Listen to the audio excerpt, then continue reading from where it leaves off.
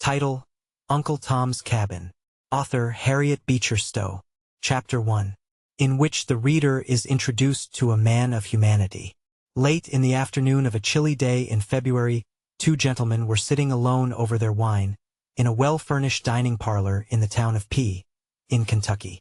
There were no servants present, and the gentlemen, with chairs closely approaching, seemed to be discussing some subject with great earnestness.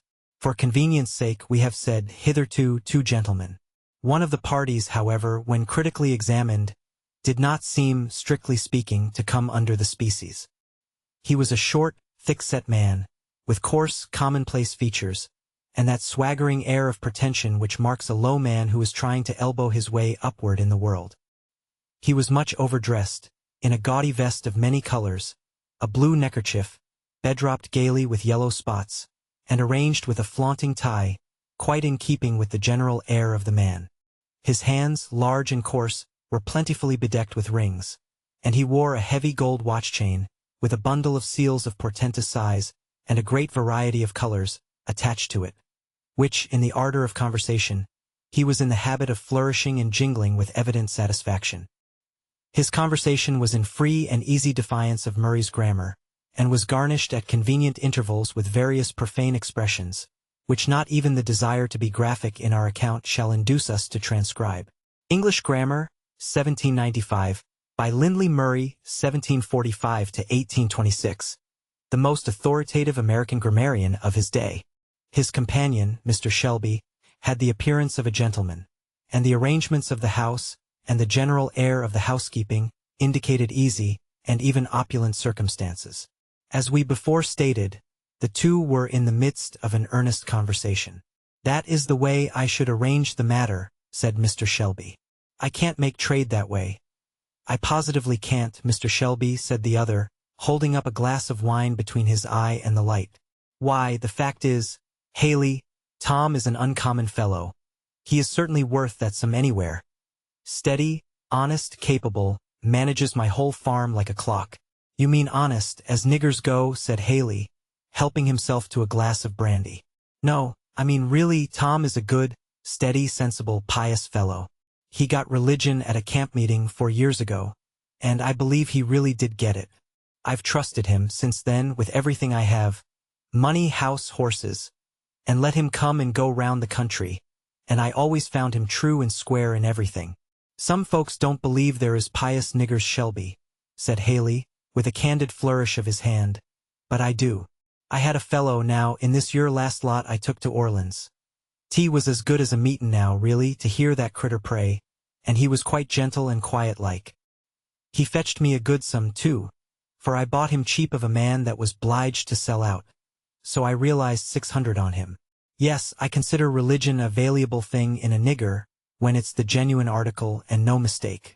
"Well, Tom's got the real article if ever a fellow had," rejoined the other. "Why, last fall I let him go to Cincinnati alone to do business for me and bring home $500. 'Tom,' says I to him, 'I trust you because I think you're a Christian. I know you wouldn't cheat.' Tom comes back sure enough. I knew he would. Some low fellows, they say, said to him, 'Tom, why don't you make tracks for Canada?' Ah, master trusted me and I couldn't. They told me about it. I am sorry to part with Tom, I must say. You ought to let him cover the whole balance of the debt. And you would, Haley, if you had any conscience." "Well, I've got just as much conscience as any man in business can afford to keep. Just a little, to swear by, as 't were," said the trader jocularly. "And then I'm ready to do anything in reason to 'blige friends. But this year, you see, is a leetle too hard on a fellow. A leetle too hard." The trader sighed contemplatively, and poured out some more brandy. "Well then, Haley, how will you trade?" said Mr. Shelby, after an uneasy interval of silence. "Well, haven't you a boy or gal that you could throw in with Tom?" "Hum! None that I could well spare. To tell the truth, it's only hard necessity makes me willing to sell at all. I don't like parting with any of my hands, that's a fact." Here the door opened, and a small quadroon boy, between 4 and 5 years of age, entered the room. There was something in his appearance remarkably beautiful and engaging. His black hair, fine as floss silk, hung in glossy curls about his round, dimpled face, while a pair of large dark eyes, full of fire and softness, looked out from beneath the rich, long lashes, as he peered curiously into the apartment. A gay robe of scarlet and yellow plaid, carefully made and neatly fitted, set off to advantage the dark and rich style of his beauty, and a certain comic air of assurance, blended with bashfulness, showed that he had been not unused to being petted and noticed by his master. "Hello, Jim Crow," said Mr. Shelby, whistling and snapping a bunch of raisins towards him. "Pick that up, now." The child scampered, with all his little strength, after the prize, while his master laughed. "Come here, Jim Crow," said he. The child came up, and the master patted the curly head, and chucked him under the chin. "Now, Jim, show this gentleman how you can dance and sing." The boy commenced one of those wild, grotesque songs common among the Negroes, in a rich, clear voice, accompanying his singing with many comic evolutions of the hands, feet, and whole body, all in perfect time to the music. "Bravo," said Haley, throwing him a quarter of an orange. "Now, Jim, walk like old Uncle Cudjoe when he has the rheumatism," said his master. Instantly the flexible limbs of the child assumed the appearance of deformity and distortion, as, with his back humped up and his master's stick in his hand, he hobbled about the room, his childish face drawn into a doleful pucker, and spitting from right to left in imitation of an old man. Both gentlemen laughed uproariously. "Now, Jim," said his master, "show us how old Elder Robbins leads the psalm." The boy drew his chubby face down to a formidable length, and commenced toning a psalm tune through his nose, with imperturbable gravity. "Hurrah! Bravo! What a young un!" said Haley. "That chap's a case, I'll promise. Tell you what," said he, suddenly clapping his hand on Mr. Shelby's shoulder, "fling in that chap, and I'll settle the business, I will. Come, now, if that ain't doing the thing up about the rightest." At this moment, the door was pushed gently open, and a young quadroon woman, apparently about 25, entered the room. There needed only a glance from the child to her, to identify her as its mother.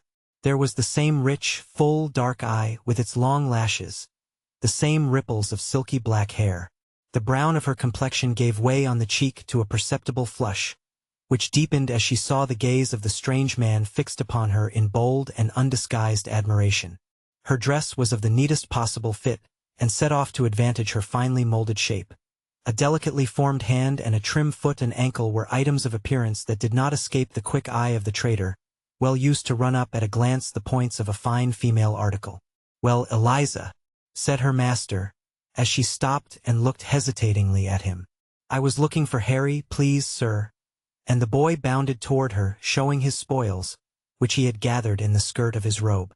"Well, take him away, then," said Mr. Shelby, and hastily she withdrew, carrying the child on her arm.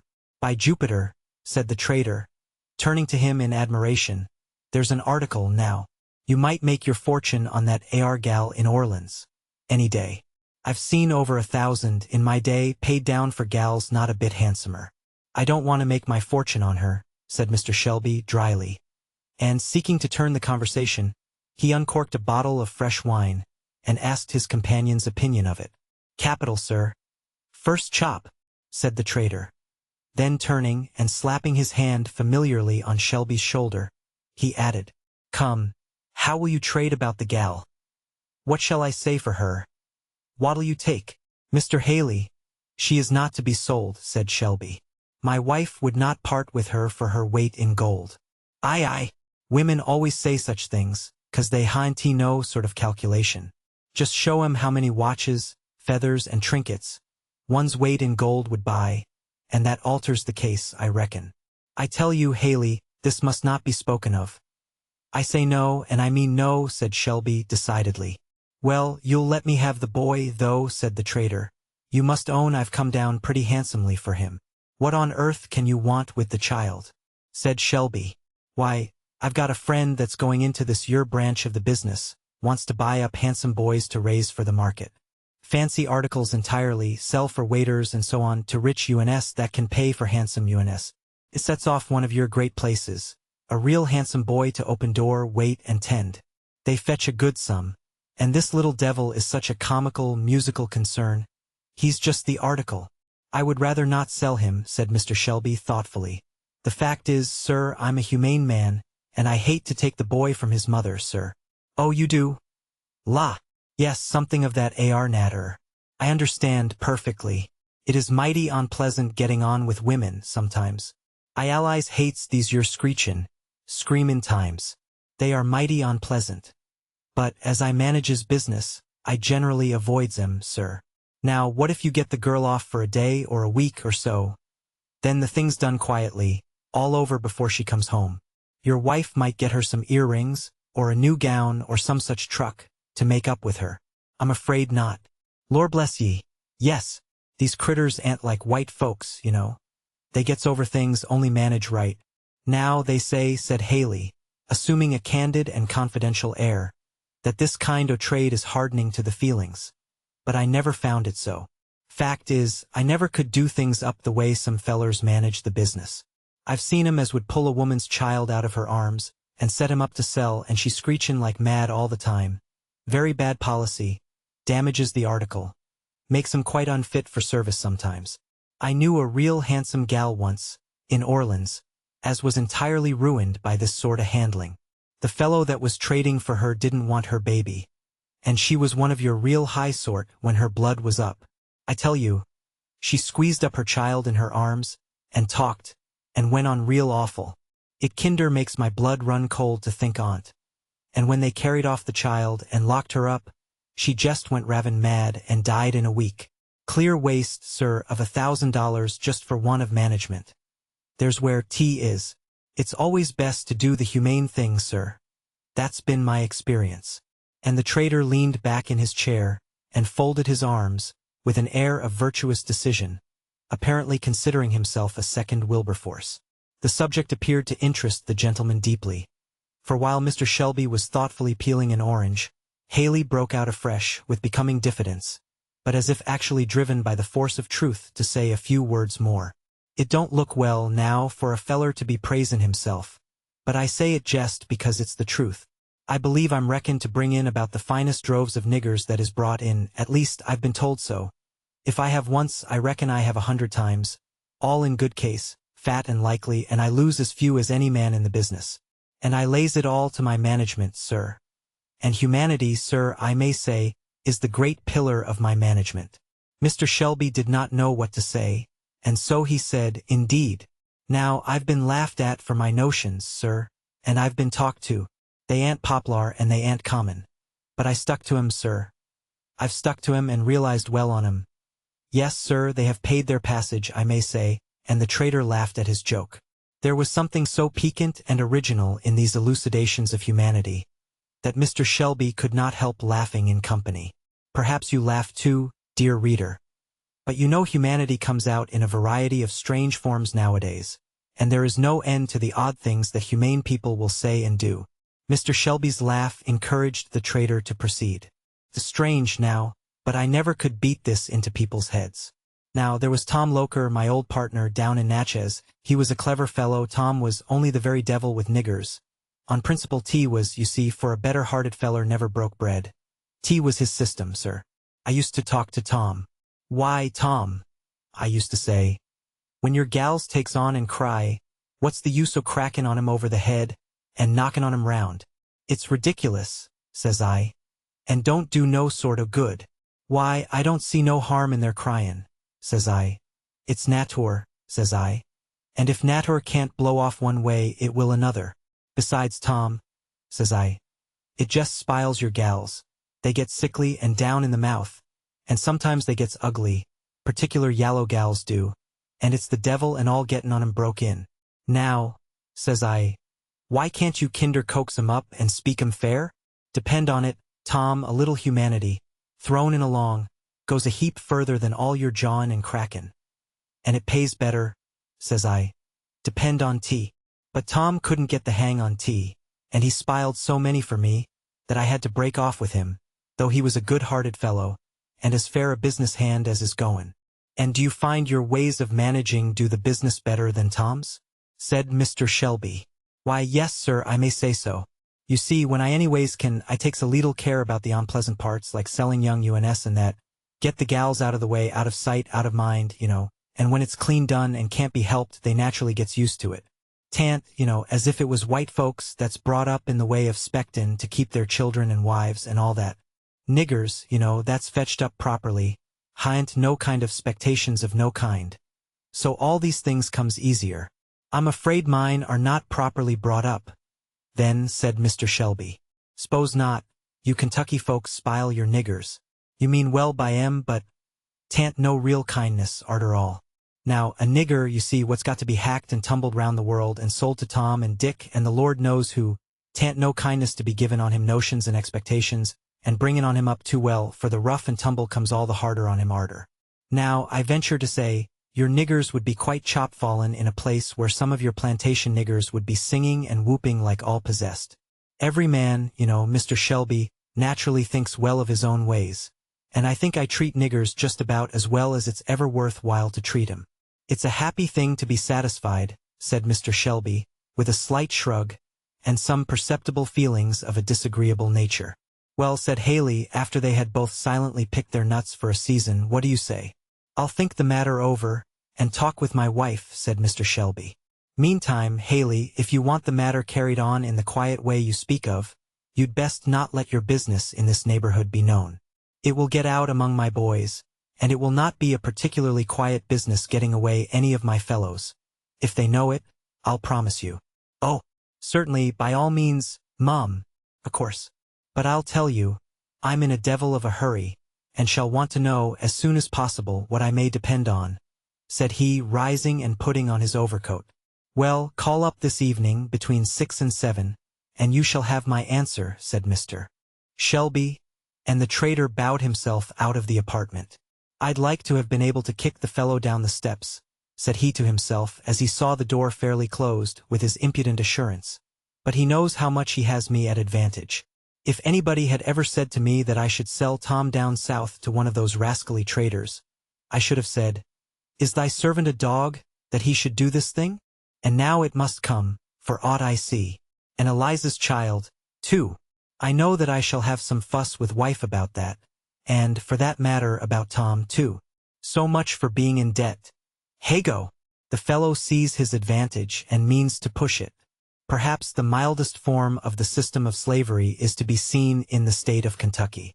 The general prevalence of agricultural pursuits of a quiet and gradual nature, not requiring those periodic seasons of hurry and pressure that are called for in the business of more southern districts, makes the task of the Negro a more healthful and reasonable one, while the master, content with a more gradual style of acquisition, has not those temptations to hard-heartedness which always overcome frail human nature when the prospect of sudden and rapid gain is weighed in the balance, with no heavier counterpoise than the interests of the helpless and unprotected. Whoever visits some estates there, and witnesses the good-humored indulgence of some masters and mistresses, and the affectionate loyalty of some slaves, might be tempted to dream the oft-fabled poetic legend of a patriarchal institution, and all that. But over and above the scene there broods a portentous shadow, the shadow of law.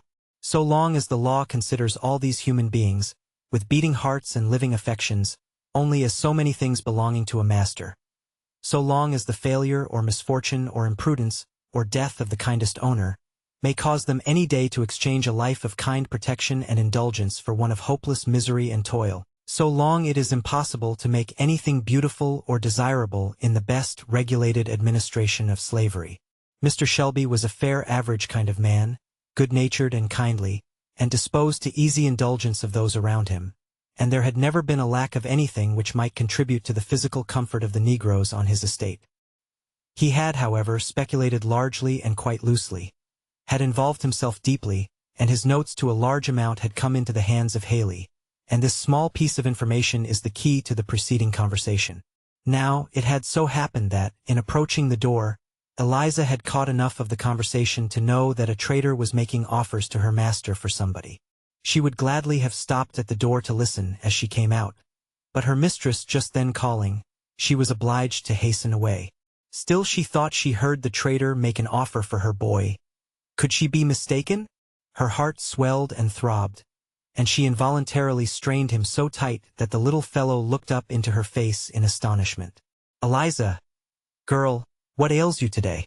said her mistress, when Eliza had upset the wash-pitcher, knocked down the work-stand, and finally was abstractedly offering her mistress a long nightgown in place of the silk dress she had ordered her to bring from the wardrobe.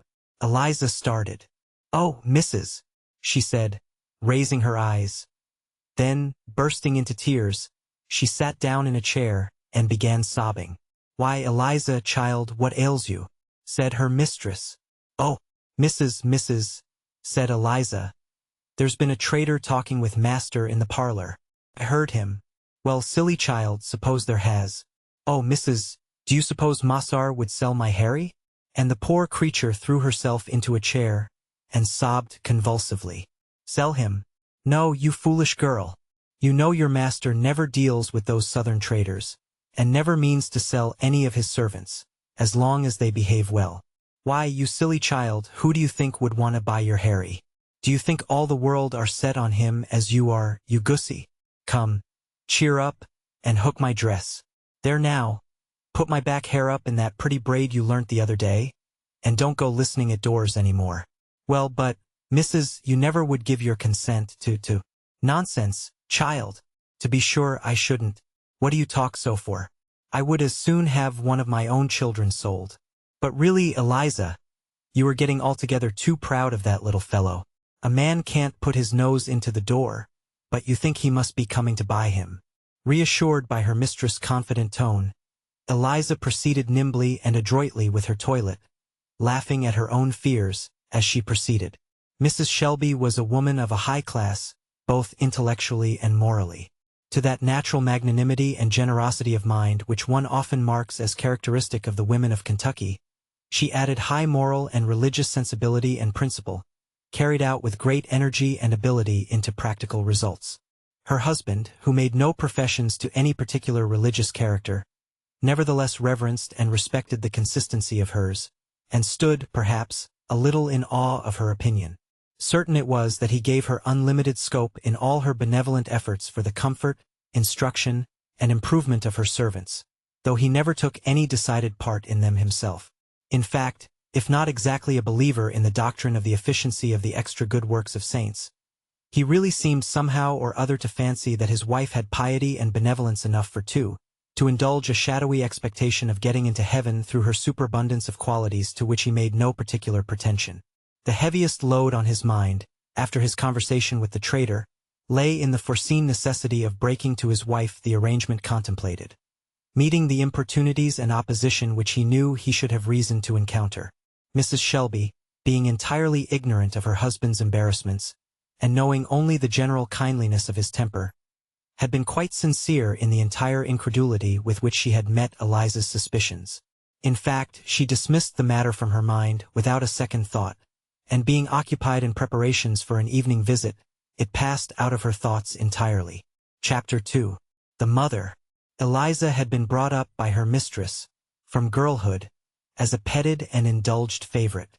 The traveler in the South must often have remarked that peculiar air of refinement, that softness of voice and manner, which seems in many cases to be a particular gift to the quadroon and mulatto women. These natural graces in the quadroon are often united with beauty of the most dazzling kind, and in almost every case with a personal appearance prepossessing and agreeable. Eliza, such as we have described her, is not a fancy sketch, but taken from remembrance as we saw her years ago in Kentucky. Safe under the protecting care of her mistress, Eliza had reached maturity without those temptations which make beauty so fatal an inheritance to a slave. She had been married to a bright and talented young mulatto man, who was a slave on a neighboring estate, and bore the name of George Harris. This young man had been hired out by his master to work in a bagging factory, where his adroitness and ingenuity caused him to be considered the first hand in the place. He had invented a machine for the cleaning of the hemp, which, considering the education and circumstances of the inventor, displayed quite as much mechanical genius as Whitney's cotton gin. A machine of this description was really the invention of a young colored man in Kentucky. Mrs. Stowe's note. He was possessed of a handsome person and pleasing manners, and was a general favorite in the factory. Nevertheless, as this young man was in the eye of the law not a man, but a thing, all these superior qualifications were subject to the control of a vulgar, narrow-minded, tyrannical master. This same gentleman, having heard of the fame of George's invention, took a ride over to the factory to see what this intelligent chattel had been about. He was received with great enthusiasm by the employer, who congratulated him on possessing so valuable a slave. He was waited upon over the factory, shown the machinery by George, who, in high spirits, talked so fluently, held himself so erect, looked so handsome and manly, that his master began to feel an uneasy consciousness of inferiority. What business had his slave to be marching round the country, inventing machines, and holding up his head among gentlemen? He'd soon put a stop to it. He'd take him back and put him to hoeing and digging, and see if he'd step about so smart. Accordingly, the manufacturer and all hands concerned were astounded when he suddenly demanded George's wages, and announced his intention of taking him home. "But, Mr. Harris," remonstrated the manufacturer, "isn't this rather sudden? What if it is? Isn't the man mine? We would be willing, sir, to increase the rate of compensation. No object at all, sir. I don't need to hire any of my hands out, unless I've a mind to. But, sir, he seems peculiarly adapted to this business." "Dare say he may be. Never was much adapted to anything that I set him about, I'll be bound." "But only think of his inventing this machine," interposed one of the workmen, rather unluckily. "Oh yes. A machine for saving work, is it? He'd invent that, I'll be bound. Let a nigger alone for that any time. They are all labor-saving machines themselves, every one of 'em. No, he shall tramp." George had stood like one transfixed, at hearing his doom thus suddenly pronounced by a power that he knew was irresistible. He folded his arms, tightly pressed in his lips, but a whole volcano of bitter feelings burned in his bosom, and sent streams of fire through his veins. He breathed short, and his large dark eyes flashed like live coals, and he might have broken out into some dangerous ebullition, had not the kindly manufacturer touched him on the arm, and said, in a low tone, "Give way, George. Go with him for the present. We'll try to help you yet." The tyrant observed the whisper, and conjectured its import, though he could not hear what was said, and he inwardly strengthened himself in his determination to keep the power he possessed over his victim. George was taken home, and put to the meanest drudgery of the farm. He had been able to repress every disrespectful word, but the flashing eye, the gloomy and troubled brow, were part of a natural language that could not be repressed. Indubitable signs, which showed too plainly that the man could not become a thing. It was during the happy period of his employment in the factory that George had seen and married his wife. During that period, being much trusted and favored by his employer, he had free liberty to come and go at discretion. The marriage was highly approved of by Mrs. Shelby, who, with a little womanly complacency in matchmaking, felt pleased to unite her handsome favorite with one of her own class who seemed in every way suited to her, and so they were married in her mistress' great parlor, and her mistress herself adorned the bride's beautiful hair with orange blossoms, and threw over it the bridal veil, which certainly could scarce have rested on a fairer head. And there was no lack of white gloves, and cake, and wine, of admiring guests to praise the bride's beauty, and her mistress' indulgence and liberality.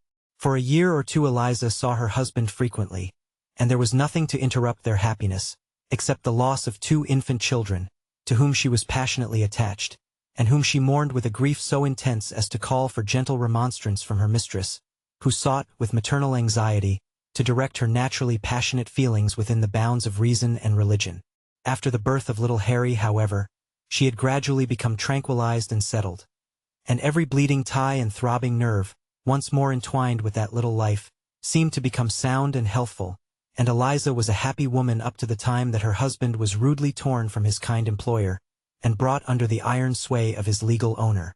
The manufacturer, true to his word, visited Mr. Harris a week or 2 after George had been taken away, when, as he hoped, the heat of the occasion had passed away, and tried every possible inducement to lead him to restore him to his former employment. "You needn't trouble yourself to talk any longer," said he doggedly. "I know my own business, sir. I did not presume to interfere with it, sir. I only thought that you might think it for your interest to let your man to us on the terms proposed." "Oh, I understand the matter well enough. I saw your winking and whispering the day I took him out of the factory, but you don't come it over me that way. It's a free country, sir. The man's mine, and I do what I please with him. That's it." And so fell George's last hope. Nothing before him but a life of toil and drudgery, rendered more bitter by every little smarting vexation and indignity which tyrannical ingenuity could devise. A very humane jurist once said, "The worst use you can put a man to is to hang him. No. There is another use that a man can be put to that is worse." Chapter 3. The Husband and Father. Mrs. Shelby had gone on her visit, and Eliza stood in the veranda, rather dejectedly looking after the retreating carriage, when a hand was laid on her shoulder. She turned, and a bright smile lighted up her fine eyes. "George, is it you? How you frightened me. Well, I am so glad you has come. Mrs. is gone to spend the afternoon. So come into my little room, and we'll have the time all to ourselves." Saying this, she drew him into a neat little apartment opening on the veranda, where she generally sat at her sewing, within call of her mistress. "How glad I am! Why don't you smile? And look at Harry, how he grows." The boy stood shyly regarding his father through his curls, holding close to the skirts of his mother's dress. "Isn't he beautiful?" said Eliza, lifting his long curls and kissing him. "I wish he'd never been born," said George bitterly. "I wish I'd never been born myself." Surprised and frightened, Eliza sat down, leaned her head on her husband's shoulder, and burst into tears. "There now, Eliza. It's too bad for me to make you feel so, poor girl," said he fondly. "It's too bad. Oh, how I wish you never had seen me. You might have been happy." "George, George, how can you talk so? What dreadful thing has happened, or is going to happen? I'm sure we've been very happy, till lately." "So we have, dear," said George. Then drawing his child on his knee, he gazed intently on his glorious dark eyes, and passed his hands through his long curls. "Just like you, Eliza. And you are the handsomest woman I ever saw, and the best one I ever wish to see. But, oh, I wish I'd never seen you, nor you me. Oh, George, how can you?" "Yes, Eliza, it's all misery, misery, misery. My life is bitter as wormwood. The very life is burning out of me. I'm a poor, miserable, forlorn drudge. I shall only drag you down with me, that's all. What's the use of our trying to do anything, trying to know anything, trying to be anything? What's the use of living? I wish I was dead. Oh, now, dear George, that is really wicked. I know how you feel about losing your place in the factory, and you have a hard master.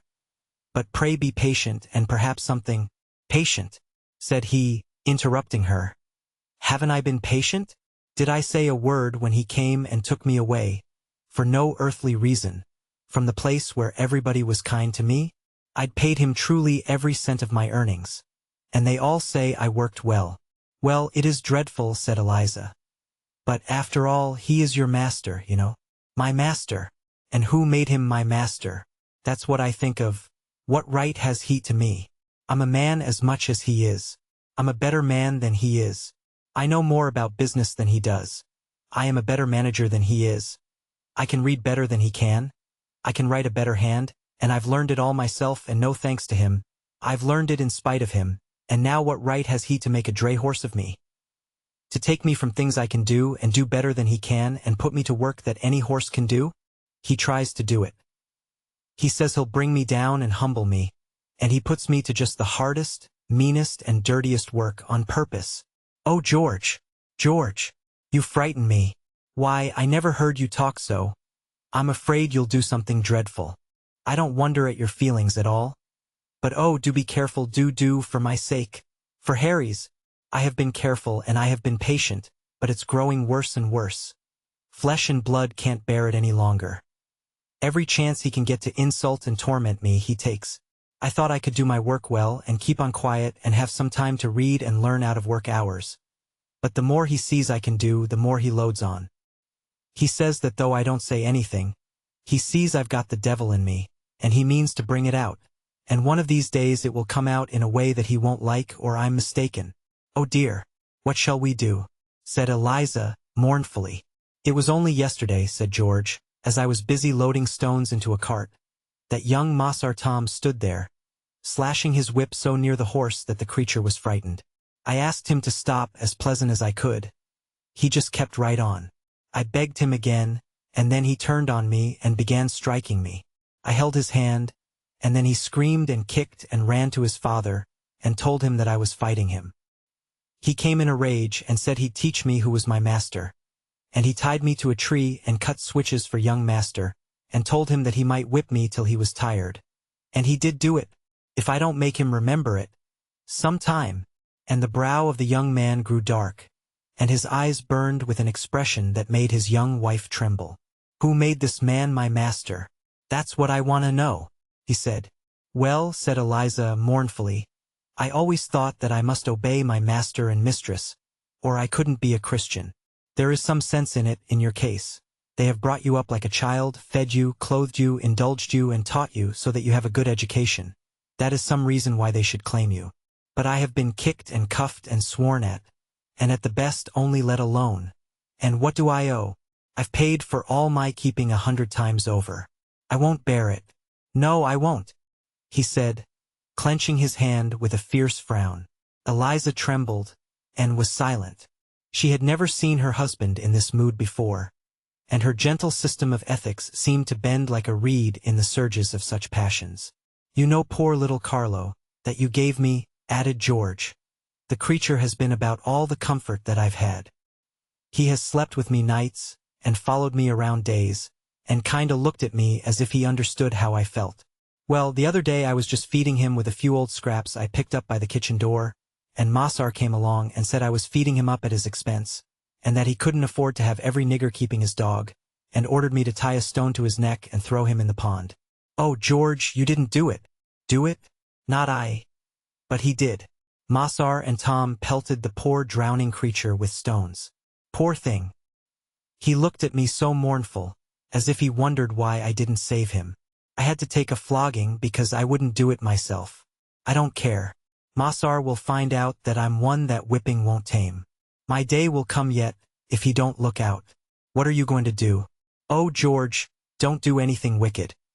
If you only trust in God, and try to do right, He'll deliver you. I ain't a Christian like you, Eliza. My heart's full of bitterness. I can't trust in God. Why does He let things be so?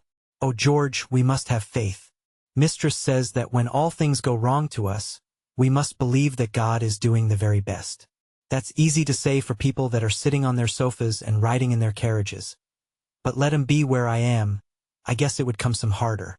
I wish I could be good. But my heart burns, and can't be reconciled. Anyhow, you couldn't in my place. You can't now if I tell you all I've got to say. You don't know the whole yet. What can be coming now? Well, lately Massar has been saying that he was a fool to let me marry off the place. That he hates Mr. Shelby and all his tribe because they are proud and hold their heads up above him, and that I've got proud notions from you. And he says he won't let me come here any more, and that I shall take a wife and settle down on his place. At first he only scolded and grumbled these things. But yesterday he told me that I should take Mina for a wife, and settle down in a cabin with her, or he would sell me down river. Why, but you were married to me by the minister as much as if you'd been a white man, said Eliza simply. Don't you know a slave can't be married? There is no law in this country for that. I can't hold you for my wife if he chooses to part us. That's why I wish I'd never seen you. Why I wish I'd never been born. It would have been better for us both. It would have been better for this poor child if he had never been born. All this may happen to him yet. Oh, but Master is so kind. Yes, but who knows? He may die and then he may be sold to nobody knows who. What pleasure is it that he is handsome and smart and bright? I tell you, Eliza, that a sword will pierce through your soul for every good and pleasant thing your child is or has. It will make him worth too much for you to keep.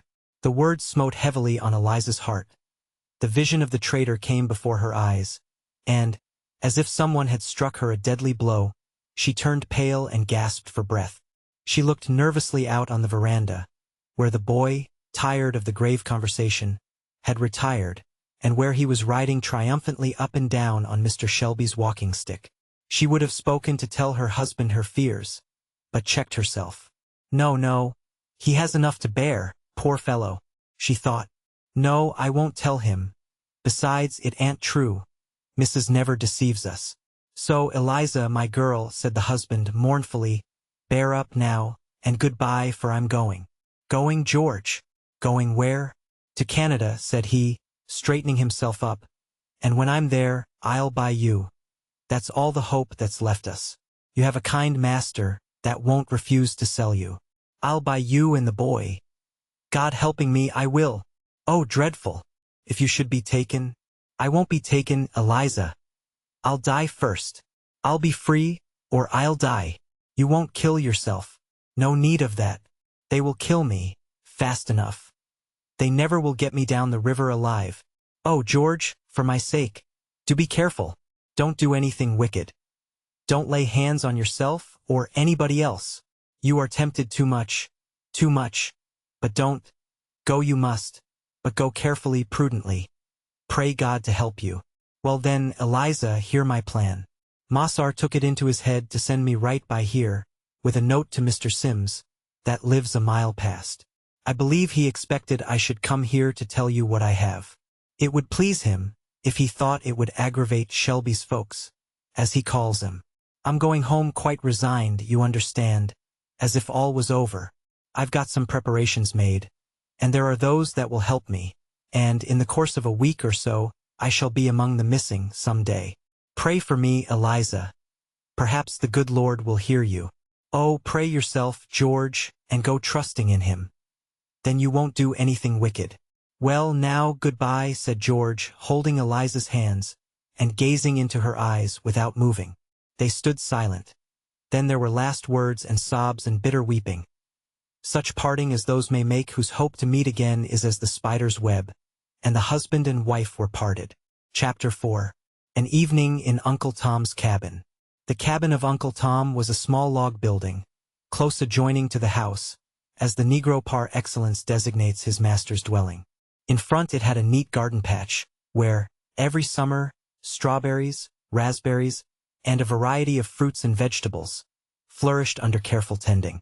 The whole front of it was covered by a large scarlet bignonia and a native multiflora rose, which, entwisting and interlacing, left scarce a vestige of the rough logs to be seen. Here, also, in summer various brilliant annuals, such as marigolds, petunias, 4 o'clocks, found an indulgent corner in which to unfold their splendors, and were the delight and pride of Aunt Chloe's heart. Let us enter the dwelling. The evening meal at the house is over, and Aunt Chloe, who presided over its preparation as head cook, has left to inferior officers in the kitchen the business of clearing away and washing dishes, and come out into her own snug territories to get her old man's supper. Therefore, doubt not that it is her you see by the fire, presiding with anxious interest over certain frizzling items in a stewpan, and anon with grave consideration lifting the cover of a bake kettle, from whence steam forth indubitable intimations of something good. A round, black, shining face is hers, so glossy as to suggest the idea that she might have been washed over with white of eggs, like one of her own tea rusks. Her whole plump countenance beams with satisfaction and contentment from under her well-starched checked turban, bearing on it, however, if we must confess it, a little of that tinge of self-consciousness which becomes the first cook of the neighborhood, as Aunt Chloe was universally held and acknowledged to be. A cook she certainly was, in the very bone and center of her soul. Not a chicken or turkey or duck in the barnyard but looked grave when they saw her approaching, and seemed evidently to be reflecting on their latter end.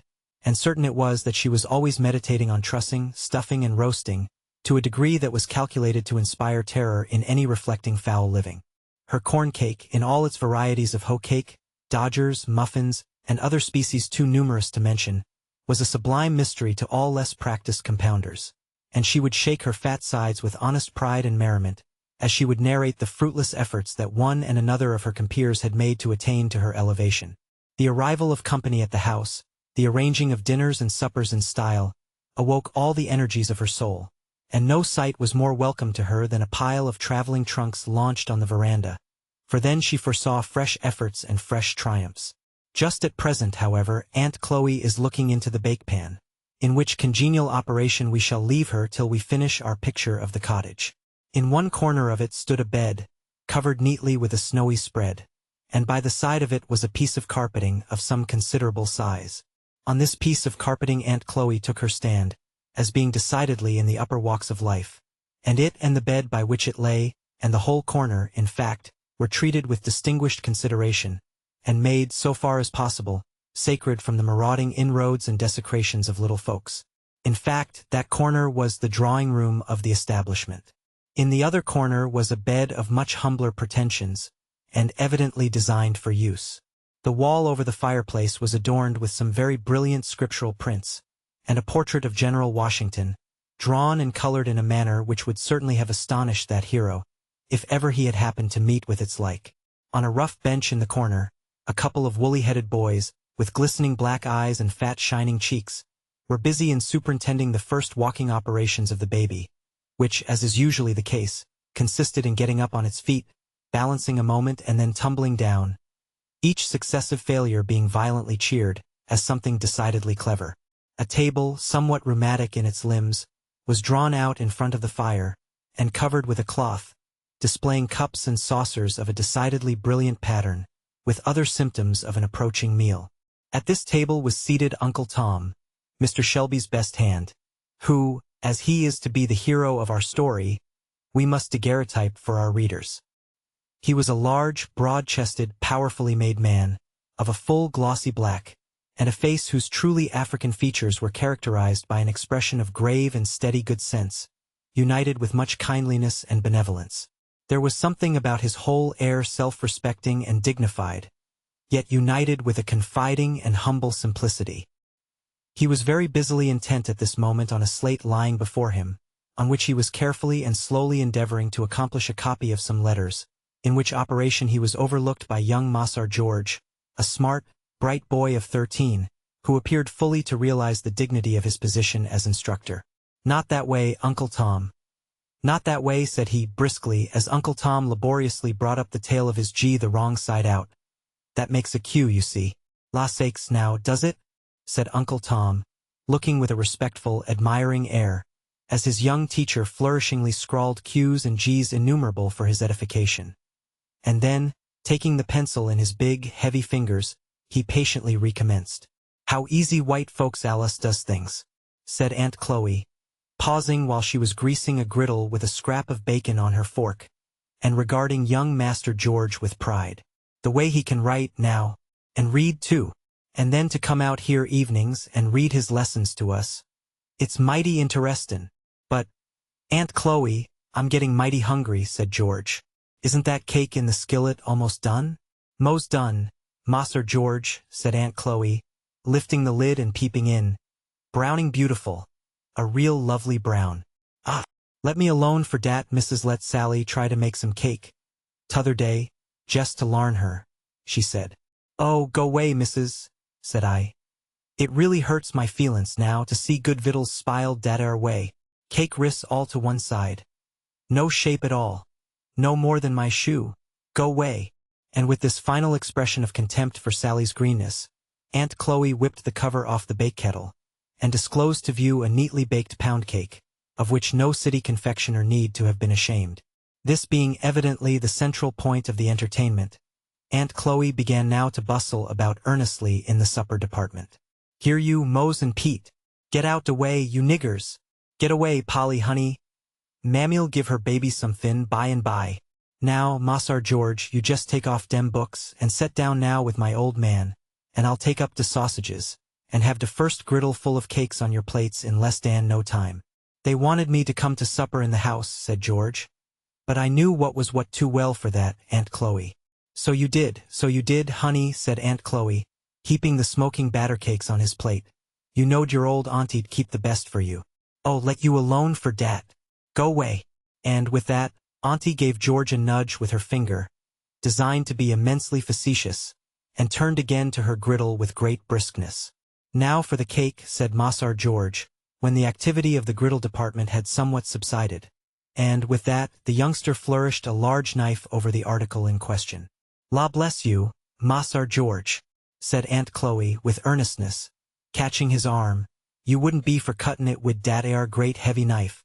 Smash all down. Spile all de pretty rise of it. Here, I've got a thin old knife I keeps sharp a purpose. Dar now see, comes apart light as a feather. Now eat away, you won't get anything to beat dat ar Tom Lincoln says," said George, speaking with his mouth full, "that their Ginny is a better cook than you.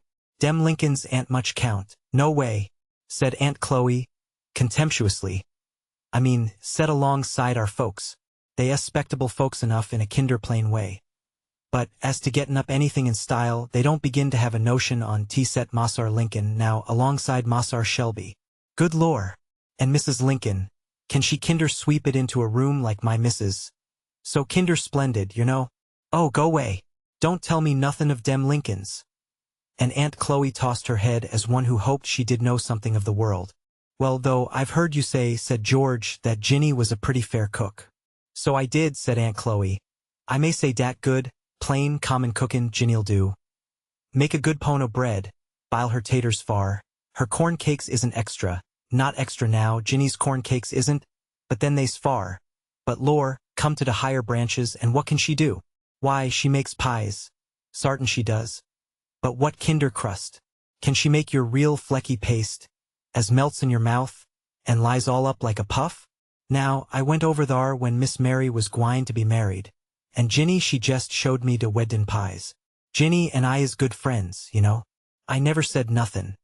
But go long, Moss or George. Why, I shouldn't sleep a wink for a week, if I had a batch of pies like dem are. Why, dey want no count to all. I suppose Ginny thought they were ever so nice, said George. Thought so. Didn't she? Thar she was showing 'em as innocent. You see, it's just here Ginny don't know. Lor, the family ain't nothing. She can't be spect to know.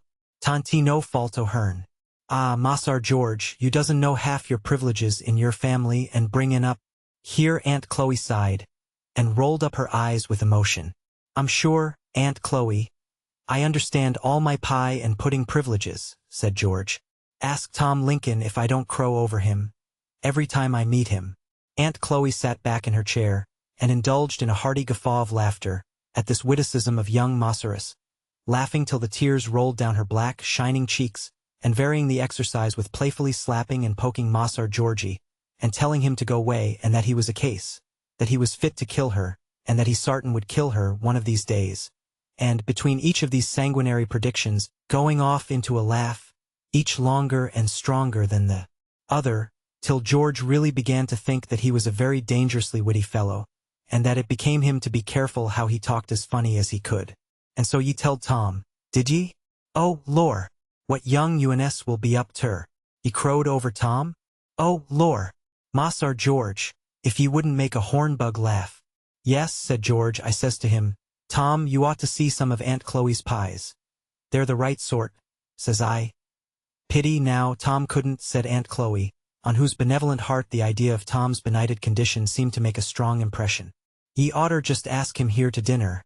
Some o' these times, Mossar George, she added. It would look quite pretty of ye. Ye know, Mossar George, ye ought enter feel bove nobody on count your privileges, 'cause all our privileges is gin to us. We ought allies to member that, said Aunt Chloe, looking quite serious. Well, I mean to ask Tom here some day next week, said George. And you do your prettiest, Aunt Chloe, and we'll make him stare. Won't we make him eat so he won't get over it for a fortnight?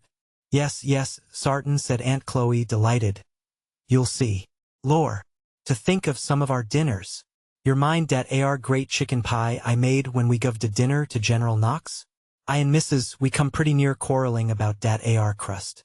What does get into ladies sometimes, I don't know. But sometimes when a body has the heaviest kind of 'sponsibility on 'em, as you may say, and is all kinder serious and taken up, dey takes dat ar time to be hangin' round and kinder interferin'.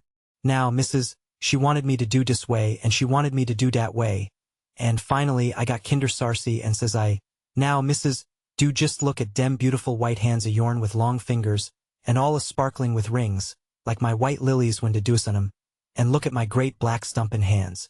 Now, don't ye think dat de Lord must have meant me to make de pie crust, and you to stay in de parlor? Dar, I was just so sarcy, Mossar George. And what did mother say? Said George. Say? Why, she kinder larfed in her eyes, dem great handsome eyes o' hern, and says she, well, Aunt Chloe, I think you are about in the right on tea, says she, and she went off in de parlor. She oughter cracked me over de head for bein' so sarcy. But dar's where tea is. I can't do nothin' with ladies in de kitchen. Well, you made out well with that dinner.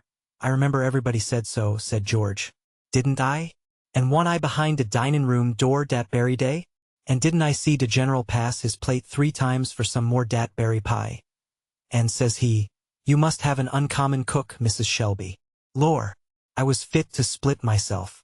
And de General, he knows what cookin' is," said Aunt Chloe, drawing herself up with an air.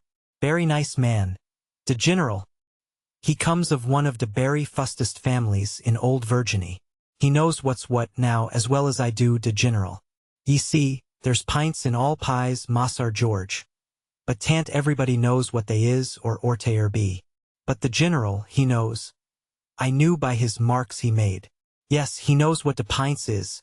By this time, Master George had arrived at that pass to which even a boy can come, under uncommon circumstances, when he really could not eat another morsel, and, therefore, he was at leisure to notice the pile of woolly heads and glistening eyes which were regarding their operations hungrily from the opposite corner. "Here, you Mose Pete," he said, breaking off liberal bits and throwing it at them. "You want some, don't you? Come, Aunt Chloe, bake them some cakes." And George and Tom moved to a comfortable seat in the chimney corner, while Auntie Chloe, after baking a goodly pile of cakes, took her baby on her lap, and began alternately filling its mouth in her own, and distributing to Mose and Pete, who seemed rather to prefer eating theirs as they rolled about on the floor under the table, tickling each other, and occasionally pulling the baby's toes. "Oh, go long, will ye?" said the mother, giving now and then a kick in a kind of general way under the table when the movement became too obstreperous. "Can't ye be decent when white folks comes to see ye? Stop dat AR now, will ye? Better mind yourselves, or I'll take ye down a buttonhole lower, when Massar George is gone."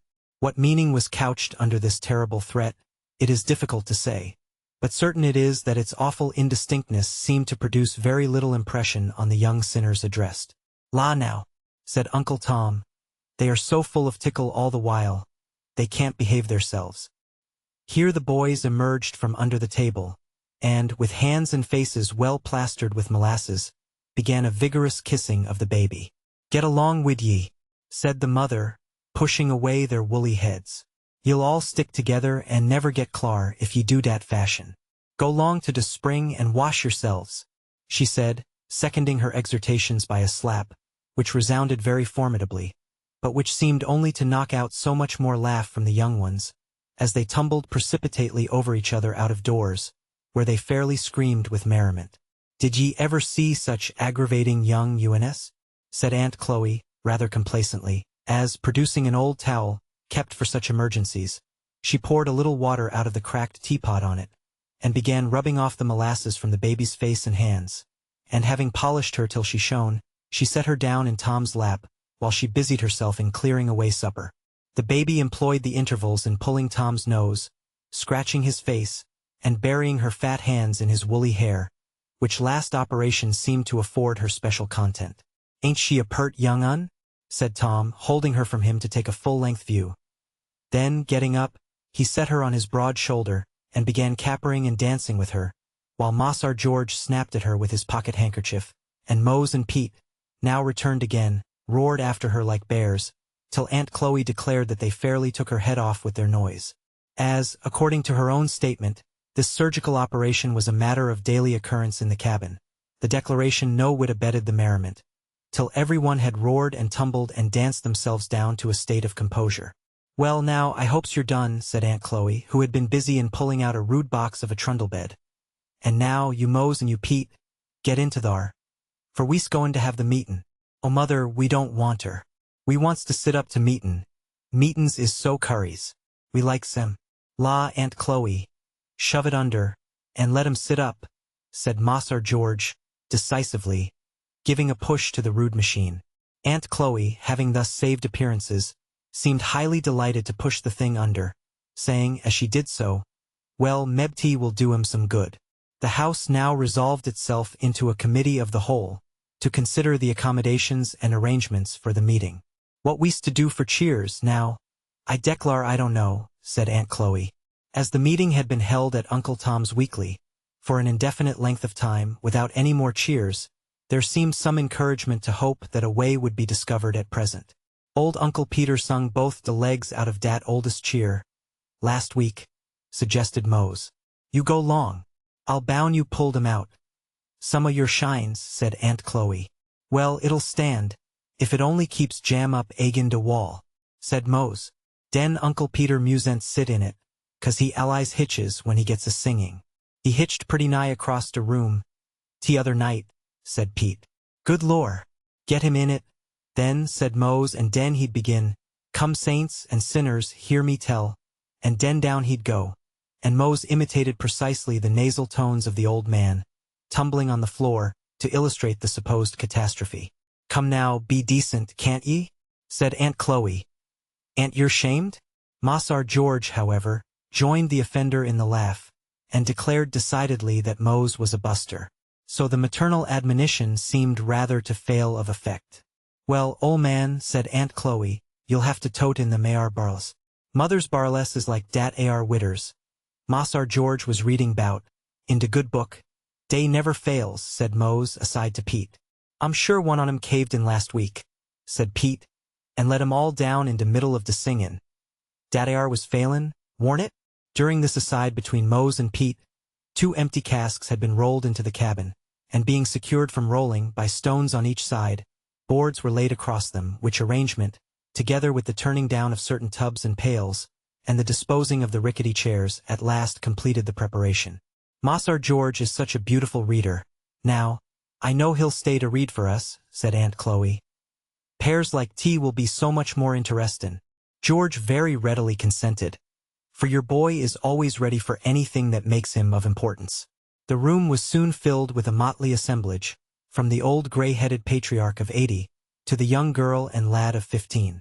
A little harmless gossip ensued on various themes, such as where old Aunt Sally got her new red headkerchief, and how Mrs. was going to give Lizzie that spotted muslin gown when she got her new barrage made up, and how Mossar Shelby was thinking of buying a new sorrel colt that was going to prove an addition to the glories of the place.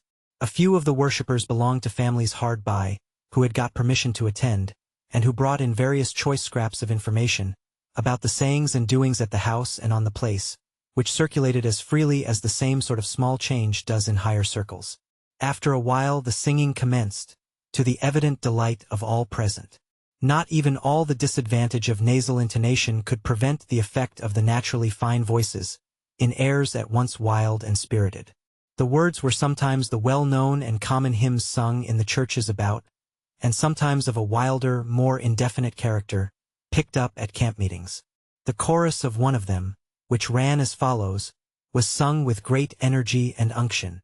Die on the field of battle, die on the field of battle, glory in my soul. Another special favorite had oft repeated the words, Oh, I'm going to glory. Won't you come along with me? Don't you see the angels beckoning and a-calling me away? Don't you see the golden city and the everlasting day? There were others which made incessant mention of Jordan's banks, and Canaan's fields, and the New Jerusalem. For the Negro mind, impassioned and imaginative, always attaches itself to hymns and expressions of a vivid and pictorial nature. And, as they sung, some laughed and some cried, and some clapped hands, or shook hands rejoicingly with each other, as if they had fairly gained the other side of the river. Various exhortations or relations of experience followed and intermingled with the singing. One old gray-headed woman, long past work, but much revered as a sort of chronicle of the past, rose, and leaning on her staff, said, Well, Cheelin, well, I'm mighty glad to hear ye all and see ye all once more, 'cause I don't know when I'll be gone to glory, but I've done got ready, Cheelin. Pears like I'd got my little bundle all tied up and my bonnet on just a-waitin' for the stage to come along and take me home. Sometimes in the night I think I hear the wheels a-rattlin', and I'm lookin' out all the time. Now you just be ready too, for I tell ye all, Cheelin, she said, striking her staff hard on the floor, dat air glory is a mighty thing. It's a mighty thing, Cheelin. You don know nothing about it. It's wonderful. And the old creature sat down with streaming tears, as wholly overcome, while the whole circle struck up, O Canaan, bright Canaan, I'm bound for the land of Canaan. Mossar George, by request, read the last chapters of Revelation, often interrupted by such exclamations as the sakes now. Only hear that. Just think on t. Is all that a-comin' sure enough? George, who was a bright boy, and well trained in religious things by his mother, finding himself an object of general admiration, threw in expositions of his own, from time to time, with a commendable seriousness and gravity, for which he was admired by the young and blessed by the old. and it was agreed on all hands that a minister couldn't lay it off better than he did. That tea was really amazin'.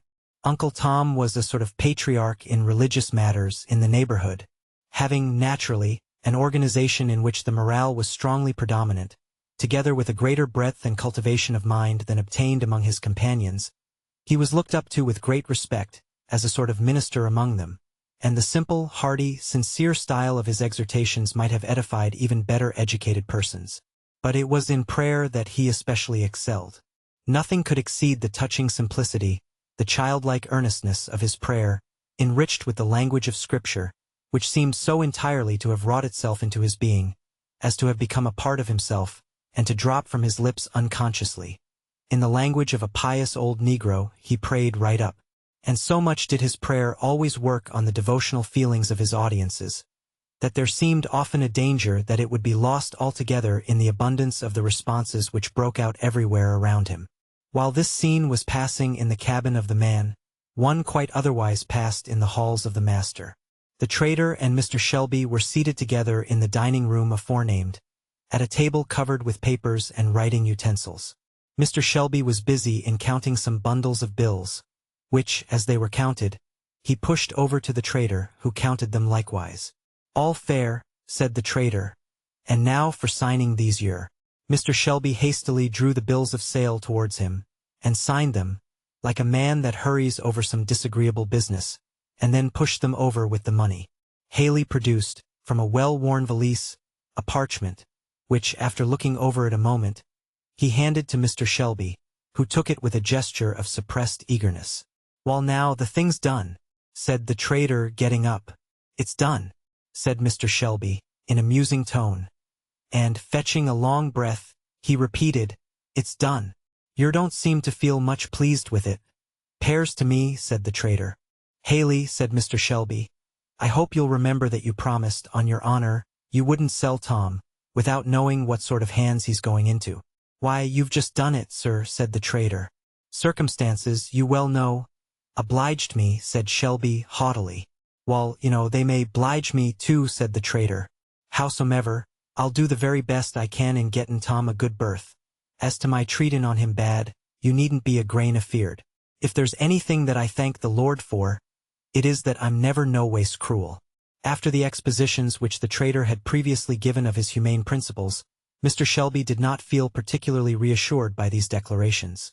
But, as they were the best comfort the case admitted of, he allowed the trader to depart in silence, and betook himself to a solitary cigar. Chapter 5. Showing the feelings of living property on changing owners. Mr. and Mrs. Shelby had retired to their apartment for the night. He was lounging in a large easy-chair, looking over some letters that had come in the afternoon mail, and she was standing before her mirror, brushing out the complicated braids and curls in which Eliza had arranged her hair. For, noticing her pale cheeks and haggard eyes, she had excused her attendance that night, and ordered her to bed. The employment, naturally enough, suggested her conversation with the girl in the morning, and turning to her husband, she said, carelessly, "By the by, Arthur, who was that low-bred fellow that you lugged in to our dinner table today?" "Haley is his name," said Shelby, turning himself rather uneasily in his chair, and continuing with his eyes fixed on a letter. "Haley? Who is he, and what may be his business here, pray?" "Well, he's a man that I transacted some business with last time I was at Natchez," said Mr. Shelby, "and he presumed on it to make himself quite at home, and call and dine here. Why, I invited him. I had some accounts with him," said Shelby. "Is he a Negro trader?" said Mrs. Shelby, noticing a certain embarrassment in her husband's manner. "Why, my dear, what put that into your head?" said Shelby, looking up. "Nothing. Only Eliza came in here after dinner in a great worry, crying and taking on, and said you were talking with a trader, and that she heard him make an offer for her boy. The ridiculous little goose. She did." "Hey?"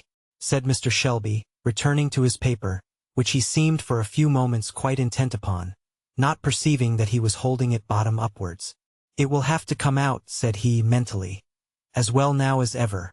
I told Eliza," said Mrs. Shelby, as she continued brushing her hair, "that she was a little fool for her pains, and that you never had anything to do with that sort of persons. Of course, I knew you never meant to sell any of our people.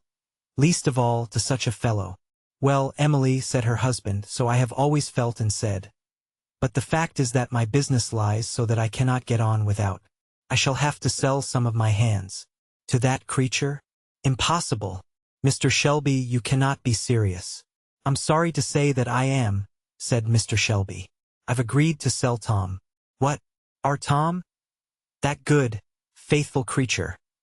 Been your faithful servant from a boy. Oh, Mr. Shelby. And you have promised him his freedom, too. You and I have spoken to him 100 times of it. Well, I can believe anything now.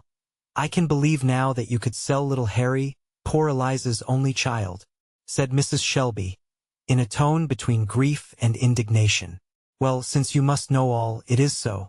I have agreed to sell Tom and Harry both.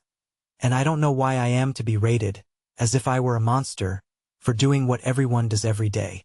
But why, of all others, choose these? Said Mrs. Shelby. Why sell them of all on the place if you must sell at all? Because they will bring the highest sum of any. That's why. I could choose another, if you say so. The fellow made me a high bid on Eliza, if that would suit you any better, said Mr. Shelby. The wretch, said Mrs. Shelby vehemently. Well, I didn't listen to it a moment.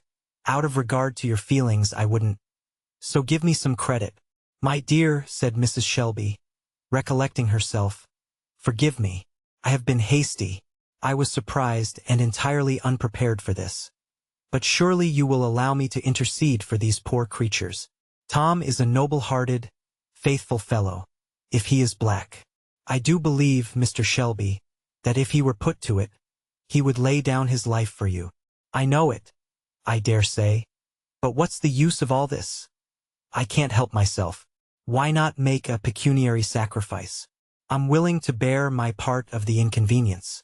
Oh, Mr. Shelby, I have tried most faithfully, as a Christian woman should, to do my duty to these poor, simple, dependent creatures. I have cared for them, instructed them, watched over them, and known all their little cares and joys, for years.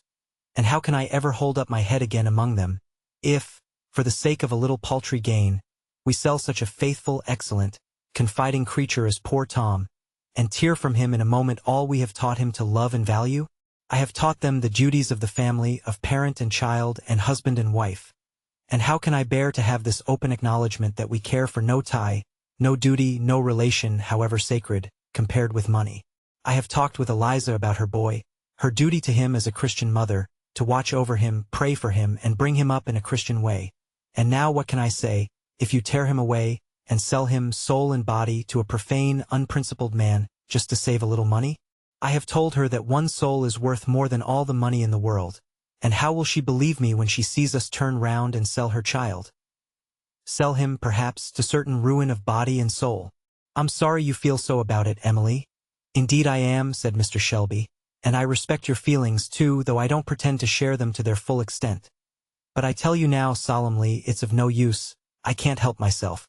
I didn't mean to tell you this, Emily. But, in plain words, there is no choice between selling these two and selling everything. Either they must go or all must. Haley has come into possession of a mortgage, which, if I don't clear off with him directly, will take everything before it. I've raked and scraped and borrowed and all but begged. And the price of these two was needed to make up the balance, and I had to give them up. Haley fancied the child. He agreed to settle the matter that way and no other. I was in his power and had to do it. If you feel so to have them sold, would it be any better to have all sold? Mrs. Shelby stood like one stricken. Finally, turning to her toilet, she rested her face in her hands and gave a sort of groan.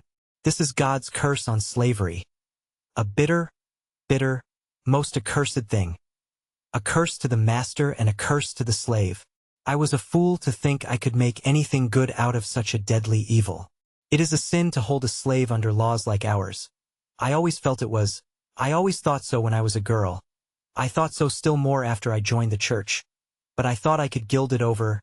I thought, by kindness and care and instruction, I could make the condition of mine better than freedom. Fool that I was. Why, wife, you are getting to be an abolitionist, quite. Abolitionist. If they knew all I know about slavery, they might talk. We don't need them to tell us. You know, I never thought that slavery was right. Never felt willing to own slaves. "Well, therein you differ from many wise and pious men," said Mr. Shelby. "You remember Mr. B.'s sermon the other Sunday? I don't want to hear such sermons. I never wish to hear Mr. B. in our church again. Ministers can't help the evil, perhaps. Can't cure it any more than we can. But defend it! It always went against my common sense. And I think you didn't think much of that sermon, either." "Well," said Shelby, "I must say these ministers sometimes carry matters further than we poor sinners would exactly dare to do. We men of the world must wink pretty hard at various things, and get used to a deal that isn't the exact thing. But we don't quite fancy, when women and ministers come out broad and square, and go beyond us in matters of either modesty or morals, that's a fact. But now, my dear, I trust you see the necessity of the thing, and you see that I have done the very best that circumstances would allow." "Oh yes, yes," said Mrs. Shelby, hurriedly and abstractedly fingering her gold watch. "I haven't any jewelry of any amount," she added thoughtfully. "But would not this watch do something? It was an expensive one when it was bought. If I could only at least save Eliza's child, I would sacrifice anything I have." "I'm sorry, very sorry, Emily," said Mr. Shelby. "I'm sorry this takes hold of you so. But it will do no good. The fact is, Emily, the thing's done. The bills of sale are already signed, and in Haley's hands, and you must be thankful it is no worse. That man has had it in his power to ruin us all, and now he is fairly off. If you knew the man as I do, you'd think that we had had a narrow escape. Is he so hard, then? Why, not a cruel man, exactly, but a man of leather. A man alive to nothing but trade and profit, cool and unhesitating and unrelenting, as death and the grave. He'd sell his own mother at a good percentage, not wishing the old woman any harm either. And this wretch owns that good, faithful Tom, and Eliza's child. Well, my dear, the fact is that this goes rather hard with me. It's a thing I hate to think of. Haley wants to drive matters and take possession tomorrow. I'm going to get out my horse bright and early, and be off. I can't see Tom, that's a fact. And you had better arrange a drive somewhere, and carry Eliza off. Let the thing be done when she is out of sight." "No, no," said Mrs. Shelby. "I'll be in no sense accomplice or help in this cruel business. I'll go and see poor old Tom. God help him in his distress. They shall see, at any rate, that their mistress can feel for and with them. As to Eliza, I dare not think about it. The Lord forgive us. What have we done, that this cruel necessity should come on us?" There was one listener to this conversation whom Mr. and Mrs. Shelby little suspected. Communicating with their apartment was a large closet, opening by a door into the outer passage.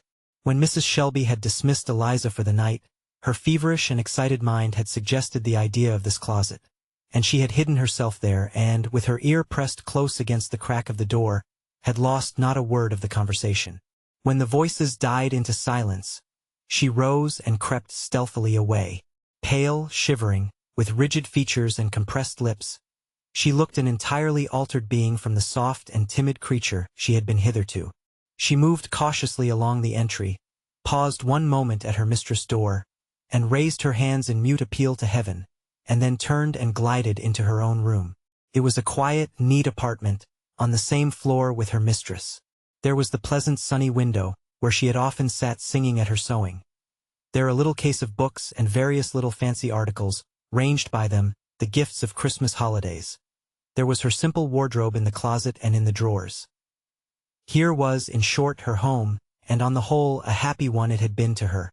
But there, on the bed, lay her slumbering boy, his long curls falling negligently around his unconscious face, his rosy mouth half open, his little fat hands thrown out over the bedclothes, and a smile spread like a sunbeam over his whole face. "Poor boy, poor fellow," said Eliza. "They have sold you, but your mother will save you yet." No tear dropped over that pillow. In such straits as these, the heart has no tears to give. It drops only blood, bleeding itself away in silence. She took a piece of paper and a pencil and wrote, hastily, "Oh, Mrs. Dear Mrs. Don't think me ungrateful. Don't think hard of me anyway. I heard all you and Master said tonight. I am going to try to save my boy. You will not blame me. God bless and reward you for all your kindness. Hastily folding and directing this, she went to a drawer and made up a little package of clothing for her boy, which she tied with a handkerchief firmly round her waist. And so fond is a mother's remembrance, that, even in the terrors of that hour, she did not forget to put in the little package one or two of his favorite toys, reserving a gaily painted parrot to amuse him, when she should be called on to awaken him. It was some trouble to arouse the little sleeper, but after some effort he sat up and was playing with his bird, while his mother was putting on her bonnet and shawl. "Where are you going, mother?" said he as she drew near the bed with his little coat and cap. His mother drew near, and looked so earnestly into his eyes, that he at once divined that something unusual was the matter. "Hush, Harry," she said. "Mustn't speak loud or they will hear us. A wicked man was coming to take little Harry away from his mother, and carry him way off in the dark. But mother won't let him. She's going to put on her little boy's cap and coat, and run off with him so the ugly man can't catch him." Saying these words, she had tied and buttoned on the child's simple outfit, and, taking him in her arms, she whispered to him to be very still, and opening a door in her room which led into the outer veranda, she glided noiselessly out. It was a sparkling, frosty, starlight night, and the mother wrapped the shawl close round her child. As, perfectly quiet with vague terror, he clung round her neck. Old Bruno, a great Newfoundland, who slept at the end of the porch, rose with a low growl as she came near.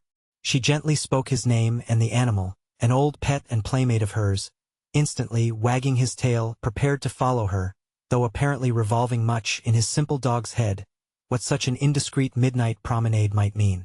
Some dim ideas of imprudence or impropriety in the measure seemed to embarrass him considerably, for he often stopped as Eliza glided forward, and looked wistfully, first at her and then at the house, and then, as if reassured by reflection, he pattered along after her again.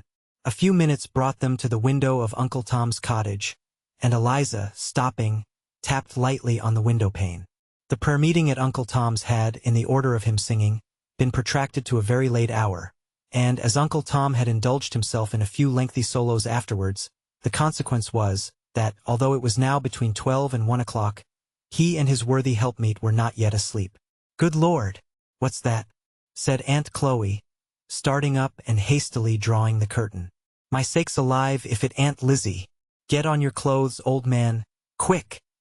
There's old Bruno, too, a-pawin' round. What on earth? I'm gwine to open the door." And suiting the action to the word, the door flew open, and the light of the tallow candle, which Tom had hastily lighted, fell on the haggard face and dark, wild eyes of the fugitive. "Lord bless you! I'm skeered to look at ye, Lizzie. Are ye tuck sick? Or what's come over ye?" "I'm running away. Uncle Tom and Aunt Chloe, carrying off my child. Master sold him. Eliza comes to tell Uncle Tom that he is sold, and that she is running away to save her child." "Sold him?" echoed both, lifting up their hands in dismay. "Yes, sold him," said Eliza firmly. "I crept into the closet by Mistress' door tonight, and I heard Master tell Mrs. that he had sold my Harry, and you, Uncle Tom, both to a trader, and that he was going off this morning on his horse, and that the man was to take possession today." Tom had stood, during this speech, with his hands raised, and his eyes dilated, like a man in a dream. Slowly and gradually, as its meaning came over him, he collapsed, rather than seated himself on his old chair, and sunk his head down upon his knees. "The good Lord have pity on us," said Aunt Chloe. "Oh, it don't seem as if it was true. What has he done that Massar should sell him? He hasn't done anything. It isn't for that. Master don't want to sell, and Mrs. she's always good. I heard her plead and beg for us, but he told her tea was no use, that he was in this man's debt, and that this man had got the power over him, and that if he didn't pay him off clear, it would end in his having to sell the place and all the people and move off. Yes, I heard him say there was no choice between selling these two and selling all. The man was driving him so hard. Master said he was sorry. But oh, Mrs., you ought to have heard her talk. If she ain't a Christian and an angel, there never was one. I'm a wicked girl to leave her so. But, then, I can't help it. She said, herself, one soul was worth more than the world.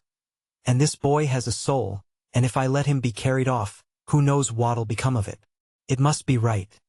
But, if it ain't right, the Lord forgive me, for I can't help doing it. Well, old man, said Aunt Chloe, why don't you go, too? Will you wait to be toted down river, where they kill niggers with hard work and starving? I'd a heap rather die than go there. Any day. There's time for ye. Be off with Lizzie. You've got a pass to come and go any time. Come, bustle up, and I'll get your things together. Tom slowly raised his head, and looked sorrowfully but quietly around, and said, No, I ain't going. Let Eliza go. It's her right. I wouldn't be the one to say no. Tant in natur for her to stay, but you heard what she said. If I must be sold, or all the people on the place and everything go to rack, why, let me be sold. I suppose I can bear it as well as any on him, he added, while something like a sob and a sigh shook his broad, rough chest convulsively. Massar always found me on the spot, he always will. I never have broke trust, nor used my pass no ways contrary to my word, and I never will. It's better for me alone to go, than to break up the place and sell all. Massar ain't to blame, Chloe, and he'll take care of you and the poor. Here he turned to the rough trundle bed full of little woolly heads, and broke fairly down. He leaned over the back of the chair, and covered his face with his large hands. Sobs, heavy, hoarse, and loud, shook the chair, and great tears fell through his fingers on the floor. Just such tears, sir, as you dropped into the coffin where lay your firstborn son. Such tears, woman, as you shed when you heard the cries of your dying babe. For, sir, he was a man, and you are but another man. And, woman, though dressed in silk and jewels, you are but a woman, and, in life's great straits and mighty griefs, ye feel but one sorrow. And now, said Eliza, as she stood in the door, I saw my husband only this afternoon, and I little knew then what was to come. They have pushed him to the very last standing place, and he told me today that he was going to run away. Do try, if you can, to get word to him. Tell him how I went and why I went, and tell him I'm going to try and find Canada. You must give my love to him and tell him if I never see him again. She turned away, and stood with her back to them for a moment, and then added in a husky voice, Tell him to be as good as he can, and try and meet me in the kingdom of heaven. Call Bruno in there, she added. Shut the door on him. Poor beast. He mustn't go with me. A few last words and tears. A few simple adieus and blessings, and clasping her wondering and affrighted child in her arms, she glided noiselessly away. Chapter 6. Discovery. Mr. and Mrs. Shelby, after their protracted discussion of the night before, did not readily sink to repose, and, in consequence, slept somewhat later than usual the ensuing morning. I wonder what keeps Eliza, said Mrs. Shelby, after giving her bell-repeated pulls, to no purpose. Mr. Shelby was standing before his dressing-glass, sharpening his razor, and just then the door opened, and a colored boy entered with his shaving water. Andy, said his mistress, step to Eliza's door, and tell her I have rung for her 3 times. Poor thing, she added to herself with a sigh. Andy soon returned, with eyes very wide in astonishment. Lor, Mrs. Lizzie's drawers is all open, and her things all lying every which way, and I believe she's just done cleared out. The truth flashed upon Mr. Shelby and his wife at the same moment. He exclaimed, Then she suspected it, and she's off. The Lord be thanked, said Mrs. Shelby. I trust she is. Wife, you talk like a fool. Really, it will be something pretty awkward for me if she is. Haley saw that I hesitated about selling this child, and he'll think I connived at it to get him out of the way. It touches my honor. And Mr. Shelby left the room hastily. There was great running and ejaculating and opening and shutting of doors, and appearance of faces in all shades of color in different places, for about a quarter of an hour.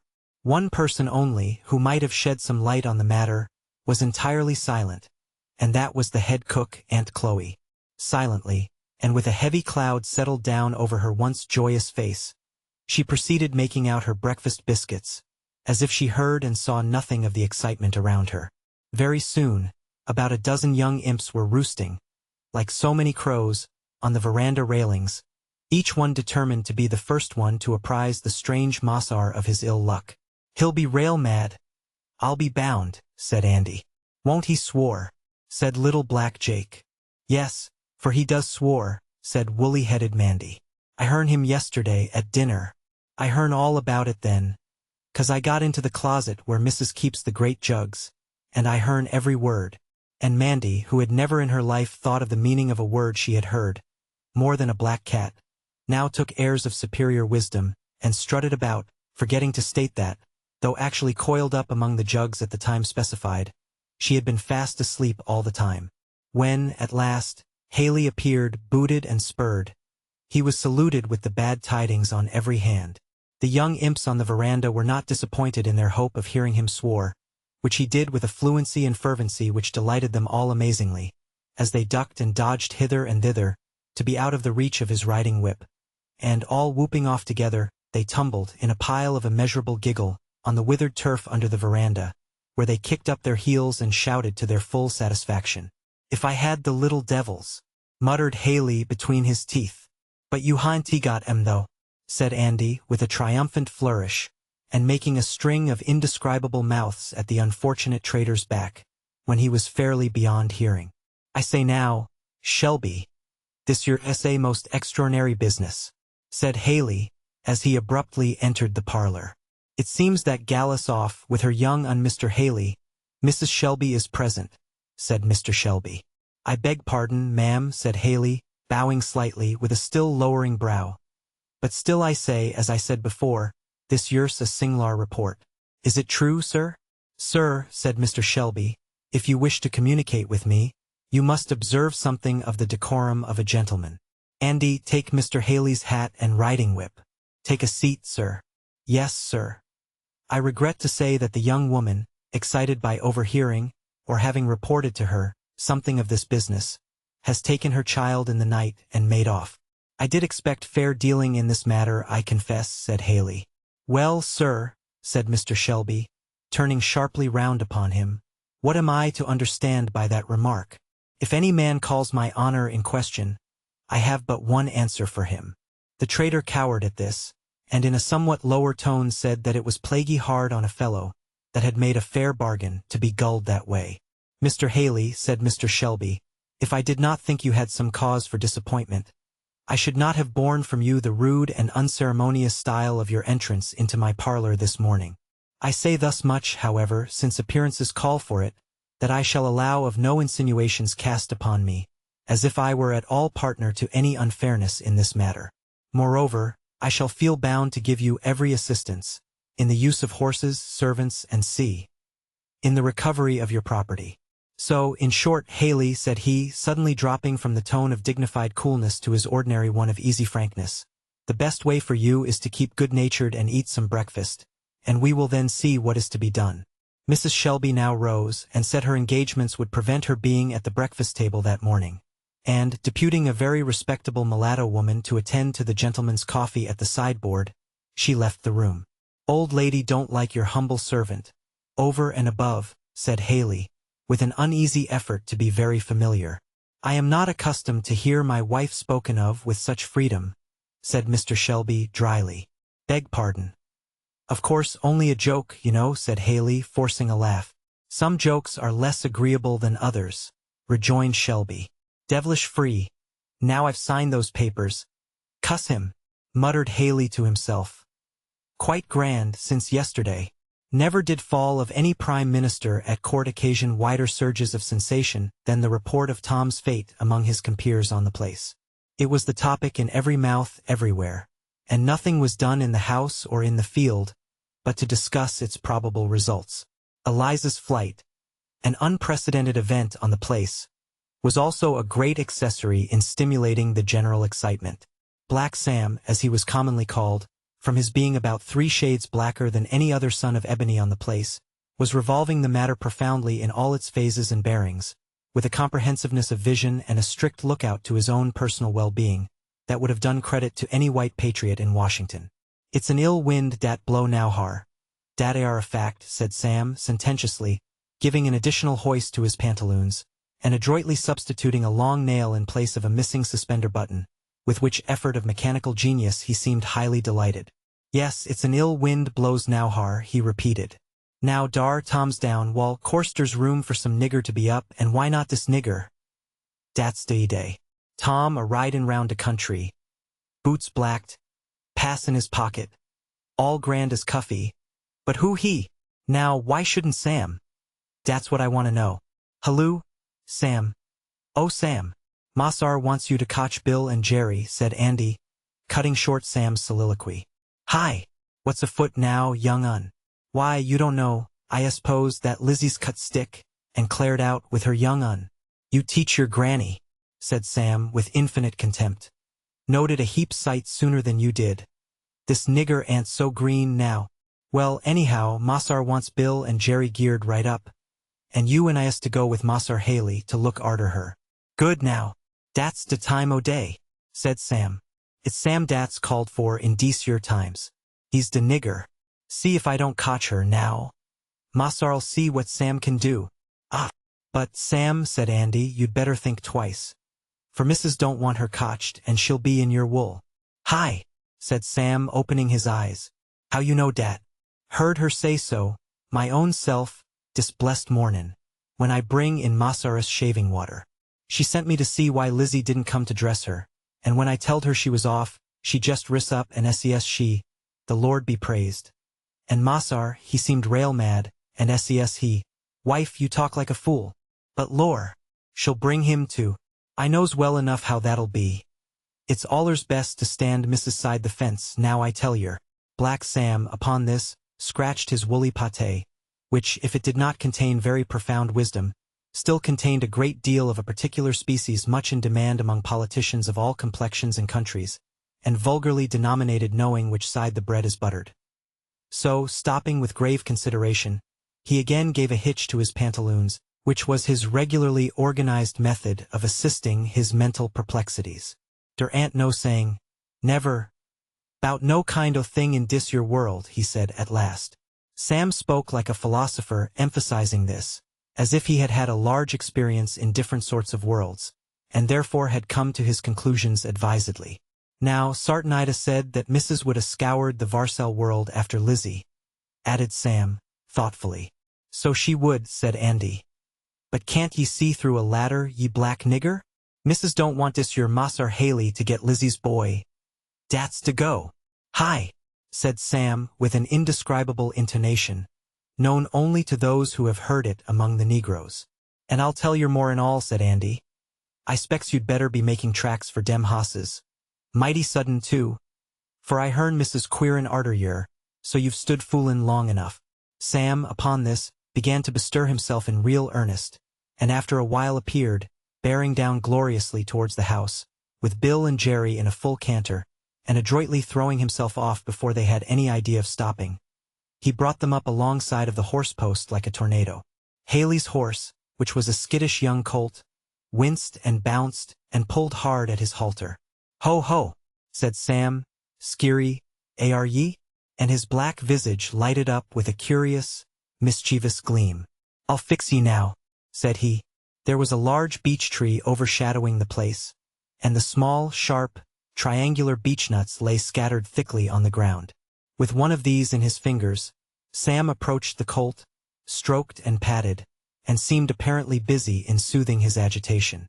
On pretense of adjusting the saddle, he adroitly slipped under it the sharp little nut, in such a manner that the least weight brought upon the saddle would annoy the nervous sensibilities of the animal, without leaving any perceptible graze or wound. Dar, he said, rolling his eyes with an approving grin. Me fix 'em. At this moment Mrs. Shelby appeared on the balcony, beckoning to him. Sam approached with as good a determination to pay court as did ever suitor after a vacant place at St. James or Washington. Why have you been loitering so, Sam? I sent Andy to tell you to hurry. Lord bless you, Mrs., said Sam, horses won't be cotched all in a minute. They done cleared out way down to the south pasture, and the Lord knows war. Sam, how often must I tell you not to say Lord bless you, and the Lord knows, and such things? It's wicked. Oh, Lord bless my soul. I done forgot, Mrs. I won't say nothing of de sort no more. Why, Sam, you just have said it again. Did I? Oh, Lord. I didn't go fur to say it. You must be careful, Sam. Just let me get my breath, Mrs., and I'll start fair. I'll be very careful. Well, Sam, you are to go with Mr. Haley to show him the road and help him. Be careful of the horses, Sam. You know Jerry was a little lame last week. Don't ride them too fast. Mrs. Shelby spoke the last words with a low voice and strong emphasis. Let this child alone for dat, said Sam, rolling up his eyes with a volume of meaning. Lord knows. Hi, didn't say dat, said he, suddenly catching his breath, with a ludicrous flourish of apprehension, which made his mistress laugh, spite of herself. Yes, Mrs. I'll look out for the hosses. Now, Andy, said Sam, returning to his stand under the beech trees, you see I wouldn't be all surprised if dat ar gentleman's critter should give a fling, by and by, when he comes to be a-gettin' up. You know, Andy, critters will do such things. And therewith Sam poked Andy in the side, in a highly suggestive manner. Hi, said Andy, with an air of instant appreciation. Yes, you see, Andy, Mrs. wants to make time. Dat ar's clar to der most ornary observer. I jas make a little for her. Now, you see, get all dese your hosses loose, cap Aaron permiscus round dis your lot and down to da wood dar, and I spec Mossar won't be off in a hurry. Andy grinned. Yer see, said Sam, yer see, Andy, if any such thing should happen as that Mossar Haley's horse should begin to act contrary, and cut up, you and I just let's go of our'n to help him, and we'll help him, oh yes. And Sam and Andy laid their heads back on their shoulders, and broke into a low, immoderate laugh, snapping their fingers and flourishing their heels with exquisite delight. At this instant, Haley appeared on the veranda, somewhat mollified by certain cups of very good coffee. He came out smiling and talking, in tolerably restored humor. Sam and Andy, clawing for certain fragmentary palm leaves, which they were in the habit of considering as hats, flew to the horse-posts, to be ready to help Mossar. Sam's palm leaf had been ingeniously disentangled from all pretensions to braid, as respects its brim, and the slivers starting apart and standing upright gave it a blazing air of freedom and defiance, quite equal to that of any Fiji chief. While the whole brim of Andy's being departed bodily, he rapped the crown on his head with a dexterous thump, and looked about well pleased, as if to say, who says I haven't got a hat? Well, boys, said Haley, look alive now, we must lose no time. Not a bit of him, Mossar, said Sam, putting Haley's rein in his hand, and holding his stirrup, while Andy was untying the other two horses. The instant Haley touched the saddle, the mettlesome creature bounded from the earth with a sudden spring, that threw his master sprawling, some feet off on the soft, dry turf.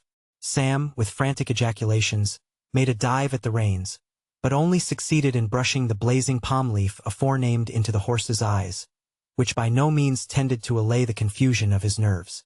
So, with great vehemence, he overturned Sam and, giving 2 or 3 contemptuous snorts, flourished his heels vigorously in the air, and was soon prancing away towards the lower end of the lawn, followed by Bill and Jerry, whom Andy had not failed to let loose, according to contract, speeding them off with various direful ejaculations. And now ensued a miscellaneous scene of confusion. Sam and Andy ran and shouted. Dogs barked here and there, and Mike Mose, Mandy, Fanny, and all the smaller specimens on the place, both male and female, raced, clapped hands, hooped and shouted with outrageous officiousness and untiring zeal. Haley's horse, which was a white one, and very fleet and spirited, appeared to enter into the spirit of the scene with great gusto, and having for his coursing ground a lawn of nearly half a mile in extent, gently sloping down on every side into indefinite woodland, he appeared to take infinite delight in seeing how near he could allow his pursuers to approach him, and then, when within a hand's breadth, whisk off with a start and a snort, like a mischievous beast as he was, and career far down, into some alley of the woodlot. Nothing was further from Sam's mind than to have any one of the troop taken until such season as should seem to him most befitting. And the exertions that he made were certainly most heroic.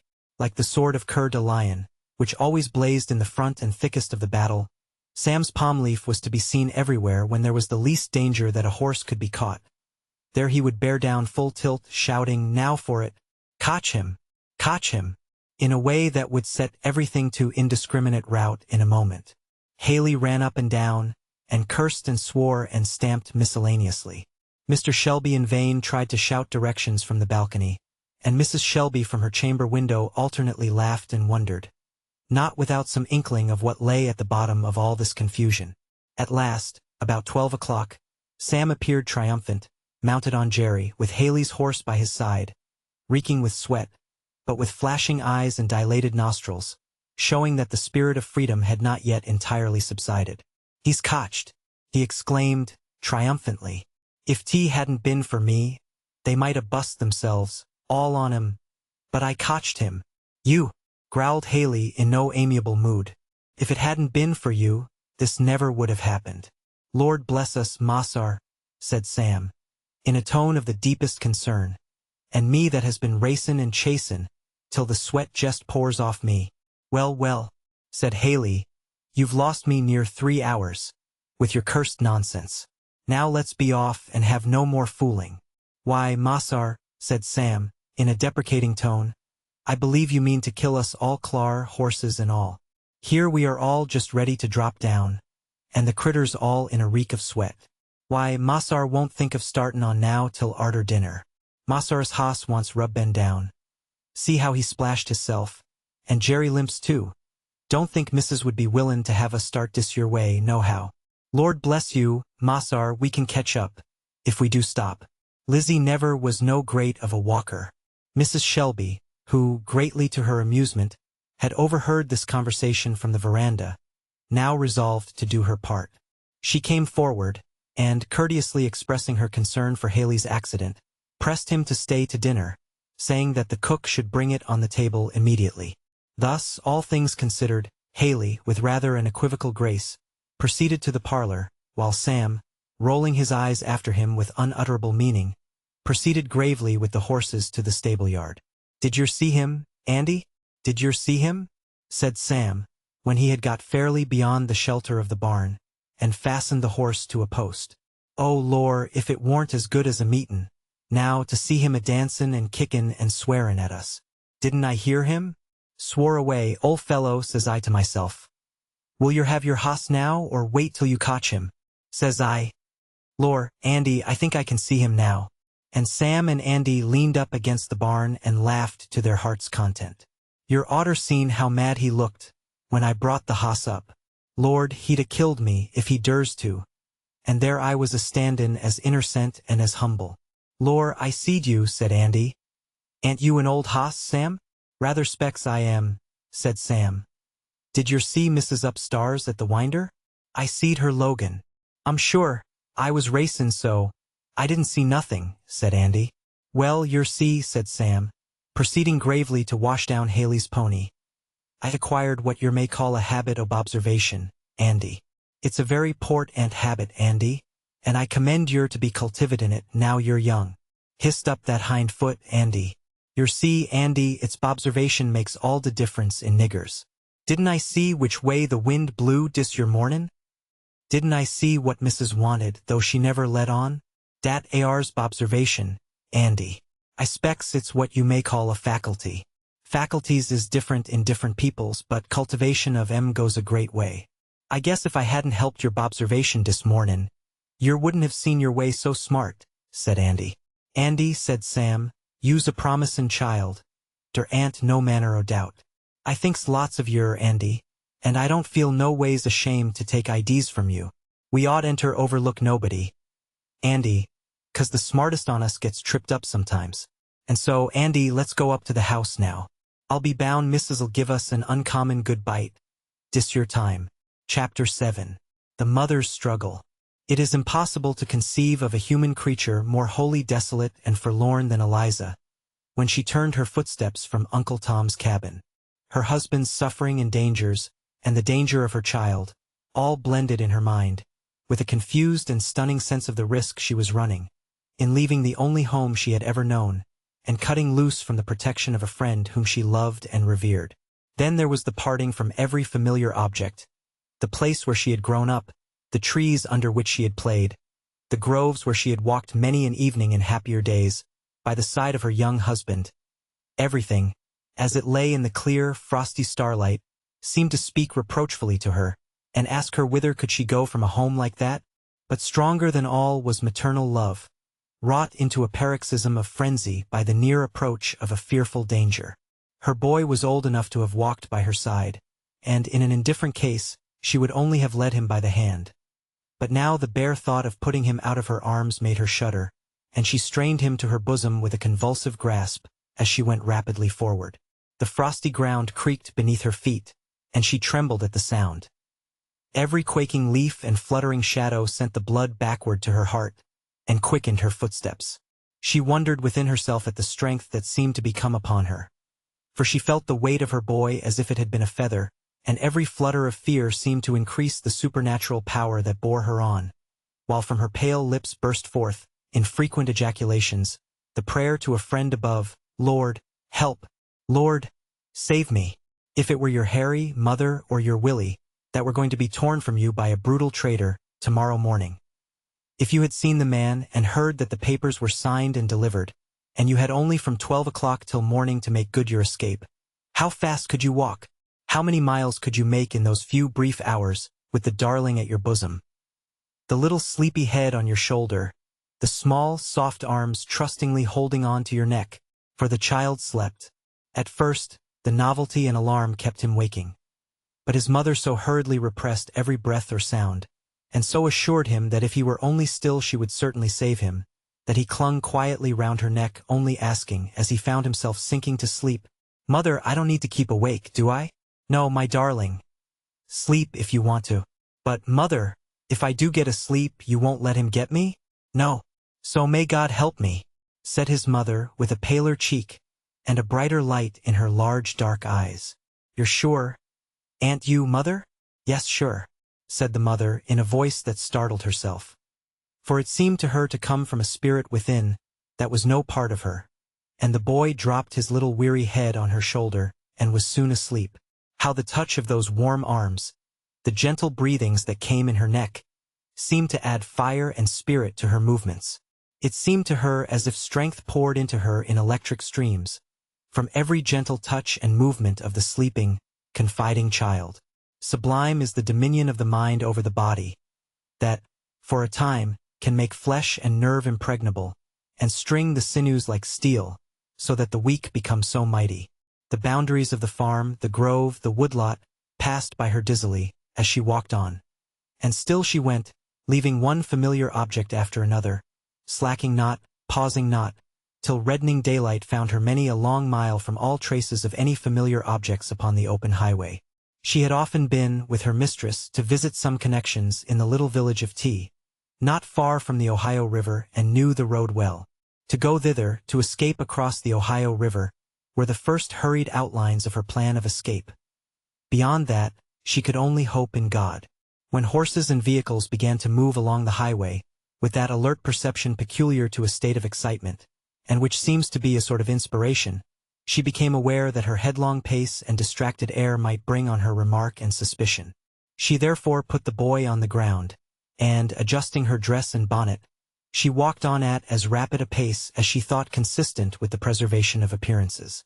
In her little bundle she had provided a store of cakes and apples, which she used as expedients for quickening the speed of the child, rolling the apple some yards before them, when the boy would run with all his might after it, and this ruse, often repeated, carried them over many a half-mile.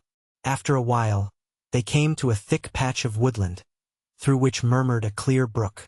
As the child complained of hunger and thirst, she climbed over the fence with him, and, sitting down behind a large rock which concealed them from the road, she gave him a breakfast out of her little package. The boy wondered and grieved that she could not eat, and when, putting his arms round her neck, he tried to wedge some of his cake into her mouth, it seemed to her that the rising in her throat would choke her. "No, no, Harry darling. Mother can't eat till you are safe. We must go on, till we come to the river." And she hurried again into the road, and again constrained herself to walk regularly and composedly forward. She was many miles past any neighborhood where she was personally known. If she should chance to meet any who knew her, she reflected that the well-known kindness of the family would be of itself a blind to suspicion, as making it an unlikely supposition that she could be a fugitive. As she was also so white as not to be known as of colored lineage without a critical survey, and her child was white also, it was much easier for her to pass on unsuspected. On this presumption, she stopped at noon at a neat farmhouse, to rest herself, and buy some dinner for her child and self. For, as the danger decreased with the distance, the supernatural tension of the nervous system lessened, and she found herself both weary and hungry. The good woman, kindly and gossiping, seemed rather pleased than otherwise with having somebody come in to talk with, and accepted without examination Eliza's statement that she was going on a little piece to spend a week with her friends, all which she hoped in her heart might prove strictly true. An hour before sunset, she entered the village of T. by the Ohio River, weary and footsore, but still strong in heart. Her first glance was at the river, which lay, like Jordan, between her and the Canaan of Liberty on the other side. It was now early spring, and the river was swollen and turbulent. Great cakes of floating ice were swinging heavily to and fro in the turbid waters. Owing to the peculiar form of the shore on the Kentucky side, the land bending far out into the water, the ice had been lodged and detained in great quantities, and the narrow channel which swept round the bend was full of ice, piled one cake over another, thus forming a temporary barrier to the descending ice, which lodged and formed a great, undulating raft, filling up the whole river, and extending almost to the Kentucky shore. Eliza stood, for a moment, contemplating this unfavorable aspect of things, which she saw at once must prevent the usual ferryboat from running, and then turned into a small public house on the bank, to make a few inquiries. The hostess, who was busy in various fizzing and stewing operations over the fire, preparatory to the evening meal, stopped, with a fork in her hand, as Eliza's sweet and plaintive voice arrested her. "What is it?" she said. "Isn't there any ferry or boat that takes people over to B. now?" she said. "No, indeed," said the woman. "The boats has stopped running." Eliza's look of dismay and disappointment struck the woman, and she said, inquiringly, "Maybe you're wanting to get over? Anybody sick? You seem mighty anxious." "I've got a child that's very dangerous," said Eliza. "I never heard of it till last night, and I've walked quite a piece today, in hopes to get to the ferry." "Well, now, that's unlucky," said the woman, whose motherly sympathies were much aroused. "I'm real why consarned for ye. Solomon," she called, from the window towards a small back building. A man, in leather apron and very dirty hands, appeared at the door. "I say, Sol," said the woman, "is that AR man going to tote them barless over tonight?" "He said he should try if tea was any way prudent," said the man. "There's a man apiece down here that's going over with some truck this evening, if he durs to. He'll be in here to supper tonight, so you'd better set down and wait." "That's a sweet little fellow," added the woman, offering him a cake. But the child, wholly exhausted, cried with weariness. "Poor fellow. He isn't used to walking, and I've hurried him on so," said Eliza. "Well, take him into this room," said the woman, opening into a small bedroom, where stood a comfortable bed. Eliza laid the weary boy upon it, and held his hands in hers till he was fast asleep. For her there was no rest. As a fire in her bones, the thought of the pursuer urged her on, and she gazed with longing eyes on the sullen, surging waters that lay between her and liberty. Here we must take our leave of her for the present, to follow the course of her pursuers. Though Mrs. Shelby had promised that the dinner should be hurried on table, yet it was soon seen, as the thing has often been seen before, that it required more than one to make a bargain. So, although the order was fairly given out in Haley's hearing, and carried to Aunt Chloe by at least half a dozen juvenile messengers, that dignitary only gave certain very gruff snorts and tosses of her head, and went on with every operation in an unusually leisurely and circumstantial manner. For some singular reason, an impression seemed to reign among the servants generally that Mrs. would not be particularly disobliged by delay, and it was wonderful what a number of counter-accidents occurred constantly, to retard the course of things. One luckless wight contrived to upset the gravy, and then gravy had to be got up de novo, with due care and formality, Aunt Chloe watching and stirring with dogged precision, answering shortly to all suggestions of haste, that she warn't a-going to have raw gravy on the table, to help nobody's catchings. One tumbled down with the water and had to go to the spring for more, and another precipitated the butter into the path of events, and there was from time to time giggling news brought into the kitchen that Mossar Haley was mighty oneasy, and that he couldn't sit in his cheer no ways, but was a-walkin' and stalkin' to the winders and through the porch. "Serve as him right," said Aunt Chloe indignantly. "He'll get wuss nor oneasy, one of these days, if he don't mend his ways. His master'll be sending for him, and then see how he'll look. He'll go to torment, and no mistake," said little Jake. "He desarves it," said Aunt Chloe grimly. "He's broke a many, many, many hearts. I tell ye all," she said, stopping, with a fork uplifted in her hands. It's like what Massar George reads in Revelations. Souls a callan under the altar, and a callan on the Lord for vengeance on sich. And by the Lord he'll hear him, so he will. Aunt Chloe, who was much revered in the kitchen, was listened to with open mouth, and, the dinner being now fairly sent in, the whole kitchen was at leisure to gossip with her, and to listen to her remarks. Sich'll be burnt up forever, and no mistake. Won't there? Said Andy. I'd be glad to see it. I'll be bound, said little Jake. Cheelin, said a voice that made them all start. It was Uncle Tom, who had come in, and stood listening to the conversation at the door. Cheelin, he said, I'm afeard you don't know what ye're sayin'. Forever is a drayful word. Cheelin, it's awful to think on you ought enter wish that ar to any human critter. We wouldn't to anybody but the soul drivers, said Andy. Nobody can help wishing it to them. They es so awful wicked. Don't Natur herself kinder cry out on 'em? Said Aunt Chloe. Don't dey teared her suckin' baby right off his mother's breast, and sell him, and her little children as is crying and holding on by her clothes? Don't dey pull 'em off and sells 'em? Don't dey tear wife and husband apart?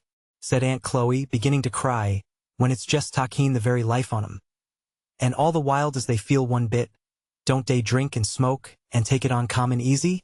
Lor, if the devil don't get them, what's he good for? And Aunt Chloe covered her face with her checked apron, and began to sob in good earnest. Pray for them that spitefully use you, the good book says Tom. Pray for 'em, said Aunt Chloe. Lor, it's too tough. I can't pray for 'em. It's Natur, Chloe, and Natur strong, said Tom, but the Lord's grace is stronger. Besides, you oughter think what an awful state a poor critter's solace in that'll do them ar things. You oughter thank God that you ain't like him, Chloe. I'm sure I'd rather be sold 10,000 times over than to have all that ar poor critters got to answer for. So di a heap, said Jake. Lor, shouldn't we cotch it, Andy? Andy shrugged his shoulders, and gave an acquiescent whistle. I'm glad Massar didn't go off this morning, as he looked to, said Tom. That ar hurt me more than sellin'. It did. Meb it might have been natural for him, but would have come desp hard on me, as has known him from a baby. But I've seen Massar, and I begin ter feel sorta reconciled to the Lord's will now. Massar couldn't help hisself. He did right, but I'm feared things will be kinder goin' to wreck.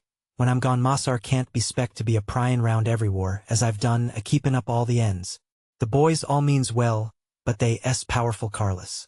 That ar troubles me. The bell here rang, and Tom was summoned to the parlor.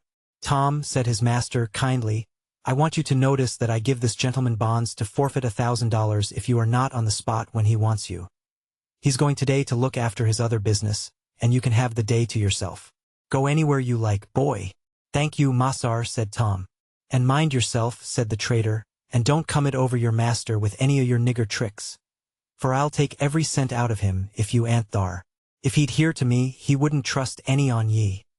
Slippery as eels. Massar, said Tom. And he stood very straight. I was just 8 years old when ol' missus put you into my arms, and you wasn't a year old. Thar, says she. Tom, that's to be your young Massar. Take good care on him, says she. And now I just ask you, Massar, have I ever broke word to you, or gone contrary to you? Specially since I was a Christian? Mr. Shelby was fairly overcome, and the tears rose to his eyes. My good boy, said he, the Lord knows you say but the truth. And if I was able to help it, all the world shouldn't buy you. And sure as I am a Christian woman, said Mrs. Shelby, you shall be redeemed as soon as I can any way bring together means. Sir, she said to Haley, take good account of who you sell him to, and let me know. Lor, yes, for that matter, said the trader, I may bring him up in a year, not much the wuss for wear, and trade him back. I'll trade with you then, and make it for your advantage, said Mrs. Shelby. Of course, said the trader, all is equal with me. Levy trade him up as down, so I does a good business. All I want is a livin', ma'am. That's all any on us wants, I suppose. Mr. and Mrs. Shelby both felt annoyed and degraded by the familiar impudence of the trader, and yet both saw the absolute necessity of putting a constraint on their feelings. The more hopelessly sordid and insensible he appeared, the greater became Mrs. Shelby's dread of his succeeding in recapturing Eliza and her child, and of course the greater her motive for detaining him by every female artifice. She therefore graciously smiled, assented, chatted familiarly, and did all she could to make time pass imperceptibly. At 2 o'clock Sam and Andy brought the horses up to the posts, apparently greatly refreshed and invigorated by the scamper of the morning. Sam was their new oiled from dinner, with an abundance of zealous and ready officiousness. As Haley approached, he was boasting, in flourishing style, to Andy, of the evident and eminent success of the operation, now that he had fairly come to it. "Your master, I suppose, don't keep no dogs," said Haley, thoughtfully, as he prepared to mount. "Keeps on 'em," said Sam, triumphantly. "Thar's Bruno, he's a roarer. And, besides that, 'bout every nigger of us keeps a pup of some natur or youther." "Poh," said Haley, and he said something else, too, with regard to the said dogs, at which Sam muttered, "I don't see no use cussin' on 'em, no way. But your master don't keep no dogs, I pretty much know he don't, for trackin' out niggers." Sam knew exactly what he meant, but he kept on a look of earnest and desperate simplicity. "Our dogs all smells round considerable sharp. I spect they's the kind, though they ha'n't never had no practice. They far dogs, though, at most anything, if you'd get 'em started." "Here, Bruno," he called, whistling to the lumbering Newfoundland, who came pitching tumultuously toward them. "You go hang," said Haley, getting up. "Come, tumble up now."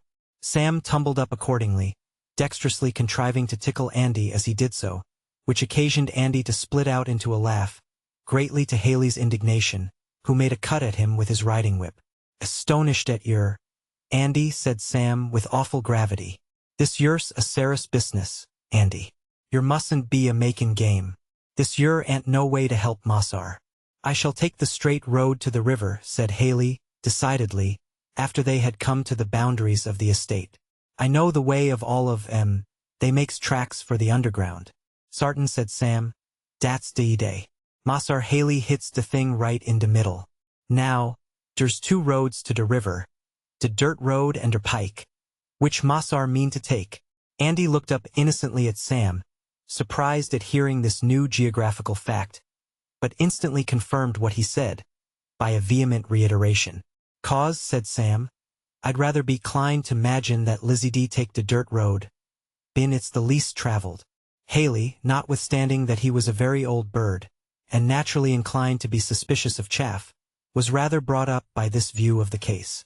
"If yer warn't both on yer such cussed liars, now," he said, contemplatively, as he pondered a moment. The pensive, reflective tone in which this was spoken appeared to amuse Andy prodigiously, and he drew a little behind, and shook so as apparently to run a great risk of failing off his horse, while Sam's face was immovably composed into the most doleful gravity.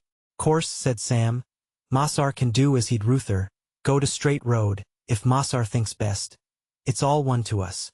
Now, when I study 'pon it, I think de straight road de best," deridedly. "She would naturally go a lonesome way," said Haley, thinking aloud, and not minding Sam's remark. "Dar ain't no sayin'," said Sam. "Gals is peculiar. They never does nothin' ye thinks they will, mos gentle why the contrary. Gals is nattle why made contrary. And so, if you thinks they've gone one road, it is sartin you'd better go t'other, and then you'll be sure to find 'em. Now, my private 'pinion is, Lizzie took der road, so I think we'd better take the straight one." This profound generic view of the female sex did not seem to dispose Haley particularly to the straight road, and he announced decidedly that he should go the other, and asked Sam when they should come to it. "A little piece ahead," said Sam, giving a wink to Andy with the eye which was on Andy's side of the head, and he added gravely, "But I've studied on de matter, and I'm quite clar we ought not to go dat our way. I never been over it no way. It's de pit lonesome, and we might lose our way. War we'd come to, de Lord only knows." "Nevertheless," said Haley, "I shall go that way. Now I think I think I hearn him tell that ar road was all fenced up and down by der creek. And thar, and it, Andy?" Andy wasn't certain. He'd only hearn tell about that road, but never been over it. In short, he was strictly non-committal. Haley, accustomed to strike the balance of probabilities between lies of greater or lesser magnitude, thought that it lay in favor of the dirt road aforesaid. The mention of the thing he thought he perceived was involuntary on Sam's part at first, and his confused attempts to dissuade him he set down to a desperate lying on second thoughts, as being unwilling to implicate Liza. When, therefore, Sam indicated the road, Haley plunged briskly into it, followed by Sam and Andy. Now, the road, in fact, was an old one, that had formerly been a thoroughfare to the river, but abandoned for many years after the laying of the new pike. It was open for about an hour's ride, and after that it was cut across by various farms and fences. Sam knew this fact perfectly well. Indeed, the road had been so long closed up that Andy had never heard of it. He therefore rode along with an air of dutiful submission, only groaning and vociferating occasionally that tea was desped rough, and bad for Jerry's foot. "Now, I just give your warning," said Haley. "I know yer won't get me to turn off this road with all your fussin'. So you shet up. Massar will go his own way," said Sam, with rueful submission, at the same time winking most portentously to Andy, whose delight was now very near the explosive point. Sam was in wonderful spirits, professed to keep a very brisk lookout, at one time exclaiming that he saw a gal's bonnet on the top of some distant eminence, or calling to Andy if that there wasn't Lizzie down in the hollow, always making these exclamations in some rough or craggy part of the road, where the sudden quickening of speed was a special inconvenience to all parties concerned, and thus keeping Haley in a state of constant commotion. After riding about an hour in this way, the whole party made a precipitate and tumultuous descent into a barnyard belonging to a large farming establishment. Not a soul was in sight, all the hands being employed in the fields. But, as the barn stood conspicuously and plainly square across the road, it was evident that their journey in that direction had reached a decided finale. "Want dat AR what I telled Massar?" said Sam, with an air of injured innocence. "How does strange gentlemen 'spect to know more about a country dan de natives born and raised?" "You rascal," said Haley, "you knew all about this. Didn't I tell yer I knowed? And yer wouldn't believe me? I telled Masser T was all shet up and fenced up, and I didn't 'spect we could get through. Andy heard me." It was all too true to be disputed, and the unlucky man had to pocket his wrath with the best grace he was able, and all three faced to the right about, and took up their line of march for the highway. In consequence of all the various delays, it was about 3/4 of an hour after Eliza had laid her child to sleep in the village tavern that the party came riding into the same place. Eliza was standing by the window, looking out in another direction. When Sam's quick eye caught a glimpse of her. Haley and Andy were 2 yards behind. At this crisis, Sam contrived to have his hat blown off, and uttered a loud and characteristic ejaculation, which startled her at once. She drew suddenly back. The whole train swept by the window, round to the front door. 1,000 lives seemed to be concentrated in that one moment to Eliza. Her room opened by a side door to the river. She caught her child, and sprang down the steps towards it. The trader caught a full glimpse of her just as she was disappearing down the bank, and throwing himself from his horse, and calling loudly on Sam and Andy, he was after her like a hound after a deer. In that dizzy moment her feet to her scarce seemed to touch the ground, and a moment brought her to the water's edge. Right on behind they came, and, nerved with strength such as God gives only to the desperate, with one wild cry and flying leap, she vaulted sheer over the turbid current by the shore, onto the raft of ice beyond. It was a desperate leap, impossible to anything but madness and despair, and Haley, Sam, and Andy instinctively cried out and lifted up their hands as she did it. The huge green fragment of ice on which she alighted pitched and creaked as her weight came on it, but she stayed there not a moment. With wild cries and desperate energy she leaped to another and still another cake, stumbling, leaping, slipping, springing upwards again.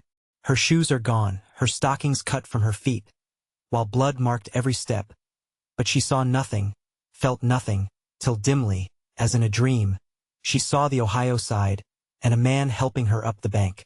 "You're a brave gal, now, whoever ye are," said the man with an oath.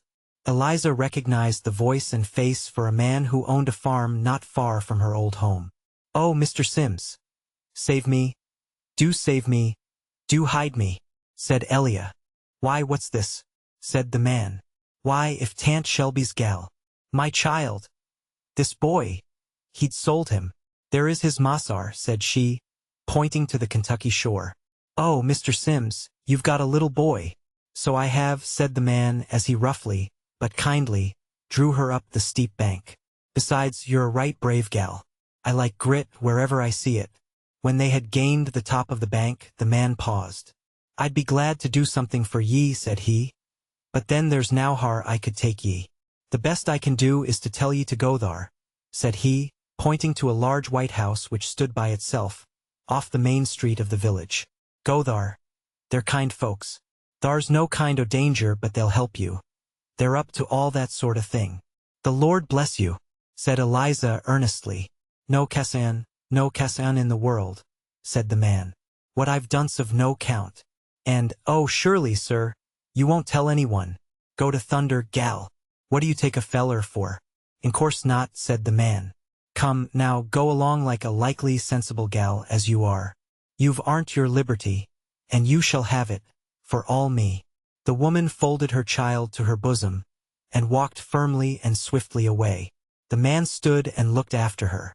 "Shelby, now, Meb won't think this you're the most neighborly thing in the world. But what's a feller to do? If he catches one of my gals in the same fix, he's welcome to pay back. Somehow I never could see no kind o' critter a-strivin' and pantin', and trying to clar theirselves, with the dogs arter 'em and go eggin' 'em. Besides, I don't see no kind of Cassion for me to be hunter and catcher for other folks. Neither." So spoke this poor, heathenish Kentuckian, who had not been instructed in his constitutional relations, and consequently was betrayed into acting in a sort of Christianized manner, which, if he had been better situated and more enlightened, he would not have been left to do. Haley had stood a perfectly amazed spectator of the scene, till Eliza had disappeared up the bank, when he turned a blank, inquiring look on Sam and Andy. "That AR was a tolerable fair stroke of business," said Sam. "The gallus got 7 devils in her, I believe," said Haley. "How like a wildcat she jumped."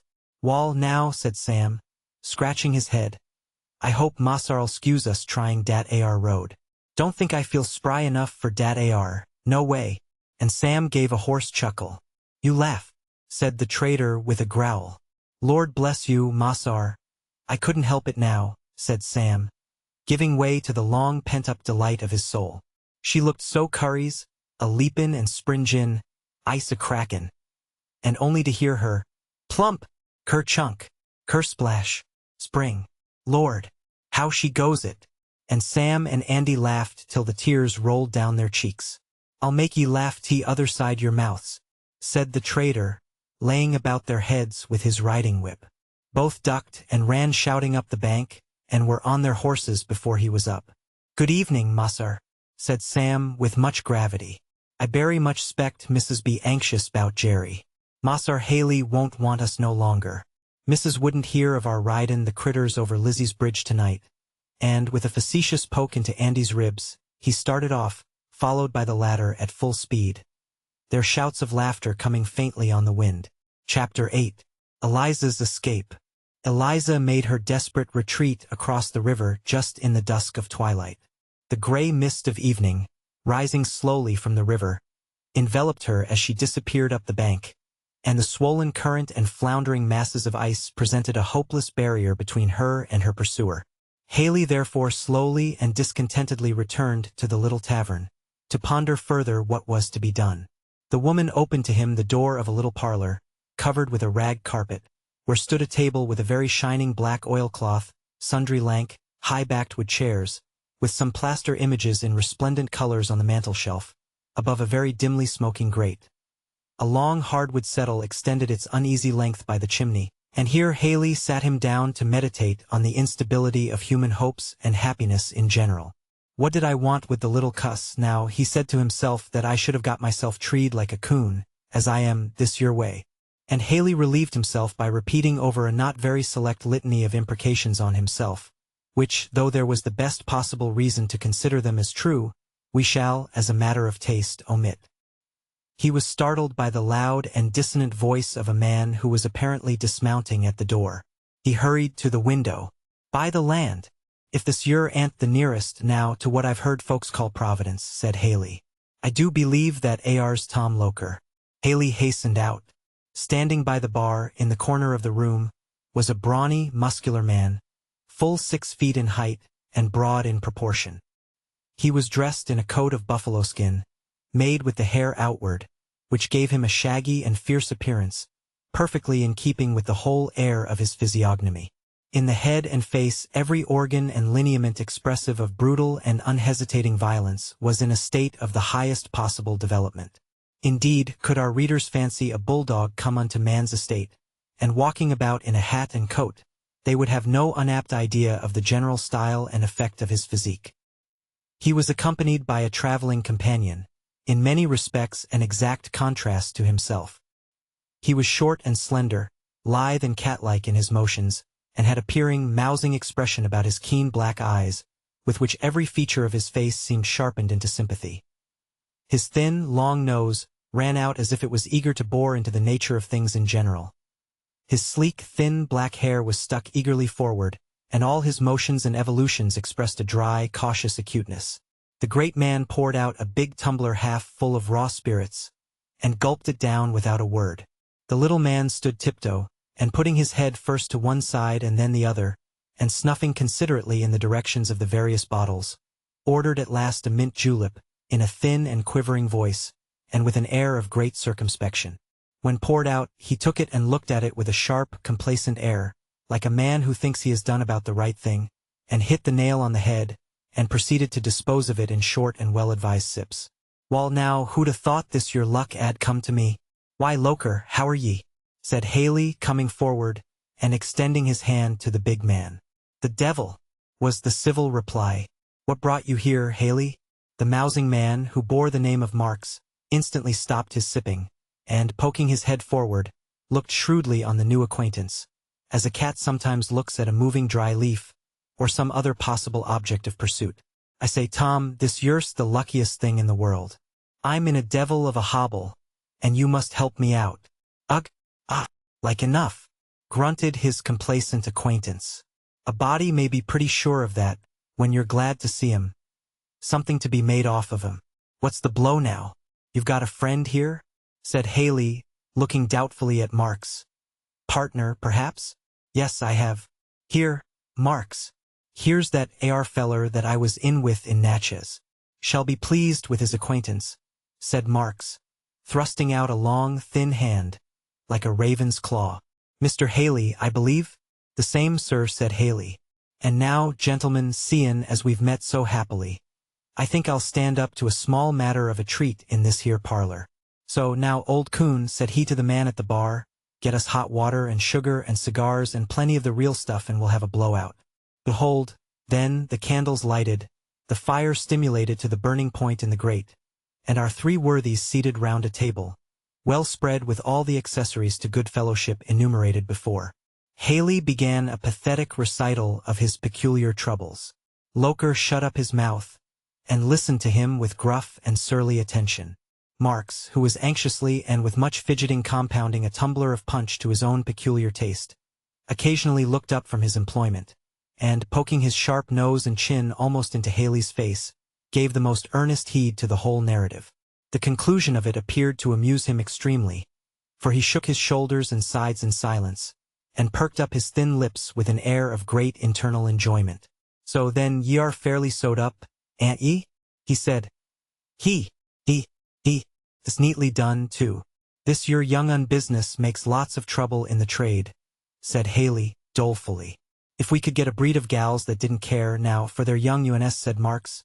"Tell ye, I think tea would be 'bout the greatest modern improvement I knows on," and Marks patronized his joke by a quiet introductory sniggle. "Just so," said Haley. "I never couldn't see into it. Young Eunice is heaps of trouble to 'em. One would think now they'd be glad to get clar on 'em, but they aren't. And the more trouble a young-un is, and the more good for nothing, as a gen-el thing, the tighter they sticks to 'em." "Wall, Mr. Haley," said Marks, "est pass the hot water."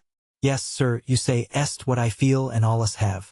Now, I bought a gal once when I was in the trade, a tight, likely when she was too and quite considerable smart, and she had a young-un that was miserable sickly. It had a crooked back or something or other, and I just gin tea away to a man that thought he'd take his chance raising on tea, being it didn't cost nothin'. Never thought, of the gals talking on about it, but Lord, you're oughter seen how she went on. Why, why, she did seem to me to vally the child more 'cause tea was sickly and cross, and plagued her, and she warn't making believe neither, cried about it, she did, and lopped round, as if she'd lost every friend she had. It real why was droll to think on Lord. There ain't no end to women's notions. Well, just so with me, said Haley. Last summer, down on Red River, I got a gal traded off on me, with a likely-looking child enough, and his eyes looked as bright as yourn. But, come to look, I found him stone blind. Fact, he was stone blind. Wall, ye see, I thought there warn't no harm in my jest passing him along and not sayin' nothin', and I'd got him nicely swapped off for a keg o' whiskey. But come to get him away from the gal, she was just like a tiger. So tea was before we started, and I hadn't got my gang chained up. So what should she do but UPS on a cotton bale, like a cat, catches a knife from one of the deckhands, and I tell ye, she made all fly for a minute, till she saw tea want no use, and she just turns round and pitches head first, young un and all, into the river, went down plump and never ris. Bah! Said Tom Loker, who had listened to these stories with ill-repressed disgust. Shift less, both on ye. My gals don't cut up no such shines, I tell ye. Indeed, how do you help it? Said Marks, briskly. Help it? Why, I buys a gal, and if she's got a young un to be sold, I just walks up and puts my fist to her face and says, Look here now, if you give me one word out of your head, I'll smash your face in. I won't hear one word. Not the beginning of a word. I says to him, This your young un's mine, and not yourn, and you've no kind o' business with it. I'm going to sell it first chance. Mind, you don't cut up none o' your shines about it, or I'll make ye wish ye'd never been born. I tell ye, they sees it ain't no play when I gets hold. I makes 'em as whist as fishes, and if one on 'em begins and gives a yelp, why? And Mr. Loker brought down his fist with a thump that fully explained the hiatus. That ar's what ye may call emphasis, said Marks, poking Haley in the side, and going into another small giggle. Ain't Tom peculiar? I say, Tom, I expect you make 'em understand. For all niggers' heads is woolly. They don't never have no doubt o' your meaning, Tom. If you ain't the devil, Tom, you s his twin brother. I'll say that for ye. Tom received the compliment with becoming modesty, and began to look as affable as was consistent, as John Bunyan says, with his doggish nature. Haley, who had been imbibing very freely of the staple of the evening, began to feel a sensible elevation and enlargement of his moral faculties. A phenomenon not unusual with gentlemen of a serious and reflective turn, under similar circumstances. Wall now, Tom, he said, ye real why is too bad, as I allies have told ye. You know, Tom, you and I used to talk over these your matters down in Natchez, and I used to prove to ye that we made full as much, and was as well off for this your world, by treatin' on 'em well, besides keepin' a better chance for comin' in the kingdom at last, when wust comes to wust, and there ain't nothing else left to get, you know. Bo, said Tom, don't I know? Don't make me too sick with any your stuff. My stomach is a leetle riled now, and Tom drank half a glass of raw brandy. I say, said Haley, and leaning back in his chair and gesturing impressively, I'll say this now, I allies meant to drive my trade so as to make money on tea first and foremost, as much as any man. But then, trade ain't everything and money ain't everything, 'cause we all got souls. I don't care now who hears me say it, and I think a cussed sight on it, so I may as well come out with it. I believe in religion, and one of these days, when I've got matters tight and snug, I calculates to tend to my soul and the mayor matters, and so what's the use of doin' any more wickedness than is real why necessary? It don't seem to me it's all prudent. Tend to your soul, repeated Tom, contemptuously. Take a bright lookout to find a soul in you. Save yourself any care on that score. If the devil sifts you through a hair sieve, he won't find one. Why, Tom, you're cross, said Haley. Why can't ye take it pleasant, now, when a feller's talking for your good? Stop that jaw yourn. There, said Tom, gruffly. I can stand most any talk o' yourn but your pious talk. That kills me right up. After all, what's the odds between me and you? Tan't that you care one bit more, or have a bit more feelin'. It's clean, sheer, dog meanness, wanting to cheat the devil and save your own skin. Don't I see through it? And you're gettin' religion. As you call it, arter all, is too piecin' mean for any critter. Run up a bill with the devil all your life and then sneak out when pay time comes. Bob! Come, gentlemen, I say. This isn't business, said Marks. There's different ways, of looking at all subjects. Mr. Haley is a very nice man, no doubt, and has his own conscience. And Tom, you have your ways, and very good ones too, Tom. But quarreling, won't answer no kind of purpose. Let's go to business. Now, Mr. Haley, what is it? You want us to undertake to catch this your gal? The gal's no matter of mine. She's Shelby's. It's only the boy. I was a fool for buying the monkey. You're generally a fool, said Tom gruffly. Come now, Loker, none of your huffs, said Marks, licking his lips. You see, Mr. Haley's a puttin' us in a way of a good job, I reckon. Just hold still. These your arrangements is my forte. This your gal, Mr. Haley. How is she? What is she? Wall, white and handsome, well brought up. I'd a gin Shelby 800 or 1,000, and then made well on her. White and handsome, well brought up, said Marks, his sharp eyes, nose and mouth, all alive with enterprise. Look here now, Loker, a beautiful opening. We'll do a business here on our own account. We does the catchin'. The boy, of course, goes to Mr. Haley. We takes the gal to Orleans to speculate on. Ain't it beautiful?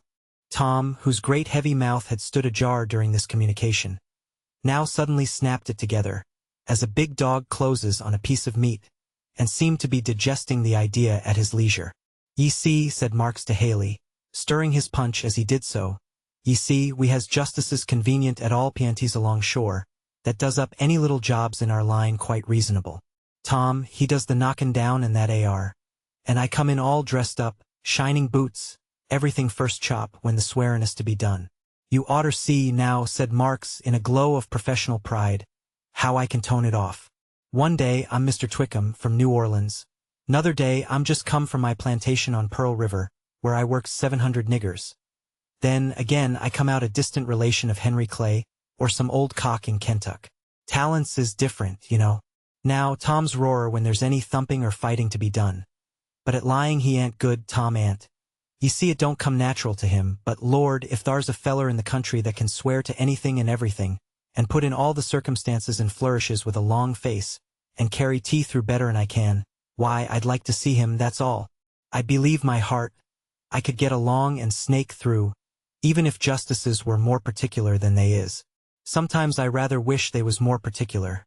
Tea would be a heap more relishin', if they was more fun, you know. Tom Loker, who, as we have made it appear, was a man of slow thoughts and movements, here interrupted Marks by bringing his heavy fist down on the table, so as to make all ring again. It'll do, he said. Lord bless ye, Tom. Ye needn't break all the glasses, said Marks. Save your fist for time o' need.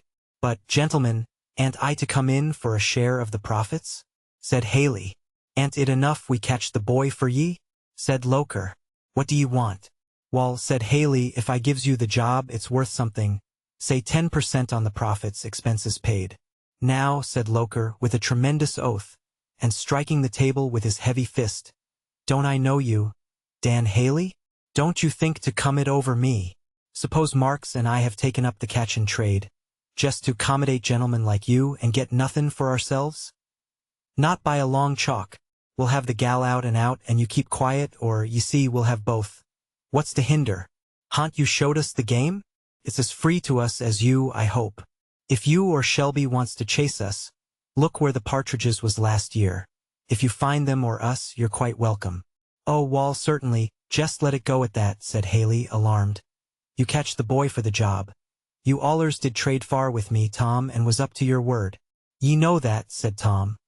I don't pretend none of your sniveling ways, but I won't lie in my counts with the devil himself. What I'll do, I will do. You know that, Dan Haley. Just so, just so. I said so, Tom, said Haley. And if you'd only promise to have the boy for me in a week at any point you'll name, that's all I want. But it ain't all I want, by a long jump, said Tom. You don't think I did business with you down in Natchez for nothing, Haley. I've learned to hold an eel when I catch him. You've got to fork over $50 flat down or this child don't start a peg. I know you're. Why, when you have a job in hand that may bring a clean profit of somewhere about 1,000 or 1,600, why, Tom, you're unreasonable, said Haley. Yes, and hasn't we business booked for 5 weeks to come? All we can do? And suppose we leaves all and goes to bushwhacking round arter your younginess, and finally doesn't catch the gal. And gals allers is the devil to catch. What's then? Would you pay us a cent, would you? I think I see you a-doing it. Ugh, no. Flap down your 50. If we get the job and it pays, I'll hand it back. If we don't, It's for our trouble. That's far, ain't it, Marks? Certainly, certainly, said Marks with a conciliatory tone. It's only a retaining fee, you see. He. We lawyers, you know. Well, we must all keep good-natured. Keep easy, you know. Tom'll have the boy for yer. Anywhere ye'll name. Won't ye, Tom? If I find the young un, I'll bring him on to Cincinnati, and leave him at Granny Belcher's on the landing, said Loker. Marks had got from his pocket a greasy pocketbook, and taking a long paper from thence, he sat down and fixing his keen black eyes on it, began mumbling over its contents. Barnes, Shelby County. Boy Jim, $300 for him, dead or alive. Edwards, Dick and Lucy, man and wife, $600. Wench Polly and 2 children. $600 for her or her head. I'm just a-runnin' over our business, to see if we can take up this yer handily. Loker, he said after a pause, we must set Adams and Springer on the track of these yer. They've been booked some time. They'll charge too much, said Tom. I'll manage that AR. They's young in the business and must 'spect to work cheap, said Marks, as he continued to read. There's 3 on 'em easy cases, 'cause all you've got to do is to shoot 'em or swear they is shot. They couldn't, of course, charge much for that. Them other cases, he said, folding the paper, will bear puttin' off a spell. So now let's come to the particulars. Now, Mr. Haley, you saw this yer gal when she landed? To be sure. Plain as I see you. And a man helpin' on her up the bank? Said Loker. To be sure I did. Most likely, said Marks, she's tooken somewhere. But where? 'S a question. Tom, what do you say? We must cross the river tonight, no mistake, said Tom. But there's no boat about, said Marks. The ice is running awfully. Tom. Ain't it dangerous? Don know nothing about that. Only it's got to be done, said Tom, decidedly. Dear me, said Marks, fidgeting, it'll be. I say, he said, walking to the window, it's dark as a wolf's mouth, and Tom, the long and short is, you're scared, Marks. But I can't help that. You've got to go. Suppose you want to lie by a day or 2, till the gal's been carried on the underground line up to Sandusky or so, before you start. Oh, no. I ain't a grain afraid, said Marks, only what? Said Tom. Well, about the boat. You see, there ain't any boat. I heard the woman say there was one coming along this evening, and that a man was going to cross over in it. Neck or nothing, we must go with him, said Tom. I suppose you've got good dogs, said Haley. First rate, said Marks. But what's the use? You ha'n't got nothin' o' hers to smell on. Yes, I have, said Haley triumphantly. Here's her shawl she left on the bed in her hurry. She left her bonnet, too. That AR's lucky, said Loker. Fork over. Though the dogs might damage the gal, if they come on her unawares, said Haley. That AR's a consideration, said Marks. Our dogs tore a feller half to pieces once down in Mobile, for we could get him off. Well, ye see, for this sort that's to be sold for their looks, that AR won't answer, ye see, said Haley. I do see, said Marks. Besides, if she's got took in, 'tan't no go, neither. Dogs is no count in these Europe states where these critters gets carried. Of course, ye can't get on their track. They only does down in plantations where niggers, when they runs, has to do their own running, and don't get no help. Well, said Loker, who had just stepped out to the bar to make some inquiries. They say the man's come with the boat. So, Marks, that worthy cast a rueful look at the comfortable quarters he was leaving, but slowly rose to obey. After exchanging a few words of further arrangement, Haley, with visible reluctance, handed over the $50 to Tom, and the worthy trio separated for the night. If any of our refined and Christian readers object to the society into which this scene introduces them, let us beg them to begin and conquer their prejudices in time. The catching business, we beg to remind them, is rising to the dignity of a lawful and patriotic profession. If all the broad land between the Mississippi and the Pacific becomes one great market for bodies and souls, and human property retains the locomotive tendencies of this 19th century, the trader and catcher may yet be among our aristocracy. While this scene was going on at the tavern, Sam and Andy, in a state of high felicitation, pursued their way home. Sam was in the highest possible feather, and expressed his exultation by all sorts of supernatural howls and ejaculations, by divers odd motions and contortions of his whole system. Sometimes he would sit backward, with his face to the horse's tail and sides, and then, with a whoop and a somerset, come right side up in his place again, and, drawing on a grave face, begin to lecture Andy in high-sounding tones for laughing and playing the fool. Anon, slapping his sides with his arms, he would burst forth in peals of laughter that made the old woods ring as they passed.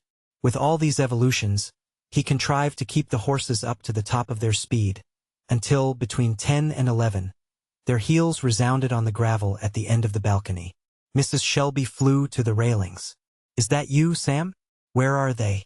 Massar Halius arrestin' at the tavern. He's drefful fatigued, Mrs. And Eliza, Sam?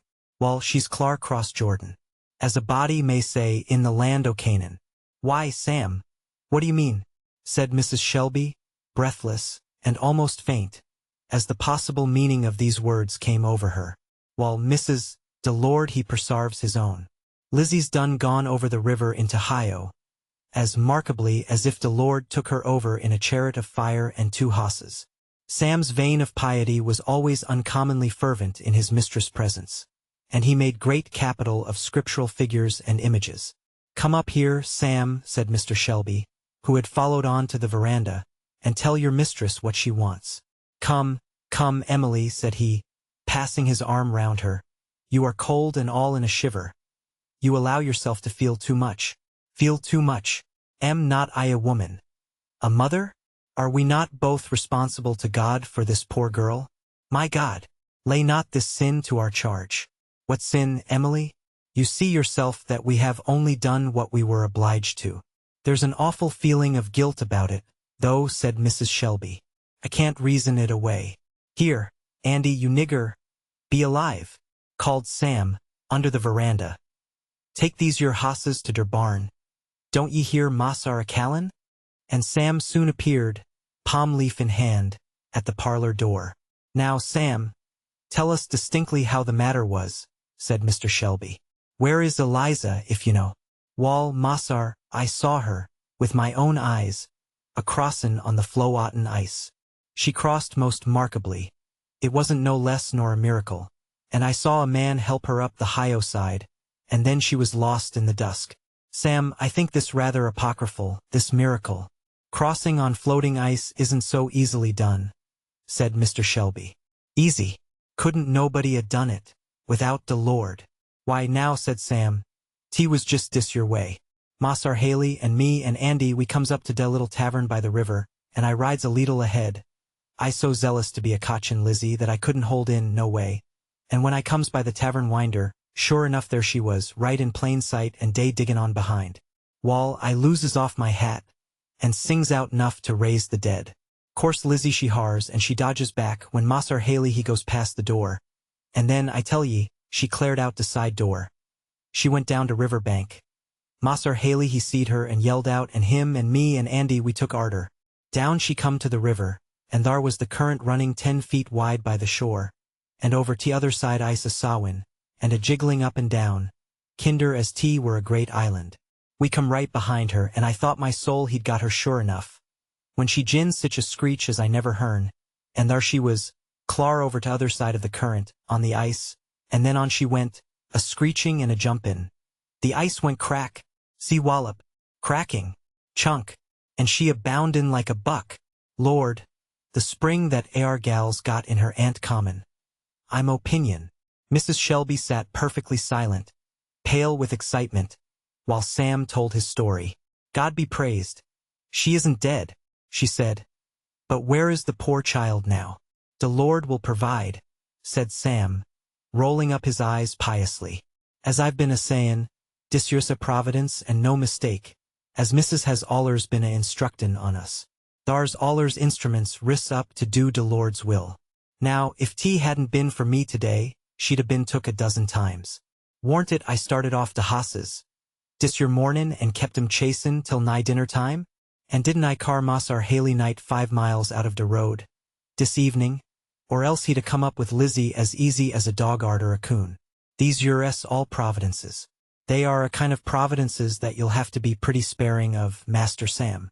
"I allow no such practices with gentlemen on my place," said Mr. Shelby, with as much sternness as he could command, under the circumstances. "Now, there is no more use in making believe be angry with a Negro than with a child. both instinctively see the true state of the case, through all attempts to effect the contrary. And Sam was in no wise disheartened by this rebuke, though he assumed an air of doleful gravity, and stood with the corners of his mouth lowered in most penitential style. "Mas are quite right. Quite. It was ugly on me. There's no disputin' that ar. And of course Mas are and Mrs. wouldn't encourage no such works. I'm sensible of dat ar. But a poor nigger like me's tempted to act ugly sometimes, when fellers will cut up such shines as dat ar Mas are Haley. He ain't no gentleman no way. Anybody's been raised as I've been can't help a seein' dat ar." "Well, Sam," said Mrs. Shelby, "as you appear to have a proper sense of your errors, you may go now and tell Aunt Chloe she may get you some of that cold ham that was left of dinner today. You and Andy must be hungry. Mrs. is a heap too good for us," said Sam, making his bow with alacrity, and departing. It will be perceived, as has been before intimated, that Master Sam had a native talent that might, undoubtedly, have raised him to eminence in political life. A talent of making capital out of everything that turned up, to be invested for his own especial praise and glory, and having done up his piety and humility, as he trusted, to the satisfaction of the parlor, he clapped his palm leaf on his head, with a sort of rakish, free and easy air, and proceeded to the dominions of Aunt Chloe, with the intention of flourishing largely in the kitchen. "I'll speechify these your niggers," said Sam to himself, "now I've got a chance. Lord, I'll reel it off to make 'em stare." It must be observed that one of Sam's especial delights had been to ride in attendance on his master to all kinds of political gatherings, where, roosted on some rail fence or perched aloft in some tree, he would sit watching the orators with the greatest apparent gusto, and then, descending among the various brethren of his own color, assembled on the same errand, he would edify and delight them with the most ludicrous burlesques and imitations, all delivered with the most imperturbable earnestness and solemnity, and though the auditors immediately about him were generally of his own color, it not infrequently happened that they were fringed pretty deeply with those of a fairer complexion, who listened, laughing and winking, to Sam's great self-congratulation. In fact, Sam considered oratory as his vocation, and never let slip an opportunity of magnifying his office. Now, between Sam and Aunt Chloe there had existed, from ancient times, a sort of chronic feud, or rather a decided coolness. But as Sam was meditating something in the provision department, as the necessary and obvious foundation of his operations, he determined on the present occasion to be eminently conciliatory, for he well knew that although Mrs. Orders would undoubtedly be followed to the letter, yet he should gain a considerable deal by enlisting the spirit also. He therefore appeared before Aunt Chloe with a touchingly subdued, resigned expression, like one who has suffered immeasurable hardships in behalf of a persecuted fellow creature. Enlarged upon the fact that Mrs. had directed him to come to Aunt Chloe for whatever might be wanting to make up the balance in his solids and fluids, and thus unequivocally acknowledged her right and supremacy in the cooking department, and all thereto pertaining, the thing took accordingly. No poor, simple, virtuous body was ever cajoled by the attentions of an electioneering politician with more ease than Aunt Chloe was won over by Master Sam's suavities. And if he had been the prodigal son himself, he could not have been overwhelmed with more maternal bountifulness. And he soon found himself seated, happy and glorious, over a large tin pan, containing a sort of olla podrida of all that had appeared on the table for 2 or 3 days past. Savory morsels of ham, golden blocks of corn cake, fragments of pie of every conceivable mathematical figure, chicken wings, gizzards and drumsticks, all appeared in picturesque confusion. And Sam, as monarch of all he surveyed, sat with his palm leaf cocked rejoicingly to one side, and patronizing Andy at his right hand. The kitchen was full of all his compeers, who had hurried and crowded in, from the various cabins, to hear the termination of the day's exploits. Now was Sam's hour of glory. The story of the day was rehearsed, with all kinds of ornament and varnishing which might be necessary to heighten its effect. For Sam, like some of our fashionable dilettanti, never allowed a story to lose any of its gilding by passing through his hands. Roars of laughter attended the narration, and were taken up and prolonged by all the smaller fry, who were lying, in any quantity, about on the floor, or perched in every corner. In the height of the uproar and laughter, Sam, however, preserved an immovable gravity, only from time to time rolling his eyes up, and giving his auditors divers inexpressibly droll glances, without departing from the sententious elevation of his oratory. "Yer see, fellow countrymen," said Sam, elevating a turkey's leg with energy, Yer see, now what dis your chilius up ter? For fendin' your all. Yes, all on yer. For him as tries to get one o' our people is as good as tryin' to get all. Yer see the principle is the same, dat ar's clar.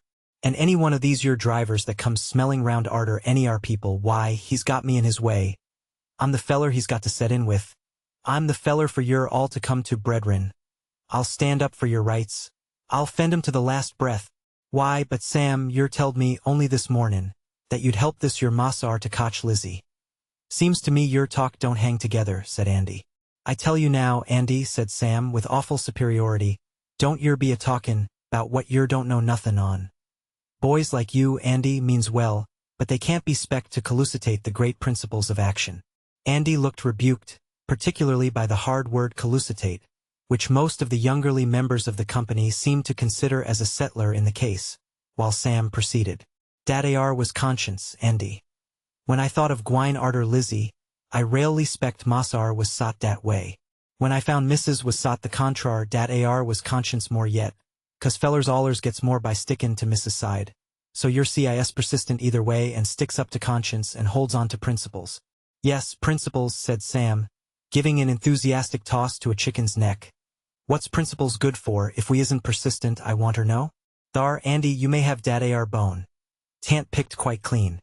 Sam's audience hanging on his words with open mouth. He could not but proceed. Dis your matter 'bout persistence, feller niggers, said Sam, with the air of one entering into an abstruse subject. Dis your sistency's a thing what ant seed into very clar, by most anybody. Now, yer see, when a feller stands up for a thing one day and night, de contrar de next, folks ses, and nat rally enough day ses. Why he ant persistent. Hand me dat ar bit of corn cake, Andy. But let's look inter it. I hope the gentlemen and der fair sex will scuse my usin' an ornary sort o' parison. Here, I'm a-trying to get top o' der hay. Wall, I puts up my larder dis your side. Tant no go. Den, 'cause I don't try dear no more, but puts my larder right to contrar side. And I persistent? I'm persistent in wantin' to get up which airy side my larder is. Don't you see, all on yer? It's the only thing ye ever was persistent in, Lord knows, muttered Aunt Chloe, who was getting rather restive, the merriment of the evening being to her somewhat after the scripture comparison. Like vinegar upon nitre. Yes, indeed, said Sam, rising, full of supper and glory, for a closing effort. Yes, my feller citizens and ladies of the other sex in general, I has principles. I'm proud to own 'em. They es perquisite to dece your times and ter all times. I has principles and I sticks to 'em like 40. Just anything that I thinks is principle I goes into tea. I wouldn't mind if day burnt me live. I'd walk right up to de stake, I would, and say, here I comes to shed my last blood fur my principles, fur my country, fur de genel interests of society. Well, said Aunt Chloe, one of your principles will have to be to get to bed some time tonight, and not be a-keepin' everybody up till mornin'. Now, every one of you young yunes that don't want to be cracked, had better be scase, mighty sudden. Niggers! All on yer, said Sam, waving his palm leaf with benignity. I give yer my blessin'. Go to bed now and be good boys. And, with this pathetic benediction, the assembly dispersed. Chapter 9. In which it appears that a senator is but a man. The light of the cheerful fire shone on the rug and carpet of a cozy parlor, and glittered on the sides of the teacups and well-brightened teapot, as Senator Byrd was drawing off his boots, preparatory to inserting his feet in a pair of new handsome slippers, which his wife had been working for him while away on his senatorial tour. Mrs. Byrd, looking the very picture of delight, was superintending the arrangements of the table, ever and anon mingling admonitory remarks to a number of frolicsome juveniles, who were effervescing in all those modes of untold gambol and mischief that have astonished mothers ever since the flood. Tom, let the doorknob alone. There's a man. Mary, don't pull the cat's tail. Poor pussy. Jim, you mustn't climb on that table. No. You don't know, my dear, what a surprise it is to us all to see you here tonight, said she at last when she found a space to say something to her husband. Yes, I thought I'd just make a run down, spend the night, and have a little comfort at home. I'm tired to death, and my head aches. Mrs. Byrd cast a glance at a camphor bottle, which stood in the half-open closet, and appeared to meditate an approach to it, but her husband interposed. No, no, Mary, no doctoring. A cup of your good hot tea, and some of our good home living is what I want. It's a tiresome business, this legislating. And the senator smiled, as if he rather liked the idea of considering himself a sacrifice to his country. Well, said his wife, after the business of the tea-table was getting rather slack, and what have they been doing in the Senate? Now, it was a very unusual thing for gentle little Mrs. Bird ever to trouble her head with what was going on in the House of the State, very wisely considering that she had enough to do to mind her own. Mr. Bird, therefore, opened his eyes in surprise and said, "Not very much of importance." "Well, but is it true that they have been passing a law forbidding people to give meat and drink to those poor colored folks that come along? I heard they were talking of some such law, but I didn't think any Christian legislature would pass it." "Why, Mary, you are getting to be a politician all at once." "No, nonsense. I wouldn't give a fig for all your politics, generally, but I think this is something downright cruel and unchristian. I hope, my dear, no such law has been passed." "There has been a law passed forbidding people to help off the slaves that come over from Kentucky, my dear. So much of that thing has been done by these reckless abolitionists, that our brethren in Kentucky are very strongly excited, and it seems necessary, and no more than Christian and kind, that something should be done by our state to quiet the excitement." "And what is the law? It don't forbid us to shelter those poor creatures a night, does it, and to give 'em something comfortable to eat, and a few old clothes, and send them quietly about their business? Why, yes, my dear, that would be aiding and abetting, you know." Mrs. Bird was a timid, blushing little woman, of about 4 feet in height, and with mild blue eyes, and a peach-blow complexion, and the gentlest, sweetest voice in the world. As for courage, a moderate-sized cock-turkey had been known to put her to rout at the very first gobble, and a stout house-dog of moderate capacity would bring her into subjection merely by a show of his teeth. Her husband and children were her entire world, and in these she ruled more by entreaty and persuasion than by command or argument. There was only one thing that was capable of arousing her, and that provocation came in on the side of her unusually gentle and sympathetic nature. Anything in the shape of cruelty would throw her into a passion, which was the more alarming and inexplicable in proportion to the general softness of her nature. Generally the most indulgent and easy to be entreated of all mothers, still her boys had a very reverent remembrance of a most vehement chastisement she once bestowed on them, because she found them leagued with several graceless boys of the neighborhood, stoning a defenseless kitten. "I'll tell you what Master Bill used to say, I was scared that time. Mother came at me so that I thought she was crazy, and I was whipped and tumbled off to bed without any supper, before I could get over wondering what had come about. And after that I heard Mother crying outside the door, which made me feel worse than all the rest. I'll tell you what, he'd say, we boys never stoned another kitten." On the present occasion, Mrs. Bird rose quickly, with very red cheeks, which quite improved her general appearance, and walked up to her husband, with quite a resolute air, and said, in a determined tone, "Now, John, I want to know if you think such a law as that is right and Christian. You won't shoot me now, Mary, if I say I do. I never could have thought it of you, John. You didn't vote for it? Even so, my fair politician. You ought to be ashamed, John. Poor, homeless, houseless creatures. It's a shameful, wicked, abominable law, and I'll break it. For one, the first time I get a chance. And I hope I shall have a chance, I do. Things have got to a pretty pass. If a woman can't give a warm supper and a bed to poor, starving creatures, just because they are slaves and have been abused and oppressed all their lives, poor things. But, Mary, just listen to me. Your feelings are all quite right, dear, and interesting, and I love you for them. But then, dear, we mustn't suffer our feelings to run away with our judgment.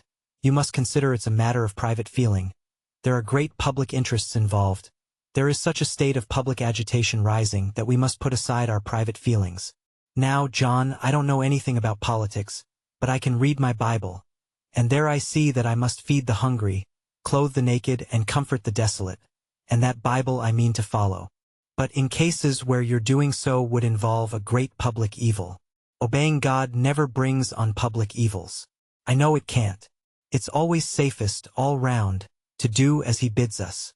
Now, listen to me, Mary, and I can state to you a very clear argument to show. Oh, nonsense, John. You can talk all night, but you wouldn't do it.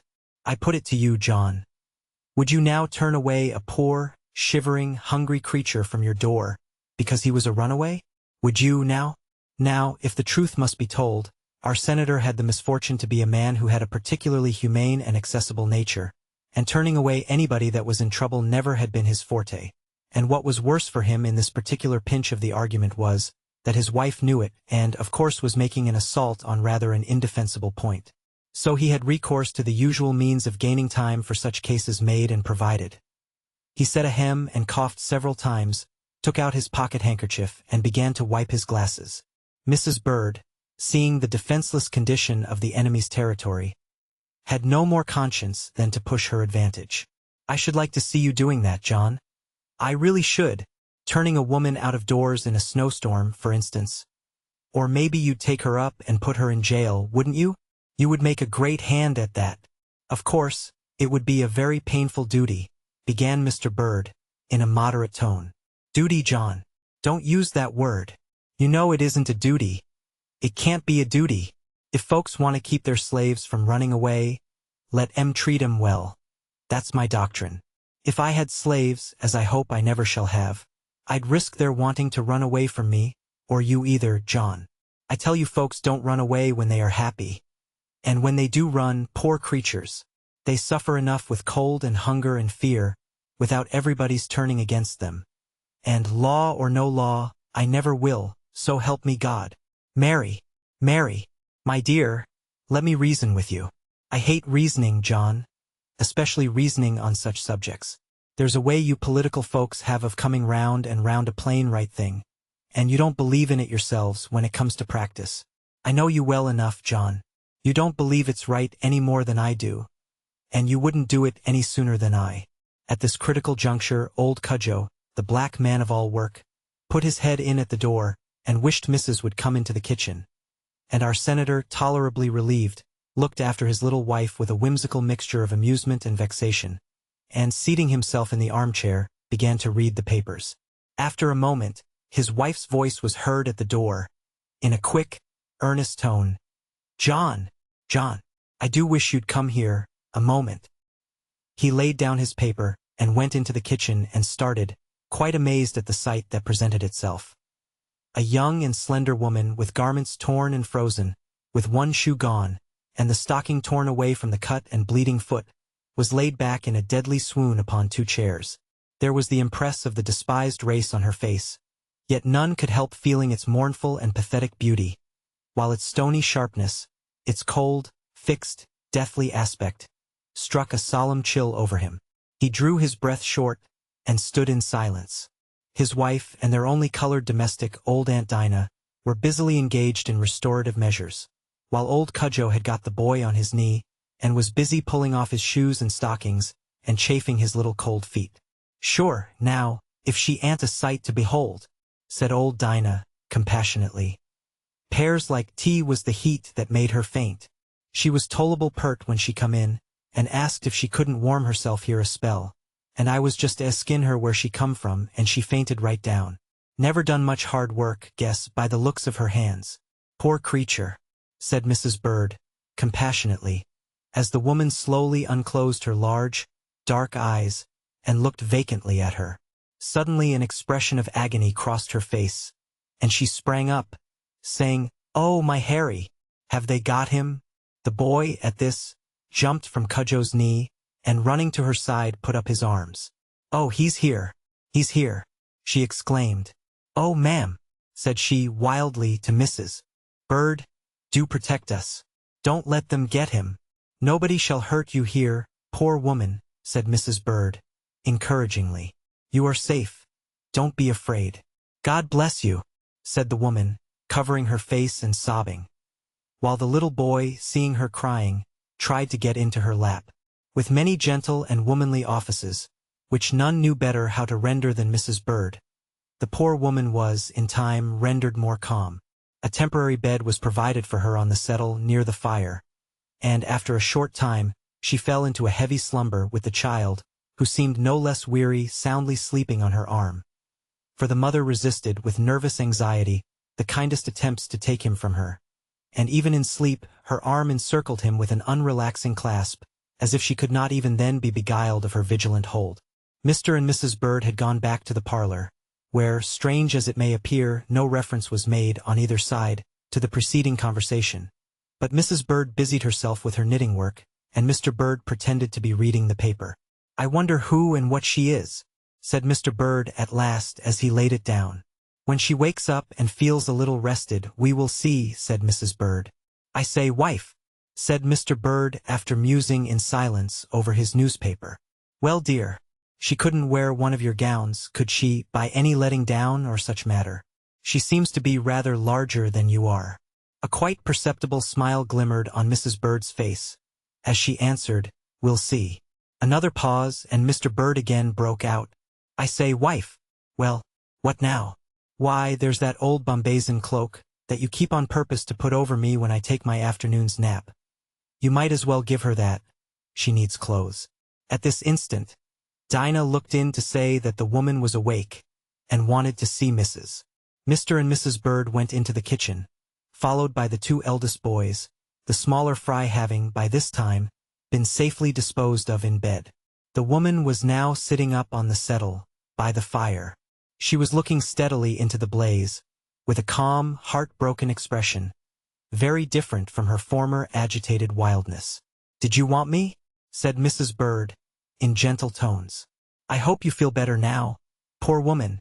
A long-drawn, shivering sigh was the only answer, but she lifted her dark eyes, and fixed them on her with such a forlorn and imploring expression, that the tears came into the little woman's eyes. "You needn't be afraid of anything.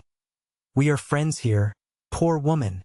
Tell me where you came from and what you want," said she. "I came from Kentucky," said the woman. "When?" said Mr. Bird, taking up the interrogatory. "Tonight." "How did you come?" "I crossed on the ice." "Crossed on the ice," said every one present. "Yes," said the woman slowly, "I did. God helping me, I crossed on the ice, for they were behind me, right behind, and there was no other way." "Law, Mrs.," said Cudjoe, "the ice is all in broken-up blocks, a swinging and a teetering up and down in the water. I know it," said she wildly. "But I did it. I wouldn't have thought I could. I didn't think I should get over, but I didn't care. I could but die if I didn't. The Lord helped me. Nobody knows how much the Lord can help 'em, till they try," said the woman with a flashing eye. "Were you a slave?" said Mr. Bird. "Yes, sir. I belonged to a man in Kentucky." "Was he unkind to you?"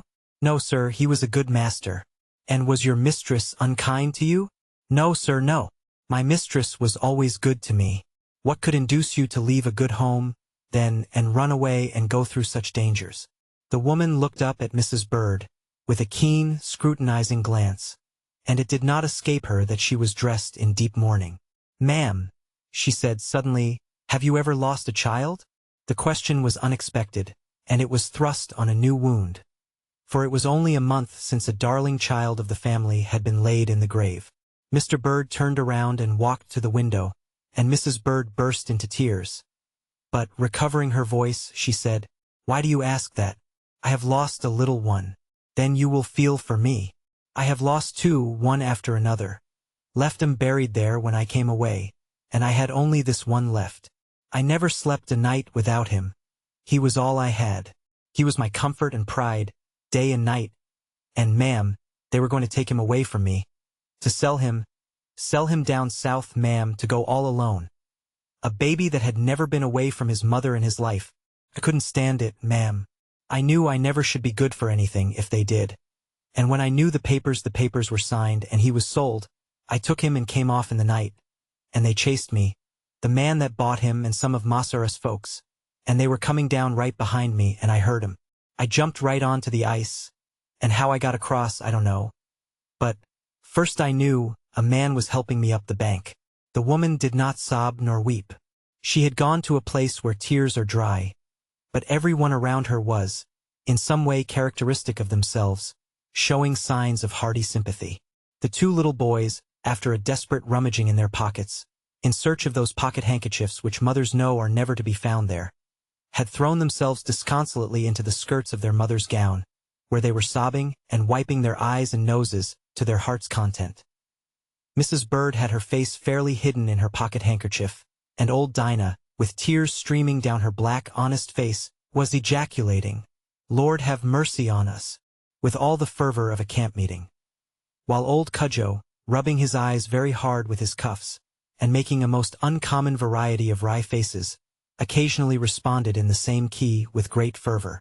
Our senator was a statesman, and of course could not be expected to cry like other mortals, and so he turned his back to the company, and looked out of the window, and seemed particularly busy in clearing his throat and wiping his spectacle glasses, occasionally blowing his nose in a manner that was calculated to excite suspicion, had anyone been in a state to observe critically. "How came you to tell me you had a kind master?" he suddenly exclaimed, gulping down very resolutely some kind of rising in his throat, and turning suddenly round upon the woman. "Because he was a kind master. I'll say that of him, anyway. And my mistress was kind, but they couldn't help themselves. They were owing money, and there was some way, I can't tell how, that a man had a hold on them, and they were obliged to give him his will. I listened and heard him telling mistress that, and she begging and pleading for me, and he told her he couldn't help himself and that the papers were all drawn. And then it was I took him and left my home and came away. I knew tea was no use of my trying to live, if they did it. For tea pairs like this child is all I have." "Have you no husband?" "Yes, but he belongs to another man. His master is real hard to him, and won't let him come to see me hardly ever. And he's grown harder and harder upon us, and he threatens to sell him down south. It's like I'll never see him again." The quiet tone in which the woman pronounced these words might have led a superficial observer to think that she was entirely apathetic. But there was a calm, settled depth of anguish in her large, dark eye that spoke of something far otherwise. "And where do you mean to go, my poor woman?" said Mrs. Bird. "To Canada, if I only knew where that was." "Is it very far off, is Canada?" said she, looking up with a simple, confiding air to Mrs. Bird's face. "Poor thing," said Mrs. Bird, involuntarily. "Is tea a very great way off, think?" said the woman earnestly. "Much further than you think." "Poor child," said Mrs. Bird. "But we will try to think what can be done for you. Here, Dinah, make her up a bed in your own room, close by the kitchen, and I'll think what to do for her in the morning. Meanwhile, never fear, poor woman. Put your trust in God. He will protect you." Mrs. Bird and her husband re-entered the parlor. She sat down in her little rocking chair before the fire, swaying thoughtfully to and fro. Mr. Bird strode up and down the room, grumbling to himself, "Pish! Pshaw! Confounded awkward business." At length, striding up to his wife, he said, "I say, wife, she'll have to get away from here, this very night. That fellow will be down on the scent bright and early tomorrow morning. If tea was only the woman, she could lie quiet till it was over. But that little chap can't be kept still by a troop of horse and foot, I'll warrant me. He'll bring it all out, popping his head out of some window or door. A pretty kettle of fish it would be for me, too, to be caught with them both here, just now. No, they'll have to be got off tonight." "Tonight? How is it possible?" "Where to?" "Well, I know pretty well where to," said the senator, beginning to put on his boots with a reflective air, and stopping when his leg was half in, he embraced his knee with both hands, and seemed to go off in deep meditation. "It's a confounded awkward, ugly business," said he at last, beginning to tug at his bootstraps again, "and that's a fact." After one boot was fairly on, the senator sat with the other in his hand, profoundly studying the figure of the carpet. "It will have to be done, though, for aught I see. Hang it all!" And he drew the other boot anxiously on, and looked out of the window. Now, little Mrs. Bird was a discreet woman. A woman who never in her life said, "I told you so," and on the present occasion, though pretty well aware of the shape her husband's meditations were taking, she very prudently forbore to meddle with them, only sat very quietly in her chair, and looked quite ready to hear her liege lord's intentions, when he should think proper to utter them. "You see," he said, "there's my old client, Van Tromp, has come over from Kentucky and set all his slaves free, and he has bought a place 7 miles up the creek, here, back in the woods, where nobody goes unless they go on purpose, and it's a place that isn't found in a hurry. There she'd be safe enough. But the plague of the thing is, nobody could drive a carriage there tonight, but me.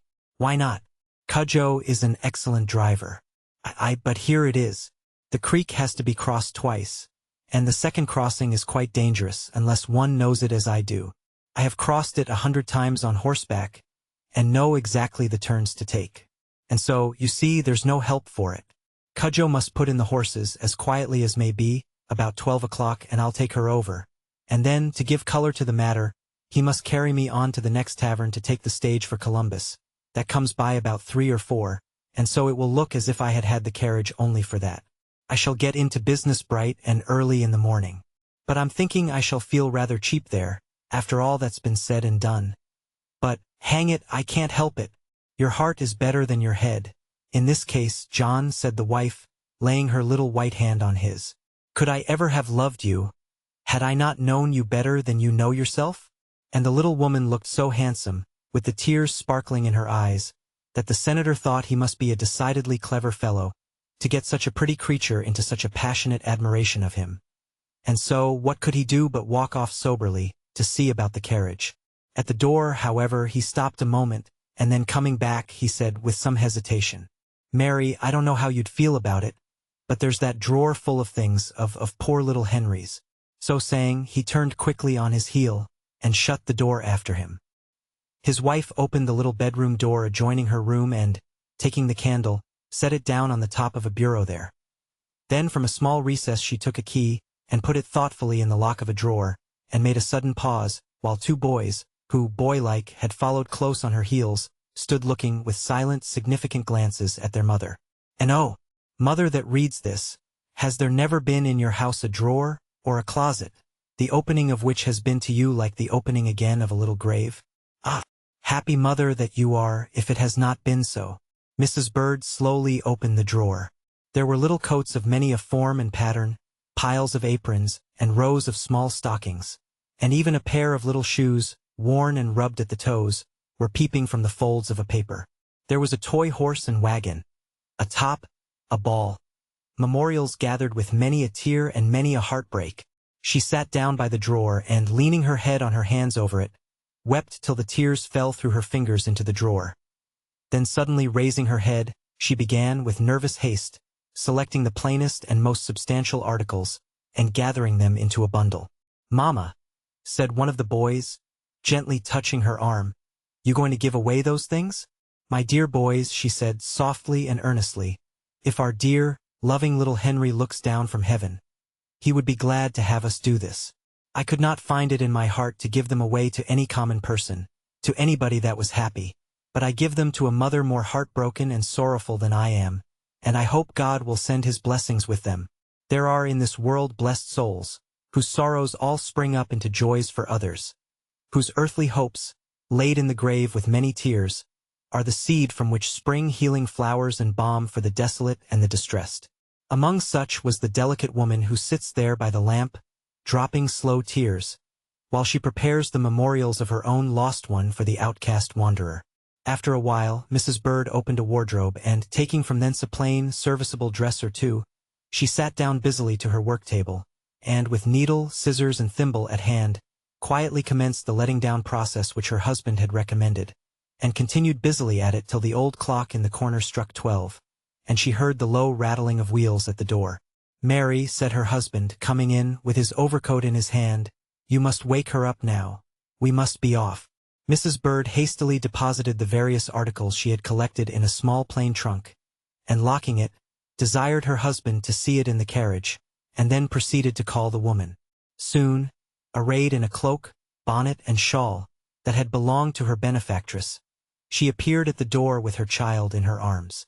Mr. Bird hurried her into the carriage, and Mrs. Bird pressed on after her to the carriage steps.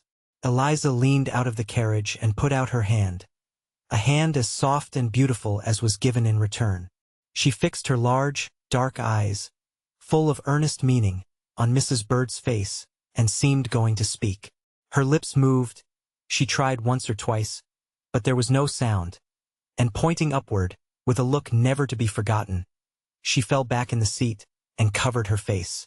The door was shut, and the carriage drove on. What a situation, now, for a patriotic senator, that had been all the week before spurring up the legislature of his native state to pass more stringent resolutions against escaping fugitives, their harborers and abettors.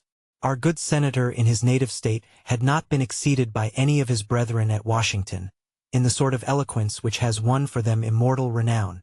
How sublimely he had sat with his hands in his pockets, and scouted all sentimental weakness of those who would put the welfare of a few miserable fugitives before great state interests. He was as bold as a lion about it, and mightily convinced not only himself but everybody that heard him. But then his idea of a fugitive was only an idea of the letters that spell the word, or at the most, the image of a little newspaper picture of a man with a stick and bundle with ran away from the subscriber under it. The magic of the real presence of distress. The imploring human eye, the frail, trembling human hand, the despairing appeal of helpless agony. These he had never tried. He had never thought that a fugitive might be a hapless mother, a defenseless child, like that one which was now wearing his lost boy's little well-known cap. And so, as our poor senator was not stone or steel, as he was a man and a downright noble-hearted one too, he was, as everybody must see, in a sad case for his patriotism. And you need not exult over him, good brother of the Southern States, for we have some inklings that many of you, under similar circumstances, would not do much better. We have reason to know, in Kentucky as in Mississippi, are noble and generous hearts, to whom never was tale of suffering told in vain. Ah, good brother, is it fair for you to expect of U.S. services which your own brave, honorable heart would not allow you to render, were you in our place? Be that as it may, if our good senator was a political sinner, he was in a fair way to expiate it by his night's penance. There had been a long continuous period of rainy weather, and the soft, rich earth of Ohio, as everyone knows, is admirably suited to the manufacture of mud, and the road was an Ohio railroad of the good old times. And pray, what sort of a road may that be? Says some Eastern traveler who has been accustomed to connect no ideas with a railroad, but those of smoothness or speed. Know, then, innocent Eastern friend, that in benighted regions of the West, where the mud is of unfathomable and sublime depth, roads are made of round rough logs, arranged transversely side by side, and coated over in their pristine freshness with earth, turf, and whatsoever may come to hand, and then the rejoicing native calleth it a road, and straightway essayeth to ride thereupon. In process of time, the rains wash off all the turf and grass aforesaid, move the logs hither and thither, in picturesque positions, up, down, and crosswise, with divers chasms and ruts of black mud intervening. Over such a road as this our senator went stumbling along, making moral reflections as continuously as under the circumstances could be expected. The carriage proceeding along much as follows. Bump, bump, bump, slush, down in the mud. The senator, woman, and child, reversing their positions so suddenly as to come, without any very accurate adjustment, against the windows of the downhill side. Carriage sticks fast, while Cudjoe on the outside is heard making a great muster among the horses. After various ineffectual pullings and twitchings, just as the senator is losing all patience, the carriage suddenly rights itself with a bounce. Two front wheels go down into another abyss, and senator, woman, and child all tumble promiscuously on to the front seat. Senator's hat is jammed over his eyes and nose quite unceremoniously, and he considers himself fairly extinguished. Child cries, and Cudjoe on the outside delivers animated addresses to the horses, who are kicking and floundering, and straining under repeated cracks of the whip. Carriage springs up with another bounce. Down go the hind wheels, senator, woman, and child fly over on to the back seat, his elbows encountering her bonnet, and both her feet being jammed into his hat, which flies off in the concussion. After a few moments the slough is passed, and the horses stop panting. The senator finds his hat, the woman straightens her bonnet and hushes her child, and they brace themselves for what is yet to come. For a while only the continuous bump, bump, intermingled, just by way of variety, with diverse side plunges and compound shakes, and they begin to flatter themselves that they are not so badly off after all. At last, with a square plunge, which puts all on to their feet and then down into their seats with incredible quickness, the carriage stops, and, after much outside commotion, Cudjoe appears at the door. Please, sir, it's powerful bad spot this year. I don't know how we's to get Clar out. I'm a-thinkin' we'll have to be a-gettin' rails. The senator despairingly steps out, picking gingerly for some firm foothold. Down goes 1 foot an immeasurable depth. He tries to pull it up, loses his balance, and tumbles over into the mud, and is fished out in a very despairing condition by Cudjoe. But we forbear, out of sympathy to our readers' bones. Western travelers, who have beguiled the midnight hour in the interesting process of pulling down rail fences, to pry their carriages out of mud holes, will have a respectful and mournful sympathy with our unfortunate hero. We beg them to drop a silent tear and pass on. It was full late in the night when the carriage emerged, dripping and bespattered, out of the creek, and stood at the door of a large farmhouse. It took no inconsiderable perseverance to arouse the inmates, but at last the respectable proprietor appeared, and undid the door. He was a great, tall, bristling Orson of a fellow, full 6 feet and some inches in his stockings, and arrayed in a red flannel hunting shirt. A very heavy mat of sandy hair, in a decidedly tousled condition, and a beard of some days' growth, gave the worthy man an appearance, to say the least, not particularly prepossessing. He stood for a few minutes holding the candle aloft, and blinking on our travelers with a dismal and mystified expression that was truly ludicrous. It cost some effort of our senator to induce him to comprehend the case fully, and while he is doing his best at that, we shall give him a little introduction to our readers. Honest old John Van Tromp was once quite a considerable landowner and slave owner in the state of Kentucky. Having nothing of the bear about him but the skin, and being gifted by nature with a great, honest, just heart, quite equal to his gigantic frame, he had been for some years witnessing with repressed uneasiness the workings of a system equally bad for oppressor and oppressed. At last, one day, John's great heart had swelled altogether too big to wear his bonds any longer. So he just took his pocketbook out of his desk and went over into Ohio and bought a quarter of a township of good, rich land, made out free papers for all his people, men, women, and children, packed them up in wagons and sent them off to settle down, and then honest John turned his face up the creek and sat quietly down on a snug, retired farm to enjoy his conscience and his reflections. "Are you the man that will shelter a poor woman and child from slave-catchers?" said the senator explicitly. "I rather think I am," said honest John with some considerable emphasis. "I thought so," said the senator. "If there's anybody comes," said the good man, stretching his tall, muscular form upward, "why here I'm ready for him. And I've got 7 sons, each 6 foot high, and they'll be ready for him." "Give our respects to him," said John. "Tell him it's no matter how soon they call." "Make no kinder difference to us," said John, running his fingers through the shock of hair that thatched his head, and bursting out into a great laugh. Weary, jaded, and spiritless, Eliza dragged herself up to the door, with her child lying in a heavy sleep on her arm. The rough man held the candle to her face, and uttering a kind of compassionate grunt, opened the door of a small bedroom adjoining to the large kitchen where they were standing, and motioned her to go in. He took down a candle, and lighting it, set it upon the table, and then addressed himself to Eliza. "Now, I say, gal, you needn't be a bit afeard, let who will come here.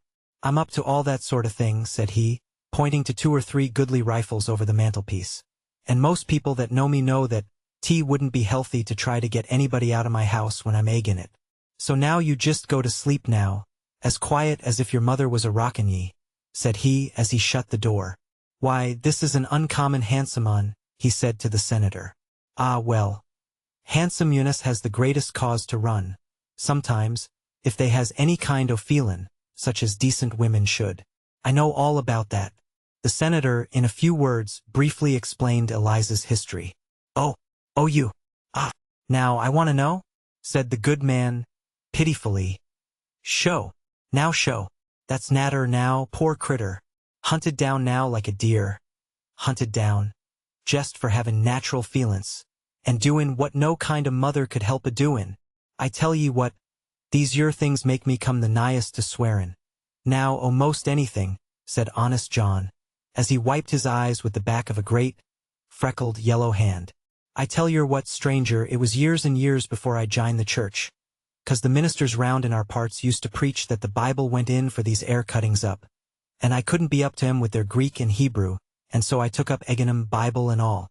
I never jined the church till I found a minister that was up to 'em all in Greek and all that, and he said right the contrary, and then I took right hold and jined the church.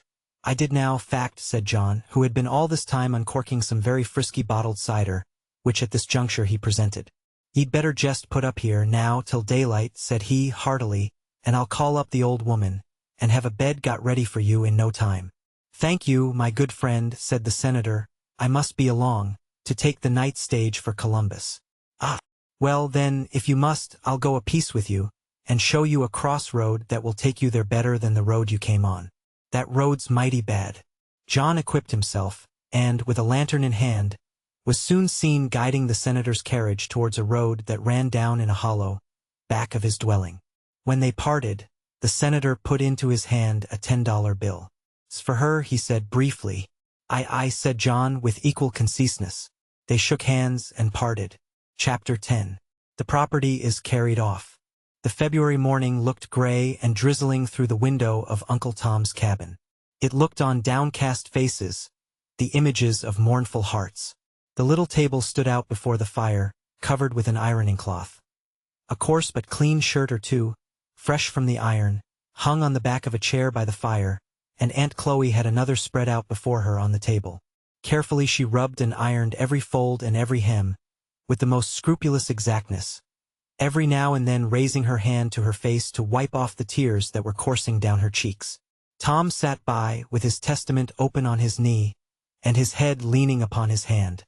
But neither spoke. It was yet early, and the children lay all asleep together in their little rude trundle bed. Tom, who had, to the full, the gentle, domestic heart, which woe for them, has been a peculiar characteristic of his unhappy race, got up and walked silently to look at his children. "This the last time," he said. Aunt Chloe did not answer, only rubbed away over and over on the coarse shirt, already as smooth as hands could make it, and finally setting her iron suddenly down with a despairing plunge, she sat down to the table and lifted up her voice and wept. "S'pose we must be resigned. But oh Lord, how can I? If I knowed anything war you goin', or how they'd survey you. Missus says she'll try and deem ye in a year or two. But lor, nobody never comes up that goes down thar. They kills 'em. I've hearn 'em tell how dey works 'em up on dem AR plantations. There'll be the same God there, Chloe, that there is here." "Well," said Aunt Chloe, "S'pose dear will. But the Lord lets drefful things happen, sometimes. I don't seem to get no comfort dat way." "I'm in the Lord's hands," said Tom. "Nothin' can go no furder than he lets it. And thar's one thing I can thank him for. It's me that's sold and going down, and not you ner the chielin. Here you're safe. What comes will come only on me, and the Lord, he'll help me. I know he will.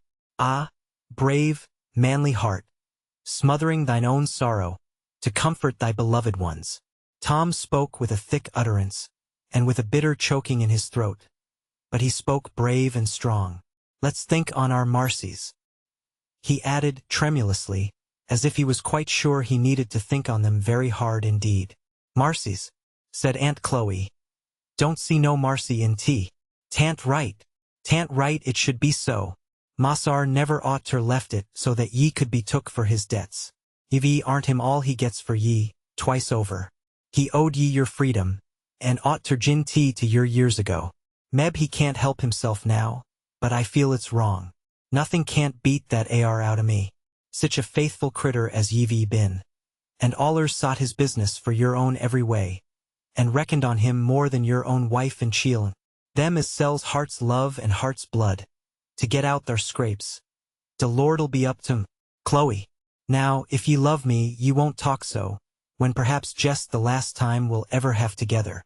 And I'll tell ye, Chloe, it goes agin me to hear one word agin Massar. Want he put in my arms a baby? It's natter I should think a heap of him, and he couldn't be spect to think so much of poor Tom.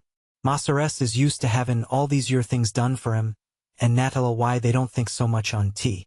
They can't be spect to, no way, set him 'longside of other Massaress, who's had the treatment and livin' I've had. And he never would have let this year come on me, if he could have seed it aforehand. I know he wouldn't. Wall, anyway, thar's wrong about it somewhere," said Aunt Chloe, in whom a stubborn sense of justice was a predominant trait. "I can't jest make out whar 'tis is, but thar's wrong somewhere, I'm clar o' that. Yer ought ter look up to the Lord above. He's above all. There don't a sparrow fall without him." "It don't seem to comfort me, but I spect it ortair," said Aunt Chloe. "But dar's no use talkin'. I'll jest wet up de corn cake, and get ye one good breakfast, 'cause nobody knows when you'll get another." In order to appreciate the sufferings of the Negroes sold South, It must be remembered that all the instinctive affections of that race are peculiarly strong. Their local attachments are very abiding. They are not naturally daring and enterprising, but home-loving and affectionate. Add to this all the terrors with which ignorance invests the unknown, and add to this, again, that selling to the South is set before the Negro from childhood as the last severity of punishment. The threat that terrifies more than whipping or torture of any kind is the threat of being sent down river. We have ourselves heard this feeling expressed by them, and seen the unaffected horror with which they will sit in their gossiping hours, and tell frightful stories of that down river, which to them is that undiscovered country, from whose bourne no traveler returns. A slightly inaccurate quotation from Hamlet, Act 3, Scene I, lines 369 to 370. A missionary figure among the fugitives in Canada told us that many of the fugitives confessed themselves to have escaped from comparatively kind masters, and that they were induced to brave the perils of escape in almost every case by the desperate horror with which they regarded being sold south. A doom which was hanging either over themselves or their husbands, their wives or children. This nerves the African, naturally patient, timid and unenterprising, with heroic courage, and leads him to suffer hunger, cold, pain, the perils of the wilderness, and the more dread penalties of recapture. The simple morning meal now smoked on the table, for Mrs. Shelby had excused Aunt Chloe's attendance at the great house that morning. The poor soul had expended all her little energies on this farewell feast, had killed and dressed her choicest chicken, and prepared her corn cake with scrupulous exactness, just to her husband's taste, and brought out certain mysterious jars on the mantelpiece, some preserves that were never produced except on extreme occasions. "Lor, Pete," said Mose, triumphantly, "haunt we got a buster of a breakfast," at the same time catching at a fragment of the chicken. Aunt Chloe gave him a sudden box on the ear. "Dar now, crowing over the last breakfast your poor daddy's gwine to have to home." "Oh, Chloe," said Tom gently. "Wall, I can't help it," said Aunt Chloe, hiding her face in her apron. "I is so tossed about it, it makes me act ugly." The boys stood quite still, looking first at their father and then at their mother, while the baby, climbing up her clothes, began an imperious, commanding cry. "Thar," said Aunt Chloe, wiping her eyes and taking up the baby. "Now I's done, I hope. Now do eat something. This yer's my nicest chicken. Thar, boys, ye shall have some. Poor critters, your mammy's been cross to yer." The boys needed no second invitation, and went in with great zeal for the eatables. And it was well they did so, as otherwise there would have been very little performed to any purpose by the party. "Now," said Aunt Chloe, bustling about after breakfast, "I must put up your clothes. Just like as not, he'll take 'em all away. I know their ways. Mean as dirt, they is. Wall, now, your flannels for Ramadas is in this corner. So be careful, 'cause there won't nobody make ye no more. Then here's your old shirts, and these yer is new ones. I towed off these your stockings last night, and put de ball in 'em to mend with. But lor, who'll ever mend for ye?" And Aunt Chloe, again overcome, laid her head on the box side and sobbed. "To think on no critter to do for ye, sick or well. I don't railly think I ought to be good now." The boys, having eaten everything there was on the breakfast table, began now to take some thought of the case, and seeing their mother crying, and their father looking very sad, began to whimper and put their hands to their eyes.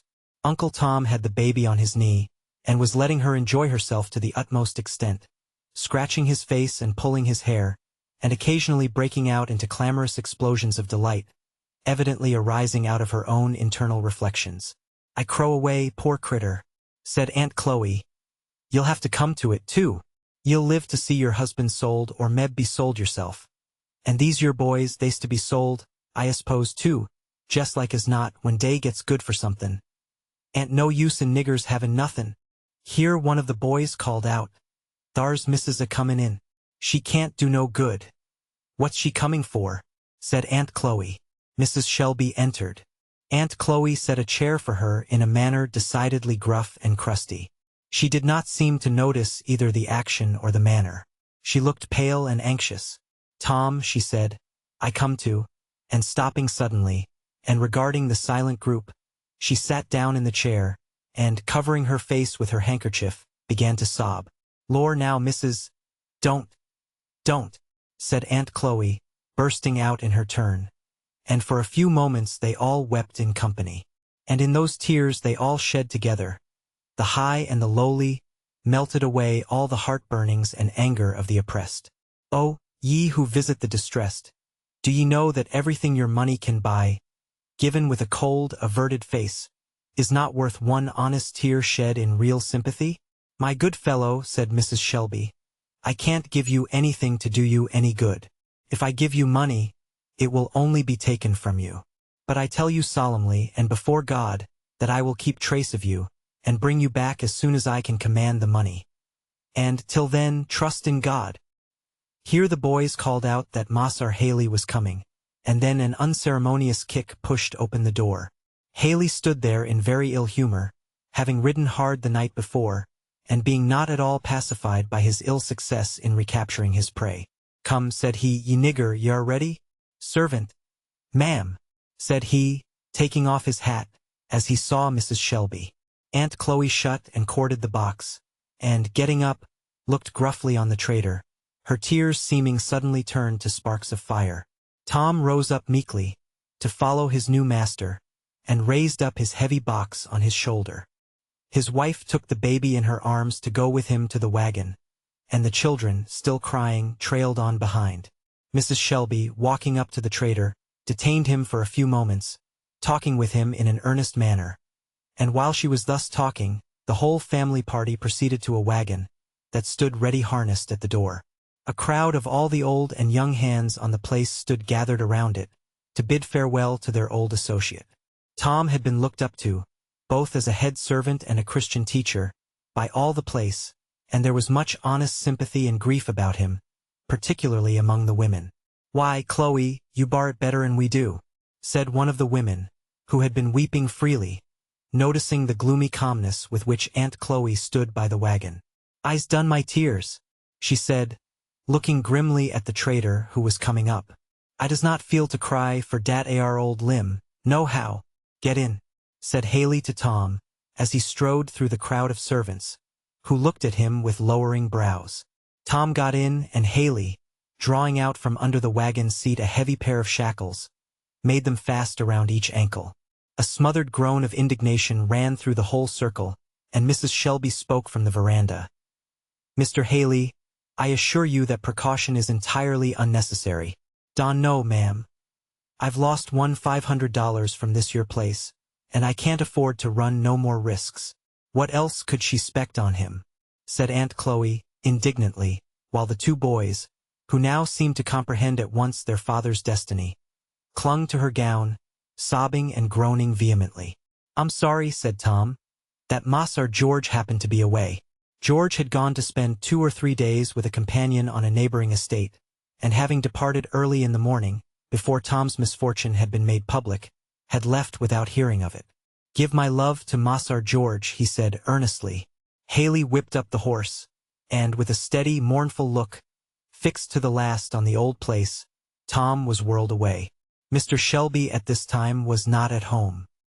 He had sold Tom under the spur of a driving necessity to get out of the power of a man whom he dreaded, and his first feeling after the consummation of the bargain had been that of relief. But his wife's expostulations awoke his half-slumbering regrets, and Tom's manly disinterestedness increased the unpleasantness of his feelings. It was in vain that he said to himself that he had a right to do it, that everybody did it, and that some did it without even the excuse of necessity. He could not satisfy his own feelings, and that he might not witness the unpleasant scenes of the consummation, he had gone on a short business tour up the country, hoping that all would be over before he returned. Tom and Haley rattled on along the dusty road, whirling past every old familiar spot, until the bounds of the estate were fairly passed, and they found themselves out on the open pike. After they had ridden about a mile, Haley suddenly drew up at the door of a blacksmith's shop, when, taking out with him a pair of handcuffs, he stepped into the shop, to have a little alteration in them. These yere's a little too small for his build, said Haley, showing the fetters and pointing out to Tom. Lor! Now, if thar Aunt Shelby's Tom, he ha'n't sold him, now? Said the smith. Yes, he has, said Haley. Now, ye don't. Well, really, said the smith, who'd have thought it? Why, ye needn't go to fetterin' him up this your way. He's the faithfulest, best critter. Yes, yes, said Haley. But your good fellers are just the critters to want to run off. Them stupid ones as doesn't care where they go, and shiftless, drunken ones as don't care for nothin'. They'll stick by, and like as not be rather pleased to be toted round. But these your prime fellers, they hates it like sin. No way but to fetter 'em. Got legs? They'll use 'em. No mistake. Well, said the smith, feeling among his tools, them plantations down thar, stranger, ain't just the place a Kentuck nigger wants to go to. They dies their tollable fast, don't they? Well, yes, tollable fast, their dying is, what with the climating and one thing and another, they dies so as to keep the market up pretty brisk, said Haley. Well, now, a feller can't help thinkin' it's a mighty pity to have a nice, quiet, likely feller as good on as Tom is go down to be fairly ground up on one of them AR sugar plantations. Well, he's got a FAR chance. I promised to do well by him. I'll get him in house servant in some good old family, and then, if he stands the fever and climating, he'll have a berth good as any nigger ought ter ask for. He leaves his wife and child'n up here, I s'pose? Yes. But he'll get another thar. Lord, thar's women enough everywhere, said Haley. Tom was sitting very mournfully on the outside of the shop while this conversation was going on. Suddenly he heard the quick, short click of a horse's hoof behind him, and before he could fairly awake from his surprise, young Master George sprang into the wagon, threw his arms tumultuously round his neck, and was sobbing and scolding with energy. I declare, it's real mean. I don't care what they say, any of 'em. It's a nasty, mean shame. If I was a man, they shouldn't do it. They should not, so, said George with a kind of subdued howl. Oh, Massar George, this does me good, said Tom. I couldn't bar to go off without seein' ye. It does me real good, ye can't tell. Here Tom made some movement of his feet, and George's eye fell on the fetters. What a shame, he exclaimed, lifting his hands. I'll knock that old fellow down. I will. No, you won't, Massar George, and you must not talk so loud. It won't help me any to anger him. Well, I won't then for your sake. But only to think of it. Isn't it a shame? They never sent for me nor sent me any word, and if it hadn't been for Tom Lincoln, I shouldn't have heard it. I tell you, I blew 'em up well, all of 'em at home. That AR wasn't right. I'm feared, Massar George. Can't help it. I say it's a shame. Look here, Uncle Tom, said he, turning his back to the shop, and speaking in a mysterious tone. I've brought you my $1. Oh, I couldn't think o' takin' on tea, Massar George. No ways in the world, said Tom, quite moved. But you shall take it, said George. Look here, I told Aunt Chloe I'd do it, and she advised me just to make a hole in it and put a string through so you could hang it round your neck and keep it out of sight. Else this mean scamp would take it away. I tell ye, Tom, I want to blow him up. It would do me good. No, don't, Massar George, for it won't do me any good. Well, I won't, for your sake, said George, busily tying his $1 round Tom's neck. But there, now, button your coat tight over it and keep it, and remember every time you see it, that I'll come down after you and bring you back. Aunt Chloe and I have been talking about it. I told her not to fear. I'll see to it, and I'll tease father's life out if he don't do it. Oh, Massar George, ye mustn't talk so 'bout your father. Lor, Uncle Tom, I don't mean anything bad. And now, Massar George, said Tom, ye must be a good boy. 'Member how many hearts is sot on ye. Allies keep close to your mother. Don't be gettin' into any of them foolish ways boys has of gettin' too big to mind their mothers. Tell ye what, Massar George, the Lord gives good many things twice over, but he don't give ye a mother but once.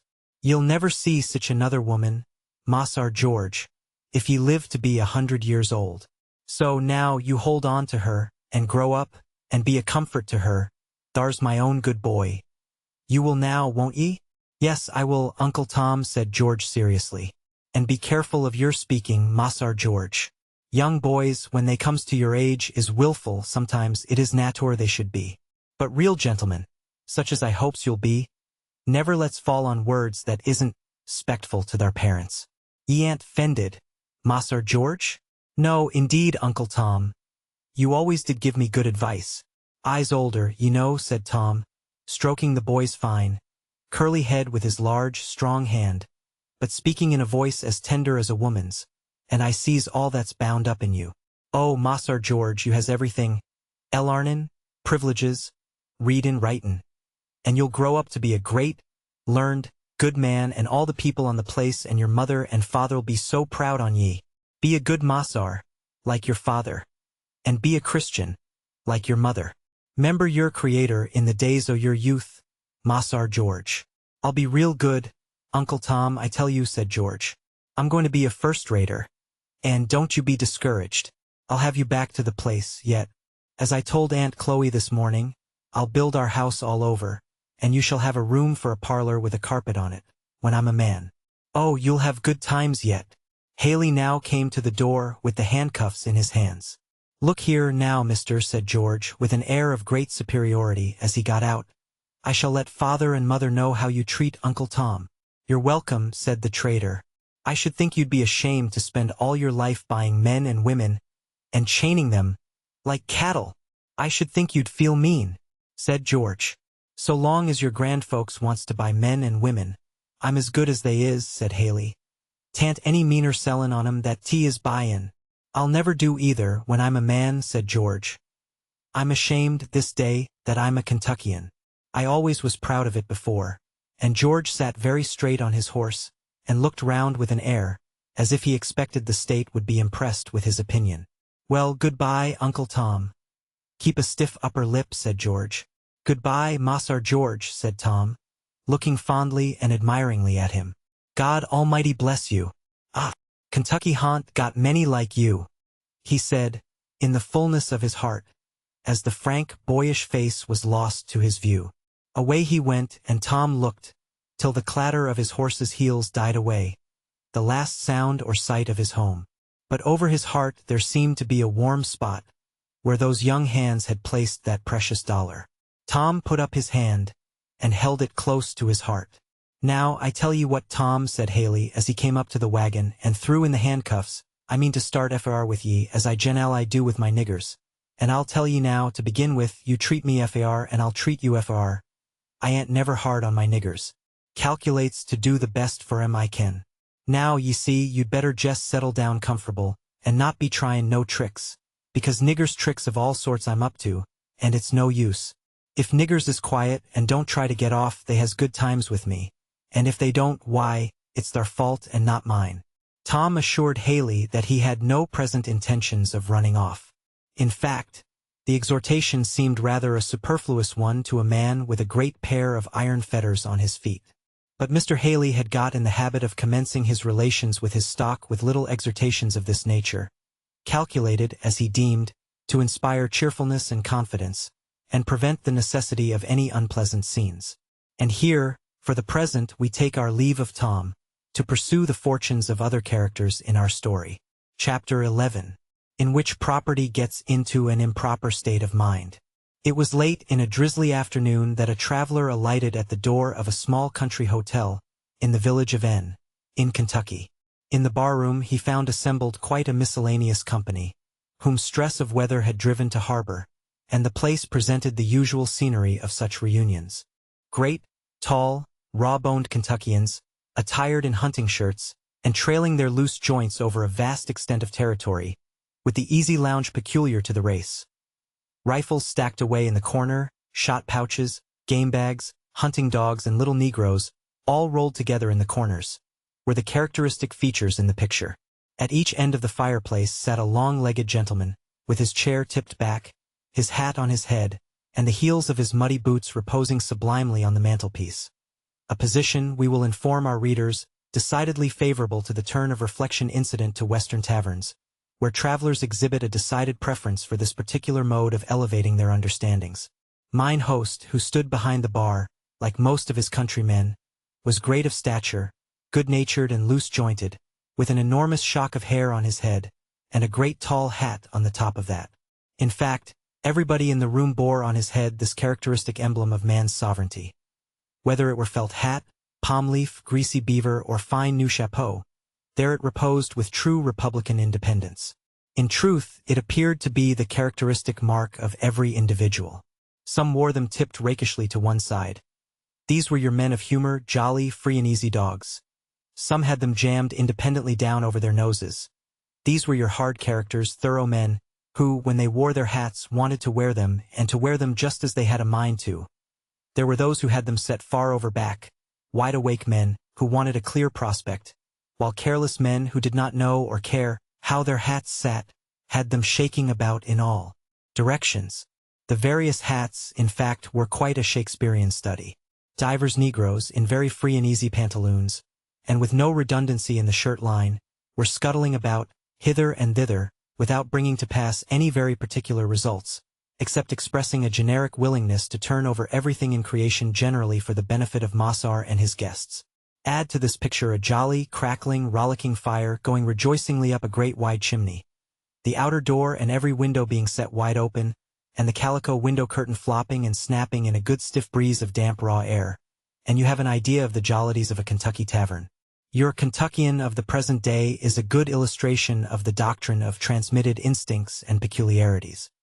His fathers were mighty hunters, men who lived in the woods and slept under the free, open heavens, with the stars to hold their candles, and their descendant to this day always acts as if the house were his camp, wears his hat at all hours, tumbles himself about, and puts his heels on the tops of chairs or mantelpieces, just as his father rolled on the green sward, and put his upon trees and logs, keeps all the windows and doors open, winter and summer, that he may get air enough for his great lungs, calls everybody stranger with nonchalant bonhomie, and is altogether the frankest, easiest, most jovial creature living.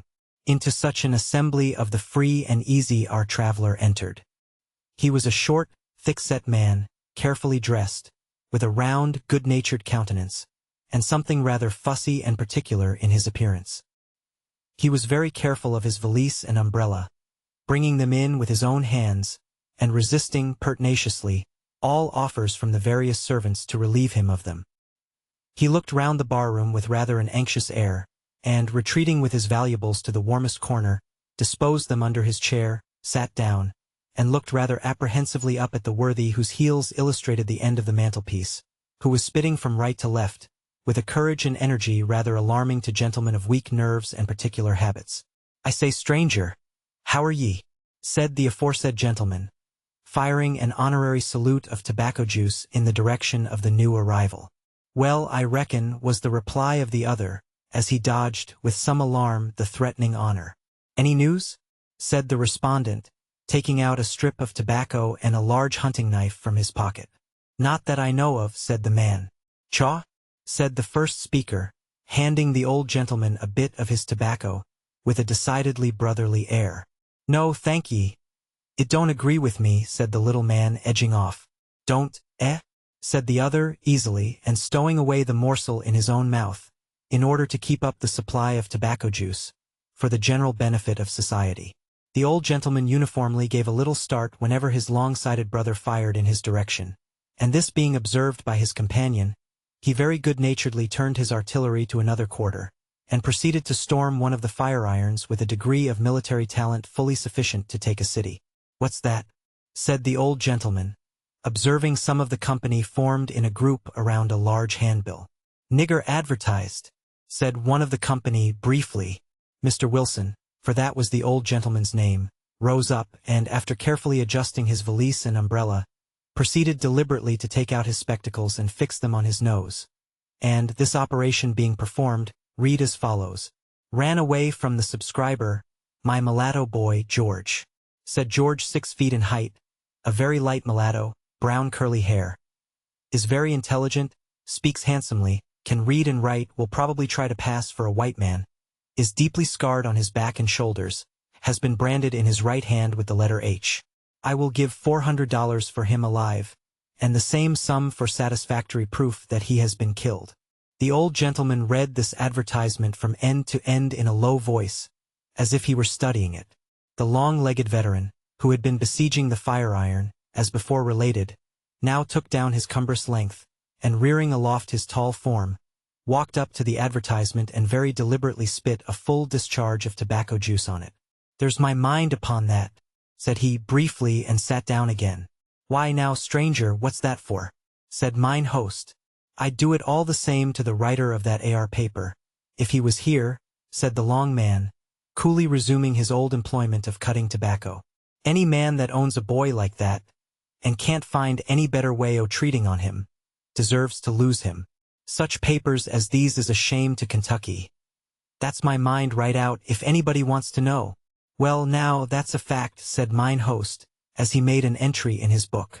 I've got a gang of boys, sir, said the long man, resuming his attack on the fire irons, and I just tells 'em, boys, says I, run now, dig, put, just when ye want to. I never shall come to look after you. That's the way I keep mine. Let 'em know they are free to run any time, and it just breaks up their wanting to. More in all, I've got free papers for 'em all recorded, in case I gets keeled up any o' these times, and they know it. And I tell ye, stranger, there ain't a fellow in our parts gets more out of his niggers than I do. Why, my boys have been to Cincinnati with $500 worth of colts, and brought me back the money, all straight, time and agin. It stands to reason they should. Treat 'em like dogs, and you'll have dogs' works and dogs' actions. Treat 'em like men, and you'll have men's works. And the honest drover, in his warmth, endorsed this moral sentiment by firing a perfect feu de joie at the fireplace. I think you're altogether right, friend, said Mr. Wilson, and this boy described here is a fine fellow, no mistake about that. He worked for me some half-dozen years in my bagging factory, and he was my best hand, sir.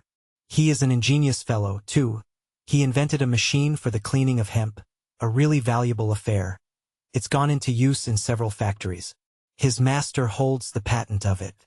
I'll warrant ye, said the drover, holds it and makes money out of it, and then turns round and brands the boy in his right hand. If I had a fair chance, I'd mark him, I reckon, so that he'd carry it one while. These your knowin' boys is allers a gravidin' and sarcy, said a coarse-looking fellow, from the other side of the room. That's why they gets cut up and marked so. If they behaved themselves, they wouldn't. That is to say, the Lord made 'em men. And it's a hard squeeze gettin' 'em down into beasts, said the drover dryly. Bright niggers isn't no kind of vantage to their masters, continued the other, well entrenched in a coarse, unconscious obtuseness, from the contempt of his opponent.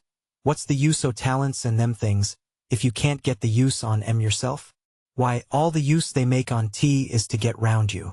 I've had one or two of these fellers, and I just sold 'em down river. I knew I'd got to lose 'em, first or last, if I didn't. Better send orders up to the Lord, to make you a set, and leave out their souls entirely, said the drover. Here the conversation was interrupted by the approach of a small one-horse buggy to the inn. It had a genteel appearance, and a well-dressed, gentlemanly man sat on the seat, with a colored servant driving. The whole party examined the newcomer with the interest with which a set of loafers in a rainy day usually examine every newcomer. He was very tall, with a dark, Spanish complexion, fine, expressive black eyes, and close-curling hair, also of a glossy blackness. His well-formed aquiline nose, straight thin lips, and the admirable contour of his finely formed limbs, impressed the whole company instantly with the idea of something uncommon. He walked easily in among the company, and with a nod indicated to his waiter where to place his trunk, bowed to the company, and, with his hat in his hand, walked up leisurely to the bar, and gave in his name as Henry Butter, Oakland's, Shelby County. Turning, with an indifferent air, he sauntered up to the advertisement, and read it over. Jim, he said to his man, seems to me we met a boy something like this up at Beeman's, didn't we? Yes, Massar, said Jim, only I ain't sure about the hand. Well, I didn't look, of course, said the stranger with a careless yawn. Then, walking up to the landlord, he desired him to furnish him with a private apartment, as he had some writing to do immediately. The landlord was all obsequious, and a relay of about 7 negroes, old and young, male and female, little and big, were soon whizzing about, like a covey of partridges, bustling, hurrying, treading on each other's toes and tumbling over each other, in their zeal to get Massar's room ready, while he seated himself easily on a chair in the middle of the room, and entered into conversation with the man who sat next to him. The manufacturer, Mr. Wilson, from the time of the entrance of the stranger, had regarded him with an air of disturbed and uneasy curiosity. He seemed to himself to have met and been acquainted with him somewhere, but he could not recollect. Every few moments, when the man spoke or moved or smiled, he would start and fix his eyes on him, and then suddenly withdraw them, as the bright, dark eyes met his with such unconcerned coolness. At last, a sudden recollection seemed to flash upon him, for he stared at the stranger with such an air of blank amazement and alarm, that he walked up to him. "Mr. Wilson, I think," said he, in a tone of recognition and extending his hand. "I beg your pardon, I didn't recollect you before. I see you remember me. Mr. Butler of Oaklands, Shelby County." "Yes, yes, sir," said Mr. Wilson, like one speaking in a dream. Just then a Negro boy entered, and announced that Massa's room was ready. "Jim, see to the trunks," said the gentleman negligently. Then addressing himself to Mr. Wilson, he added, "I should like to have a few moments' conversation with you on business in my room, if you please." Mr. Wilson followed him, as one who walks in his sleep, and they proceeded to a large upper chamber, where a new-made fire was crackling, and various servants flying about, putting finishing touches to the arrangements. When all was done, and the servants departed, the young man deliberately locked the door, and putting the key in his pocket, faced about, and folding his arms on his bosom, looked Mr. Wilson full in the face. "George," said Mr. Wilson. "Yes, George," said the young man. "I couldn't have thought it. I am pretty well disguised, I fancy," said the young man, with a smile. "A little walnut bark has made my yellow skin a genteel brown, and I've dyed my hair black. So you see I don't answer to the advertisement at all." "Oh, George, but this is a dangerous game you are playing. I could not have advised you to it." "I can do it on my own responsibility," said George, with the same proud smile. We remark, en passant, that George was, by his father's side, of white descent. His mother was one of those unfortunates of her race, marked out by personal beauty to be the slave of the passions of her possessor, and the mother of children who may never know a father. From one of the proudest families in Kentucky, he had inherited a set of fine European features, and a high, indomitable spirit. From his mother he had received only a slight mulatto tinge, amply compensated by its accompanying rich, dark eye. A slight change in the tint of the skin and the color of his hair had metamorphosed him into the Spanish-looking fellow he then appeared, and as gracefulness of movement and gentlemanly manners had always been perfectly natural to him, he found no difficulty in playing the bold part he had adopted, that of a gentleman traveling with his domestic. Mr. Wilson, a good-natured but extremely fidgety and cautious old gentleman, ambled up and down the room, appearing, as John Bunyan hath it, much tumbled up and down in his mind, and divided between his wish to help George, and a certain confused notion of maintaining law and order. So, as he shambled about, he delivered himself as follows. "Well, George, I suppose you're running away, leaving your lawful master, George. I don't wonder at it. At the same time I'm sorry, George. Yes, decidedly. I think I must say that, George. It's my duty to tell you so." "Why are you sorry, sir?" said George calmly. "Why, to see you, as it were, setting yourself in opposition to the laws of your country." "My country," said George with a strong and bitter emphasis. "What country have I but the grave? And I wish to God that I was laid there." "Why, George, no, no, it won't do. This way of talking is wicked, unscriptural. George, you've got a hard master. In fact, he conducts himself reprehensibly. I can't pretend to defend him. But you know how the angel commanded Hagar to return to her mistress, and submit herself under the hand, and the apostle sent back Onesimus to his master. Gen 16. The angel bade the pregnant Hagar return to her mistress Sarai, even though Sarai had dealt harshly with her. Phil. 1:10. Onesimus went back to his master to become no longer a servant but a brother beloved.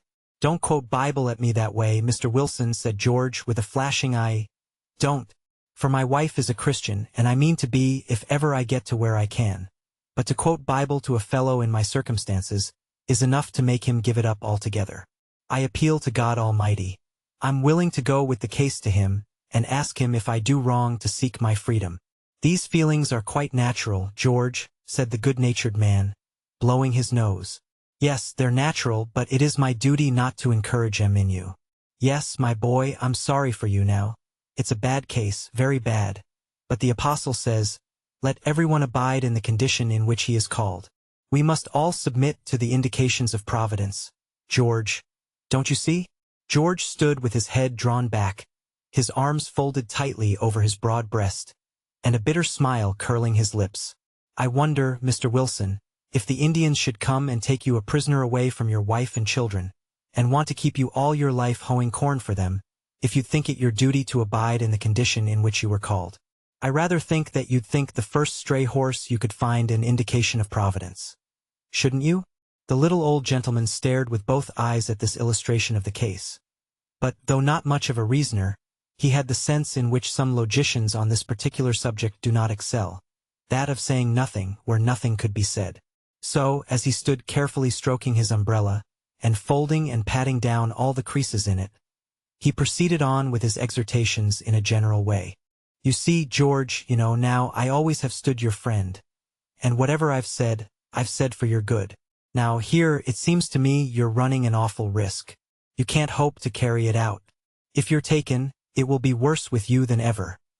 They'll only abuse you and half kill you, and sell you down the river. Mr. Wilson, I know all this, said George. I do run a risk, but he threw open his overcoat and showed 2 pistols and a bowie knife.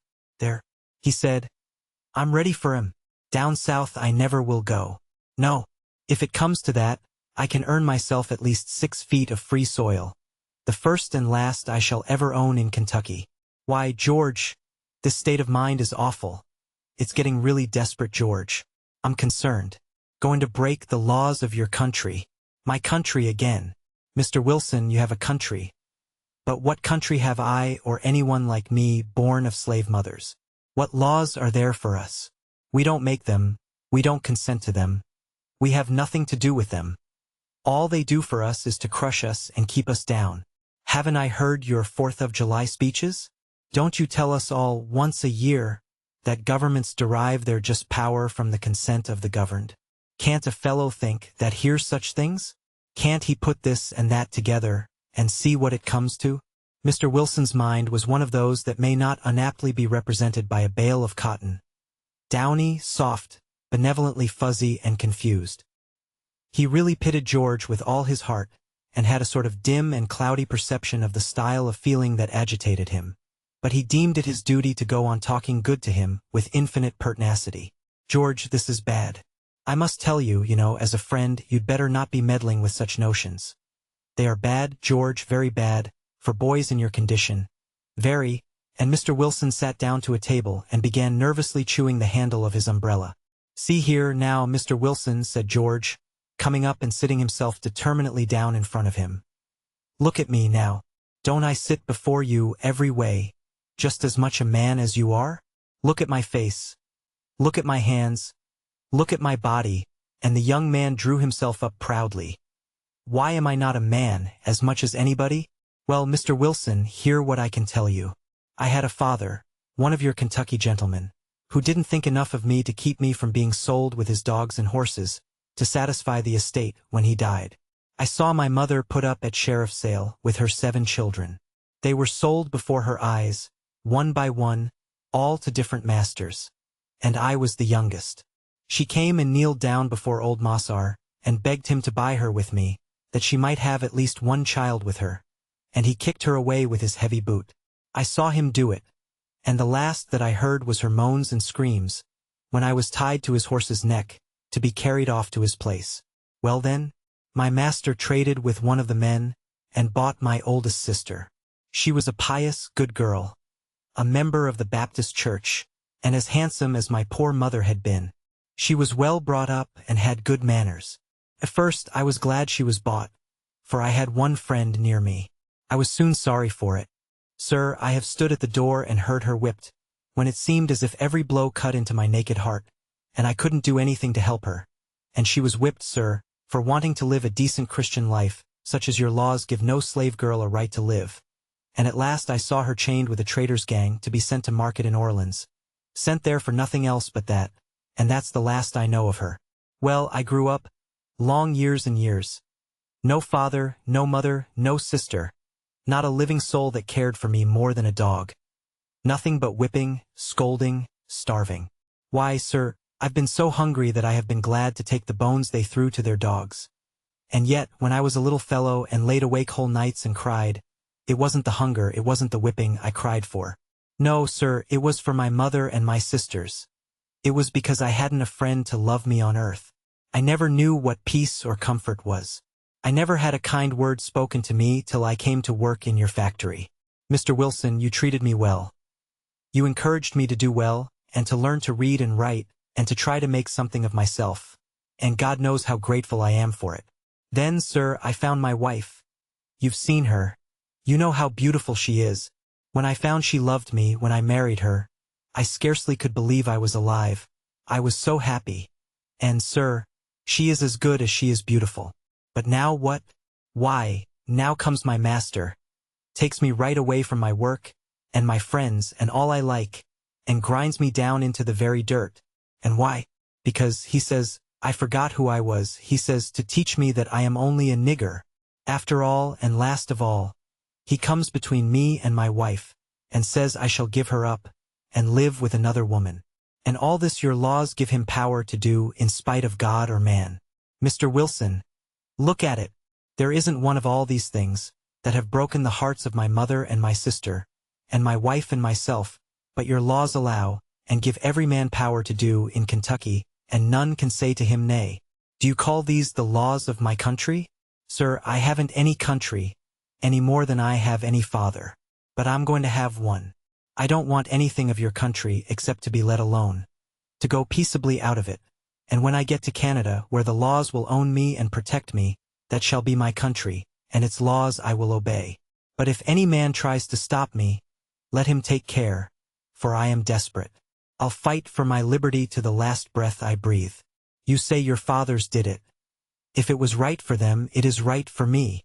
This speech, delivered partly while sitting at the table, and partly walking up and down the room, delivered with tears and flashing eyes and despairing gestures, was altogether too much for the good-natured old body to whom it was addressed, who had pulled out a great yellow silk pocket-handkerchief, and was mopping up his face with great energy.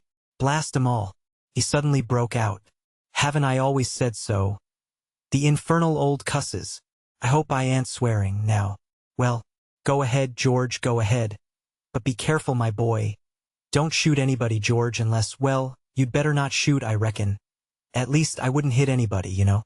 Where is your wife, George? He added, as he nervously rose, and began walking the room. Gone, sir, gone, with her child in her arms, the Lord only knows where. Gone after the North Star, and when we ever meet, or whether we meet at all in this world, no creature can tell. Is it possible? Astonishing! From such a kind family? Kind families get in debt, and the laws of our country allow them to sell the child out of its mother's bosom to pay its master's debts, said George bitterly. Well, well, said the honest old man, fumbling in his pocket. I suppose perhaps I ain't following my judgment. Hang it, I won't follow my judgment.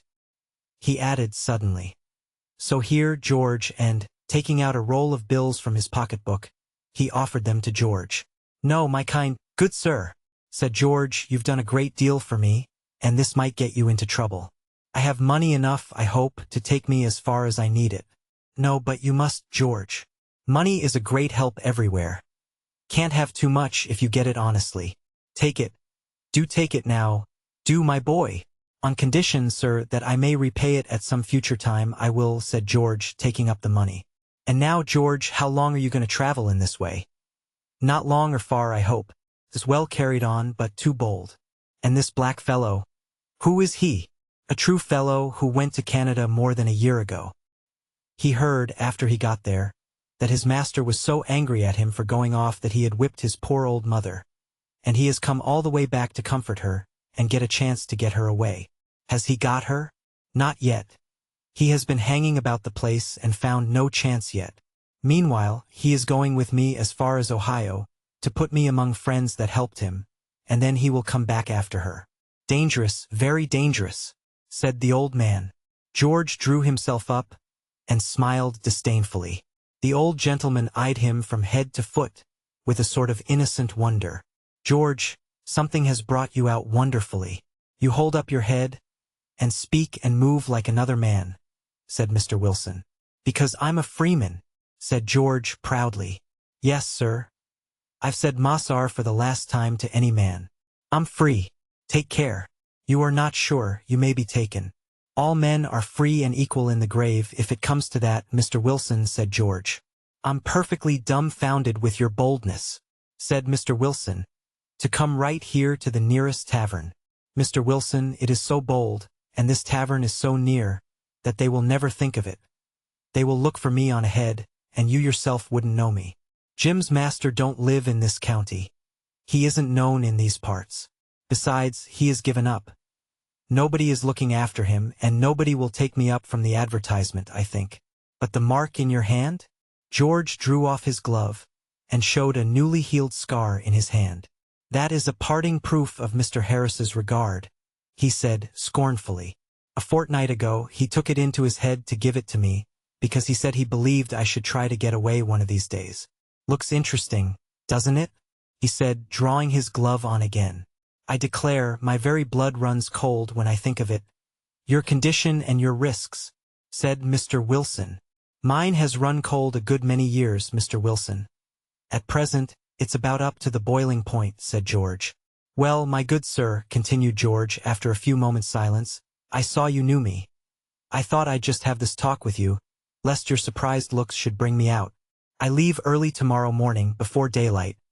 By tomorrow night I hope to sleep safe in Ohio. I shall travel by daylight, stop at the best hotels, go to the dinner tables with the lords of the land. So, goodbye, sir. If you hear that I'm taken, you may know that I'm dead. George stood up like a rock, and put out his hand with the air of a prince. The friendly little old man shook it heartily, and after a little shower of caution, he took his umbrella, and fumbled his way out of the room. George stood thoughtfully looking at the door, as the old man closed it. A thought seemed to flash across his mind.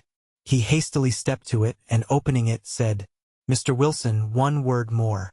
The old gentleman entered again, and George, as before, locked the door, and then stood for a few moments looking on the floor irresolutely. At last, raising his head with a sudden effort, Mr. Wilson, you have shown yourself a Christian in your treatment of me. I want to ask one last deed of Christian kindness of you. Well, George.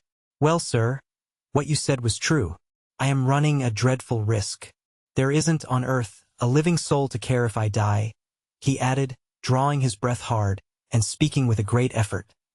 I shall be kicked out and buried like a dog, and nobody'll think of it a day after. Only my poor wife, poor soul. She'll mourn and grieve. And if you'd only contrive, Mr. Wilson, to send this little pin to her. She gave it to me for a Christmas present. Poor child. Give it to her, and tell her I loved her to the last. Will you? Will you? He added earnestly. Yes, certainly. Poor fellow, said the old gentleman, taking the pin with watery eyes and a melancholy quiver in his voice. Tell her one thing, said George. It's my last wish, if she can get to Canada, to go there, no matter how kind her mistress is, no matter how much she loves her home. Beg her not to go back, for slavery always ends in misery. Tell her to bring up our boy a free man, and then he won't suffer as I have. Tell her this, Mr. Wilson, will you? Yes, George. I'll tell her. But I trust you won't die. Take heart. You're a brave fellow. Trust in the Lord, George. I wish in my heart you were safe through, though. That's what I do. Is there a God to trust in? Said George, in such a tone of bitter despair as arrested the old gentleman's words.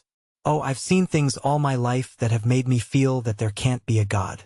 You Christians don't know how these things look to us. There's a God for you, but is there any for us? Oh, now don't, my boy, said the old man, almost sobbing as he spoke. Don't feel so. There is. Clouds and darkness are around about him, but righteousness and judgment are the habitation of his throne. There's a God, George. Believe it. Trust in him, and I'm sure he'll help you. Everything will be set right, if not in this life, in another.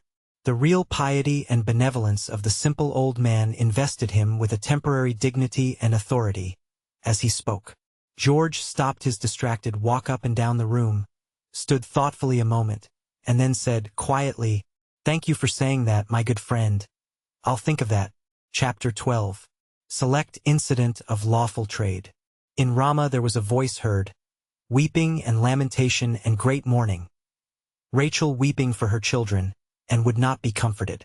Jeremiah 31 verse 15. Mr. Haley and Tom jogged onward in their wagon, each, for a time, absorbed in his own reflections. Now, the reflections of two men sitting side by side are a curious thing.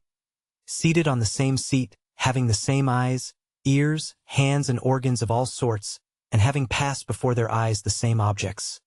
It is wonderful what a variety we shall find in these same reflections, as, for example, Mr. Haley. He thought first of Tom's length and breadth and height, and what he would sell for, if he was kept fat and in good case till he got him into market. He thought of how he should make out his gang.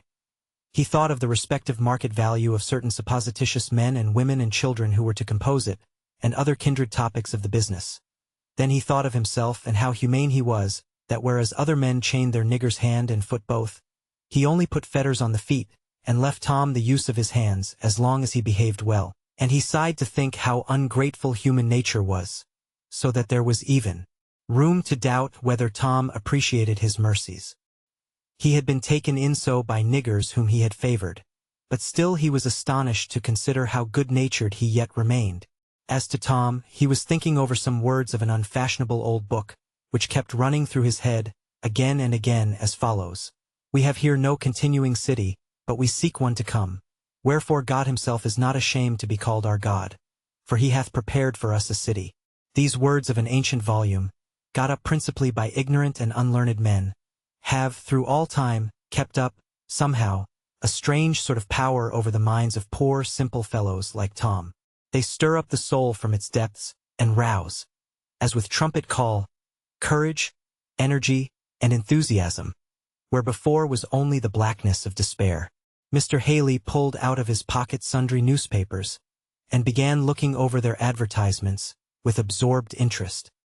He was not a remarkably fluent reader, and was in the habit of reading in a sort of recitative half aloud, by way of calling in his ears to verify the deductions of his eyes. In this tone he slowly recited the following paragraph. Executor's sale, Negroes, agreeably to order of court, will be sold, on Tuesday, February 20th, before the courthouse door, in the town of Washington, Kentucky, the following Negroes. Hagar, aged 60. John, aged 30. Ben, aged 21. Saul, aged 25. Albert, aged 14. Sold for the benefit of the creditors and heirs of the estate of Jesse Blutchford. Samuel Morris, Thomas Flint, executors. This year I must look at, said he to Tom, for want of somebody else to talk to. Ye see, I'm going to get up a prime gang to take down with ye, Tom. It'll make it sociable and pleasant like. Good company will, you know. We must drive right to Washington first and foremost, and then I'll clap you into jail while I does the business. Tom received this agreeable intelligence quite meekly, simply wondering, in his own heart, how many of these doomed men had wives and children, and whether they would feel as he did about leaving them. It is to be confessed, too, that the naive, offhand information that he was to be thrown into jail by no means produced an agreeable impression on a poor fellow who had always prided himself on a strictly honest and upright course of life. Yes, Tom, we must confess it, was rather proud of his honesty, poor fellow, not having very much else to be proud of. If he had belonged to some of the higher walks of society, he, perhaps, would never have been reduced to such straits. However, the day wore on, and the evening saw Haley and Tom comfortably accommodated in Washington, the one in a tavern and the other in a jail. About 11 o'clock the next day, a mixed throng was gathered around the courthouse steps, smoking, chewing, spitting, swearing, and conversing, according to their respective tastes and turns, waiting for the auction to commence. The men and women to be sold sat in a group apart, talking in a low tone to each other. The woman who had been advertised by the name of Hagar was a regular African in feature and figure. She might have been 60 but was older than that by hard work and disease, was partially blind, and somewhat crippled with rheumatism. By her side stood her only remaining son, Albert, a bright-looking little fellow of 14 years. The boy was the only survivor of a large family, who had been successively sold away from her to a southern market. The mother held on to him with both her shaking hands, and eyed with intense trepidation everyone who walked up to examine him. The auction sale. Don't be feared, Aunt Hagar, said the oldest of the men. I spoke to Mossar Thomas about it, and he thought he might manage to sell you in a lot both together. Dey needn't call me worn out yet, said she, lifting her shaking hands. I can cook yet and scrub and scour. I'm with a buying if I do come cheap. Tell em dat AR. You tell em, she added earnestly. Haley here forced his way into the group, walked up to the old man, pulled his mouth open and looked in, felt of his teeth, made him stand and straighten himself, bend his back and perform various evolutions to show his muscles, and then passed on to the next and put him through the same trial. Walking up last to the boy, he felt of his arms, straightened his hands, and looked at his fingers, and made him jump, to show his agility. He ain't gwine to be sold widout me, said the old woman with passionate eagerness. He and I goes in a lot together. I is rail strong yet, Massar, and can do heaps o' work. Heaps on it, Massar. On plantation, said Haley with a contemptuous glance. Likely story. And, as if satisfied with his examination, he walked out and looked and stood with his hands in his pocket, his cigar in his mouth, and his hat cocked on one side, ready for action. What think of him? Said a man who had been following Haley's examination, as if to make up his own mind from it. Wall, said Haley, spitting, I shall put in, I think, for the youngerly ones and the boy. They want to sell the boy and the old woman together, said the man.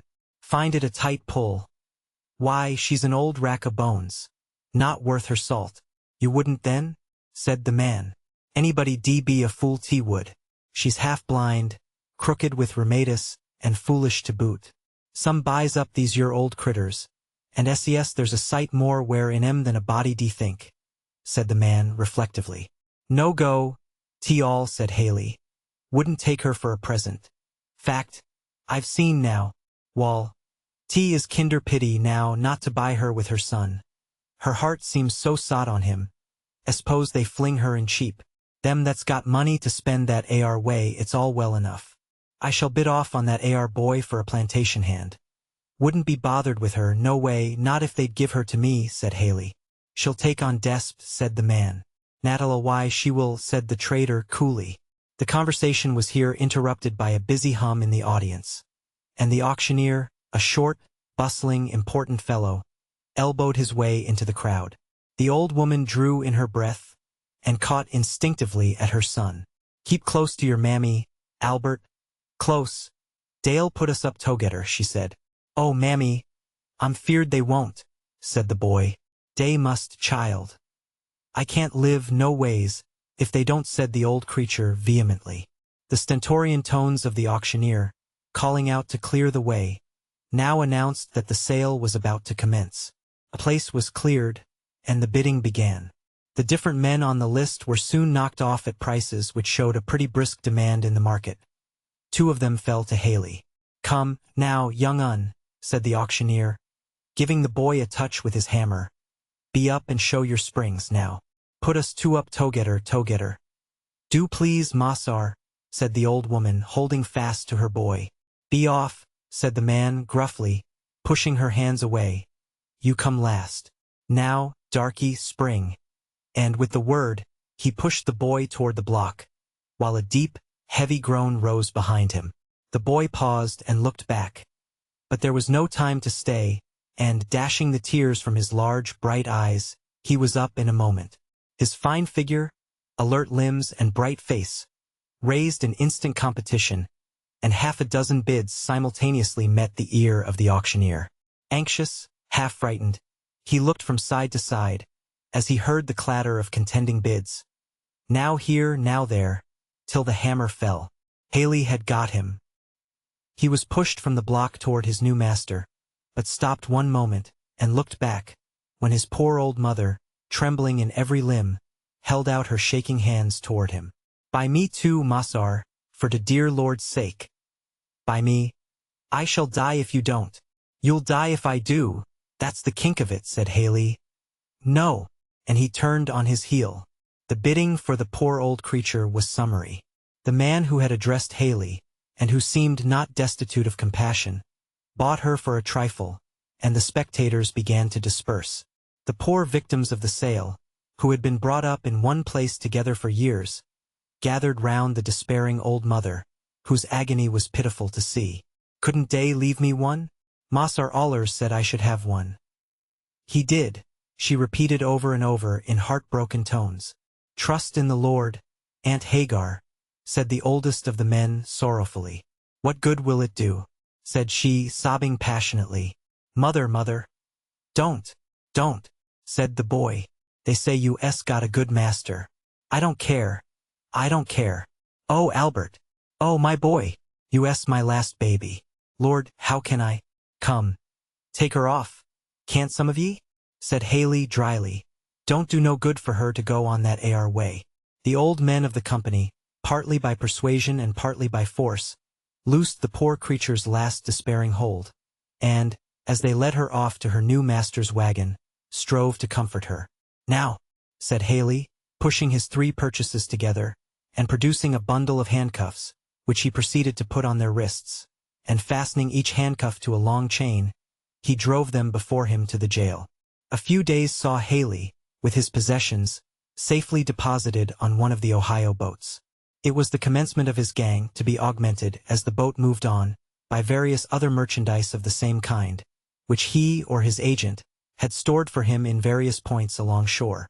The La Belle Riviere, as brave and beautiful a boat as ever walked the waters of her namesake river, was floating gaily down the stream, under a brilliant sky, the stripes and stars of free America waving and fluttering overhead. The guards crowded with well-dressed ladies and gentlemen walking and enjoying the delightful day. All was full of life, buoyant and rejoicing. All but Haley's gang, who were stored with other freight on the lower deck, and who, somehow, did not seem to appreciate their various privileges, as they sat in a knot, talking to each other in low tones.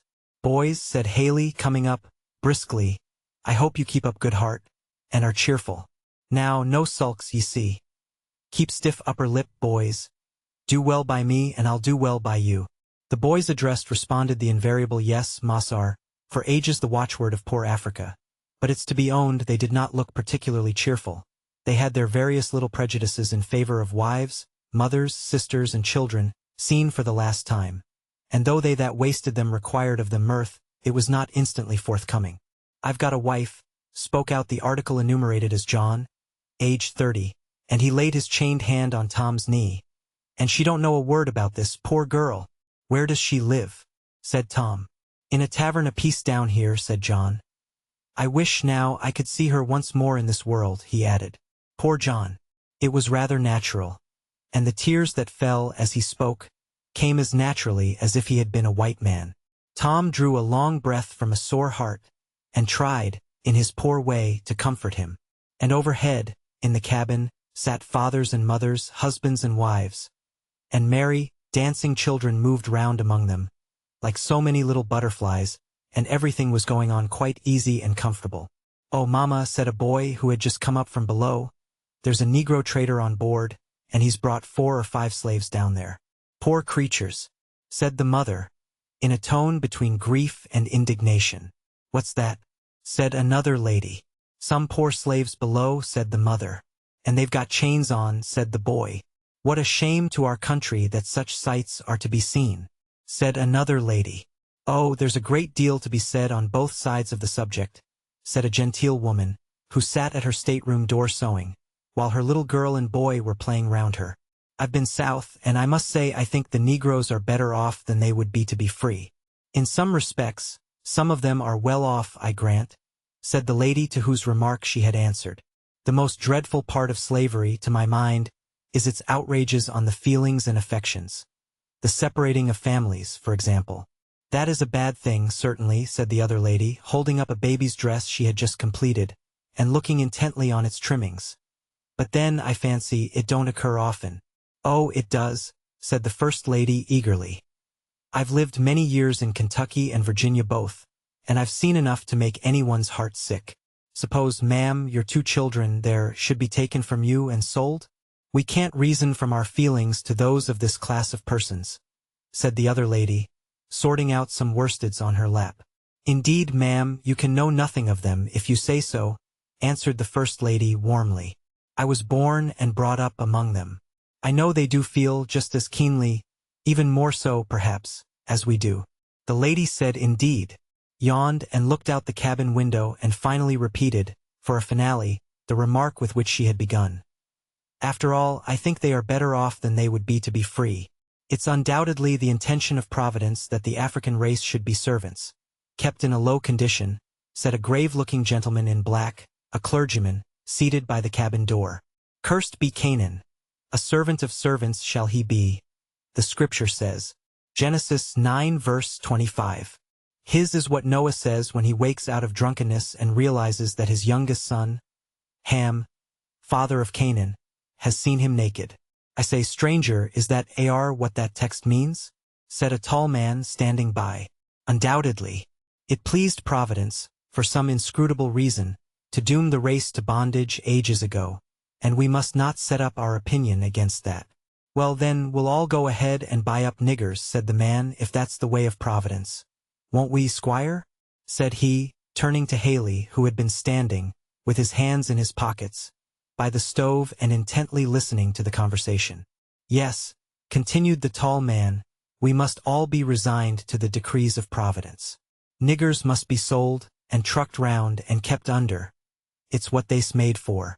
Pairs like this your view is quite refreshing, ain't it, stranger?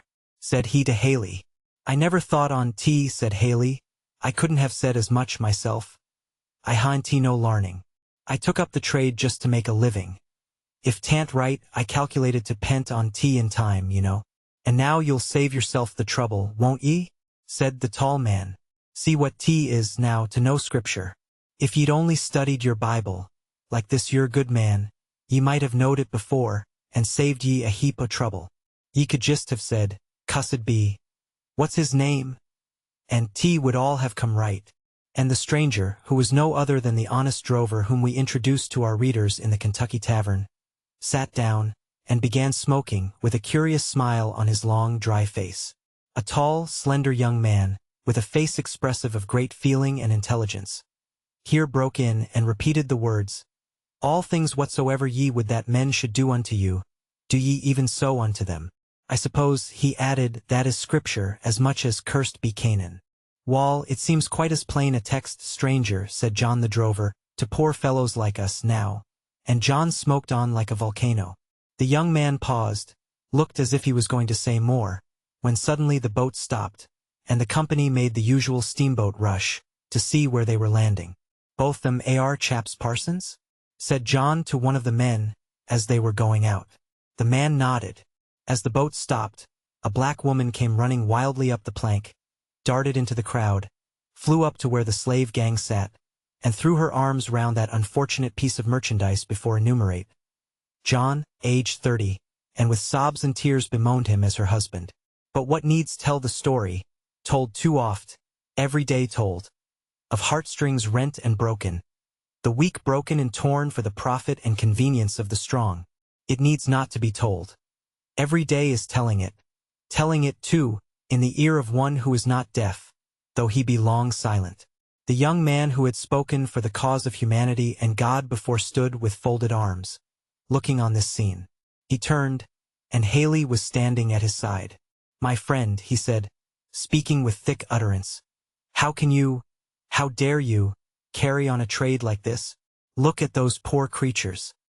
Here I am, rejoicing in my heart that I am going home to my wife and child, and the same bell which is a signal to carry me onward towards them will part this poor man and his wife forever. Depend upon it, God will bring you into judgment for this. The trader turned away in silence. I say now, said the drover, touching his elbow, there's differences in Parsons, ain't there? Cussed be Canaan don't seem to go down with this does it? Haley gave an uneasy growl. And that ain't the worst on tea, said John. Mabbe it won't go down with the Lord, neither, when ye come to settle with him, one o' these days, as all on us must, I reckon.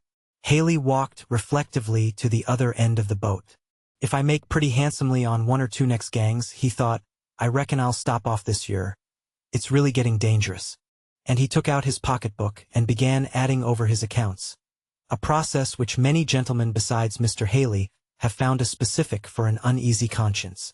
The boat swept proudly away from the shore, and all went on merrily as before. Men talked and loafed and read and smoked. Women sewed and children played, and the boat passed on her way. One day, when she lay to for a while at a small town in Kentucky, Haley went up into the place on a little matter of business.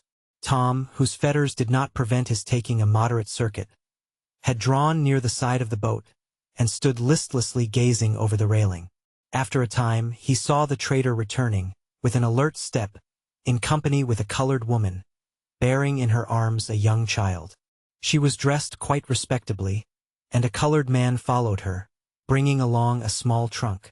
The woman came cheerfully onward, talking as she came, with the man who bore her trunk, and so passed up the plank into the boat. The bell rung, the steamer whizzed, the engine groaned and coughed, and away swept the boat down the river. The woman walked forward among the boxes and bales of the lower deck, and, sitting down, busied herself with chirruping to her baby. Haley made a turn or two about the boat, and then, coming up, seated himself near her, and began saying something to her in an indifferent undertone. Tom soon noticed a heavy cloud passing over the woman's brow, and that she answered rapidly, and with great vehemence. "I don't believe it. I won't believe it," he heard her say. "You're just a foolin' with me. If you won't believe it, look here," said the man, drawing out a paper. "This yer's the bill of sale, and there's your master's name to it. And I paid down good solid cash for it, too, I can tell you. So now, I don't believe Massar would cheat me so. It can't be true," said the woman with increasing agitation. "You can ask any of these men here that can read writing. Here," he said to a man that was passing by, "just read this yer, won't you?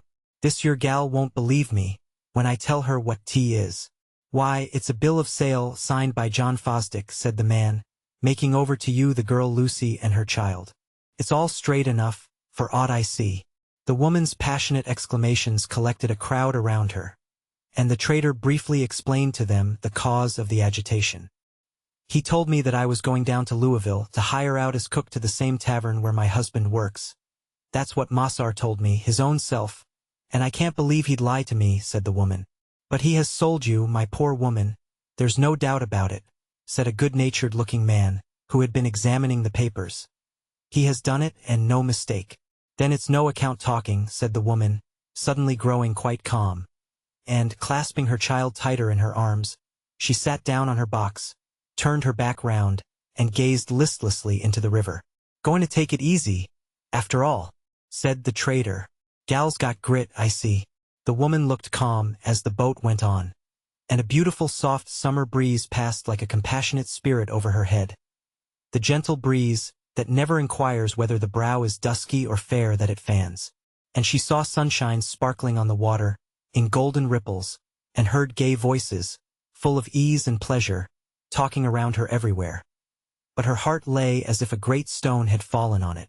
Her baby raised himself up against her, and stroked her cheeks with his little hands, and, springing up and down, crowing and chatting, seemed determined to arouse her. She strained him suddenly and tightly in her arms, and slowly one tear after another fell on his wondering, unconscious face. And gradually she seemed, and little by little, to grow calmer, and busied herself with tending and nursing him. The child, a boy of 10 months, was uncommonly large and strong of his age, and very vigorous in his limbs. Never, for a moment still, he kept his mother constantly busy in holding him, and guarding his springing activity. "That's a fine chap," said a man, suddenly stopping opposite to him, with his hands in his pockets. "How old is he?" 10 months and a half, said the mother. The man whistled to the boy, and offered him part of a stick of candy, which he eagerly grabbed at, and very soon had it in a baby's general depository, to wit, his mouth. "Rum fellow," said the man knows what's what, and he whistled and walked on. When he had got to the other side of the boat, he came across Haley, who was smoking on top of a pile of boxes. The stranger produced a match, and lighted a cigar, saying, as he did so, "Decentish kind o' wench you've got round there, stranger." "Why, I reckon she is tolerable fair," said Haley, blowing the smoke out of his mouth. "Taking her down south?" said the man. Haley nodded and smoked on. "Plantation hand?" said the man. "Wall," said Haley, "I'm fillin' out an order for a plantation, and I think I shall put her in.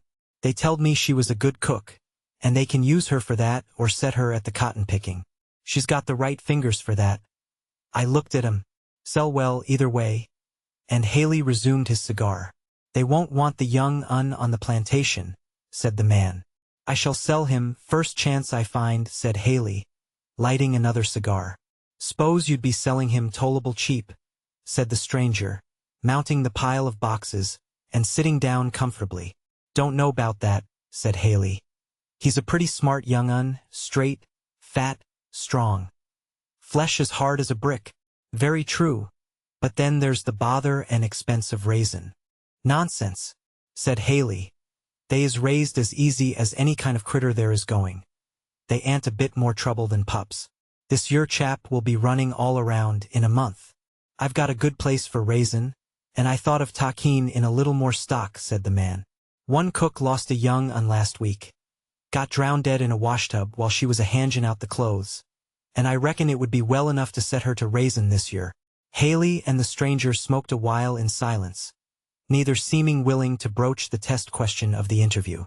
At last the man resumed, "You wouldn't think of wantin' more than $10 for that AR chap, seeing you must get him off your hand. Anyhow?" Haley shook his head and spit impressively. "That won't do, no ways," he said, and began his smoking again. "Well, stranger, what will you take?" "Well now," said Haley, "I could raise that AR chap myself or get him raised. He's uncommon likely and healthy, and he'd fetch $100 6 months hence. And in a year or two he'd bring 200 if I had him in the right spot. I shan't take a cent less nor 50 for him now." "Oh, stranger, that's ridiculous altogether," said the man. "Fact," said Haley with a decisive nod of his head. "I'll give 30 for him," said the stranger, "but not a cent more." "Now, I'll tell ye what I will do," said Haley, spitting again with renewed decision. "I'll split the difference and say 45, and that's the most I will do." "Well, agreed," said the man after an interval. "Done," said Haley. "Where do you land?" "At Louisville," said the man. "Louisville," said Haley. "Very fair, we get there about dusk. Chap will be asleep. All fair. Get him off quietly and no screaming. Happens beautiful. I like to do everything quietly. I hates all kind of agitation and fluster." And so, after a transfer of certain bills had passed from the man's pocketbook to the trader's, he resumed his cigar. It was a bright, tranquil evening when the boat stopped at the wharf at Louisville. The woman had been sitting with her baby in her arms, now wrapped in a heavy sleep. When she heard the name of the place called out, she hastily laid the child down in a little cradle formed by the hollow among the boxes, first carefully spreading under it her cloak, and then she sprung to the side of the boat in hopes that, among the various hotel waiters who thronged the wharf, she might see her husband. In this hope, she pressed forward to the front rails, and stretching far over them, strained her eyes intently on the moving heads on the shore, and the crowd pressed in between her and the child. "Now's your time," said Haley, taking the sleeping child up and handing him to the stranger. "Don't wake him up and set him to crying now. It would make a devil of a fuss with the gal." The man took the bundle carefully, and was soon lost in the crowd that went up the wharf. When the boat, creaking and groaning and puffing, had loosed from the wharf, and was beginning slowly to strain herself along, the woman returned to her old seat. The trader was sitting there. The child was gone. Why, where?" she began in bewildered surprise. "Lucy," said the trader, "your child's gone. You may as well know it first as last. You see, I knowed you couldn't take him down south, and I got a chance to sell him to a first-rate family that'll raise him better than you can." The trader had arrived at that stage of Christian and political perfection which has been recommended by some preachers and politicians of the North, lately, in which he had completely overcome every humane weakness and prejudice. His heart was exactly where yours, sir, and mine could be brought, with proper effort and cultivation. The wild look of anguish and utter despair that the woman cast on him might have disturbed one less practiced. But he was used to it. He had seen that same look hundreds of times. You can get used to such things, too, my friend, and it is the great object of recent efforts to make our whole northern community used to them, for the glory of the Union. So the trader only regarded the mortal anguish which he saw working in those dark features, those clenched hands and suffocating breathings, as necessary incidents of the trade, and merely calculated whether she was going to scream and get up a commotion on the boat. For, like other supporters of our peculiar institution, he decidedly disliked agitation. But the woman did not scream. The shot had passed too straight and direct through the heart, for cry or tear. Dizzily she sat down. Her slack hands fell lifeless by her side. Her eyes looked straight forward, but she saw nothing. All the noise and hum of the boat, the groaning of the machinery, mingled dreamily to her bewildered ear, and the poor, dumb-stricken heart had neither cry nor tear to show for its utter misery. She was quite calm. The trader, who, considering his advantages, was almost as humane as some of our politicians, seemed to feel called on to administer such consolation as the case admitted of. "I know this year comes kinder hard at first, Lucy," said he, "but such a smart, sensible gal as you are won't give way to it. You see it's necessary, and can't be helped." "Oh, don't, Massar, don't," said the woman, with a voice like one that is smothering. "You're a smart wench, Lucy," he persisted. "I mean to do well by ye and get ye a nice place down river, and you'll soon get another husband, such a likely gal as you." "Oh, Massar, if you only won't talk to me now," said the woman, in a voice of such quick and living anguish that the trader felt that there was something at present in the case beyond his style of operation. He got up, and the woman turned away and buried her head in her cloak. The trader walked up and down for a time, and occasionally stopped and looked at her. "Takes it hard, rather," he soliloquized, "but quiet though. Let her sweat a while. She'll come right, by and by." Tom had watched the whole transaction from first to last, and had a perfect understanding of its results. To him it looked like something unutterably horrible and cruel, because, poor ignorant black soul, he had not learned to generalize and to take enlarged views. If he had only been instructed by certain ministers of Christianity, he might have thought better of it, and seen in it an everyday incident of a lawful trade. A trade which is the vital support of an institution which an American divine tells us has no evils but such as are inseparable from any other relations in social and domestic life. But Tom, as we see, being a poor, ignorant fellow, whose reading had been confined entirely to the New Testament, could not comfort and solace himself with views like these. His very soul bled within him for what seemed to him the wrongs of the poor suffering thing that lay like a crushed reed on the boxes. The feeling, living, bleeding, yet immortal thing, which American state law coolly classes with the bundles, and bales, and boxes, among which she is lying. Dr. Joel Parker of Philadelphia. Mrs. Stowe's note. Presbyterian clergyman, 1798 to 1873, a friend of the Beecher family. Mrs. Stowe attempted unsuccessfully to have this identifying note removed from the stereotype plate of the first edition. Tom drew near, and tried to say something, but she only groaned.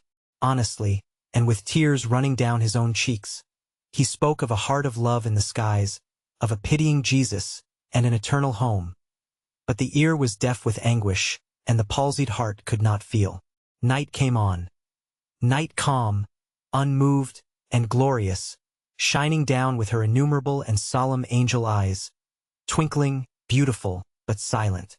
There was no speech nor language, no pitying voice or helping hand, from that distant sky. One after another, the voices of business or pleasure died away. All on the boat were sleeping, and the ripples at the prow were plainly heard. Tom stretched himself out on a box, and there, as he lay, he heard, ever and anon, a smothered sob or cry from the prostrate creature. "Oh, what shall I do? Oh Lord! Oh good Lord! Do help me!" And so, ever and anon, until the murmur died away in silence. At midnight Tom waked with a sudden start. Something black passed quickly by him to the side of the boat, and he heard a splash in the water. No one else saw or heard anything. He raised his head. The woman's place was vacant. He got up, and sought about him in vain. The poor bleeding heart was still, at last, and the river rippled and dimpled just as brightly as if it had not closed above it. Patience, patience, ye whose hearts swell indignant at wrongs like these. Not one throb of anguish, not one tear of the oppressed, is forgotten by the man of sorrows, the Lord of glory. In his patient, generous bosom he bears the anguish of a world. Bear thou, like him, in patience and labor in love. For sure as he is God, the year of his redeemed shall come. The trader waked up bright and early, and came out to see to his livestock. It was now his turn to look about in perplexity. "Where alive is that gal?" he said to Tom. Tom, who had learned the wisdom of keeping counsel, did not feel called upon to state his observations and suspicions, but said he did not know. She surely couldn't have got off in the night at any of the landings, for I was awake and on the lookout whenever the boat stopped. I never trust these your things to other folks. This speech was addressed to Tom quite confidentially, as if it was something that would be specially interesting to him. Tom made no answer. The trader searched the boat from stem to stern, among boxes, bales and barrels, around the machinery, by the chimneys, in vain. Now, I say, Tom, be fair about this he said when, after a fruitless search, he came where Tom was standing. You know something about it, now. Don't tell me. I know you do. I saw the gal stretched out here about 10 o'clock, and Aegean at 12, and Aegean between 1 and 2, and then at 4 she was gone, and you was a-sleeping right there all the time. Now, you know something, you can't help it. Well, Massar, said Tom, towards morning something brushed by me, and I kinder half woke. And then I hearn a great splash, and then I Claire woke up and the gal was gone. That's all I know on T. The trader was not shocked nor amazed.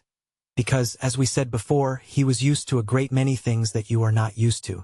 Even the awful presence of death struck no solemn chill upon him. He had seen death many times, met him in the way of trade and got acquainted with him, and he only thought of him as a hard customer that embarrassed his property operations very unfairly. And so he only swore that the gal was a baggage, and that he was devilish unlucky, and that, if things went on in this way, he should not make a cent on the trip. In short, he seemed to consider himself an ill-used man, decidedly, but there was no help for it, as the woman had escaped into a state which never will give up a fugitive, not even at the demand of the whole glorious Union. The trader, therefore, sat discontentedly down, with his little account-book, and put down the missing body and soul under the head of losses. He's a shocking creature, isn't he? This trader? So unfeeling. It's dreadful, really. Oh, but nobody thinks anything of these traders.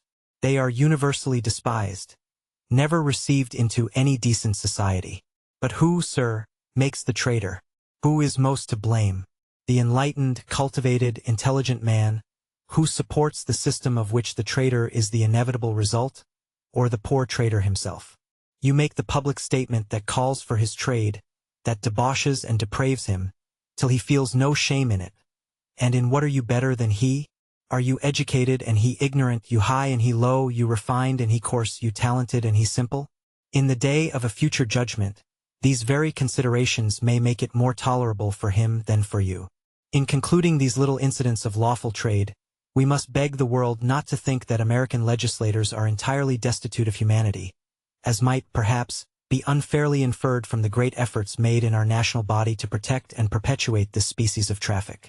Who does not know how our great men are outdoing themselves in declaiming against the foreign slave trade? There are a perfect host of Clarksons and Wilberforces risen up among us on that subject, most edifying to hear and behold. Trading Negroes from Africa, dear reader, is so horrid, it is not to be thought of, but trading them from Kentucky, that's quite another thing. Thomas Clarkson, 1760 to 1846, and William Wilberforce, 1759 to 1833, English philanthropists and anti-slavery agitators who helped to secure passage of the Emancipation Bill by Parliament in 1833. Chapter 13. The Quaker Settlement. A quiet scene now rises before us. A large, roomy, neatly painted kitchen, its yellow floor glossy and smooth, and without a particle of dust. A neat, well-blacked cooking stove. Rows of shining tin suggestive of unmentionable good things to the appetite. Glossy greenwood chairs, old and firm. A small flag-bottomed rocking chair, with a patchwork cushion in it, neatly contrived out of small pieces of different colored woolen goods, and a larger-sized one, motherly and old, whose wide arms breathed hospitable invitation, seconded by the solicitation of its feather cushions. A real comfortable, persuasive old chair, and worth, in the way of honest, homely enjoyment, a dozen of your plush or brochatel drawing-room gentry. And in the chair, gently swaying back and forward, her eyes bent on some fine sewing, sat our fine old friend Eliza. Yes, there she is, paler and thinner than in her Kentucky home, with a world of quiet sorrow lying under the shadow of her long eyelashes, and marking the outline of her gentle mouth. It was plain to see how old and firm the girlish heart was grown under the discipline of heavy sorrow. And when, anon, her large dark eye was raised to follow the gambols of her little Harry, who was sporting, like some tropical butterfly, hither and thither over the floor, She showed a depth of firmness and steady resolve that was never there in her earlier and happier days. By her side sat a woman with a bright tin pan in her lap, into which she was carefully sorting some dried peaches. She might be 55 or 60, but hers was one of those faces that time seems to touch only to brighten and adorn. The snowy lace crepe cap, made after the straight Quaker pattern, the plain white muslin handkerchief, lying in placid folds across her bosom, the drab shawl and dress, showed at once the community to which she belonged. Her face was round and rosy, with a healthful downy softness, suggestive of a ripe peach. Her hair, partially silvered by age, was parted smoothly back from a high placid forehead, on which time had written no inscription, except peace on earth, good will to men, and beneath shone a large pair of clear, honest, loving brown eyes. You only needed to look straight into them, to feel that you saw to the bottom of a heart as good and true as ever throbbed in woman's bosom. So much has been said and sung of beautiful young girls. Why don't somebody wake up to the beauty of old women? If any want to get up an inspiration under this head, we refer them to our good friend Rachel Halliday, just as she sits there in her little rocking chair. It had a turn for quacking and squeaking. That chair had, either from having taken cold in early life or from some asthmatic affection, or perhaps from nervous derangement. But, as she gently swung backward and forward, the chair kept up a kind of subdued creachy-crotchy that would have been intolerable in any other chair. But old Simeon Halliday often declared it was as good as any music to him, and the children all avowed that they wouldn't miss of hearing Mother's chair for anything in the world. For why? For 20 years or more, nothing but loving words, and gentle moralities, and motherly loving kindness had come from that chair. Headaches and heartaches innumerable had been cured there, difficulties spiritual and temporal solved there, all by one good, loving woman, God bless her. And so thee still thinks of going to Canada, Eliza? She said, as she was quietly looking over her peaches. Yes, ma'am, said Eliza firmly. I must go onward. I dare not stop. And what'll thee do when thee gets there? Thee must think about that, my daughter. My daughter came naturally from the lips of Rachel Halliday. For hers was just the face and form that made mother seem the most natural word in the world. Eliza's hands trembled, and some tears fell on her fine work. But she answered, firmly, I shall do anything I can find. I hope I can find something. Thee knows thee can stay here, as long as thee pleases, said Rachel. Oh, thank you, said Eliza, but, she pointed to Harry, I can't sleep nights. I can't rest. Last night I dreamed I saw that man coming into the yard, she said, shuddering. Poor child, said Rachel, wiping her eyes. But thee mustn't feel so. The Lord hath ordered it, so that never hath a fugitive been stolen from our village. I trust thine will not be the first. The door here opened, and a little short, round, pincushiony woman stood at the door, with a cheery, blooming face, like a ripe apple. She was dressed, like Rachel, in sober gray, with the muslin folded neatly across her round, plump little chest. Ruth Stedman, said Rachel, coming joyfully forward. How is thee, Ruth? She said, heartily taking both her hands. Nicely, said Ruth, taking off her little drab bonnet, and dusting it with her handkerchief, displaying, as she did so, a round little head, on which the Quaker cap sat with a sort of jaunty air, despite all the stroking and patting of the small fat hands, which were busily applied to arranging it. Certain stray locks of decidedly curly hair, too, had escaped here and there, and had to be coaxed and cajoled into their place again. And then the new comber, who might have been 25, turned from the small looking-glass, before which she had been making these arrangements, and looked well pleased, as most people who looked at her might have been. For she was decidedly a wholesome, whole-hearted, chirruping little woman, as ever gladdened man's heart withal. Ruth, this friend is Eliza Harris, and this is the little boy I told thee of. I am glad to see thee, Eliza. Very, said Ruth, shaking hands, as if Eliza were an old friend she had long been expecting. And this is thy dear boy. I brought a cake for him, she said, holding out a little heart to the boy, who came up, gazing through his curls, and accepted it shyly. Where's thy baby, Ruth? Said Rachel. Oh, he's coming. But thy Mary caught him as I came in, and ran off with him to the barn, to show him to the children. At this moment, the door opened, and Mary, an honest, rosy-looking girl, with large brown eyes, like her mother's, came in with the baby. Ah, ha, said Rachel, coming up and taking the great, white, fat fellow in her arms. "How good he looks, and how he does grow." "To be sure, he does," said little bustling Ruth as she took the child, and began taking off a little blue silk hood, and various layers and wrappers of outer garments. And having given a twitch here and a pull there, and variously adjusted and arranged him, and kissed him heartily, she set him on the floor to collect his thoughts. Baby seemed quite used to this mode of proceeding, for he put his thumb in his mouth, as if it were quite a thing of course, and seemed soon absorbed in his own reflections, while the mother seated herself, and taking out a long stocking of mixed blue and white yarn, began to knit with briskness. "Mary, thee'd better fill the kettle, hadn't thee?" gently suggested the mother. Mary took the kettle to the well and soon reappearing, placed it over the stove, where it was soon purring and steaming, a sort of censer of hospitality and good cheer. The peaches, moreover, in obedience to a few gentle whispers from Rachel, were soon deposited, by the same hand, in a stew-pan over the fire.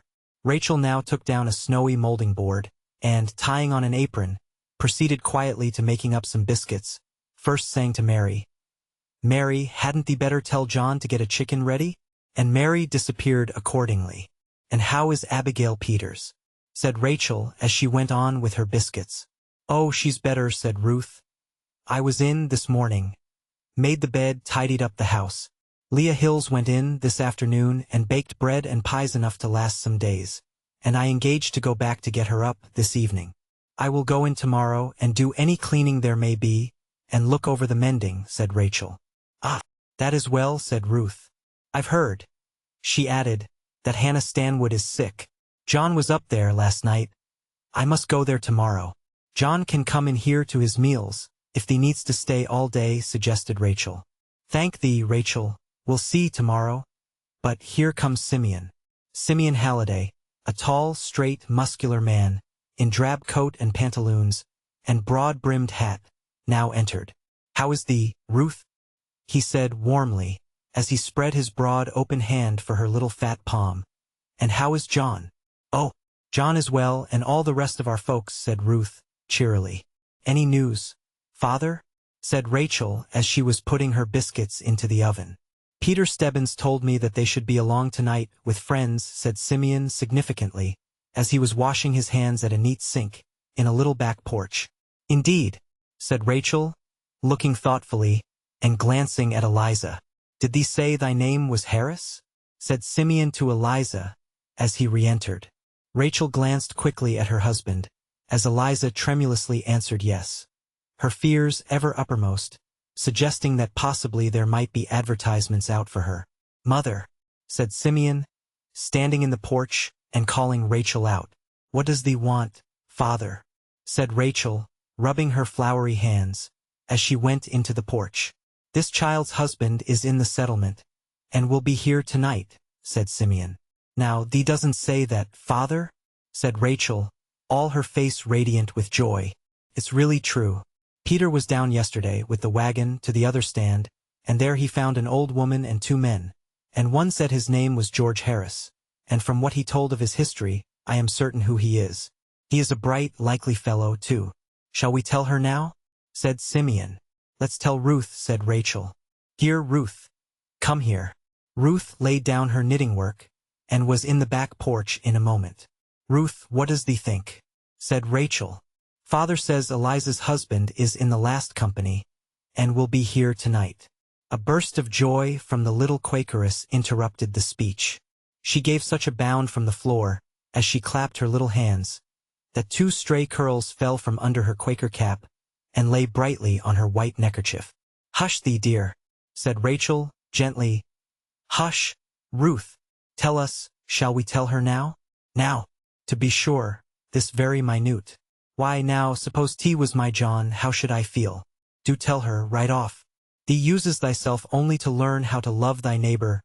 "Ruth," said Simeon, looking with a beaming face on Ruth. "To be sure. Isn't it what we are made for?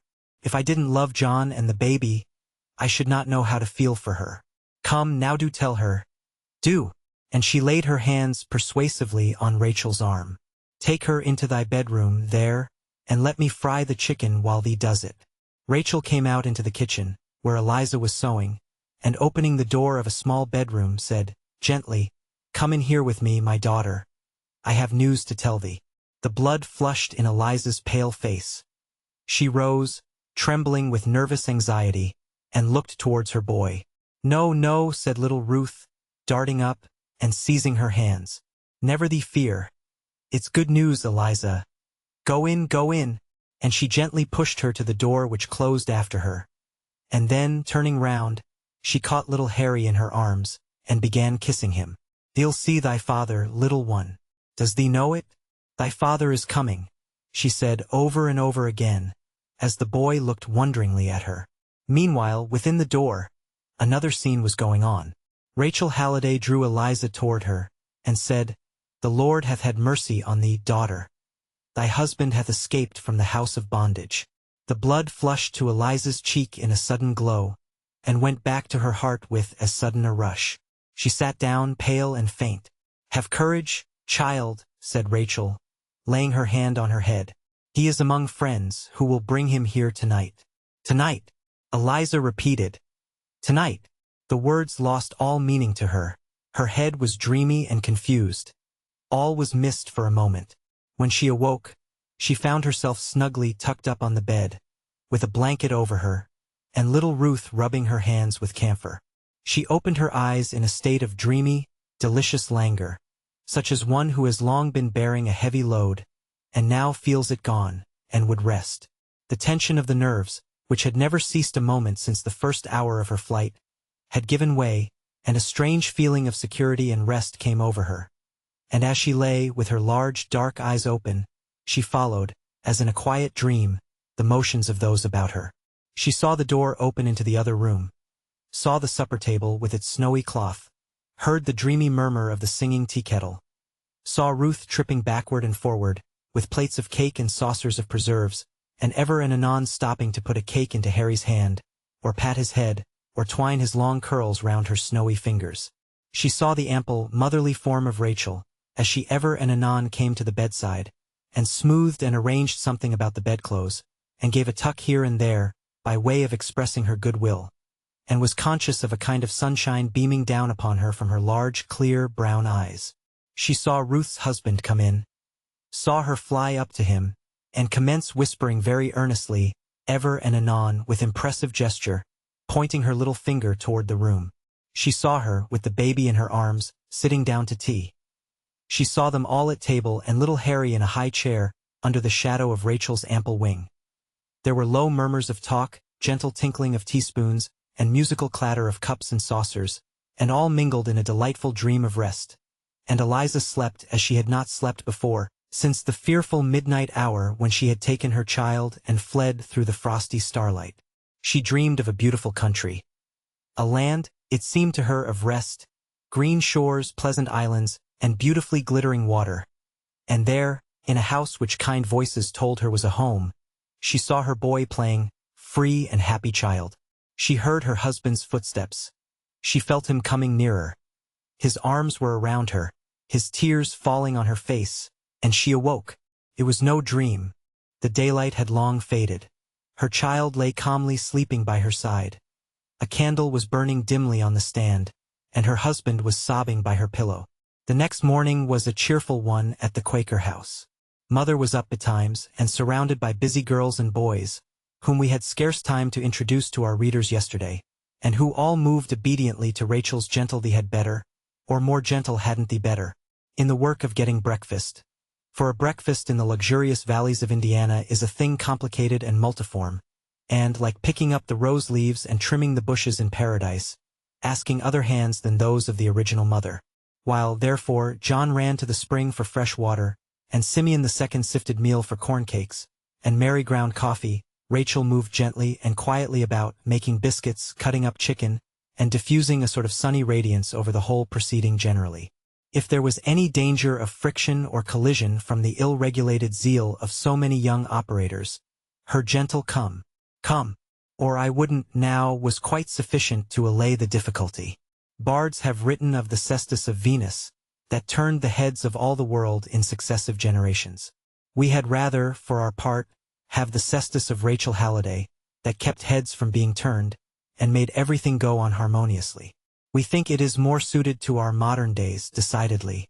While all other preparations were going on, Simeon the elder stood in his shirt sleeves before a little looking-glass in the corner, engaged in the anti-patriarchal operation of shaving. Everything went on so sociably, so quietly, so harmoniously in the great kitchen. It seemed so pleasant to everyone to do just what they were doing. There was such an atmosphere of mutual confidence and good fellowship everywhere. Even the knives and forks had a social clatter as they went on to the table, and the chicken and ham had a cheerful and joyous fizzle in the pan, as if they rather enjoyed being cooked than otherwise. And when George and Eliza and little Harry came out, they met. Such a hearty, rejoicing welcome. No wonder it seemed to them like a dream. At last, they were all seated at breakfast, while Mary stood at the stove, baking griddle cakes, which, as they gained the true exact golden-brown tint of perfection, were transferred quite handily to the table. Rachel never looked so truly and benignly happy as at the head of her table. There was so much motherliness and full-heartedness even in the way she passed a plate of cakes or poured a cup of coffee, that it seemed to put a spirit into the food and drink she offered. It was the first time that ever George had sat down on equal terms at any white man's table, and he sat down at first with some constraint and awkwardness. But they all exhaled and went off like fog, in the genial morning rays of this simple, overflowing kindness. This, indeed, was a home. A word that George had never yet known a meaning for, and a belief in God, and trust in his providence, began to encircle his heart, as, with a golden cloud of protection and confidence, dark misanthropic, pining atheistic doubts, and fierce despair, melted away before the light of a living gospel, breathed in living faces, preached by 1,000 unconscious acts of love and goodwill, which, like the cup of cold water given in the name of a disciple, shall never lose their reward. "Father, what if thee should get found out again?" said Simeon II, as he buttered his cake. "I should pay my fine," said Simeon quietly. "But what if they put thee in prison? Couldn't thee and mother manage the farm?" said Simeon, smiling. "Mother can do almost everything," said the boy. "But isn't it a shame to make such laws?" "Thee mustn't speak evil of thy rulers, Simeon," said his father gravely. "The Lord only gives us our worldly goods that we may do justice and mercy. If our rulers require a price of us for it, we must deliver it up." "Well, I hate those old slaveholders," said the boy, who felt as unchristian as became any modern reformer. "I am surprised at thee, son," said Simeon. "Thy mother never taught thee so. I would do even the same for the slaveholder as for the slave, if the Lord brought him to my door in affliction." Simeon II blushed scarlet, but his mother only smiled and said, "Simeon is my good boy. He will grow older by and by, and then he will be like his father." "I hope, my good sir, that you are not exposed to any difficulty on our account," said George anxiously. "Fear nothing, George, for therefore are we sent into the world. If we would not meet trouble for a good cause, we were not worthy of our name. But, for me," said George, "I could not bear it." "Fear not, then, friend George. It is not for thee, but for God and man we do it," said Simeon. "And now thou must lie by quietly this day, and tonight, at 10 o'clock, Phineas Fletcher will carry thee onward to the next stand. Thee and the rest of thy company. The pursuers are hard after thee, we must not delay." "If that is the case, why wait till evening?" said George. "Thou art safe here by daylight, for every one in the settlement is a friend, and all are watching. It has been found safer to travel by night." Chapter 14. Evangeline, a young star, which shone o'er life, too sweet an image for such glass, a lovely being, scarcely formed or molded, a rose with all its sweetest leaves yet folded.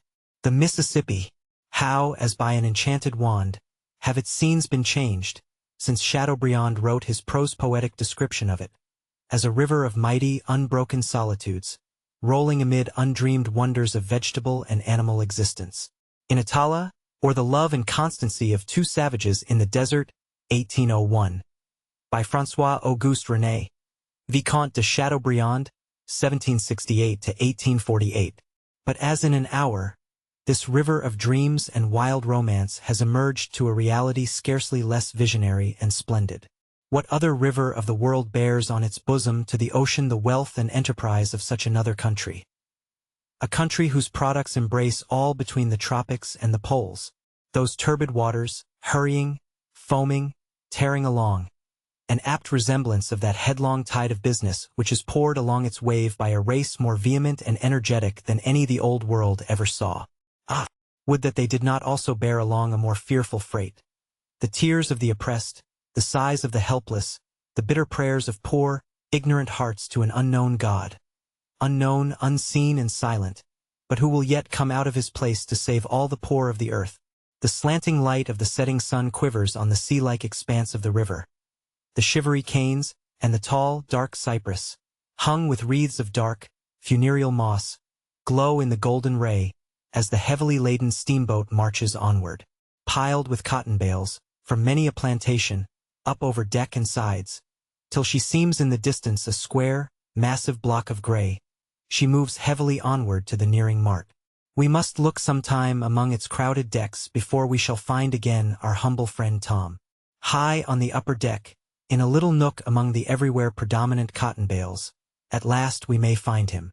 Partly from confidence inspired by Mr. Shelby's representations, and partly from the remarkably inoffensive and quiet character of the man, Tom had insensibly won his way far into the confidence even of such a man as Haley. At first he had watched him narrowly through the day, and never allowed him to sleep at night unfettered, but the uncomplaining patience and apparent contentment of Tom's manner led him gradually to discontinue these restraints, and for some time Tom had enjoyed a sort of parole of honor, being permitted to come and go freely where he pleased on the boat. Ever quiet and obliging, and more than ready to lend a hand in every emergency which occurred among the workmen below, he had won the good opinion of all the hands, and spent many hours in helping them with as hearty a good will as ever he worked on a Kentucky farm. When there seemed to be nothing for him to do, he would climb to a nook among the cotton bales of the upper deck, and busy himself in studying over his Bible, and it is there we see him now. For 100 or more miles above New Orleans, the river is higher than the surrounding country, and rolls its tremendous volume between massive levees 20 feet in height. The traveler from the deck of the steamer, as from some floating castle top, overlooks the whole country for miles and miles around. Tom, therefore, had spread out full before him, in plantation after plantation, a map of the life to which he was approaching. He saw the distant slaves at their toil. He saw afar their villages of huts gleaming out in long rows on many a plantation, distant from the stately mansions and pleasure grounds of the master. And as the moving picture passed on, his poor, foolish heart would be turning backward to the Kentucky farm, with its old shadowy beeches, to the master's house, with its wide, cool halls, and nearby, the little cabin overgrown with the multiflora and bignonia. There he seemed to see familiar faces of comrades who had grown up with him from infancy. He saw his busy wife, bustling in her preparations for his evening meals. He heard the merry laugh of his boys at their play, and the chirrup of the baby at his knee, and then, with a start, all faded, and he saw again the canebrakes and cypresses and gliding plantations, and heard again the creaking and groaning of the machinery, all telling him too plainly that all that phase of life had gone by forever.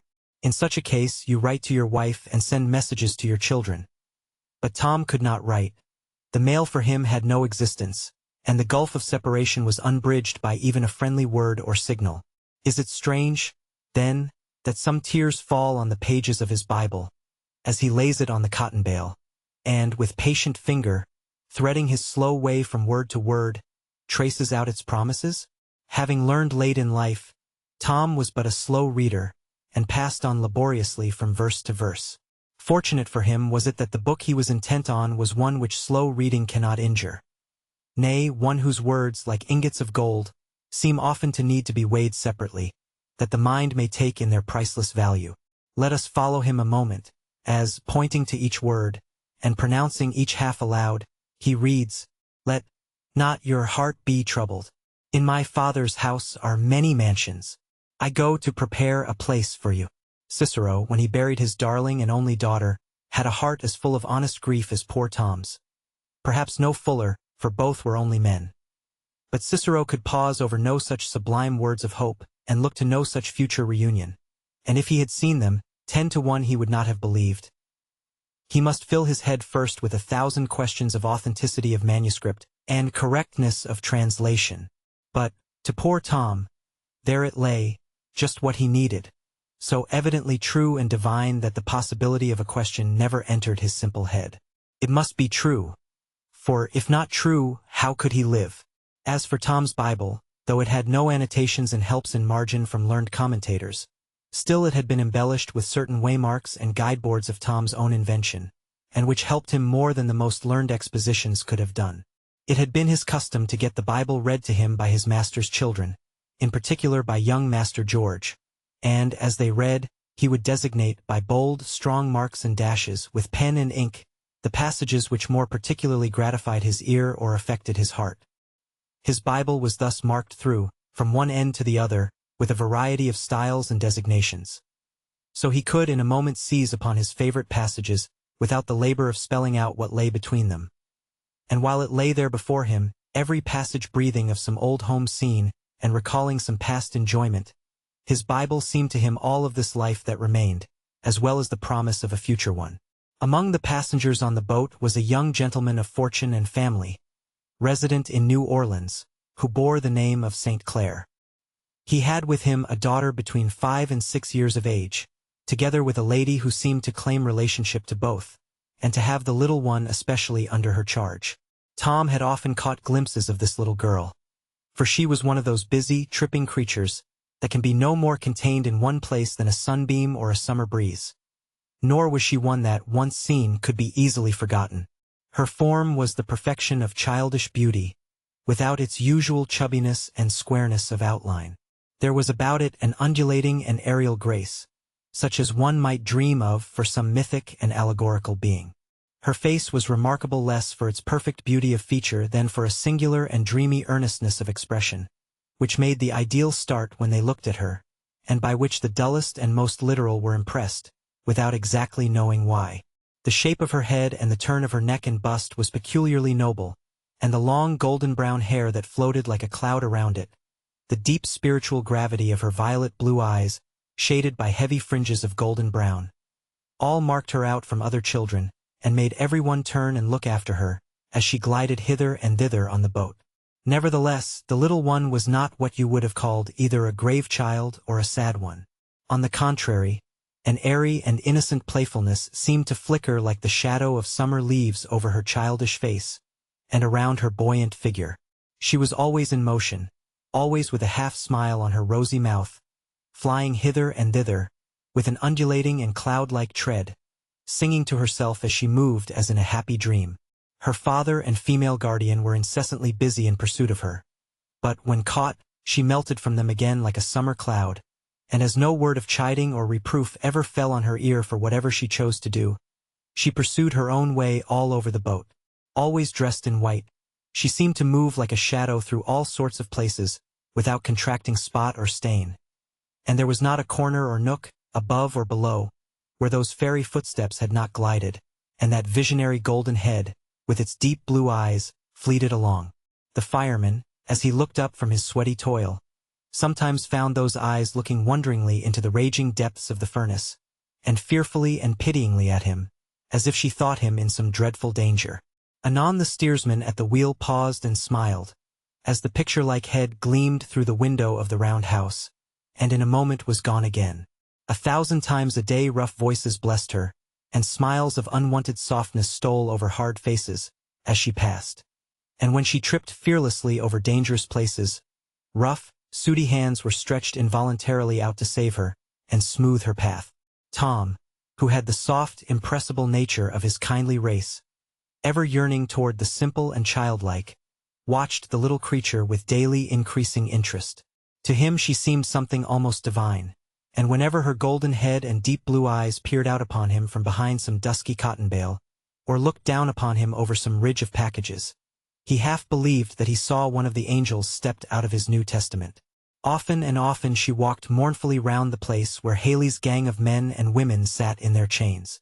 She would glide in among them, and look at them with an air of perplexed and sorrowful earnestness, and sometimes she would lift their chains with her slender hands, and then sigh woefully as she glided away. Several times she appeared suddenly among them, with her hands full of candy, nuts, and oranges, which she would distribute joyfully to them, and then be gone again. Tom watched the little lady a great deal before he ventured on any overtures towards acquaintanceship. He knew an abundance of simple acts to propitiate and invite the approaches of the little people, and he resolved to play his part right skillfully. He could cut cunning little baskets out of cherry stones, could make grotesque faces on hickory nuts, or odd-jumping figures out of elder pith, and he was a very pan in the manufacture of whistles of all sizes and sorts. His pockets were full of miscellaneous articles of attraction, which he had hoarded in days of old for his master's children, and which he now produced, with commendable prudence and economy, one by one, as overtures for acquaintance and friendship. The little one was shy, for all her busy interest in everything going on, and it was not easy to tame her. For a while, she would perch like a canary bird on some box or package near Tom, while busy in the little arts aforenamed, and take from him, with a kind of grave bashfulness, the little articles he offered. But at last they got on quite confidential terms. "What's little missy's name?" said Tom at last, when he thought matters were ripe to push such an inquiry. "Evangeline Street, Claire," said the little one, "though Papa and everybody else call me Eva." "Now, what's your name?" "My name's Tom. The little children used to call me Uncle Tom, way back there in Kentuck." "Then I mean to call you Uncle Tom because, you see, I like you," said Eva. "So, Uncle Tom, where are you going?" "I don't know, Miss Eva." "Don't know?" said Eva. "No, I am going to be sold to somebody. I don't know who." "My papa can buy you," said Eva quickly. "And if he buys you, you will have good times. I mean to ask him this very day."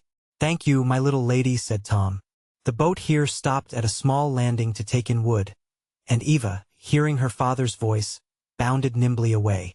Tom rose up, and went forward to offer his service in wooding, and soon was busy among the hands. Eva and her father were standing together by the railings to see the boat start from the landing place. The wheel had made 2 or 3 revolutions in the water, when, by some sudden movement, the little one suddenly lost her balance and fell sheer over the side of the boat into the water. Her father, scarce knowing what he did, was plunging in after her, but was held back by some behind him, who saw that more efficient aid had followed his child. Tom was standing just under her on the lower deck as she fell. He saw her strike the water and sink, and was after her in a moment.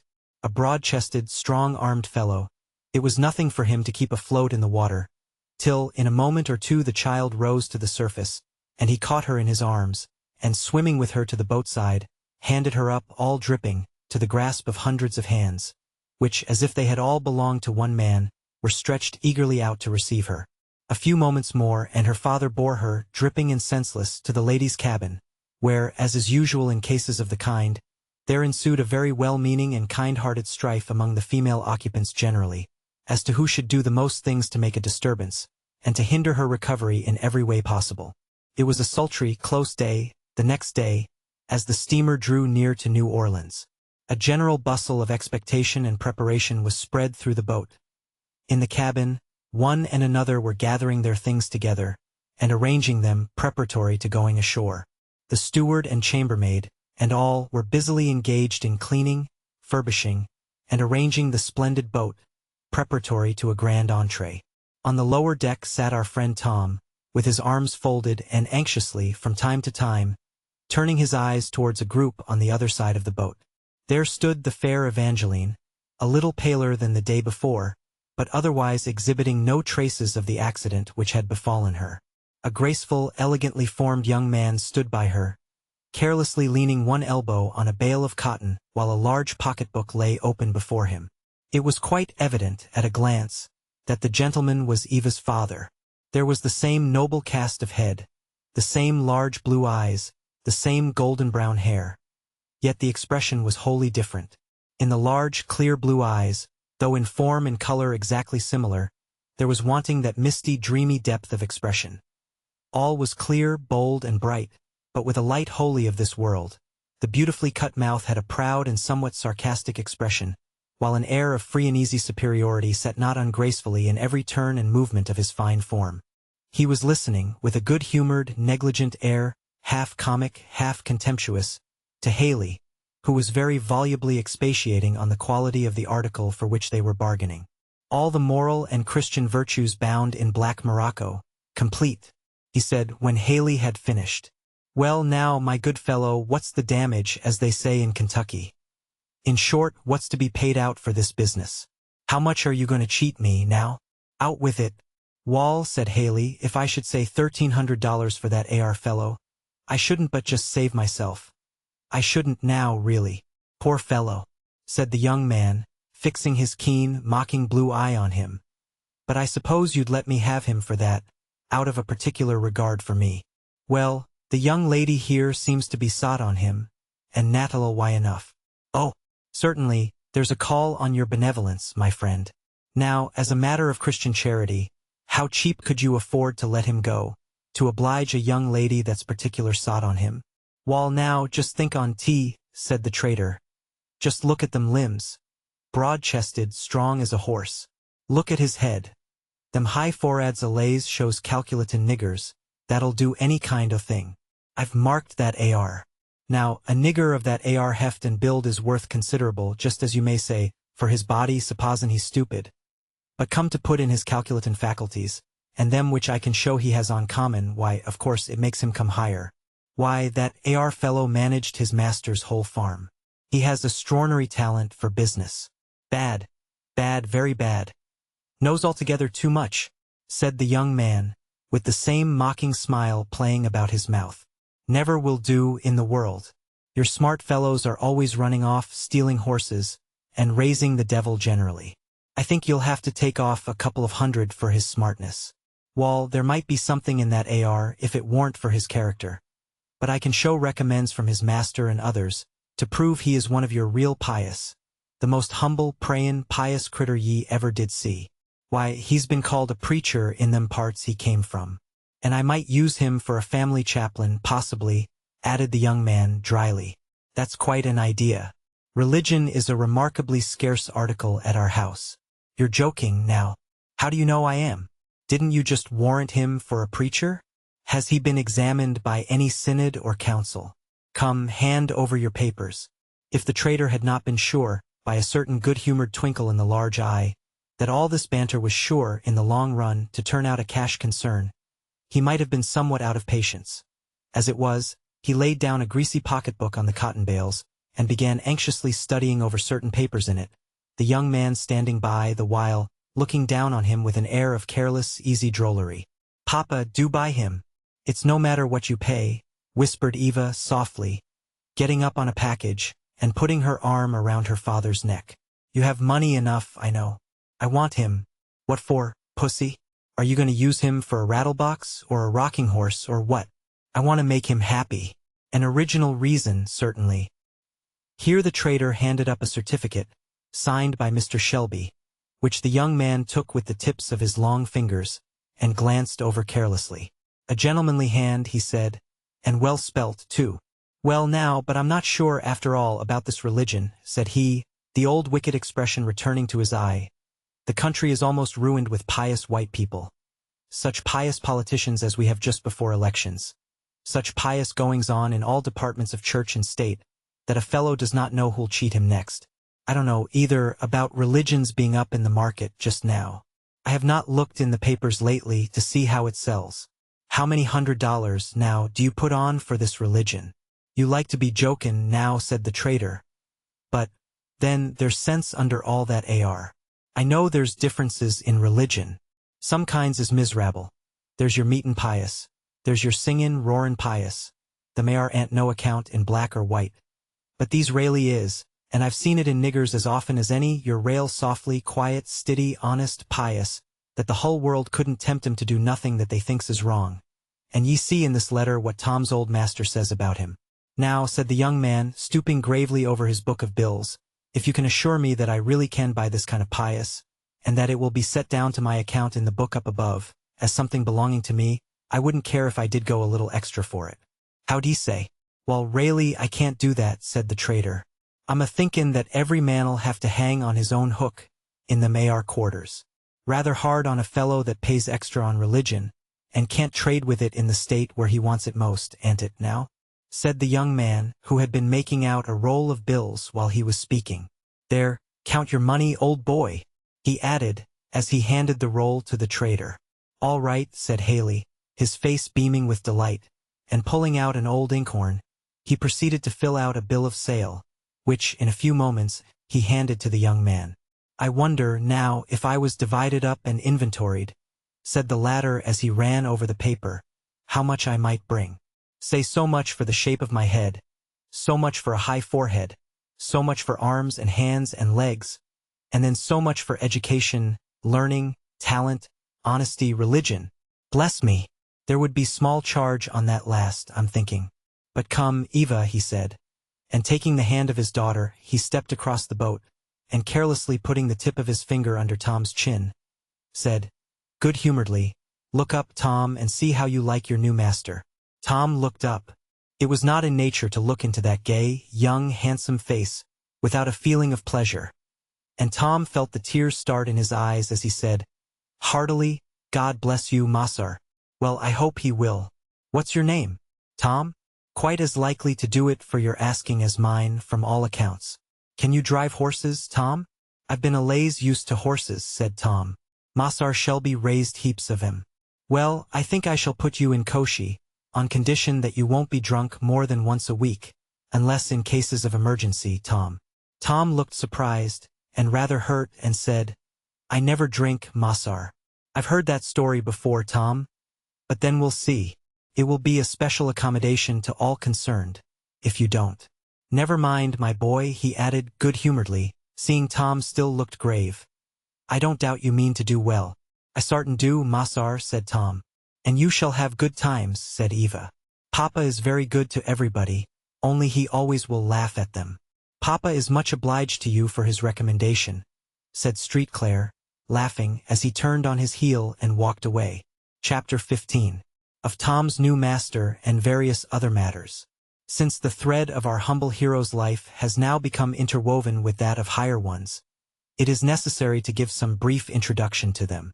Augustine Street Claire was the son of a wealthy planter of Louisiana. The family had its origin in Canada.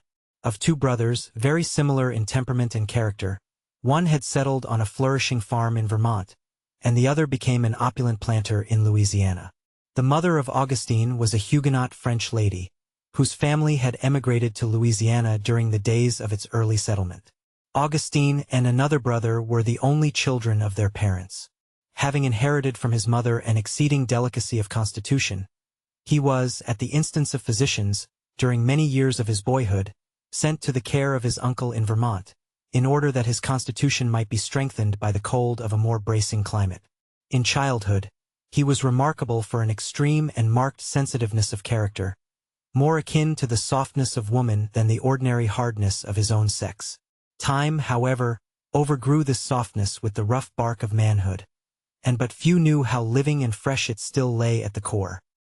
His talents were of the very first order, although his mind showed a preference always for the ideal and the aesthetic, and there was about him that repugnance to the actual business of life which is the common result of this balance of the faculties. Soon after the completion of his college course, his whole nature was kindled into one intense and passionate effervescence of romantic passion.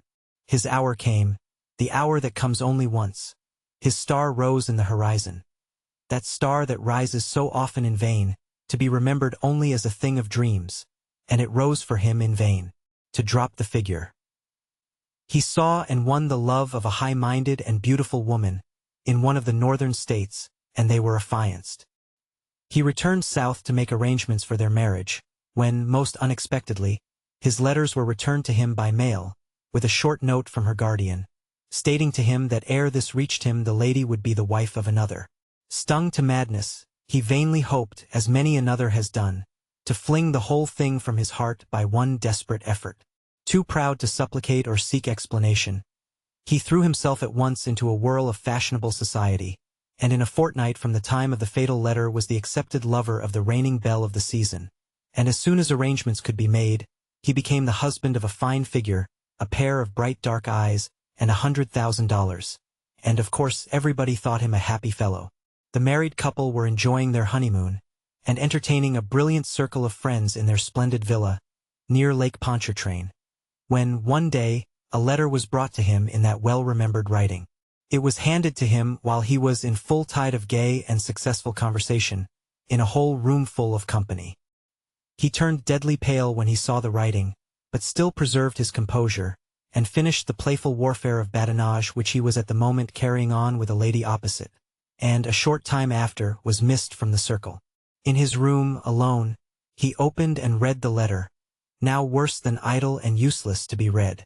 It was from her, giving a long account of a persecution to which she had been exposed by her guardian's family, to lead her to unite herself with their son, and she related how, for a long time, his letters had ceased to arrive, how she had written time and again, till she became weary and doubtful, how her health had failed under her anxieties, and how, at last, she had discovered the whole fraud which had been practiced on them both.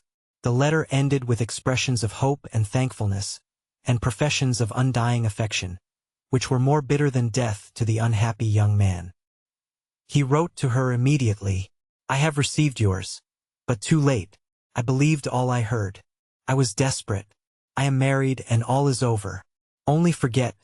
It is all that remains for either of us." And thus ended the whole romance and ideal of life for Augustine Streetclare. But the real remained. The real, like the flat, bare, oozy tide mud, when the blue sparkling wave, with all its company of gliding boats and white-winged ships, its music of oars and chiming waters, has gone down, and there it lies, flat, slimy, bare, exceedingly real. Of course, in a novel, people's hearts break and they die, and that is the end of it. And in a story this is very convenient. But in real life we do not die when all that makes life bright dies to us. There is a most busy and important round of eating, drinking, dressing, walking, visiting, buying, selling, talking, reading, and all that makes up what is commonly called living, yet to be gone through. And this yet remained to Augustine. Had his wife been a whole woman, she might yet have done something, as woman can, to mend the broken threads of life, and weave again into a tissue of brightness. But Marie Streetclare could not even see that they had been broken. As before stated, she consisted of a fine figure, a pair of splendid eyes, and $100,000, and none of these items were precisely the ones to minister to a mind diseased. When Augustine, pale as death, was found lying on the sofa, and pleaded sudden sick headache as the cause of his distress, she recommended to him to smell of hartshorn, and when the paleness and headache came on week after week, she only said that she never thought Mr. Streetclare was sickly. But it seems he was very liable to sick headaches, and that it was a very unfortunate thing for her, because he didn't enjoy going into company with her, and it seemed odd to go so much alone, when they were just married. Augustine was glad in his heart that he had married so undiscerning a woman.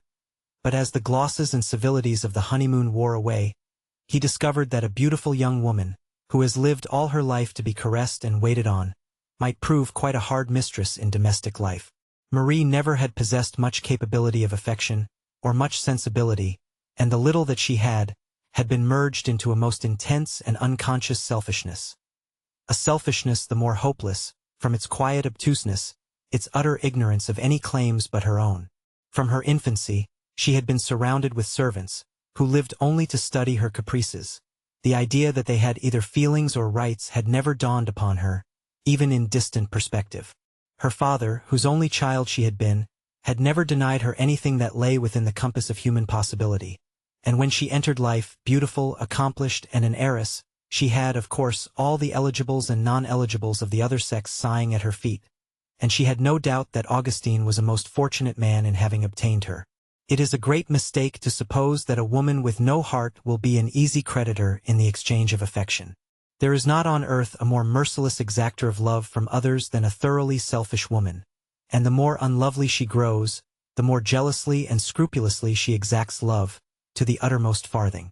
When, therefore, St. Clair began to drop off those gallantries and small attentions which flowed at first through the habitude of courtship, he found his sultana no way ready to resign her slave. There were abundance of tears, poutings, and small tempests. There were discontents, pinings, upbraidings. St. Clair was good-natured and self-indulgent, and sought to buy off with presents and flatteries. And when Marie became mother to a beautiful daughter, he really felt awakened, for a time, to something like tenderness. St. Clair's mother had been a woman of uncommon elevation and purity of character, and he gave to his child his mother's name, fondly fancying that she would prove a reproduction of her image. The thing had been remarked with petulant jealousy by his wife, and she regarded her husband's absorbing devotion to the child with suspicion and dislike. All that was given to her seemed so much taken from herself. From the time of the birth of this child, her health gradually sunk. A life of constant inaction, bodily and mental. The friction of ceaseless ennui and discontent, united to the ordinary weakness which attended the period of maternity. In course of a few years changed the blooming young belle into a yellow-faded, sickly woman, whose time was divided among a variety of fanciful diseases, and who considered herself, in every sense, the most ill-used and suffering person in existence.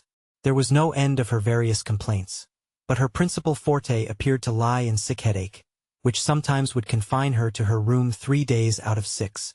As, of course, all family arrangements fell into the hands of servants, St. Clair found his menage anything but comfortable. His only daughter was exceedingly delicate, and he feared that, with no one to look after her and attend to her, her health and life might yet fall a sacrifice to her mother's inefficiency. He had taken her with him on a tour to Vermont, and had persuaded his cousin, Miss Ophelia St. Clair, to return with him to his southern residence, and they are now returning on this boat, where we have introduced them to our readers. And now, while the distant domes and spires of New Orleans rise to our view, there is yet time for an introduction to Miss Ophelia. Whoever has traveled in the New England states will remember, in some cool village, the large farmhouse, with its clean-swept grassy yard, shaded by the dense and massive foliage of the sugar maple. And remember the air of order and stillness, of perpetuity and unchanging repose, that seemed to breathe over the whole place. Nothing lost or out of order. Not a picket loose in the fence, not a particle of litter in the turfy yard, with its clumps of lilac bushes growing up under the windows. Within, he will remember wide, clean rooms where nothing ever seems to be doing or going to be done, where everything is once and forever rigidly in place, and where all household arrangements move with the punctual exactness of the old clock in the corner. In the family keeping room, as it is termed, he will remember the staid, respectable old bookcase with its glass doors, where Rollin's History, Milton's Paradise Lost, Bunyan's Pilgrim's Progress, and Scott's Family Bible stand side by side in decorous order, with multitudes of other books equally solemn and respectable. There are no servants in the house, but the lady in the snowy cap with the spectacles, who sits sewing every afternoon among her daughters, as if nothing ever had been done or were to be done. She and her girls, in some long-forgotten part of the day, did up the work, and for the rest of the time, probably at all hours when you would see them, it is done up.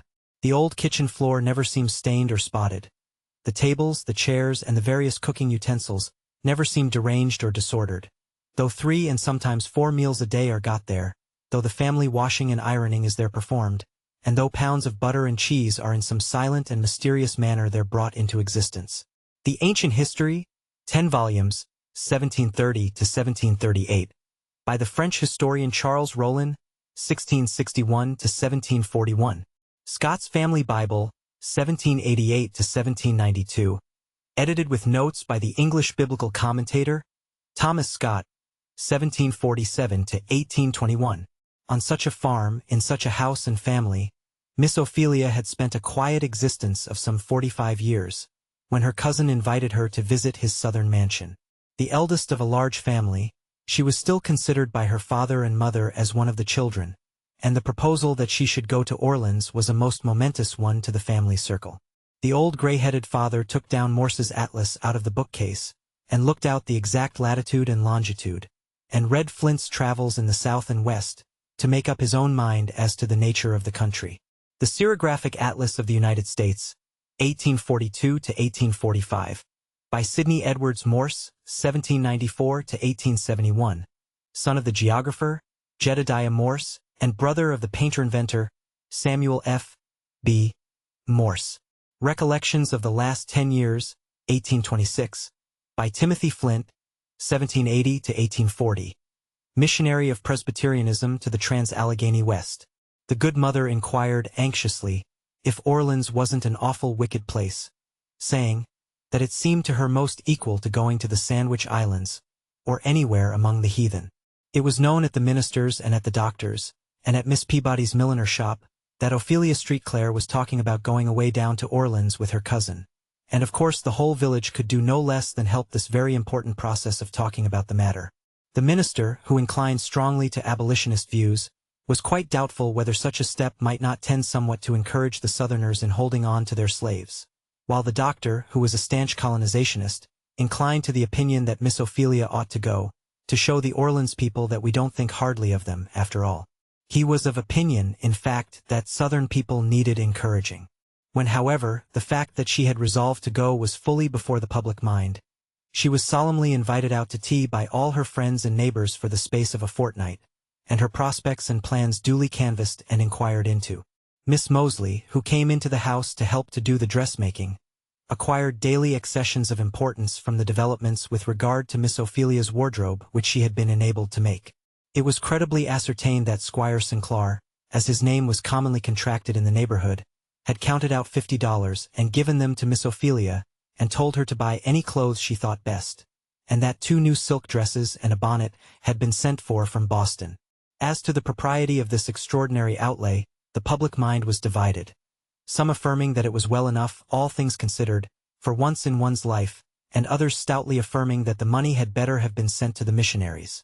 But all parties agreed that there had been no such parasol seen in those parts as had been sent on from New York, and that she had one silk dress that might fairly be trusted to stand alone, whatever might be said of its mistress.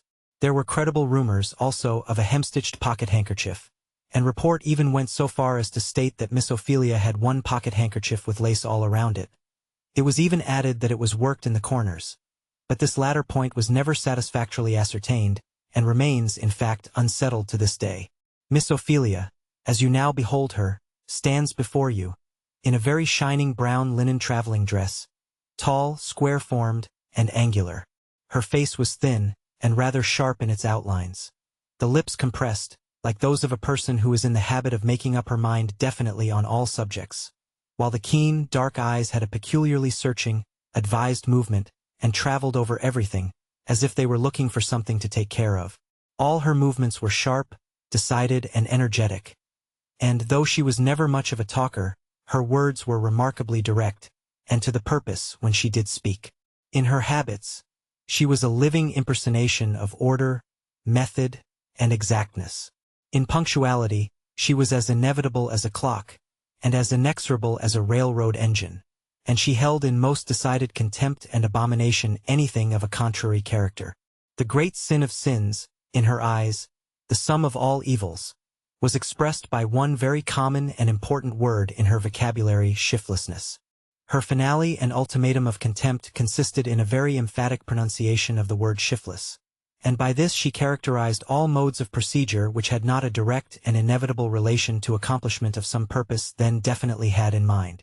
People who did nothing, or who did not know exactly what they were going to do, or who did not take the most direct way to accomplish what they set their hands to, were objects of her entire contempt. A contempt shown less frequently by anything she said than by a kind of stony grimness, as if she scorned to say anything about the matter. As to mental cultivation, she had a clear, strong, active mind, was well and thoroughly read in history and the older English classics, and thought with great strength within certain narrow limits. Her theological tenets were all made up, labeled in most positive and distinct forms, and put by, like the bundles in her patched trunk. There were just so many of them, and there were never to be any more. So, also, were her ideas with regard to most matters of practical life, such as housekeeping in all its branches, and the various political relations of her native village. And, underlying all, deeper than anything else, higher and broader, lay the strongest principle of her being, conscientiousness. Nowhere is conscience so dominant and all-absorbing as with New England women. It is the granite formation, which lies deepest, and rises out, even to the tops of the highest mountains. Miss Ophelia was the absolute bondslave of the ought.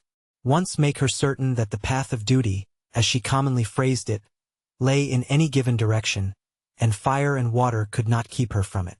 She would walk straight down into a well, or up to a loaded cannon's mouth, if she were only quite sure that there the path lay.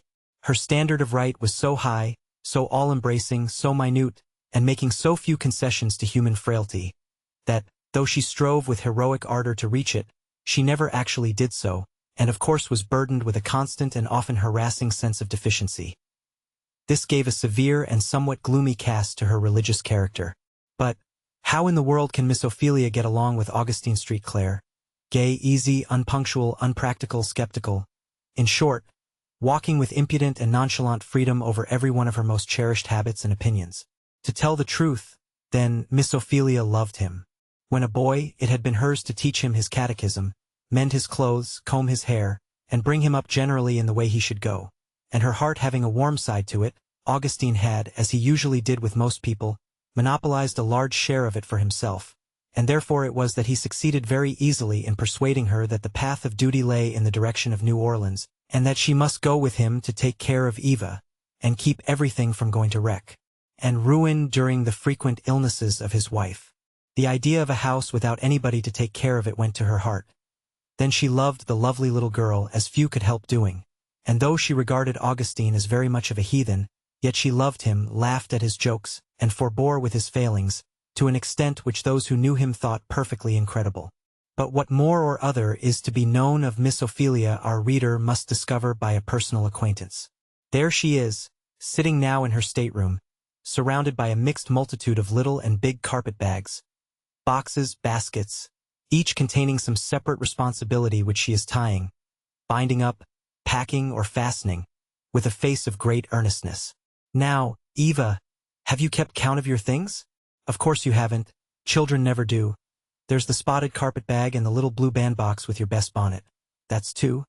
Then the India rubber satchel is 3, and my tape and needle box is 4, and my bandbox 5, and my collar box, and that little hair trunk 7. What have you done with your sunshade? Give it to me and let me put a paper round it and tie it to my umbrella with my shade. There now. Why, Auntie, we are only going up home. What is the use? To keep it nice, child. People must take care of their things, if they ever mean to have anything. And now, Eva, is your thimble put up? Really, Auntie, I don't know. Well, never mind. I'll look your box over. Thimble, wax, 2 spools, scissors, knife, tape needle. All right, put it in here. What did you ever do, child, when you were coming on with only your papa? I should have thought you'd 'a' lost everything you had. Well, Auntie, I did lose a great many. And then, when we stopped anywhere, Papa would buy some more of whatever it was. Mercy on us, child. What a way! It was a very easy way, Auntie, said Eva. It's a dreadful shiftless one, said Auntie. Why, Auntie, what'll you do now? Said Eva. That trunk is too full to be shut down. It must shut down, said Auntie, with the air of a general, as she squeezed the things in, and sprung upon the lid. Still a little gap remained about the mouth of the trunk. Get up here, Eva, said Miss Ophelia, courageously. What has been done can be done again. This trunk has got to be shut and locked. There are no 2 ways about it. And the trunk, intimidated, doubtless, by this resolute statement, gave in. The hasp snapped sharply in its hole, and Miss Ophelia turned the key, and pocketed it in triumph. Now we're ready. Where's your papa? I think it time this baggage was set out. Do look out, Eva, and see if you see your papa. Oh yes, he's down the other end of the gentleman's cabin, eating an orange. He can't know how near we are coming, said Auntie. Hadn't you better run and speak to him? Papa never is in a hurry about anything, said Eva, and we haven't come to the landing. Do step on the guards, Auntie. Look, there's our house, up that street. The boat now began, with heavy groans, like some vast, tired monster, to prepare to push up among the multiplied steamers at the levee. Eva joyously pointed out the various spires, domes, and waymarks, by which she recognized her native city. Yes, yes, dear. Very fine, said Miss Ophelia. But mercy on us. The boat has stopped. Where is your father? And now ensued the usual turmoil of landing, waiters running 20 ways at once. Men tugging trunks, carpet-bags, boxes, women anxiously calling to their children, and everybody crowding in a dense mass to the plank towards the landing. Miss Ophelia seated herself resolutely on the lately vanquished trunk, and marshalling all her goods and chattels in fine military order, seemed resolved to defend them to the last. Shall I take your trunk, ma'am? Shall I take your baggage? Let me tend to your baggage, missus. Shan't I carry out these your, missus? Rained down upon her unheeded. She sat with grim determination, upright as a darning needle stuck in a board, holding on her bundle of umbrella and parasols, and replying with a determination that was enough to strike dismay even into a hackman, wondering to Eva, in each interval, what upon earth her papa could be thinking of. He couldn't have fallen over now, but something must have happened, and just as she had begun to work herself into a real distress, He came up with his usually careless motion, and giving Eva a quarter of the orange he was eating, said, "Well, Cousin Vermont, I suppose you are all ready." "I've been ready, waiting nearly an hour," said Miss Ophelia. "I began to be really concerned about you." "That's a clever fellow, now," said he. "Well, the carriage is waiting, and the crowd are now off, so that one can walk out in a decent and Christian manner, and not be pushed and shoved. Here," he added to a driver who stood behind him, "take these things." "I'll go and see to his putting them in," said Miss Ophelia. "Oh, pshaw, cousin, what's the use?" said Street Claire. "Well, at any rate, I'll carry this and this and this," said Miss Ophelia, singling out 3 boxes and a small carpet-bag. "My dear Miss Vermont, positively you mustn't come the Green Mountains over us that way. You must adopt at least a piece of a Southern principle, and not walk out under all that load. They'll take you for a waiting maid. Give them to this fellow. He'll put them down as if they were eggs now." Miss Ophelia looked despairingly as her cousin took all her treasures from her, and rejoiced to find herself once more in the carriage with them, in a state of preservation. "Where's Tom?" said Eva. "Oh, he's on the outside, pussy. I'm going to take Tom up to Mother for a peace offering, to make up for that drunken fellow that upset the carriage." "Oh, Tom will make a splendid driver, I know," said Eva. "He'll never get drunk." The carriage stopped in front of an ancient mansion, built in that odd mixture of Spanish and French style, of which there are specimens in some parts of New Orleans. It was built in the Moorish fashion, a square building enclosing a courtyard, into which the carriage drove through an arched gateway. The court, in the inside, had evidently been arranged to gratify a picturesque and voluptuous ideality. Wide galleries ran all around the 4 sides, whose Moorish arches, slender pillars, and arabesque ornaments carried the mind back, as in a dream, to the reign of Oriental romance in Spain. In the middle of the court, a fountain threw high its silvery water, falling in a never-ceasing spray into a marble basin, fringed with a deep border of fragrant violets. The water in the fountain, pellucid as crystal, was alive with myriads of gold and silver fishes, twinkling and darting through it like so many living jewels. Around the fountain ran a walk, paved with a mosaic of pebbles, laid in various fanciful patterns. And this, again, was surrounded by turf, smooth as green velvet, while a carriage drive enclosed the whole.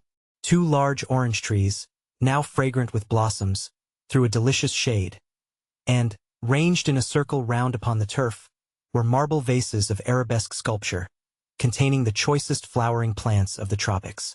Huge pomegranate trees, with their glossy leaves and flame-colored flowers, dark-leaved Arabian jessamines, with their silvery stars, geraniums, luxuriant roses bending beneath their heavy abundance of flowers, golden jessamines, lemon-scented verbenum, all united their bloom and fragrance, while here and there a mystic old aloe, with its strange, massive leaves, sat looking like some old enchanter, sitting in weird grandeur among the more perishable bloom and fragrance around it.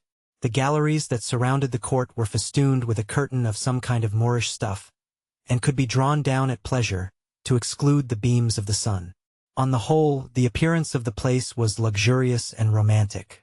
As the carriage drove in, Eva seemed like a bird ready to burst from a cage, with the wild eagerness of her delight. "Oh, isn't it beautiful, lovely, my own dear, darling home?" she said to Miss Ophelia. "Isn't it beautiful?" "Tea is a pretty place," said Miss Ophelia as she alighted, "though it looks rather old and heathenish to me." Tom got down from the carriage, and looked about with an air of calm, still enjoyment. The Negro, it must be remembered, is an exotic of the most gorgeous and superb countries of the world, and he has, deep in his heart, a passion for all that is splendid, rich, and fanciful. A passion which, rudely indulged by an untrained taste, draws on them the ridicule of the colder and more correct white race. St. Clair, who was in heart a poetical voluptuary, smiled as Miss Ophelia made her remark on his premises, and, turning to Tom, who was standing looking round, his beaming black face perfectly radiant with admiration, he said, "Tom, my boy, this seems to suit you." "Yes, Massar, it looks about the right thing," said Tom. All this passed in a moment, while trunks were being hustled off, hackmen paid, and while a crowd of all ages and sizes, men, women, and children, came running through the galleries, both above and below, to see Massar come in. Foremost among them was a highly dressed young mulatto man, evidently a very distingué personage, attired in the ultra-extreme of the mode, and gracefully waving a scented cambric handkerchief in his hand. This personage had been exerting himself with great alacrity in driving all the flock of domestics to the other end of the veranda. "Back, all of you. I am ashamed of you," he said, in a tone of authority. "Would you intrude on master's domestic relations in the first hour of his return?" All looked abashed at this elegant speech, delivered with quite an air, and stood huddled together at a respectful distance, except two stout porters, who came up and began conveying away the baggage. Owing to Mr. Adolph's systematic arrangements, when Street Clare turned round from paying the hackman, there was nobody in view but Mr. Adolph himself, conspicuous in satin vest, gold guard chain, and white pants, and bowing with inexpressible grace and suavity. "Ah, Adolph, is it you?" said his master, offering his hand to him. "How are you, boy?"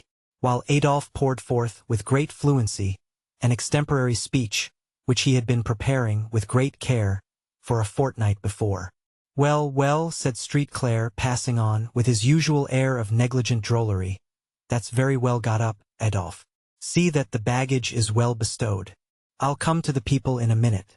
And, so saying, he led Miss Ophelia to a large parlor that opened on the veranda. While this had been passing, Eva had flown like a bird, through the porch and parlor, to a little boudoir opening likewise on the veranda.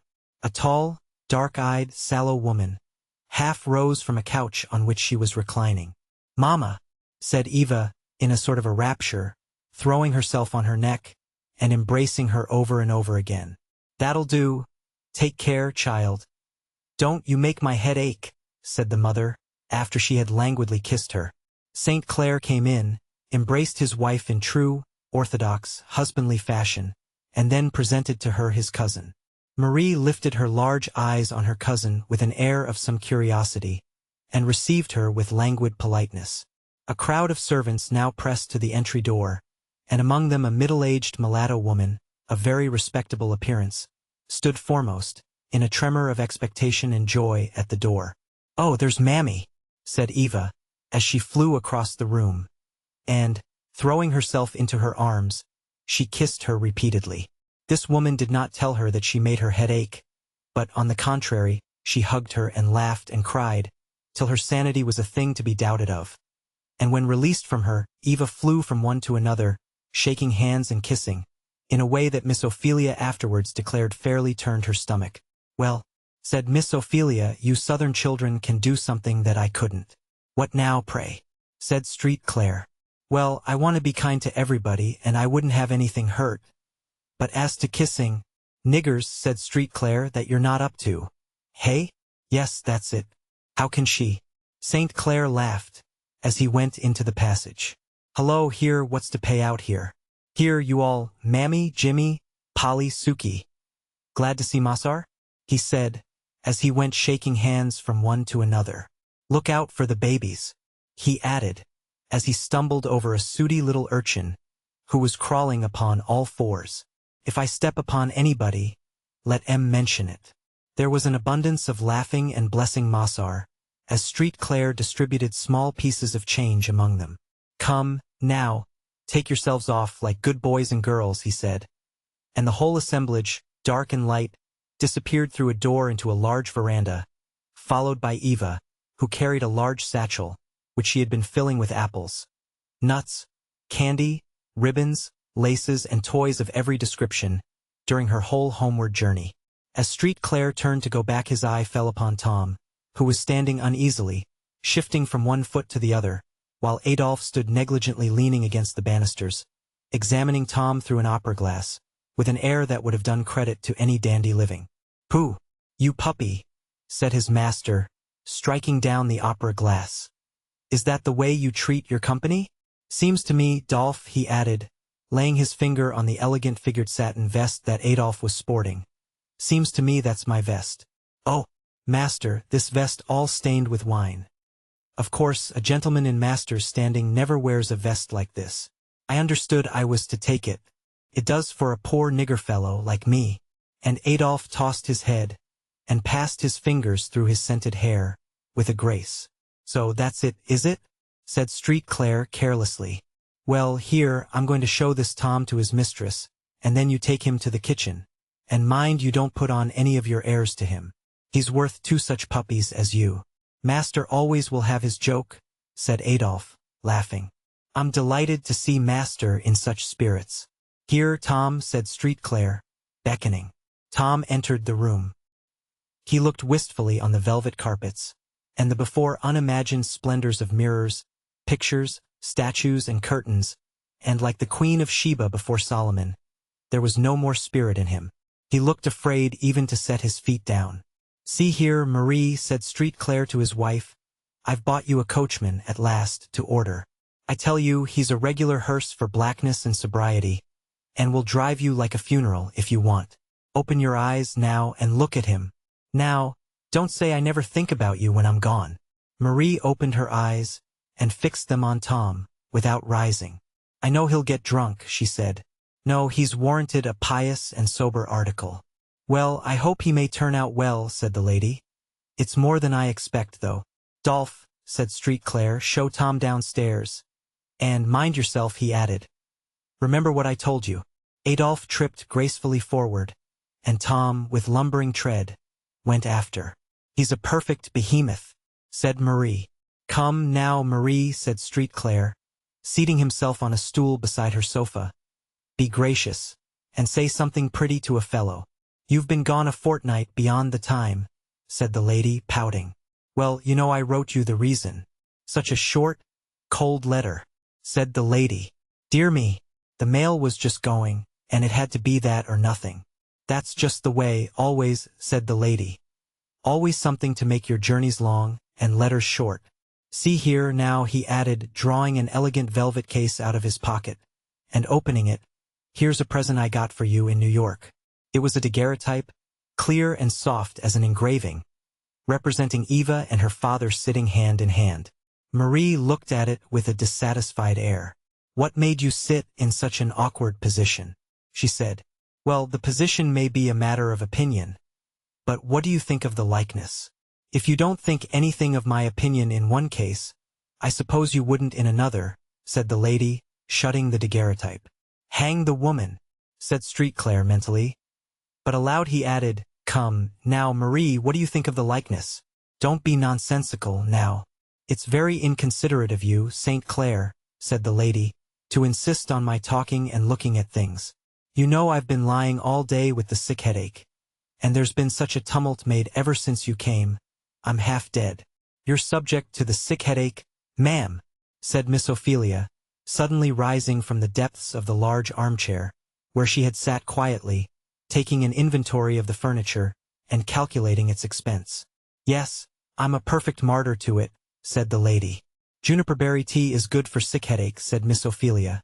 At least Auguste, Deacon Abraham Perry's wife, used to say so, and she was a great nurse.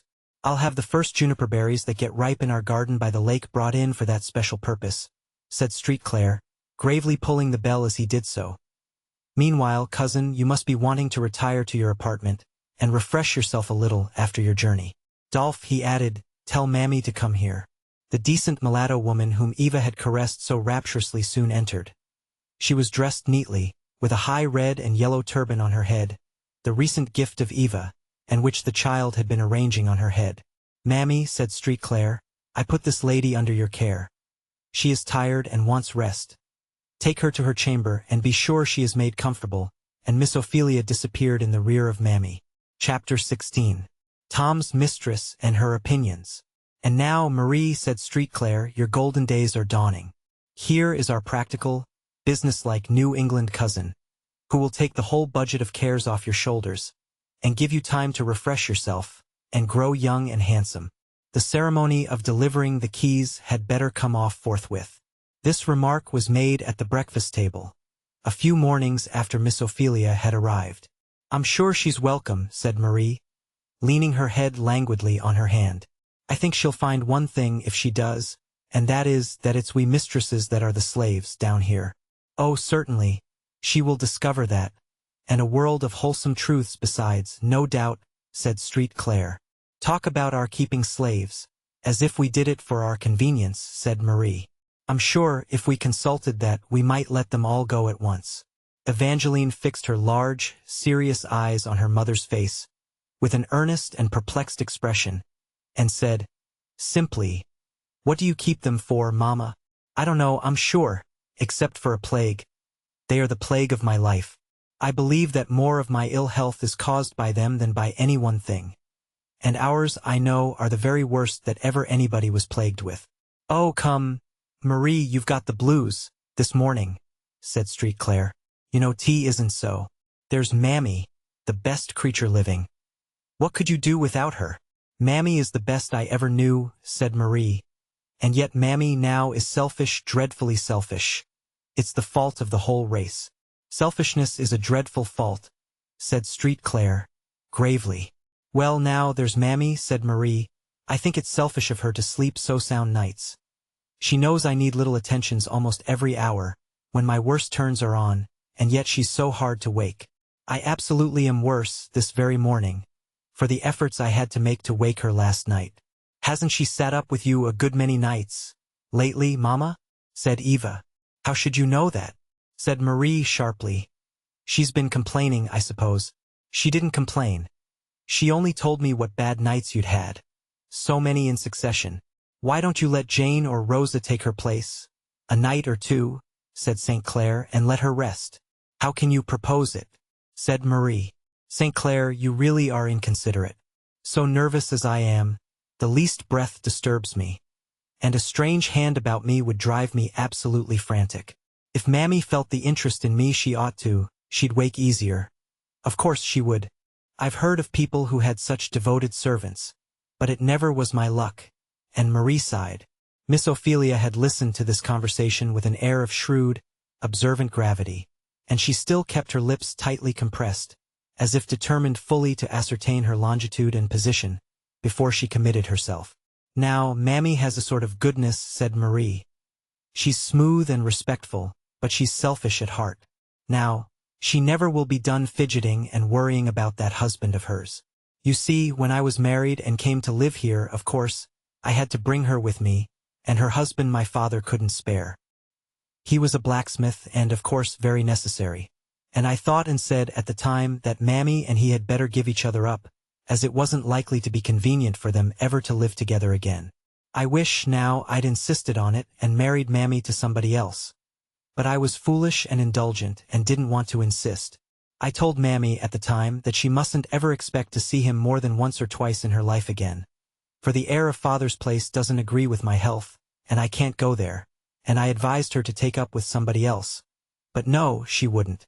Mammy has a kind of obstinacy about her, in spots, that everybody don't see as I do." "Has she children?" said Miss Ophelia. "Yes, she has two." "I suppose she feels the separation from them?" "Well, of course I couldn't bring them. They were little dirty things. I couldn't have them about. And, besides, they took up too much of her time. But I believe that Mammy has always kept up a sort of sulkiness about this. She won't marry anybody else. And I do believe now, though she knows how necessary she is to me, and how feeble my health is, she would go back to her husband tomorrow, if she only could." "I do indeed," said Marie. "They are just so selfish now, the best of them.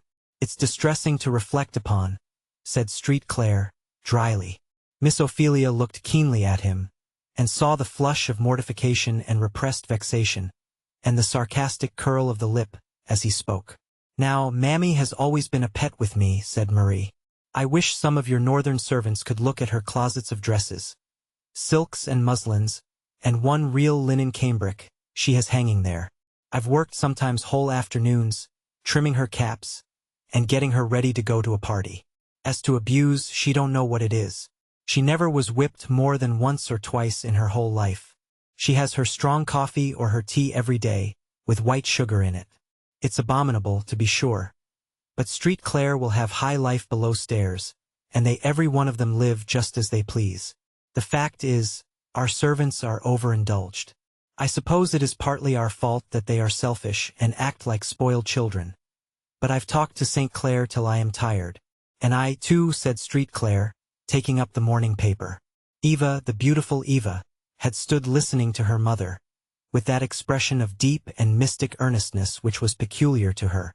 She walked softly round to her mother's chair and put her arms round her neck.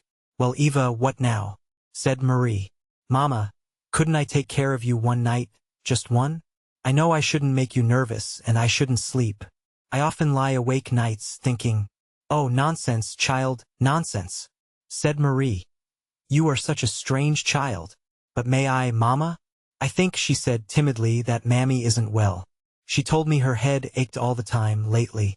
"Oh, that's just one of Mammy's fidgets. Mammy is just like all the rest of them. Make such a fuss about every little headache or finger ache. It'll never do to encourage it. Never. I'm principled about this matter," said she, turning to Miss Ophelia. "You'll find the necessity of it. If you encourage servants in giving way to every little disagreeable feeling, and complaining of every little ailment, you'll have your hands full. I never complain myself, nobody knows what I endure. I feel it a duty to bear it quietly, and I do." Miss Ophelia's round eyes expressed an undisguised amazement at this peroration, which struck St. Clair as so supremely ludicrous that he burst into a loud laugh. "St. Clair always laughs when I make the least allusion to my ill health," said Marie, with the voice of a suffering martyr. "I only hope the day won't come when he'll remember it." And Marie put her handkerchief to her eyes. Of course, there was rather a foolish silence. Finally, St. Clair got up, looked at his watch, and said he had an engagement down street.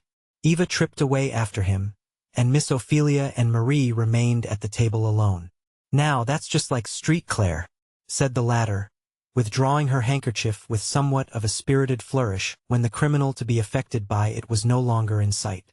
"He never realizes, never can, never will what I suffer, and have, for years. If I was one of the complaining sort or ever made any fuss about my ailments, there would be some reason for it. Men do get tired, naturally, of a complaining wife. But I've kept things to myself and borne, till St. Clair has got in the way of thinking I can bear anything." Miss Ophelia did not exactly know what she was expected to answer to this. While she was thinking what to say, Marie gradually wiped away her tears and smoothed her plumage in a general sort of way, as a dove might be supposed to make toilet after a shower, and began a housewifely chat with Miss Ophelia concerning cupboards, closets, linen presses, storerooms, and other matters of which the latter was, by common understanding, to assume the direction, giving her so many cautious directions and charges that a head less systematic and businesslike than Miss Ophelia's would have been utterly dizzied and confounded. "And now," said Marie, "I believe I've told you everything, so that, when my next sick turn comes on, you'll be able to go forward entirely without consulting me. Only about Eva. She requires watching." "She seems to be a good child, very," said Miss Ophelia. "I never saw a better child." "Eva's peculiar," said her mother, "very. There are things about her so singular. She isn't like me now a particle," and Marie sighed, as if this was a truly melancholy consideration. Miss Ophelia in her own heart said, "I hope she isn't," but had prudence enough to keep it down. "Eva always was disposed to be with servants, and I think that well enough with some children. Now, I always played with father's little Negroes. It never did me any harm. But Eva somehow always seems to put herself on an equality with every creature that comes near her. It's a strange thing about the child. I never have been able to break her of it. St. Clair, I believe, encourages her in it. The fact is, St. Clair indulges every creature under this roof but his own wife." Again Miss Ophelia sat in blank silence. "Now, there's no way with servants," said Marie, "but to put them down and keep them down. It was always natural to me from a child. Eva is enough to spoil a whole houseful. What she will do when she comes to keep house herself, I'm sure I don't know. I hold to being kind to servants. I always am. But you must make 'em know their place.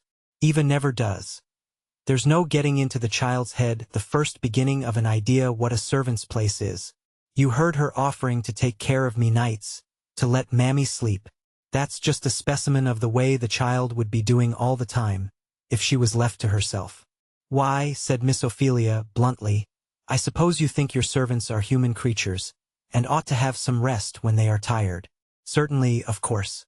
I'm very particular in letting them have everything that comes convenient, anything that doesn't put one at all out of the way, you know. Mammy can make up her sleep some time or other. There's no difficulty about that. She's the sleepiest concern that ever I saw, Sewing, standing, or sitting, that creature will go to sleep, and sleep anywhere and everywhere. No danger but Mammy gets sleep enough. But this treating servants as if they were exotic flowers or china vases is really ridiculous, said Marie, as she plunged languidly into the depths of a voluminous and pillowy lounge, and drew towards her an elegant cut-glass vinaigrette. You see, she continued in a faint and ladylike voice, like the last dying breath of an Arabian jessamine, or something equally ethereal, you see, Cousin Ophelia, I don't often speak of myself. It isn't my habit. Tea isn't agreeable to me. In fact, I haven't strength to do it. But there are points where Street Claire and I differ. St. Clair never understood me, never appreciated me. I think it lies at the root of all my ill health. St. Clair means well, I am bound to believe. But men are constitutionally selfish and inconsiderate to woman. That, at least, is my impression. Miss Ophelia, who had not a small share of the genuine New England caution, and a very particular horror of being drawn into family difficulties, now began to foresee something of this kind impending. So, composing her face into a grim neutrality, and drawing out of her pocket about 1.25 yards of stocking, which she kept as a specific against what Dr. Watts asserts to be a personal habit of Satan when people have idle hands, she proceeded to knit most energetically, shutting her lips together in a way that said, as plain as words could, you needn't try to make me speak. I don't want anything to do with your affairs. In fact, she looked about as sympathizing as a stone lion. But Marie didn't care for that. She had got somebody to talk to, and she felt it her duty to talk, and that was enough. And reinforcing herself by smelling again at her vinaigrette, she went on. You see, I brought my own property and servants into the connection, when I married St. Clair, and I am legally entitled to manage them my own way. St. Clair had his fortune and his servants, and I'm well enough content he should manage them his way. But Street Clair will be interfering.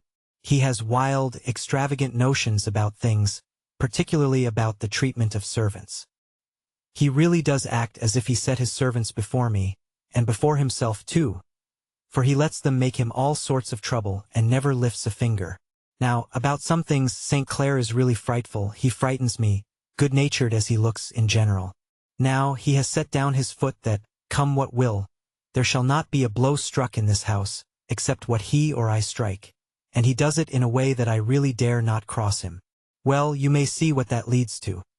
For St. Clair wouldn't raise his hand, if every one of them walked over him, and you see how cruel it would be to require me to make the exertion. Now, you know these servants are nothing but grown-up children. I don't know anything about it, and I thank the Lord that I don't, said Miss Ophelia shortly. Well, but you will have to know something and know it to your cost if you stay here. You don't know what a provoking, stupid, careless, unreasonable, childish, ungrateful set of wretches they are.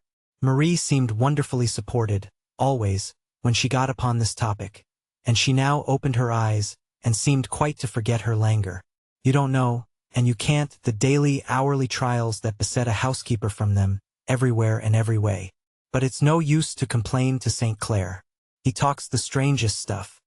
He says we have made them what they are, and ought to bear with them.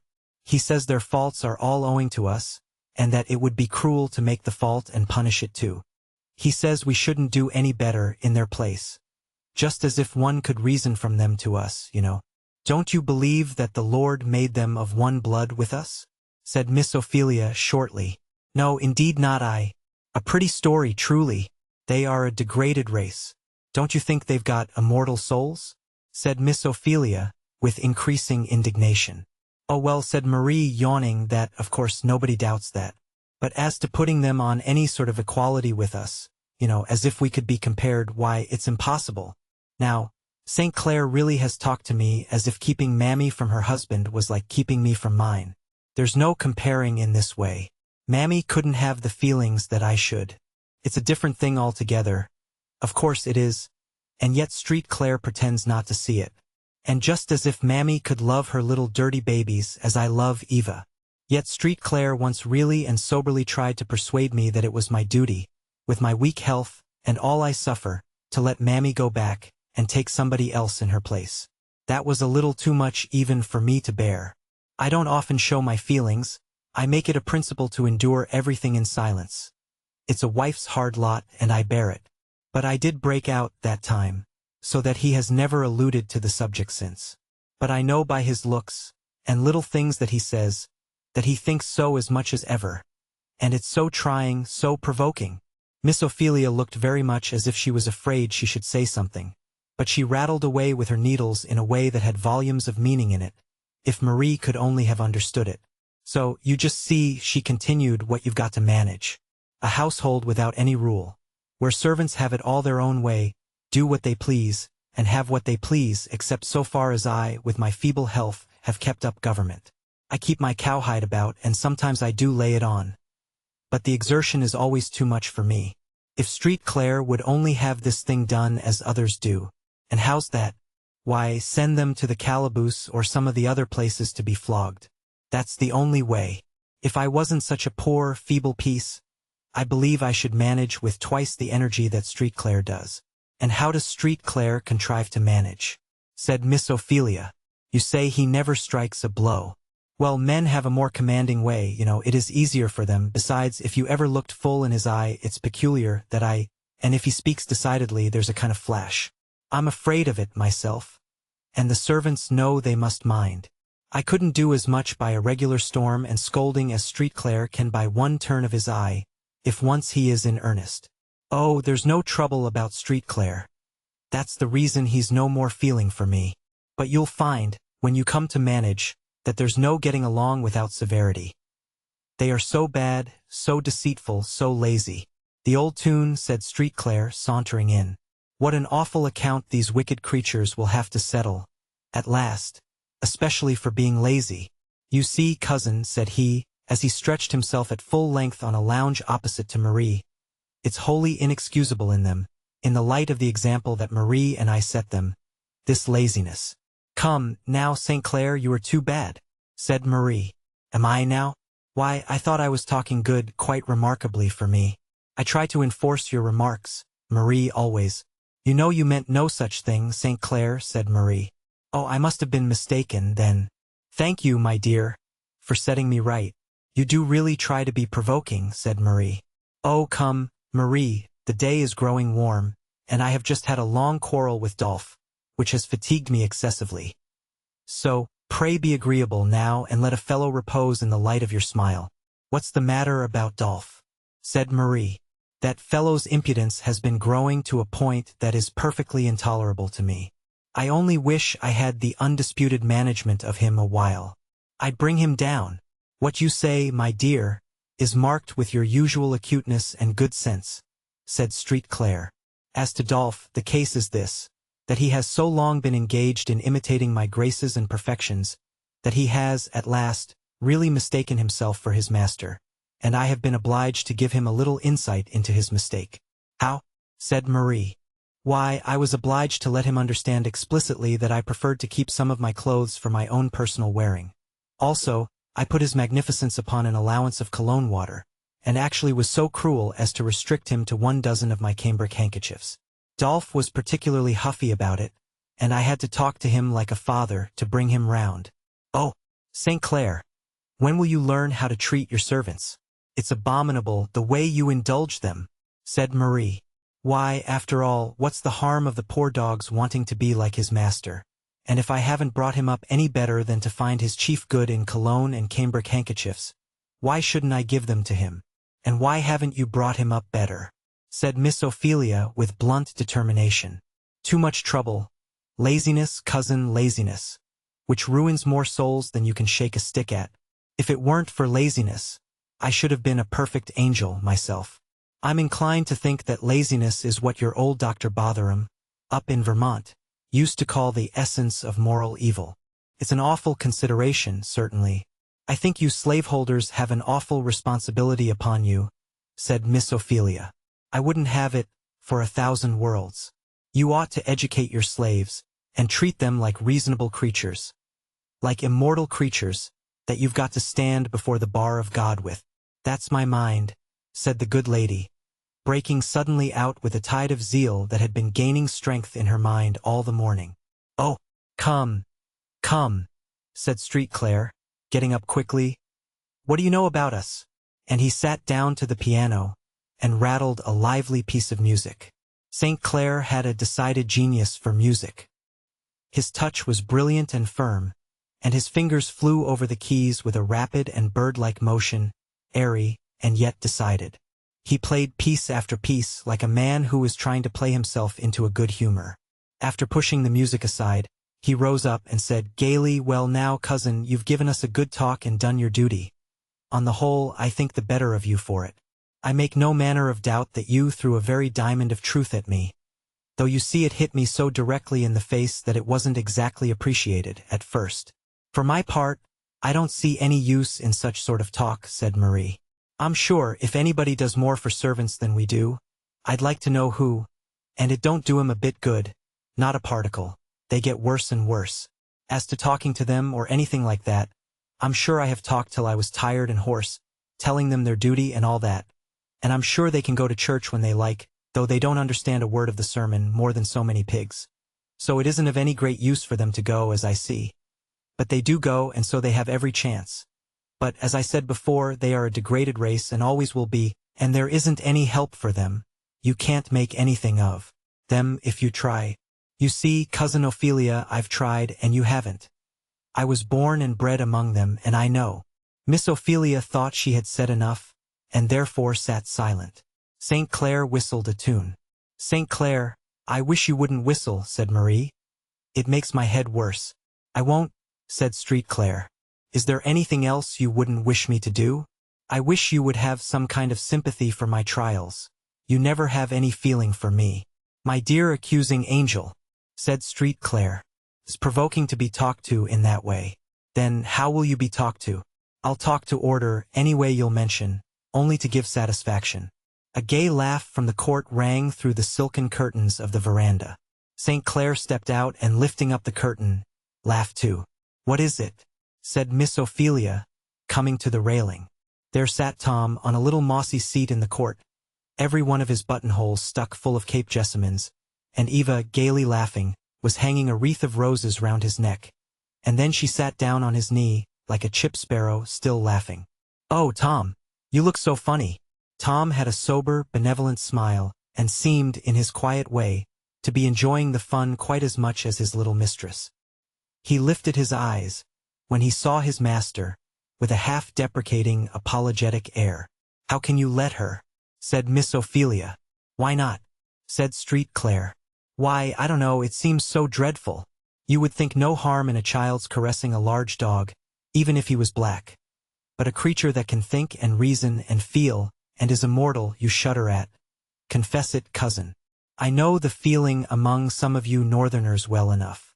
Not that there is a particle of virtue in our not having it, but custom with us does what Christianity ought to do, obliterates the feeling of personal prejudice. I have often noticed, in my travels north, how much stronger this was with you than with us. You loathe them as you would a snake or a toad, yet you are indignant at their wrongs. You would not have them abused, but you don't want to have anything to do with them yourselves. You would send them to Africa out of your sight and smell, and then send a missionary or two to do up all the self-denial of elevating them compendiously. Isn't that it? Well, cousin, said Miss Ophelia thoughtfully, there may be some truth in this. What would the poor and lowly do without children? Said St. Clair, leaning on the railing and watching Eva as she tripped off, leading Tom with her. Your little child is your only true Democrat. Tom, now, is a hero to Eva. His stories are wonders in her eyes, his songs and Methodist hymns are better than an opera, and the traps and little bits of trash in his pocket a mine of jewels, and he the most wonderful Tom that ever wore a black skin.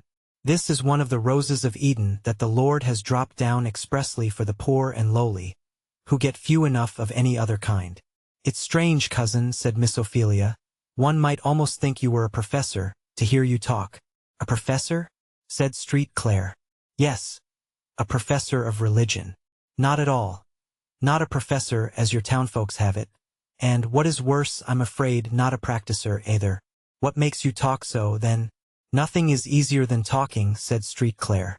I believe Shakespeare makes somebody say, I could sooner show 20 what were good to be done, than be one of the 20 to follow my own showing. Nothing like division of labor. My forte lies in talking, and yours, cousin, lies in doing. The Merchant of Venice, Act 1, Scene 2, lines 17 to 18. In Tom's external situation at this time, there was, as the world says, nothing to complain of little Eva's fancy for him.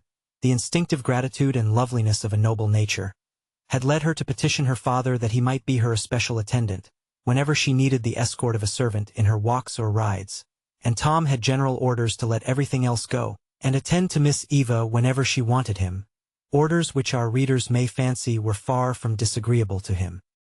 He was kept well dressed, for St. Clair was fastidiously particular on this point.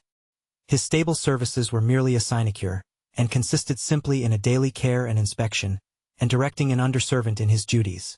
For Marie St. Clair declared that she could not have any smell of the horses about him when he came near her, and that he must positively not be put to any service that would make him unpleasant to her, as her nervous system was entirely inadequate to any trial of that nature, one snuff of anything disagreeable being, according to her account, quite sufficient to close the scene, and put an end to all her earthly trials at once.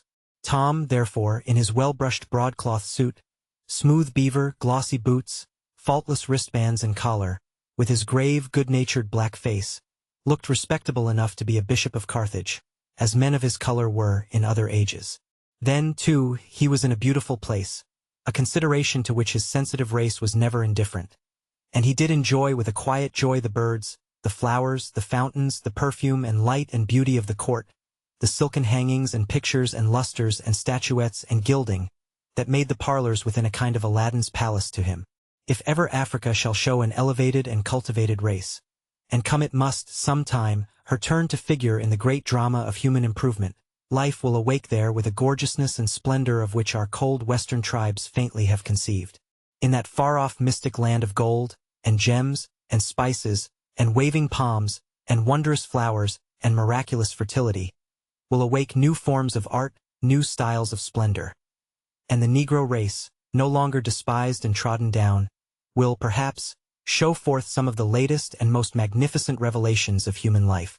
Certainly they will, in their gentleness, their lowly docility of heart, their aptitude to repose on a superior mind and rest on a higher power, their childlike simplicity of affection, and facility of forgiveness. In all these they will exhibit the highest form of the peculiarly Christian life, and perhaps, as God chasteneth whom he loveth, he hath chosen poor Africa in the furnace of affliction, to make her the highest and noblest in that kingdom which he will set up, when every other kingdom has been tried and failed. For the first shall be last, and the last first. Was this what Marie St. Clair was thinking of, as she stood, gorgeously dressed, on the veranda on Sunday morning, clasping a diamond bracelet on her slender wrist? Most likely it was. Or, if it wasn't that, it was something else. For Marie patronized good things, and she was going now in full force, diamonds, silk and lace and jewels and all, to a fashionable church to be very religious. Marie always made a point to be very pious on Sundays.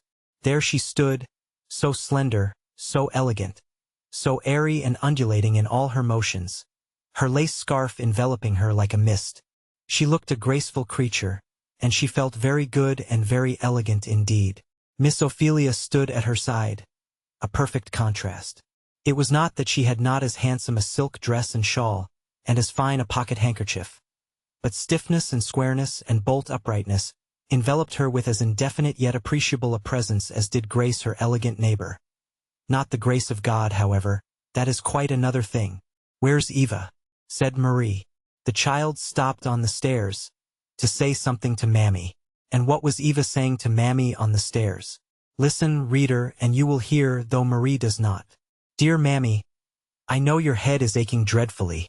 Lord bless you, Miss Eva, my head allers aches lately. You don't need to worry. Well, I'm glad you're going out, and here," and the little girl threw her arms around her. "Mammy, you shall take my vinaigrette." "What? Your beautiful gold thing thar, with them diamonds?" "Lor, miss, tea wouldn't be proper, no ways." "Why not? You need it, and I don't. Mama always uses it for headache, and it'll make you feel better." "No, you shall take it, to please me, now. Do hear the darlin' talk," said Mammy, as Eva thrust it into her bosom, and kissing her, ran downstairs to her mother. "What were you stopping for?" "I was just stopping to give Mammy my vinaigrette, to take to church with her. Eva, said Marie, stamping impatiently. Your gold vinaigrette to Mammy. When will you learn what's proper? Go right and take it back this moment. Eva looked downcast and aggrieved, and turned slowly. I say, Marie, let the child alone. She shall do as she pleases, said Street Claire. St. Clair, how will she ever get along in the world? Said Marie. The Lord knows, said Street Claire, but she'll get along in heaven better than you or I. Oh, Papa, don't, said Eva, softly touching his elbow. It troubles Mother. Well, cousin, are you ready to go to meeting? Said Miss Ophelia, turning square about on St. Clair. I'm not going, thank you. I do wish Street Clair ever would go to church, said Marie. But he hasn't a particle of religion about him. It really isn't respectable. I know it, said Street Clair. You ladies go to church to learn how to get along in the world, I suppose, and your piety sheds respectability on us. If I did go at all, I would go where Mammy goes. There's something to keep a fellow awake there, at least. What? Those shouting Methodists? Horrible, said Marie. Anything but the Dead Sea of your respectable churches, Marie. Positively, it's too much to ask of a man. Eva, do you like to go? Come, stay at home and play with me. Thank you, Papa. But I'd rather go to church. Isn't it dreadful tiresome? Said Street Clair. I think it is tiresome, said Eva, and I am sleepy too, but I try to keep awake. What do you go for, then? Why, Papa, she said in a whisper, Cousin told me that God wants to have us. And he gives us everything, and it isn't much to do it if he wants us to. It isn't so very tiresome after all. You sweet, little obliging soul, said Street Clair, kissing her. Go along, that's a good girl, and pray for me. Certainly, I always do, said the child, as she sprang after her mother into the carriage. St. Clair stood on the steps and kissed his hand to her, as the carriage drove away. Large tears were in his eyes. Oh, Evangeline, rightly named, he said. Hath not God made thee an evangel to me? So he felt a moment, and then he smoked a cigar and read the Picayune and forgot his little gospel. Was he much unlike other folks? You see, Evangeline, said her mother, it's always right and proper to be kind to servants, but it isn't proper to treat them just as we would our relations, or people in our own class of life. Now, if Mammy was sick, you wouldn't want to put her in your own bed. I should feel just like it, Mama, said Eva, because then it would be handier to take care of her, and because, my bed is better than hers. Marie was in utter despair at the entire want of moral perception evinced in this reply. What can I do to make this child understand me? She said. Nothing, said Miss Ophelia significantly. Eva looked sorry and disconcerted for a moment. But children, luckily, do not keep to one impression long, and in a few moments she was merrily laughing at various things which she saw from the coach windows, as it rattled along. Well, ladies, said Street Clair, as they were comfortably seated at the dinner table, and what was the bill of fare at church today? Oh, Dr. G. preached a splendid sermon, said Marie. It was just such a sermon as you ought to hear. It expressed all my views exactly. It must have been very improving, said Street Clair. The subject must have been an extensive one. Well, I mean all my views about society and such things, said Marie. The text was, He hath made everything beautiful in its season. And he showed how all the orders and distinctions in society came from God, and that it was so appropriate, and beautiful that some should be high and some low, and that some were born to rule and some to serve and all that, and he applied it so well to all this ridiculous fuss that is made about slavery, and he proved distinctly that the Bible was on our side, and supported all our institutions so convincingly. I only wish you'd heard him. Oh, I didn't need it, said Street Clair. I can learn what does me as much good as that from the Picayune, any time, and smoke a cigar besides, which I can't do, in a church. Why, said Miss Ophelia, don't you believe in these views? Who? I? You know I'm such a graceless dog that these religious aspects of such subjects don't edify me much. If I was to say anything on this slavery matter, I would say out fair and square, we're in for it, we've got 'em and mean to keep 'em, it's for our convenience and our interest. For that's the long and short of it, that's just the whole of what all this sanctified stuff amounts to, after all, and I think that it will be intelligible to everybody everywhere. I do think, Augustine, you are so irreverent, said Marie. I think it's shocking to hear you talk. Shocking. It's the truth. This religious talk on such matters, Why don't they carry it a little further and show the beauty in its season of a fellow's taking a glass too much, and sitting a little too late over his cards, and various providential arrangements of that sort, which are pretty frequent among us young men. We'd like to hear that those are right and godly too. Well, said Miss Ophelia, do you think slavery right or wrong? I'm not going to have any of your horrid New England directness, cousin, said Street Clare, gaily. If I answer that question, I know you'll be at me with half a dozen others, each one harder than the last. And I'm not going to define my position. I am one of the sort that lives by throwing stones at other people's glass houses, but I never mean to put up one for them to stone. That's just the way he's always talking, said Marie.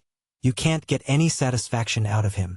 I believe it's just because he don't like religion, that he's always running out in this way he's been doing. Religion, said Street Clare, in a tone that made both ladies look at him.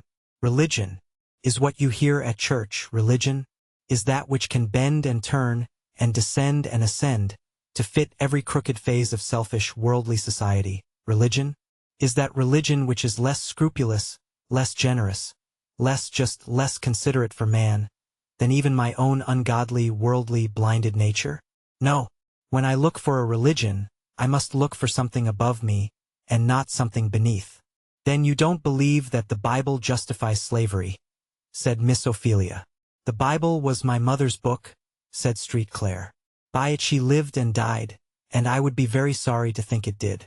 I'd as soon desire to have it proved that my mother could drink brandy, chew tobacco, and swear, by way of satisfying me that I did right in doing the same.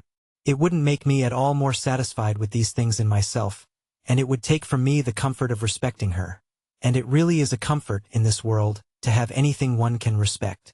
In short, you see, said he, suddenly resuming his gay tone, all I want is that different things be kept in different boxes. The whole framework of society, both in Europe and America, is made up of various things which will not stand the scrutiny of any very ideal standard of morality. It's pretty generally understood that men don't aspire after the absolute right, but only to do about as well as the rest of the world. Now, when anyone speaks up like a man and says slavery is necessary to us, we can't get along without it, we should be beggared if we give it up, and, of course, we mean to hold on to it. This is strong, clear, well-defined language.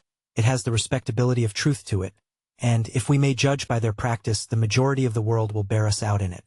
But when he begins to put on a long face and snuffle and quote scripture, I incline to think he isn't much better than he should be.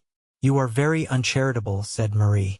Well, said Street Clare, suppose that something should bring down the price of cotton once and forever, and make the whole slave property a drug in the market, don't you think we should soon have another version of the scripture doctrine? What a flood of light would pour into the church, all at once, and how immediately it would be discovered that everything in the Bible and reason went the other way. Well, at any rate, said Marie as she reclined herself on a lounge, I'm thankful I'm born where slavery exists, and I believe it's right. Indeed, I feel it must be. And, at any rate, I'm sure I couldn't get along without it. I say, what do you think, pussy? Said her father to Eva, who came in at this moment, with a flower in her hand. What about Papa? Why, which do you like the best? To live as they do at your uncle's, up in Vermont, or to have a house full of servants, as we do? Oh, of course, our way is the pleasantest, said Eva. Why so? Said Street Clare, stroking her head. Why, it makes so many more round you to love, you know, said Eva, looking up earnestly. Now, that's just like Eva, said Marie. Just one of her odd speeches. Is it an odd speech, Papa? Said Eva whisperingly, as she got upon his knee. Rather, as this world goes, pussy, said Street Clare. But where has my little Eva been all dinner time?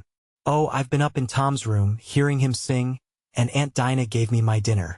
Hearing Tom sing. Hey? Oh yes. He sings such beautiful things about the New Jerusalem, and bright angels, and the land of Canaan. I dare say, it's better than the opera. Isn't it? Yes, and he's going to teach them to me. Singing lessons, hey? You are coming on. Yes, he sings for me, and I read to him in my Bible, and he explains what it means, you know. On my word, said Marie, laughing, that is the latest joke of the season. Tom isn't a bad hand, now, at explaining scripture, I'll dare swear, said Street Clare. Tom has a natural genius for religion. I wanted the horses out early this morning, and I stole up to Tom's cubiculum there over the stables, and there I heard him holding a meeting by himself. And, in fact, I haven't heard anything quite so savory as Tom's prayer, this some time. He put in for me with a zeal that was quite apostolic. Perhaps he guessed you were listening. I've heard of that trick before. If he did, he wasn't very polite, for he gave the Lord his opinion of me pretty freely. Tom seemed to think there was decidedly room for improvement in me, and seemed very earnest that I should be converted. I hope you'll lay it to heart, said Miss Ophelia. I suppose you are much of the same opinion, said Street Claire. Well, we shall see. Shan't we, Eva? Chapter 17. The Freeman's Defense. There was a gentle bustle at the Quaker house, as the afternoon drew to a close. Rachel Halliday moved quietly to and fro, collecting from her household stores such needments as could be arranged in the smallest compass, for the wanderers who were to go forth that night. The afternoon shadows stretched eastward, and the round red sun stood thoughtfully on the horizon, and his beams shone yellow and calm into the little bedroom where George and his wife were sitting. He was sitting with his child on his knee, and his wife's hand in his. Both looked thoughtful and serious, and traces of tears were on their cheeks. Yes, Eliza, said George, I know all you say is true. You are a good child, a great deal better than I am, and I will try to do as you say. I'll try to act worthy of a free man. I'll try to feel like a Christian. God Almighty knows that I've meant to do well, tried hard to do well, when everything has been against me. And now I'll forget all the past, and put away every hard and bitter feeling, and read my Bible, and learn to be a good man. And when we get to Canada, said Eliza, I can help you. I can do dressmaking very well, and I understand fine washing and ironing, and between us we can find something to live on. Yes, Eliza, so long as we have each other and our boy. Oh, Eliza, if these people only knew what a blessing it is for a man to feel that his wife and child belong to him. I've often wondered to see men that could call their wives and children their own, fretting and worrying about anything else. Why, I feel rich and strong, though we have nothing but our bare hands. I feel as if I could scarcely ask God for any more. Yes, though I've worked hard every day, till I am 25 years old, and have not a cent of money, nor a roof to cover me, nor a spot of land to call my own. Yet if they will only let me alone now, I will be satisfied, thankful. I will work and send back the money for you and my boy. As to my old master, he has been paid 5 times over for all he ever spent for me. I don't owe him anything. But yet we are not quite out of danger, said Eliza. We are not yet in Canada. True, said George, but it seems as if I smelt the free air, and it makes me strong. At this moment, voices were heard in the outer apartment, in earnest conversation, and very soon a rap was heard on the door. Eliza started and opened it. Simeon Halliday was there, and with him a Quaker brother, whom he introduced as Phineas Fletcher. Phineas was tall and lathy, red-haired, with an expression of great acuteness and shrewdness in his face. He had not the placid, quiet, unworldly air of Simeon Halliday. On the contrary, a particularly wide-awake and au fait appearance, like a man who rather prides himself on knowing what he is about, and keeping a bright lookout ahead, peculiarities which sorted rather oddly with his broad brim and formal phraseology. Our friend Phineas hath discovered something of importance to the interests of thee and thy party, George, said Simeon. It were well for thee to hear it. That I have, said Phineas, and it shows the use of a man's always sleeping with one ear open, in certain places, as I've always said. Last night I stopped at a little lone tavern, back on the road. Thee remembers the place, Simeon, where we sold some apples last year to that fat woman with the great earrings. Well, I was tired with hard driving, and after my supper I stretched myself down on a pile of bags in the corner, and pulled a buffalo over me, to wait till my bed was ready. And what does I do but get fast asleep, with one ear open? Phineas? Said Simeon quietly. No, I slept ears and all for an hour or two, for I was pretty well tired. But when I came to myself a little, I found that there were some men in the room, sitting round a table, drinking and talking, and I thought before I made much muster, I'd just see what they were up to, especially as I heard them say something about the Quakers. So, says one, they are up in the Quaker settlement, no doubt, says he. Then I listened with both ears, and I found that they were talking about this very party. So I lay and heard them lay off all their plans.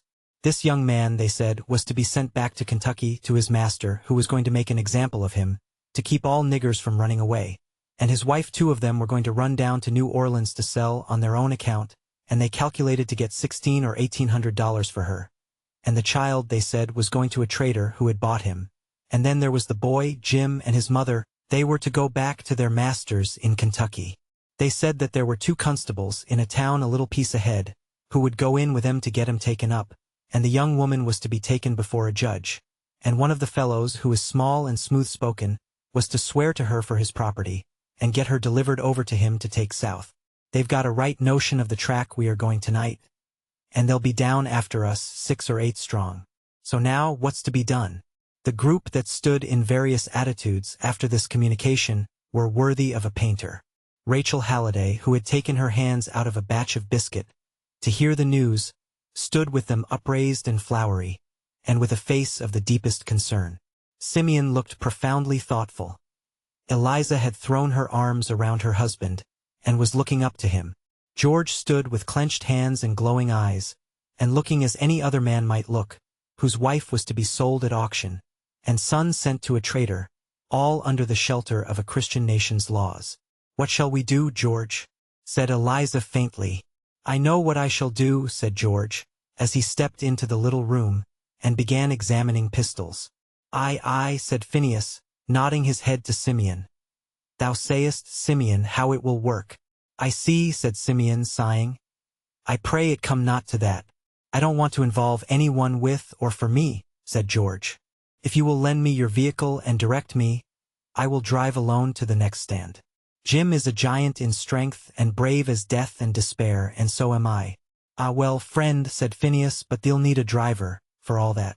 Thee's quite welcome to do all the fighting, thee knows.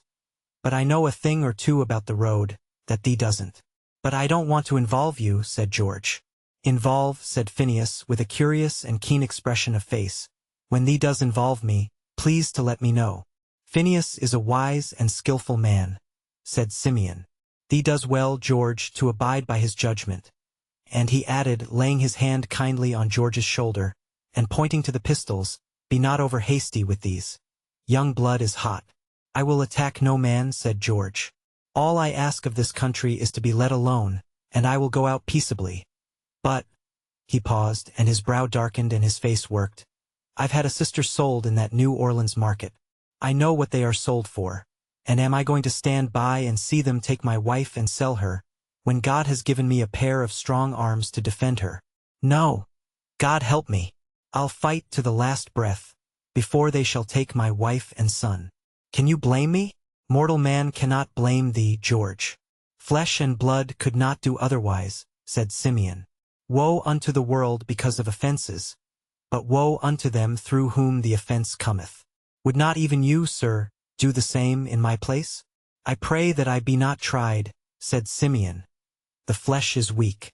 "I think my flesh would be pretty tolerable strong, in such a case," said Phineas, stretching out a pair of arms like the sails of a windmill. "I ain't sure, friend George, that I shouldn't hold a fellow for thee, if thee had any accounts to settle with him." "If man should ever resist evil," said Simeon, "then George should feel free to do it now. But the leaders of our people taught a more excellent way. For the wrath of man worketh not the righteousness of God, but it goes sorely against the corrupt will of man, and none can receive it save they to whom it is given. Let us pray the Lord that we be not tempted." "And so I do," said Phineas. "But if we are tempted too much, why, let them look out, that's all." "It's quite plain thee wasn't born a friend," said Simeon, smiling. "The old nature hath its way in thee pretty strong as yet." To tell the truth, Phineas had been a hardy, two-fisted backwoodsman, a vigorous hunter, and a dead shot at a buck. But having wooed a pretty Quakeress, had been moved by the power of her charms to join the society in his neighborhood. And though he was an honest, sober, and efficient member, and nothing particular could be alleged against him, yet the more spiritual among them could not but discern an exceeding lack of savor in his developments. "Friend Phineas will ever have ways of his own," said Rachel Halliday, smiling. "But we all think that his heart is in the right place, after all." "Well," said George, "isn't it best that we hasten our flight?" I got up at 4 o'clock and came on with all speed, full 2 or 3 hours ahead of them, if they start at the time they planned. It isn't safe to start till dark at any rate, for there are some evil persons in the villages ahead that might be disposed to meddle with us if they saw our wagon, and that would delay us more than the waiting. But in 2 hours I think we may venture. I will go over to Michael Cross, and engage him to come behind on his swift nag, and keep a bright lookout on the road, and warn us if any company of men come on. Michael keeps a horse that can soon get ahead of most other horses, and he could shoot ahead and let us know, if there were any danger. I am going out now to warn Jim and the old woman to be in readiness, and to see about the horse.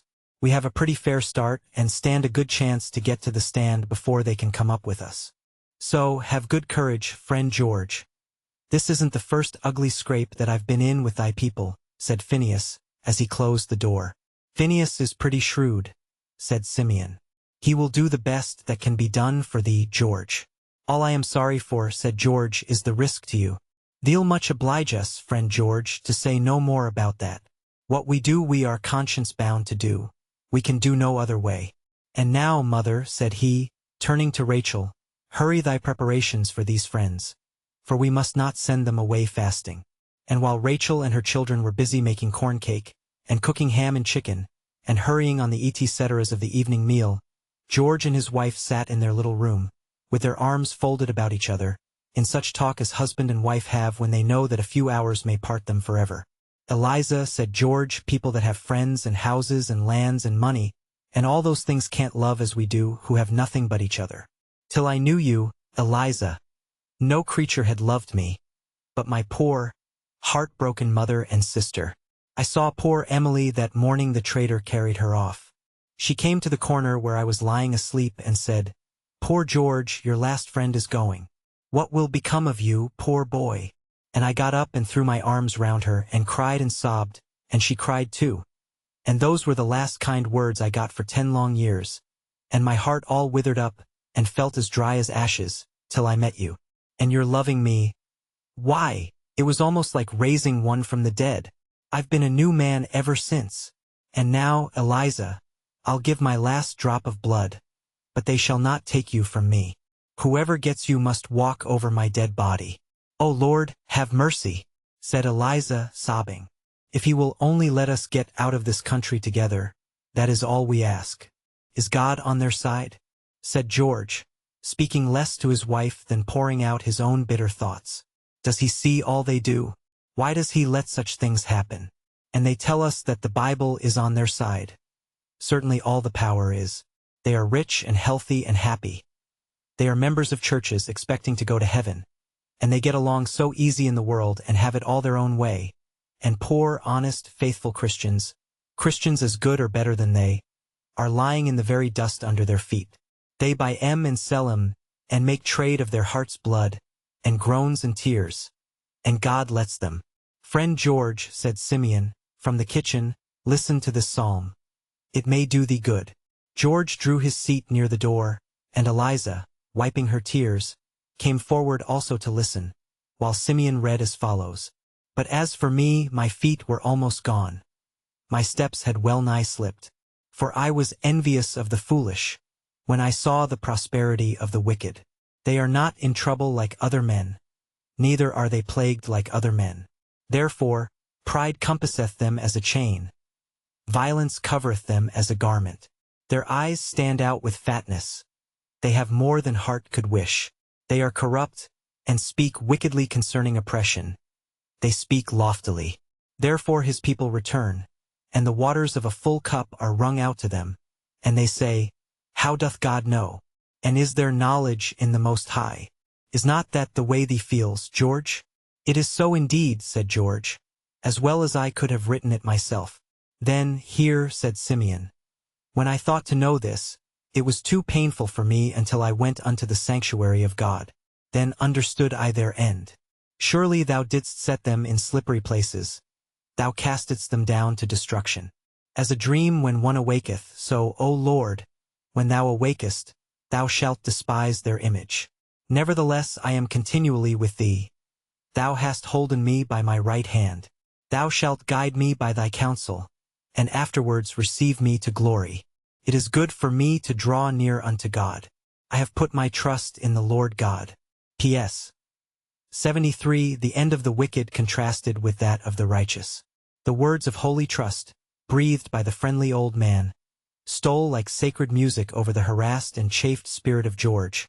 And after he ceased, he sat with a gentle and subdued expression on his fine features. If this world were all George, said Simeon, thee might, indeed, ask where is the Lord? But it is often those who have least of all in this life whom he chooseth for the kingdom. Put thy trust in him and, no matter what befalls thee here, he will make all right hereafter. If these words had been spoken by some easy, self-indulgent exhorter, from whose mouth they might have come merely as pious and rhetorical flourish, proper to be used to people in distress, perhaps they might not have had much effect. But coming from one who daily and calmly risked fine and imprisonment for the cause of God and man, they had a weight that could not but be felt, and both the poor, desolate fugitives found calmness and strength breathing into them from it. And now Rachel took Eliza's hand kindly, and led the way to the supper table. As they were sitting down, a light tap sounded at the door, and Ruth entered. I just ran in, she said, with these little stockings for the boy. 3 pair, nice warm woolen ones. It will be so cold, thee knows, in Canada. Does thee keep up good courage, Eliza? She added, tripping round to Eliza's side of the table, and shaking her warmly by the hand, and slipping a seed cake into Harry's hand. I brought a little parcel of these for him, she said, tugging at her pocket to get out the package. Children, thee knows, will always be eating. Oh, thank you. You are too kind, said Eliza. Come, Ruth, sit down to supper, said Rachel. Couldn't anyway. I left John with the baby and some biscuits in the oven, and I can't stay a moment, else John will burn up all the biscuits and give the baby all the sugar in the bowl. That's the way he does, said the little Quakeress, laughing. So, goodbye, Eliza. Goodbye, George. The Lord grant thee a safe journey. And with a few tripping steps, Ruth was out of the apartment. A little while after supper, a large covered wagon drew up before the door. The night was clear starlight, and Phineas jumped briskly down from his seat to arrange his passengers. George walked out of the door with his child on one arm and his wife on the other. His step was firm, his face settled and resolute. Rachel and Simeon came out after them. You get out a moment, said Phineas to those inside, and let me fix the back of the wagon, there, for the women folks and the boy. Here are the 2 buffaloes, said Rachel. Make the seats as comfortable as may be. It's hard riding all night. Jim came out first, and carefully assisted out his old mother, who clung to his arm, and looked anxiously about, as if she expected the pursuer every moment. Jim, are your pistols all in order? Said George in a low, firm voice. Yes, indeed, said Jim. And you've no doubt what you shall do, if they come? I rather think I haven't, said Jim, throwing open his broad chest, and taking a deep breath. Do you think I'll let them get mother again? During this brief colloquy, Eliza had been taking her leave of her kind friend, Rachel, and was handed into the carriage by Simeon, and, creeping into the back part with her boy, sat down among the buffalo skins. The old woman was next handed in and seated, and George and Jim placed on a rough board seat front of them, and Phineas mounted in front. Farewell, my friends, said Simeon from without. God bless you, answered all from within, and the wagon drove off, rattling and jolting over the frozen road. There was no opportunity for conversation, on account of the roughness of the way and the noise of the wheels. The vehicle, therefore, rumbled on, through long, dark stretches of woodland, over wide dreary plains, up hills and down valleys, and on they jogged, hour after hour. The child soon fell asleep, and lay heavily in his mother's lap. The poor, frightened old woman at last forgot her fears, and even Eliza, as the night waned, found all her anxieties insufficient to keep her eyes from closing. Phineas seemed, on the whole, the briskest of the company, and beguiled his long drive with whistling certain very un-Quaker-like songs, as he went on. But about 3 o'clock George's ear caught the hasty and decided click of a horse's hoof coming behind them at some distance, and jogged Phineas by the elbow. Phineas pulled up his horses and listened. That must be Michael, he said. I think I know the sound of his gallop, and he rose up and stretched his head anxiously back over the road. A man riding in hot haste was now dimly descried at the top of a distant hill. There he is, I do believe, said Phineas. George and Jim both sprang out of the wagon before they knew what they were doing.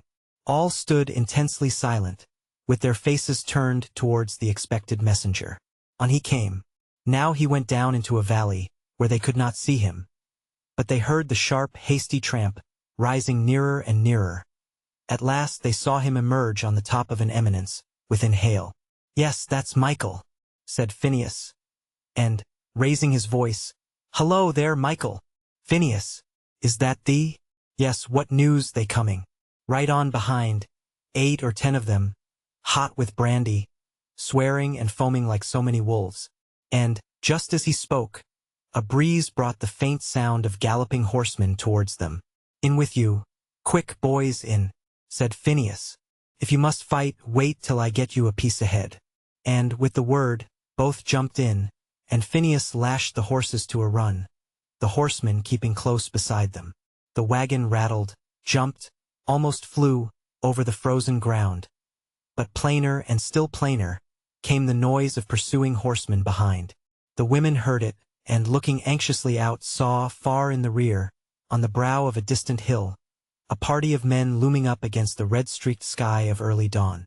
Another hill, and their pursuers had evidently caught sight of their wagon, whose white cloth-covered top made it conspicuous at some distance, and a loud yell of brutal triumph came forward on the wind.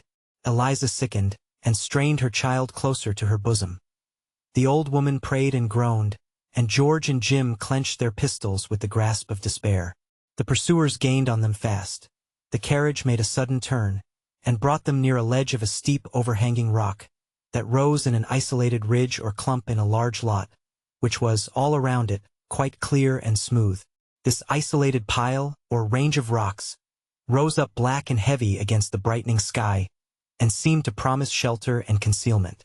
It was a place well known to Phineas, who had been familiar with the spot in his hunting days, and it was to gain this point he had been racing his horses. "Now for it," said he, suddenly checking his horses, and springing from his seat to the ground. "Out with you, in a twinkling, every one, and up into these rocks with me. Michael, thee tie thy horse to the wagon, and drive ahead to Amaria's and get him and his boys to come back and talk to these fellows." In a twinkling they were all out of the carriage. "There," said Phineas, catching up Harry, "you, each of you, see to the women. And run, now, if you ever did run." They needed no exhortation. Quicker than we can say it, the whole party were over the fence, making with all speed for the rocks, while Michael, throwing himself from his horse, and fastening the bridle to the wagon, began driving it rapidly away. "Come ahead," said Phineas, as they reached the rocks, and saw in the mingled starlight and dawn the traces of a rude but plainly marked footpath leading up among them. "This is one of our old hunting dens. Come up." Phineas went before, springing up the rocks like a goat, with the boy in his arms. Jim came second, bearing his trembling old mother over his shoulder, and George and Eliza brought up the rear. The party of horsemen came up to the fence, and, with mingled shouts and oaths, were dismounting, to prepare to follow them. A few moments' scrambling brought them to the top of the ledge. The path then passed between a narrow defile, where only one could walk at a time, till suddenly they came to a rift or chasm more than a yard in breadth, and beyond which lay a pile of rocks, separate from the rest of the ledge, standing full 30 feet high, with its sides steep and perpendicular as those of a castle. Phineas easily leaped the chasm, and sat down the boy on a smooth, flat platform of crisp white moss that covered the top of the rock. "Over with you," he called. "Spring now once, for your lives," said he as one after another sprang across. Several fragments of loose stone formed a kind of breastwork, which sheltered their position from the observation of those below. "Well, here we all are," said Phineas, peeping over the stone breastwork to watch the assailants, who were coming tumultuously up under the rocks. "Let 'em get us if they can. Whoever comes here has to walk single file between those two rocks, in fair range of your pistols, boys, D.C. "I do see," said George. "And now, as this matter is ours, let us take all the risk and do all the fighting." "Thee's quite welcome to do the fighting, George," said Phineas, chewing some checkerberry leaves as he spoke. "But I may have the fun of looking on, I suppose. But see, these fellows are kinder debating down there, and looking up like hens when they are going to fly up onto the roost. Hadn't thee better give 'em a word of advice, before they come up, just to tell 'em handsomely they'll be shot if they do?" The party beneath, now more apparent in the light of the dawn, consisted of our old acquaintances, Tom Loker and Marks, with 2 constables, and a posse consisting of such rowdies at the last tavern as could be engaged by a little brandy to go and help the fun of trapping a set of niggers. "Well, Tom, your coons are farly treed," said one. "Yes, I see 'em go up right here," said Tom. "And here's a path. I'm for going right up. They can't jump down in a hurry, and it won't take long to ferret 'em out." "But, Tom, they might fire at us from behind the rocks," said Marks. "That would be ugly, you know." "Ugh," said Tom with a sneer. "Always for saving your skin, Marks. No danger. Niggers are too plaguey scared." "I don't know why I shouldn't save my skin," said Marks. "It's the best I've got. And niggers do fight like the devil sometimes." At this moment, George appeared on the top of a rock above them, and, speaking in a calm, clear voice, said, "Gentlemen, who are you, down there, and what do you want?" "We want a party of runaway niggers," said Tom Loker. "One George Harris and Eliza Harris and their son and Jim Selden and an old woman. We've got the officers here and a warrant to take 'em, and we're going to have 'em too. D'ye hear? Ain't you George Harris? That belongs to Mr. Harris, of Shelby County, Kentucky?" "I am George Harris. A Mr. Harris, of Kentucky, did call me his property. But now I'm a free man, standing on God's free soil, and my wife and my child I claim as mine. Jim and his mother are here. We have arms to defend ourselves, and we mean to do it. You can come up if you like. But the first one of you that comes within the range of our bullets is a dead man, and the next, and so on till the last." "Oh, come, come," said a short, puffy man, stepping forward, and blowing his nose as he did so. "Young man, this ain't no kind of talk at all for you. You see, we're officers of justice. We've got the law on our side and the power and so forth. So you'd better give up peaceably, you see. For you'll certainly have to give up at last." "I know very well that you've got the law on your side. And the power," said George bitterly.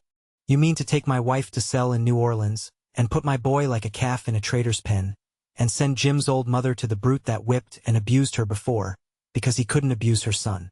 You want to send Jim and me back to be whipped and tortured, and ground down under the heels of them that you call masters. And your laws will bear you out in it. More shame for you and them, but you haven't got us. We don't own your laws. We don't own your country.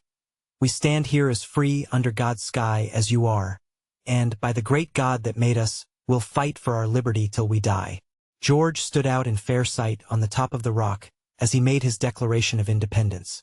The glow of dawn gave a flush to his swarthy cheek, and bitter indignation and despair gave fire to his dark eye, and, as if appealing from man to the justice of God, he raised his hand to heaven as he spoke. If it had been only a Hungarian youth, now bravely defending in some mountain fastness the retreat of fugitives escaping from Austria into America, this would have been sublime heroism. But as it was a youth of African descent, defending the retreat of fugitives through America into Canada, of course we are too well instructed and patriotic to see any heroism in it. And if any of our readers do, they must do it on their own private responsibility. When despairing Hungarian fugitives make their way, against all the search warrants and authorities of their lawful government, to America, press and political cabinet ring with applause and welcome. When despairing African fugitives do the same thing, it is— what is it? Be it as it may, it is certain that the attitude, eye, voice, manner, of the speaker for a moment struck the party below to silence. There is something in boldness and determination that for a time hushes even the rudest nature. Marks was the only one who remained wholly untouched. He was deliberately cocking his pistol, and, in the momentary silence that followed George's speech, he fired at him. The freeman's defense. "Ye see ye get just as much for him dead as alive in Kentucky," he said coolly, as he wiped his pistol on his coat sleeve. George sprang backward. Eliza uttered a shriek. The ball had passed close to his hair, had nearly grazed the cheek of his wife, and struck in the tree above. "'Tis nothing, Eliza," said George quickly. "Thee'd better keep out of sight, with thy speechifying," said Phineas. "They're mean scamps." "Now, Jim," said George, "look that your pistols are all right and watch that pass with me. The first man that shows himself I fire at, you take the second, and so on. It won't do, to waste 2 shots on one. But what if you don't hit?" "I shall hit," said George coolly. "Good. Now, there's stuff in that fellow," muttered Phineas, between his teeth. The party below, after Marks had fired, stood, for a moment, rather undecided. "I think you must have hit some on him," said one of the men. "I heard a squeal." "I'm going right up for one," said Tom. "I never was afraid of niggers, and I ain't going to be now." "Who goes after?" he said, springing up the rocks. George heard the words distinctly. He drew up his pistol, examined it, pointed it towards that point in the defile where the first man would appear. One of the most courageous of the party followed Tom, and, the way being thus made, the whole party began pushing up the rock, the hindermost pushing the front ones faster than they would have gone of themselves. On they came, and in a moment the burly form of Tom appeared in sight, almost at the verge of the chasm. George fired. The shot entered his side. But though wounded, he would not retreat, but, with a yell like that of a mad bull, he was leaping right across the chasm into the party. "Friend," said Phineas, suddenly stepping to the front, and meeting him with a push from his long arms, "thee isn't wanted here." Down he fell into the chasm, crackling down among trees, bushes, logs, loose stones, till he lay bruised and groaning 30 feet below. The fall might have killed him, had it not been broken and moderated by his clothes catching in the branches of a large tree. But he came down with some force, however, more than was at all agreeable or convenient. "Lord help us, they are perfect devils," said Marks, heading the retreat down the rocks with much more of a will than he had joined the ascent, while all the party came tumbling precipitately after him, the fat constable, in particular, blowing and puffing in a very energetic manner. "I say, fellers," said Marks, "you just go round and pick up Tom, there, while I run and get on to my horse to go back for help. That's you." And without minding the hootings and jeers of his company, Marks was as good as his word, and was soon seen galloping away. "Was ever such a sneaking varmint?" said one of the men. "To come on his business, and he clear out and leave us this your way." "Well, we must pick up that feller," said another. "Cuss me if I much care whether he is dead or alive." The men, led by the groans of Tom, scrambled and crackled through stumps, logs and bushes, to where that hero lay groaning and swearing with alternate vehemence. "You keep it a-going pretty loud, Tom," said one. "You much hurt?" "Don't know." "Get me up, can't ye?" "Blast that infernal Quaker. If it hadn't been for him, I'd a pitched some on him down here to see how they liked it." With much labor and groaning, the fallen hero was assisted to rise, and, with one holding him up under each shoulder, they got him as far as the horses. "If you could only get me a mile back to that AR tavern. Give me a handkerchief or something to stuff into this place, and stop this infernal bleeding." George looked over the rocks, and saw them trying to lift the burly form of Tom into the saddle. After 2 or 3 ineffectual attempts, he reeled and fell heavily to the ground. "Oh, I hope he isn't killed," said Eliza, who, with all the party, stood watching the proceeding. "Why not?" said Phineas. "Serves him right." "Because after death comes the judgment," said Eliza. "Yes," said the old woman, who had been groaning and praying, in her Methodist fashion, during all the encounter. "It's an awful case for the poor critter's soul." "On my word, they're leaving him, I do believe," said Phineas. It was true, for after some appearance of irresolution and consultation, the whole party got on their horses and rode away. When they were quite out of sight, Phineas began to bestir himself. "Well, we must go down and walk a piece," he said. "I told Michael to go forward and bring help, and be along back here with the wagon. But we shall have to walk a piece along the road, I reckon, to meet them. The Lord grant he be along soon. It's early in the day, there won't be much travel afoot yet a while. We ain't much more than 2 miles from our stopping place. If the road hadn't been so rough last night, we could have outrun him entirely." As the party neared the fence, they discovered in the distance, along the road, their own wagon coming back, accompanied by some men on horseback. "Well, now there's Michael and Stephen and Amaria," exclaimed Phineas joyfully. "Now we are made as safe as if we'd got there." "Well, do stop, then," said Eliza, "and do something for that poor man. He's groaning dreadfully." "It would be no more than Christian," said George. "Let's take him up and carry him on." "And doctor him up among the Quakers," said Phineas. "Pretty well that, well, I don't care if we do. Here, let's have a look at him." And Phineas, who in the course of his hunting and backwoods life had acquired some rude experience of surgery, kneeled down by the wounded man, and began a careful examination of his condition. "Marks," said Tom feebly, "is that you, Marks?" "No, I reckon 'tan't friend," said Phineas. "Much Marks cares for thee, if his own skin's safe. He's off long ago." "I believe I'm done for," said Tom. "The cussed sneaking dog, to leave me to die alone. My poor old mother always told me tea would be so. La sakes, just hear the poor critter. He's got a mammy, now," said the old negress. "I can't help kinder pitying on him." "Softly, softly. Don't thee snap and snarl, friend," said Phineas, as Tom winced and pushed his hand away. "Thee has no chance unless I stop the bleeding."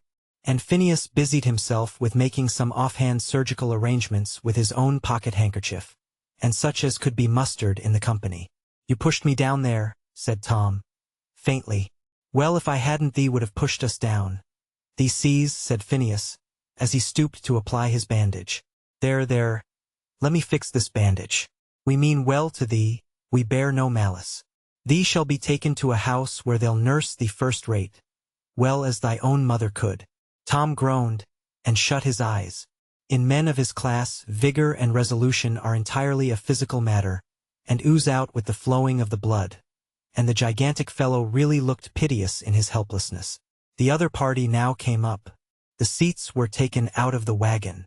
The buffalo skins, doubled in fours, were spread all along one side, and 4 men, with great difficulty, lifted the heavy form of Tom into it. Before he was gotten in, he fainted entirely. The old negress, in the abundance of her compassion, sat down on the bottom, and took his head in her lap.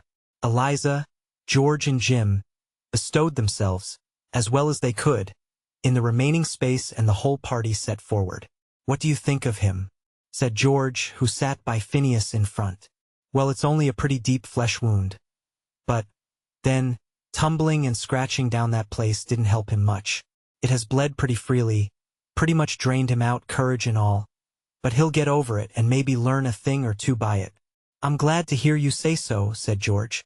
"It would always be a heavy thought to me, if I'd caused his death, even in a just cause." "Yes," said Phineas, "killing is an ugly operation. Any way they'll fix it, man or beast. I've seen a buck that was shot down and a-dying, look that way on a feller with his eye, that it really most made a feller feel wicked for killing on him. And human creatures is a more serious consideration yet, bein', as thy wife says, that the judgment comes to 'em after death. So I don't know as our people's notions on these matters is too strict, and, considerin' how I was raised, I fell in with them pretty considerably." "What shall you do with this poor fellow?" said George. "Oh, carry him along to Amaria's. There's old Grandmam Stevens there. Dorcas, they call her. She's most an amazin' nurse.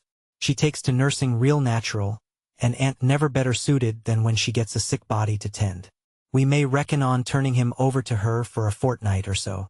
A ride of about an hour more brought the party to a neat farmhouse, where the weary travelers were received to an abundant breakfast. Tom Loker was soon carefully deposited in a much cleaner and softer bed than he had ever been in the habit of occupying. His wound was carefully dressed and bandaged, and he lay languidly opening and shutting his eyes on the white window curtains and gently gliding figures of his sick room, like a weary child. And here, for the present, we shall take our leave of one party. Chapter 18. Miss Ophelia's Experiences and Opinions. Our friend Tom, in his own simple musings, often compared his more fortunate lot, in the bondage into which he was cast, with that of Joseph in Egypt. And, in fact, as time went on, and he developed more and more under the eye of his master, the strength of the parallel increased. St. Clair was indolent and careless of money. Hitherto the providing and marketing had been principally done by Adolphe, who was, to the full, as careless and extravagant as his master. And, between them both, they had carried on the dispersing process with great alacrity. Accustomed, for many years, to regard his master's property as his own care, Tom saw, with an uneasiness he could scarcely repress, the wasteful expenditure of the establishment, and, in the quiet, indirect way which his class often acquire, would sometimes make his own suggestions. St. Clair at first employed him occasionally, but, struck with his soundness of mind and good business capacity, he confided in him more and more, till gradually all the marketing and providing for the family were entrusted to him. "No, no, Adolphe," he said one day, as Adolphe was deprecating the passing of power out of his hands. Let Tom alone. You only understand what you want. Tom understands cost and come to, and there may be some end to money by and by if we don't let somebody do that.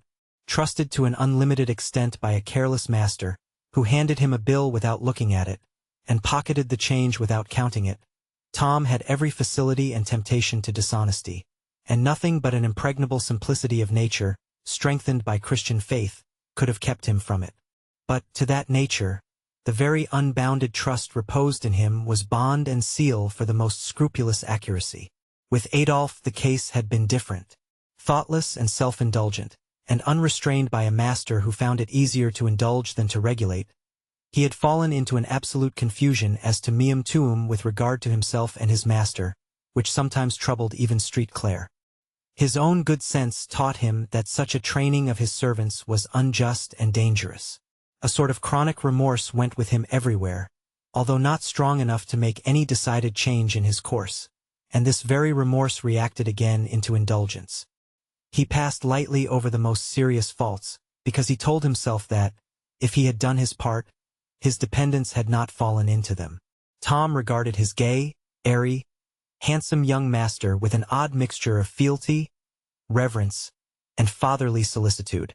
That he never read the Bible, never went to church, that he jested and made free with any and everything that came in the way of his wit, that he spent his Sunday evenings at the opera or theater, that he went to wine parties and clubs and suppers oftener than was at all expedient, were all things that Tom could see as plainly as anybody, and on which he based a conviction that Mossar wasn't a Christian. A conviction, however, which he would have been very slow to express to anyone else, but on which he founded many prayers in his own simple fashion, when he was by himself in his little dormitory. Not that Tom had not his own way of speaking his mind occasionally, with something of the tact often observable in his class. As, for example, the very day after the Sabbath we have described, St. Clare was invited out to a convivial party of choice spirits, and was helped home, between 1 and 2 o'clock at night, in a condition when the physical had decidedly attained the upper hand of the intellectual. Tom and Adolf assisted to get him composed for the night, the latter in high spirits, evidently regarding the matter as a good joke, and laughing heartily at the rusticity of Tom's horror, who really was simple enough to lie awake most of the rest of the night, praying for his young master. "Well, Tom, what are you waiting for?" said Street Clare, the next day, as he sat in his library, in dressing-gown and slippers. St. Clare had just been entrusting Tom with some money and various commissions. "Isn't all right there, Tom?" he added as Tom still stood waiting. "I'm 'fraid not, Mossar," said Tom with a grave face. St. Clare laid down his paper and set down his coffee cup and looked at Tom. "Why, Tom, what's the case? You look as solemn as a coffin." "I feel very bad, Mossar. I allays have thought that Mossar would be good to everybody." "Well, Tom, haven't I been? Come, now, what do you want? There's something you haven't got, I suppose, and this is the preface. Mossar allays been good to me. I haven't nothing to complain of on that head. But there is one that Mossar isn't good to." "Why, Tom, what's got into you? Speak out. What do you mean?" "Last night, between 1 and 2, I thought so. I studied upon the matter then. Mossar isn't good to himself." Tom said this with his back to his master, and his hand on the doorknob. St. Clare felt his face flush crimson, but he laughed. "Oh, that's all, is it?" he said gaily. "All," said Tom, turning suddenly round and falling on his knees. "Oh, my dear young Mossar, I'm 'fraid it will be loss of all body and soul. The good book says, 'It biteth like a serpent and stingeth like an adder.' My dear Mossar." Tom's voice choked, and the tears ran down his cheeks. "You poor, silly fool," said Street Clare with tears in his own eyes. "Get up, Tom. I'm not worth crying over." But Tom wouldn't rise, and looked imploring. "Well, I won't go to any more of their cursed nonsense, Tom," said St. Clare. "On my honor, I won't. I don't know why I haven't stopped long ago. I've always despised it and myself for it. So now, Tom, wipe up your eyes and go about your errands. Come, come," he added, "no blessings. I'm not so wonderfully good now," he said, as he gently pushed Tom to the door. "There, I'll pledge my honor to you, Tom, you don't see me so again," he said. And Tom went off, wiping his eyes with great satisfaction. "I'll keep my faith with him, too," said Street Clare, as he closed the door. And Street Claire did so, for gross sensualism, in any form, was not the peculiar temptation of his nature. But, all this time, who shall detail the tribulations manifold of our friend Miss Ophelia, who had begun the labors of a Southern housekeeper? There is all the difference in the world in the servants of Southern establishments, according to the character and capacity of the mistresses who have brought them up. South as well as North, there are women who have an extraordinary talent for command and tact in educating. Such are enabled, with apparent ease and without severity, to subject to their will, and bring into harmonious and systematic order the various members of their small estate, to regulate their peculiarities, and so balance and compensate the deficiencies of one by the excess of another, as to produce a harmonious and orderly system. Such a housekeeper was Mrs. Shelby, whom we have already described, and such our readers may remember to have met with. If they are not common at the South, it is because they are not common in the world. They are to be found there as often as anywhere, and, when existing, find in that peculiar state of society a brilliant opportunity to exhibit their domestic talent. Such a housekeeper Marie St. Clair was not, nor her mother before her. Indolent and childish, unsystematic and improvident, it was not to be expected that servants trained under her care should not be so likewise, and she had very justly described to Miss Ophelia the state of confusion she would find in the family, though she had not ascribed it to the proper cause. The first morning of her regency, Miss Ophelia was up at 4 o'clock, and having attended to all the adjustments of her own chamber, as she had done ever since she came there, to the great amazement of the chambermaid, she prepared for a vigorous onslaught on the cupboards and closets of the establishment of which she had the keys. The storeroom, the linen presses, the china closet, the kitchen and cellar. That day, all went under an awful review. Hidden things of darkness were brought to light to an extent that alarmed all the principalities and powers of kitchen and chamber, and caused many wonderings and murmurings about your northern ladies from the domestic cabinet. Old Dinah, the head cook, and principal of all rule and authority in the kitchen department, was filled with wrath at what she considered an invasion of privilege. No feudal baron in Magna Carta times could have more thoroughly resented some incursion of the crown. Dinah was a character in her own way, and it would be injustice to her memory not to give the reader a little idea of her. She was a native and essential cook as much as Aunt Chloe, cooking being an indigenous talent of the African race. But Chloe was a trained and methodical one who moved in an orderly domestic harness, while Dinah was a self-taught genius, and, like geniuses in general, was positive, opinionated, and erratic to the last degree. Like a certain class of modern philosophers, Dinah perfectly scorned logic and reason in every shape, and always took refuge in intuitive certainty, and here she was perfectly impregnable. No possible amount of talent or authority or explanation could ever make her believe that any other way was better than her own, or that the course she had pursued in the smallest matter could be in the least modified. This had been a conceded point with her old mistress, Marie's mother, and Miss Marie, as Dinah always called her young mistress, even after her marriage, found it easier to submit than contend, and so Dinah had ruled supreme. This was the easier, in that she was perfect mistress of that diplomatic art which unites the utmost subservience of manner with the utmost inflexibility as to measure. Dinah was mistress of the whole art and mystery of excuse-making, in all its branches. Indeed, it was an axiom with her that the cook can do no wrong, and a cook in a southern kitchen finds abundance of heads and shoulders on which to lay off every sin and frailty, so as to maintain her own immaculateness entire. If any part of the dinner was a failure, there were 50 indisputably good reasons for it, and it was the fault undeniably of 50 other people, whom Dinah berated with unsparing zeal. But it was very seldom that there was any failure in Dinah's last results. Though her mode of doing everything was peculiarly meandering and circuitous, and without any sort of calculation as to time and place. Though her kitchen generally looked as if it had been arranged by a hurricane blowing through it, and she had about as many places for each cooking utensil as there were days in the year. Yet, if one would have patience to wait her own good time, up would come her dinner in perfect order, and in a style of preparation with which an epicure could find no fault. It was now the season of incipient preparation for dinner. Dinah, who required large intervals of reflection and repose, and was studious of ease in all her arrangements, was seated on the kitchen floor, smoking a short, stumpy pipe, to which she was much addicted, and which she always kindled up as a sort of censer, whenever she felt the need of an inspiration in her arrangements. It was Dinah's mode of invoking the domestic muses. Seated around her were various members of that rising race with which a southern household abounds, engaged in shelling peas, peeling potatoes, picking pin feathers out of fowls, and other preparatory arrangements. Dinah every once in a while interrupting her meditations to give a poke, or a rap on the head, to some of the young operators, with the pudding stick that lay by her side. In fact, Dinah ruled over the woolly heads of the younger members with a rod of iron, and seemed to consider them born for no earthly purpose but to save her steps, as she phrased it. It was the spirit of the system under which she had grown up, and she carried it out to its full extent. Miss Ophelia, after passing on her reformatory tour through all the other parts of the establishment, now entered the kitchen.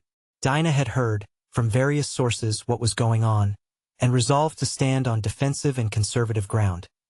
Mentally determined to oppose and ignore every new measure, without any actual observable contest. The kitchen was a large brick-floored apartment, with a great old-fashioned fireplace stretching along one side of it.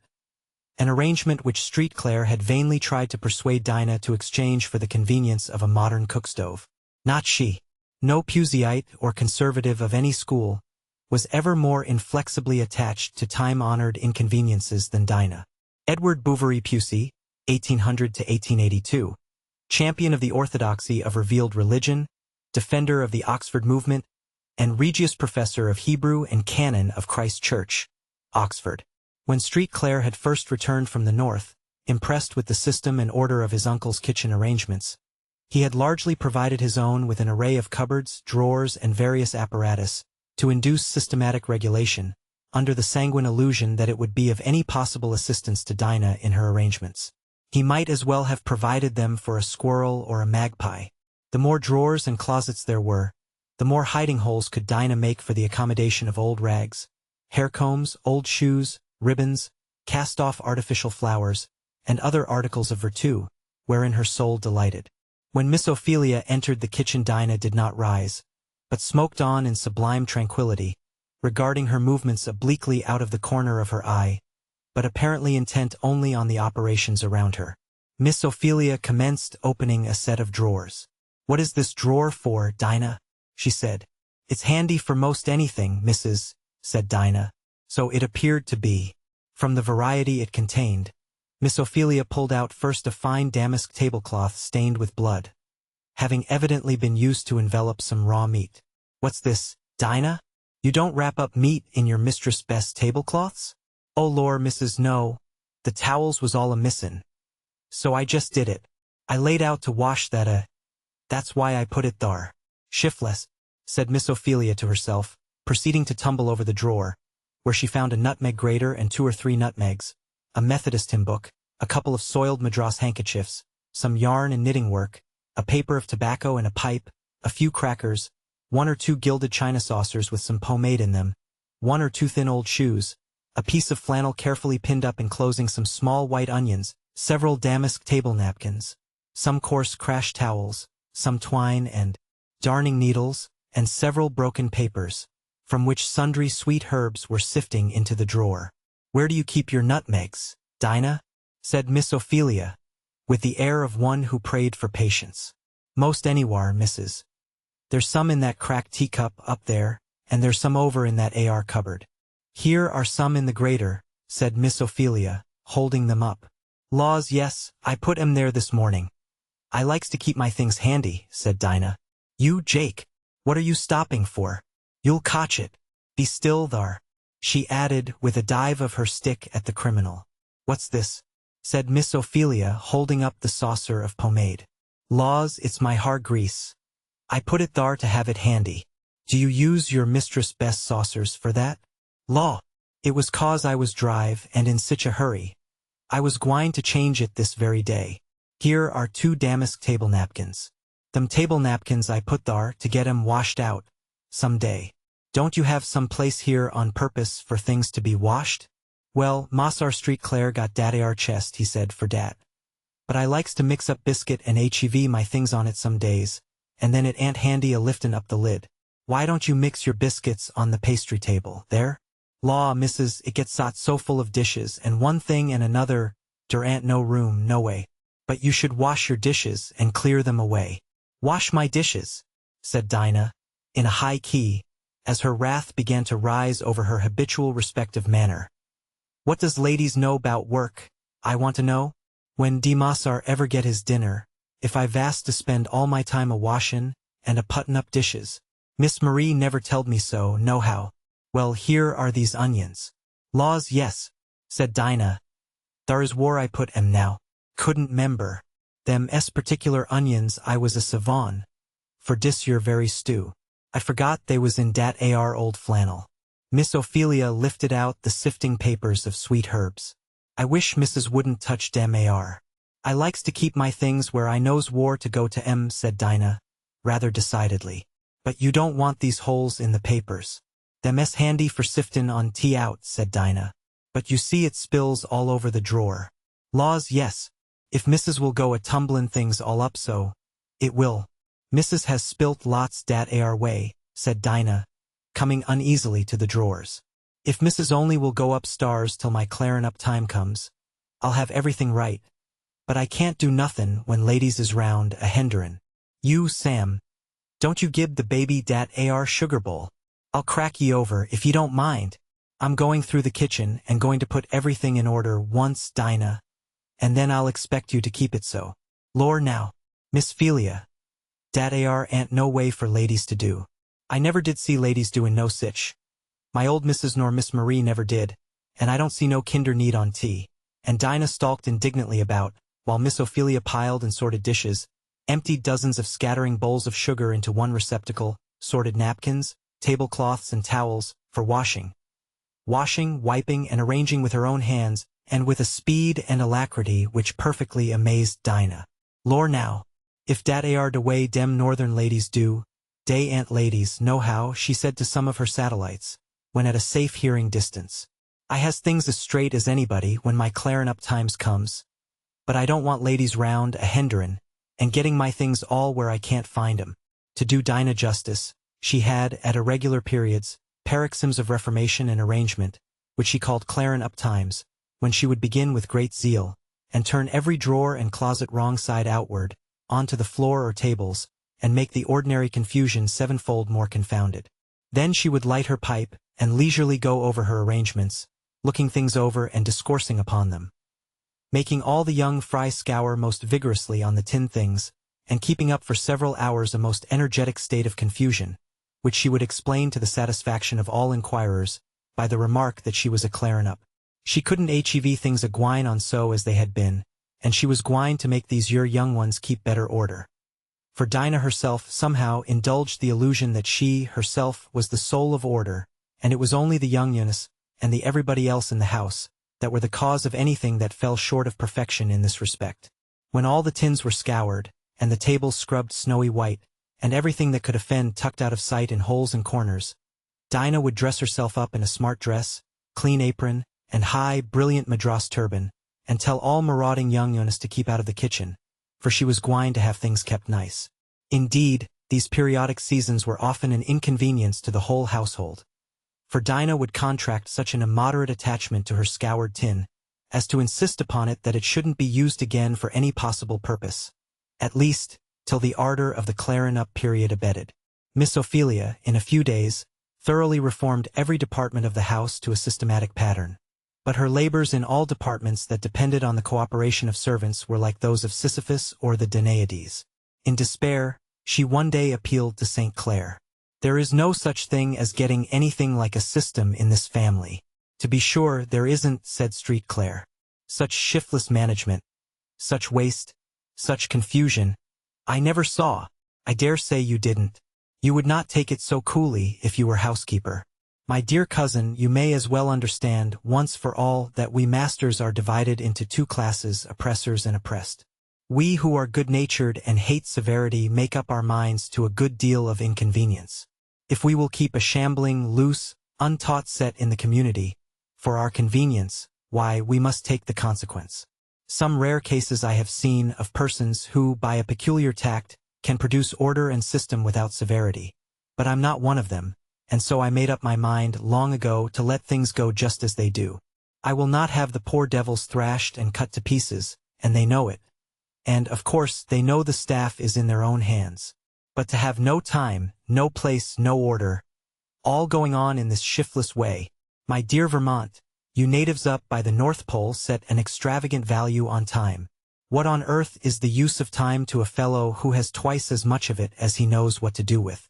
As to order and system, where there is nothing to be done but to lounge on the sofa and read, an hour sooner or later in breakfast or dinner isn't of much account. Now there's Dinah gets you a capital dinner, soup, ragout, roast fowl, dessert, ice creams and all, and she creates it all out of chaos an old night down there in that kitchen. I think it really sublime the way she manages. But, heaven bless us, if we are to go down there and view all the smoking and squatting about and hurry-scurriation of the preparatory process, we should never eat more.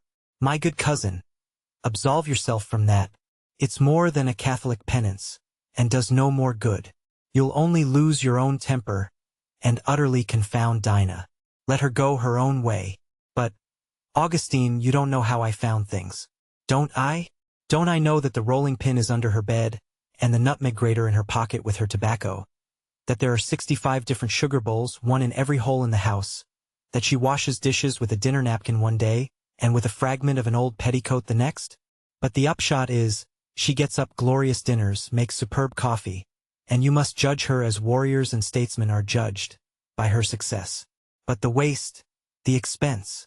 Oh well, lock everything you can and keep the key. Give out by driblets and never inquire for odds and ends. It isn't best. That troubles me, Augustine. I can't help feeling as if these servants were not strictly honest. Are you sure they can be relied on? Augustine laughed immoderately at the grave and anxious face with which Miss Ophelia propounded the question. Oh, cousin, that's too good. Honest. As if that's a thing to be expected. Honest. Why, of course they aren't. Why should they be? What upon earth is to make them so? Why don't you instruct? Instruct? Oh, fiddlestick. What instructing do you think I should do? I look like it. As to Marie, she has spirit enough, to be sure, to kill off a whole plantation, if I'd let her manage. But she wouldn't get the cheatery out of them. Are there no honest ones? Well, now and then one, whom nature makes so impracticably simple, truthful, and faithful, that the worst possible influence can't destroy it. But, you see, from the mother's breast the colored child feels and sees that there are none but underhand ways open to it. It can get along no other way with its parents, its mistress, its young master and missy playfellows. Cunning and deception become necessary, inevitable habits. It isn't fair to expect anything else of him. He ought not to be punished for it. As to honesty, the slave is kept in that dependent, semi-childish state, that there is no making him realize the rights of property, or feel that his master's goods are not his own, if he can get them. For my part, I don't see how they can be honest. Such a fellow as Tom here is a moral miracle. And what becomes of their souls? Said Miss Ophelia. That isn't my affair, as I know of, said Street Clare. I am only dealing in facts of the present life. The fact is that the whole race are pretty generally understood to be turned over to the devil, for our benefit in this world, however it may turn out in another. This is perfectly horrible, said Miss Ophelia. You ought to be ashamed of yourselves. I don't know as I am.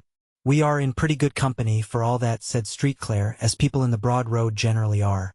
Look at the high and the low all the world over, and it's the same story. The lower class used up, body, soul and spirit, for the good of the upper. It is so in England, it is so everywhere, and yet all Christendom stands aghast with virtuous indignation, because we do the thing in a little different shape from what they do it. It isn't so in Vermont. Well, in New England and in the Free States you have the better of us, I grant. But there's the bell. So, cousin, let us for a while lay aside our sectional prejudices, and come out to dinner. As Miss Ophelia was in the kitchen in the latter part of the afternoon, some of the sable children called out, "La sakes, thar's Prue a-coming, grunting along like she allers does." A tall, bony-colored woman now entered the kitchen, bearing on her head a basket of rusks and hot rolls. "Ho, Prue, you've come," said Dinah. Prue had a peculiar scowling expression of countenance, and a sullen, grumbling voice.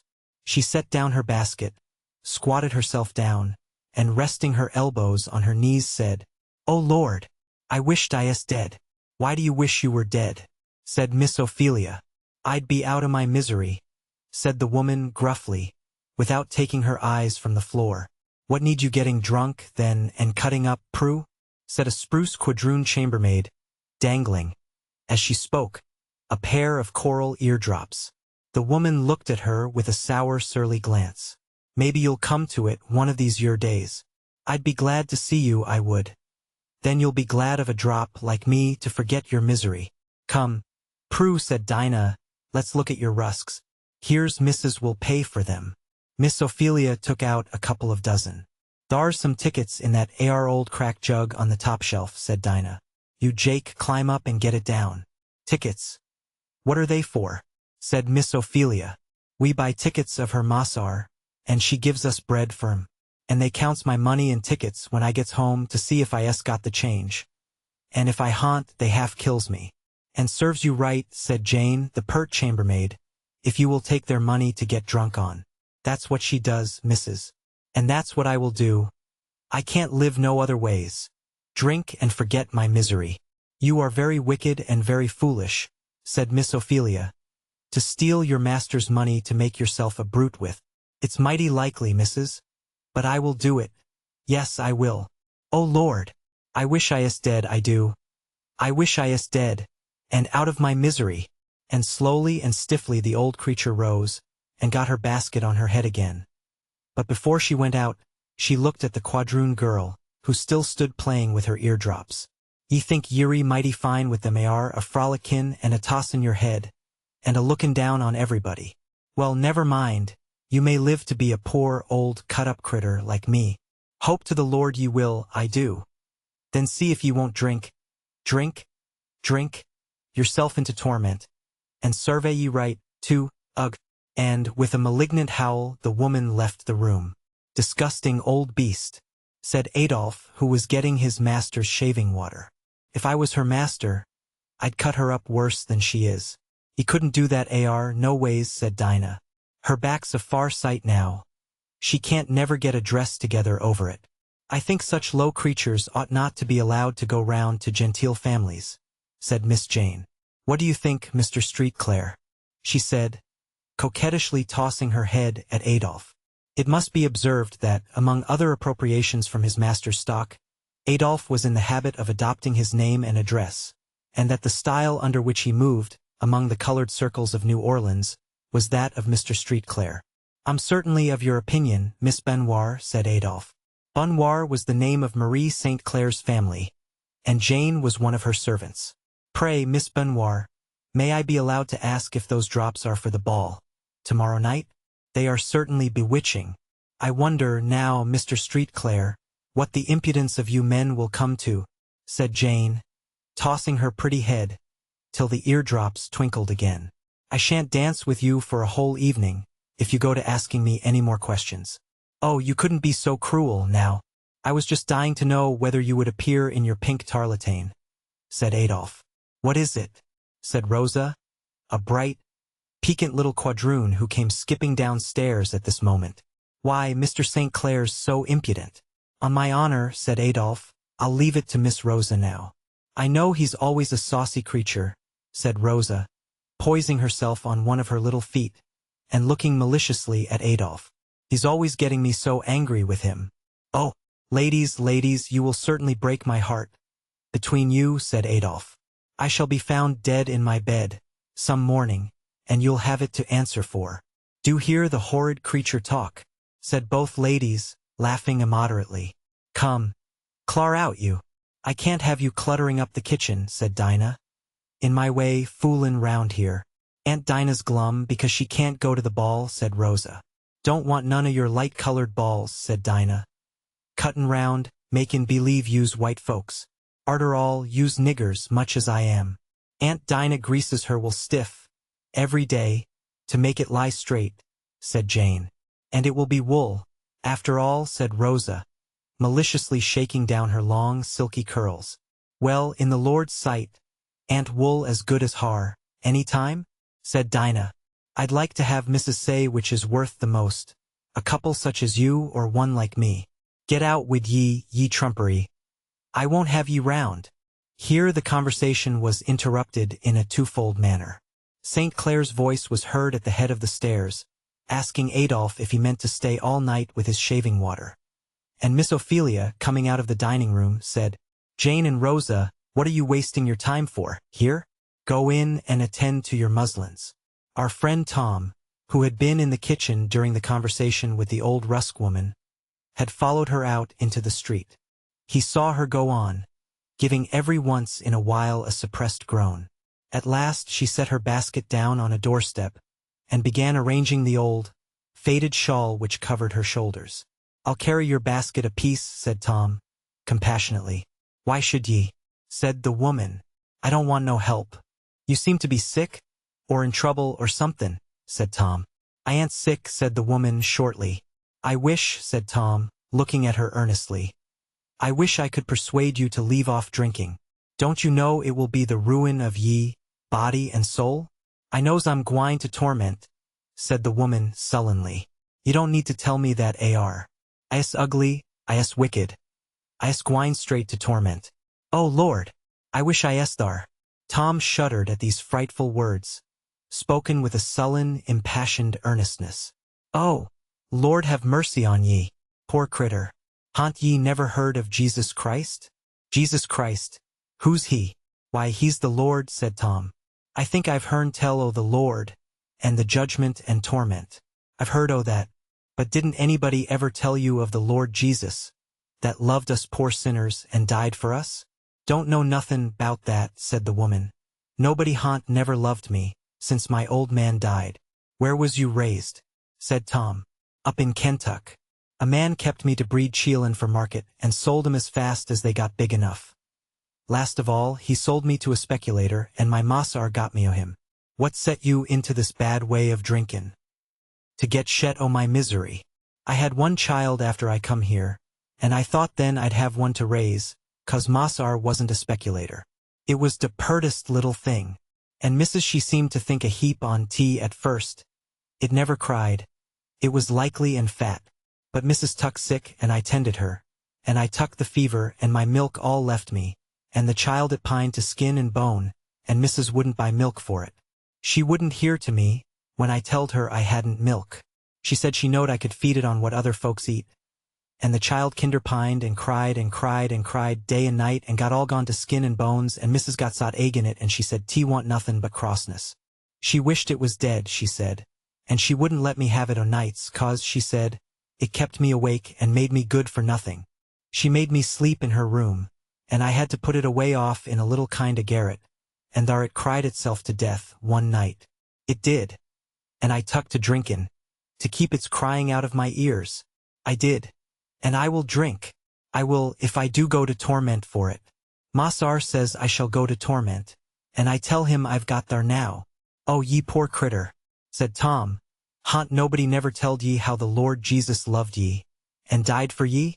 Ha'n't they telled ye that he'll help ye, and ye can go to heaven, and have rest at last?"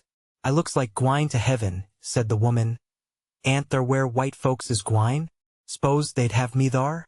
I'd rather go to torment, and get away from Massar and Mrs. I had so," she said, as with her usual groan, she got her basket on her head, and walked sullenly away. Tom turned, and walked sorrowfully back to the house. In the court he met little Eva, a crown of tuberoses on her head, and her eyes radiant with delight. "Oh, Tom, here you are. I'm glad I found you. Papa says you may get out the ponies, and take me in my little new carriage," she said, catching his hand. "But what's the matter, Tom? You look sober." "I feel bad, Miss Eva," said Tom sorrowfully. "But I'll get the horses for you. But do tell me, Tom, what is the matter? I saw you talking to cross old Prue." Tom, in simple, earnest phrase, told Eva the woman's history. She did not exclaim or wonder, or weep, as other children do. Her cheeks grew pale, and a deep, earnest shadow passed over her eyes. She laid both hands on her bosom, and sighed heavily. Volume 2, Chapter 19. Miss Ophelia's experiences and opinions continued. "Tom, you needn't get me the horses. I don't want to go," she said. "Why not, Miss Eva?" "These things sink into my heart, Tom," said Eva. "They sink into my heart," she repeated earnestly. "I don't want to go, and she turned from Tom and went into the house. A few days after, another woman came in old Prue's place to bring the rusks. Miss Ophelia was in the kitchen. "Lor," said Dinah, "what's got Prue?" "Prue isn't coming any more," said the woman, mysteriously. "Why not?" said Dinah. "She ain't dead, is she?" "We doesn't exactly know. She's down cellar," said the woman, glancing at Miss Ophelia. After Miss Ophelia had taken the rusks, Dinah followed the woman to the door. "What has got Prue anyhow?" she said. The woman seemed desirous, yet reluctant, to speak, and answered, in low, mysterious tone. "Well, you mustn't tell nobody Prue, she got drunk again, and they had her down cellar, and there they left her all day, and I heard 'em saying that the flies had got to her, and she's dead." Dinah held up her hands and, turning, saw close by her side the spirit-like form of Evangeline. Her large, mystic eyes dilated with horror, and every drop of blood driven from her lips and cheeks. "Lor bless us! Miss Eva's gwine to faint away. What go us all to let her har such talk? Her pa'll be rail mad." "I shan't faint, Dinah," said the child, firmly. "And why shouldn't I hear it? It ain't so much for me to hear it, as for poor Prue to suffer it. Lor sakes, it isn't for sweet, delicate young ladies like you. These your stories isn't. It's enough to kill 'em." Eva sighed again, and walked upstairs with a slow and melancholy step. Miss Ophelia anxiously inquired the woman's story. Dinah gave a very garrulous version of it, to which Tom added the particulars which he had drawn from her that morning. "An abominable business. Perfectly horrible," she exclaimed, as she entered the room where Street Clare lay reading his paper. "Pray, what iniquity has turned up now?" said he. "What now?" "Why, those folks have whipped Prue to death," said Miss Ophelia, going on with great strength of detail into the story and enlarging on its most shocking particulars.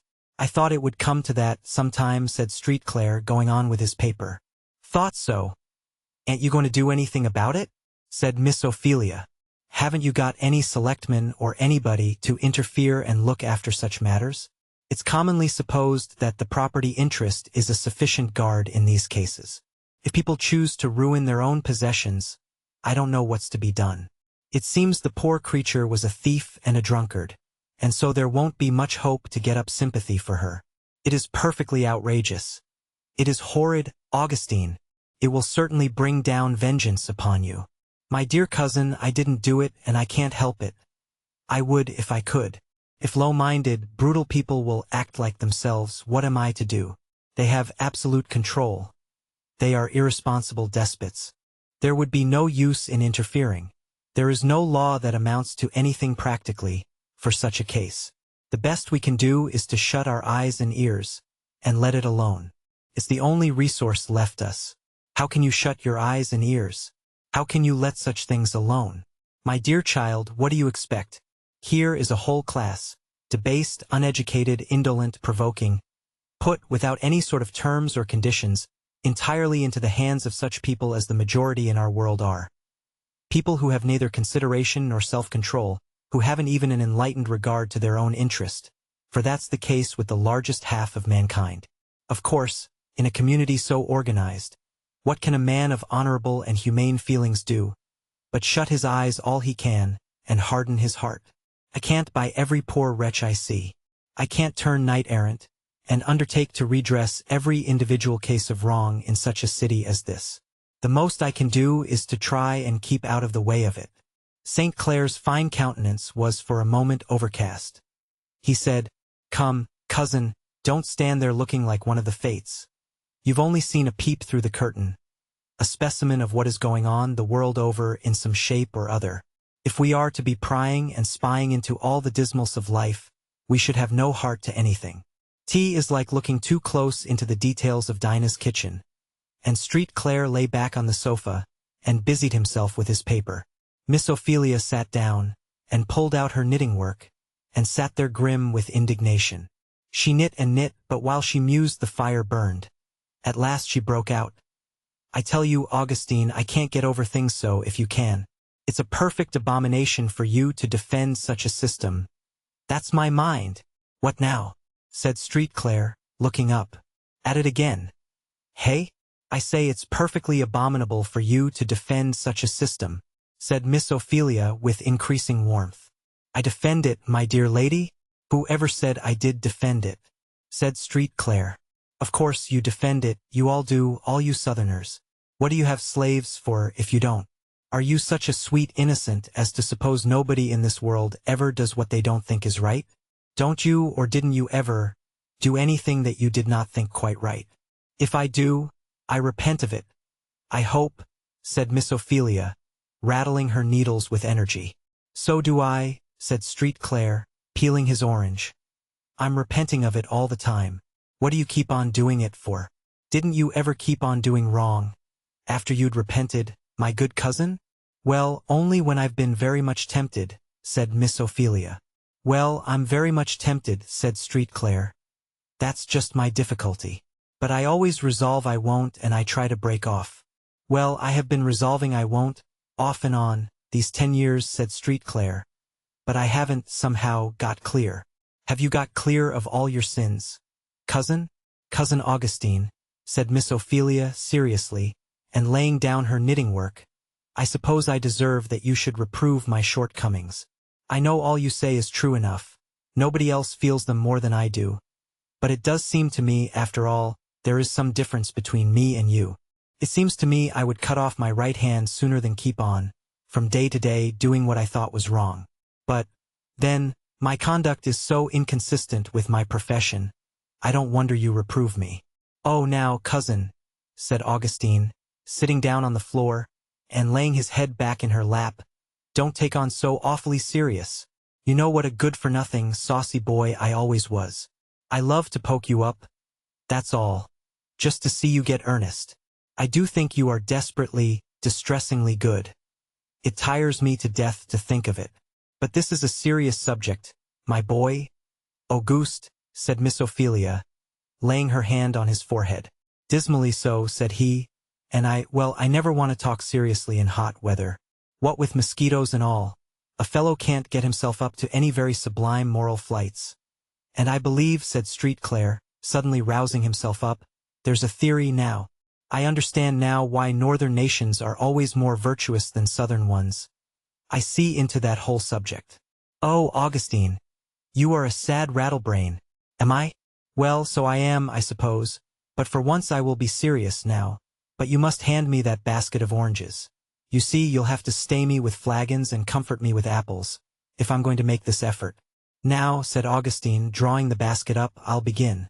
When, in the course of human events, it becomes necessary for a fellow to hold 2 or 3 dozen of his fellow worms in captivity, a decent regard to the opinions of society requires. I don't see that you are growing more serious, said Miss Ophelia. Wait, I'm coming on. You'll hear. The short of the matter is, cousin, said he, his handsome face suddenly settling into an earnest and serious expression. On this abstract question of slavery there can, as I think, be but one opinion. Planters who have money to make by it, clergymen who have planters to please, politicians who want to rule by it, may warp and bend language and ethics to a degree that shall astonish the world at their ingenuity. They can press nature and the Bible and nobody knows what else into the service. But after all, neither they nor the world believe in it one particle the more. It comes from the devil, that's the short of it. And, to my mind, it's a pretty respectable specimen of what he can do in his own line. Miss Ophelia stopped her knitting, and looked surprised, and Street Claire, apparently enjoying her astonishment, went on. You seem to wonder. But if you will get me fairly at it, I'll make a clean breast of it. This cursed business, accursed of God and man, what is it? Strip it of all its ornament, run it down to the root and nucleus of the whole, and what is it? Why, because my brother Quashy is ignorant and weak, and I am intelligent and strong. Because I know how and can do it, therefore I may steal all he has, keep it, and give him only such and so much as suits my fancy. Whatever is too hard, too dirty, too disagreeable, for me I may set Quashy to doing. Because I don't like work, Quashy shall work. Because the sun burns me, Quashy shall stay in the sun. Quashy shall earn the money, and I will spend it. Quashy shall lie down in every puddle, that I may walk over dry shod. Quashy shall do my will, and not his, all the days of his mortal life, and have such chance of getting to heaven, at last, as I find convenient. This I take to be about what slavery is. I defy anybody on earth to read our slave code, as it stands in our law books, and make anything else of it. Talk of the abuses of slavery. Humbug! The thing itself is the essence of all abuse. And the only reason why the land don't sink under it like Sodom and Gomorrah is because it is used in a way infinitely better than it is. For pity's sake, for shame's sake, because we are men born of women, and not savage beasts, many of us do not and dare not. We would scorn to use the full power which our savage laws put into our hands. And he who goes the furthest, and does the worst, only uses within limits the power that the law gives him. St. Clair had started up, and, as his manner was when excited, was walking, with hurried steps, up and down the floor. His fine face, classic as that of a Greek statue, seemed actually to burn with the fervor of his feelings. His large blue eyes flashed, and he gestured with an unconscious eagerness. Miss Ophelia had never seen him in this mood before, and she sat perfectly silent. "I declare to you," said he, suddenly stopping before his cousin, "it's no sort of use to talk or to feel on this subject, but I declare to you, there have been times when I have thought, if the whole country would sink, and hide all this injustice and misery from the light, I would willingly sink with it. When I have been traveling up and down on our boats, or about on my collecting tours, and reflected that every brutal, disgusting, mean, low-lived fellow I met was allowed by our laws to become absolute despot of as many men, women, and children as he could cheat, steal, or gamble money enough to buy. When I have seen such men in actual ownership of helpless children, of young girls and women, I have been ready to curse my country, to curse the human race." "Augustine, Augustine," said Miss Ophelia, "I'm sure you've said enough. I never, in my life, heard anything like this, even at the North." "At the North," said St. Clair, with a sudden change of expression, and resuming something of his habitual careless tone. "Pooh! Your northern folks are cold-blooded. You are cool in everything. You can't begin to curse up hill and down as we can, when we get fairly at it." "Well, but the question is," said Miss Ophelia. "Oh yes, to be sure, the question is, and a deuce of a question it is. How came you in this state of sin and misery?" "Well, I shall answer in the good old words you used to teach me Sundays. I came so by ordinary generation. My servants were my father's, and, what is more, my mother's. And now they are mine, they and their increase, which bids fair to be a pretty considerable item. My father, you know, came first from New England, and he was just such another man as your father, a regular old Roman, upright, energetic, noble-minded, with an iron will. Your father settled down in New England, to rule over rocks and stones, and to force an existence out of nature. And mine settled in Louisiana, to rule over men and women, and force existence out of them. My mother," said St. Clair, getting up and walking to a picture at the end of the room, and gazing upward with a face fervent with veneration. "She was divine. Don't look at me so. You know what I mean. She probably was of mortal birth.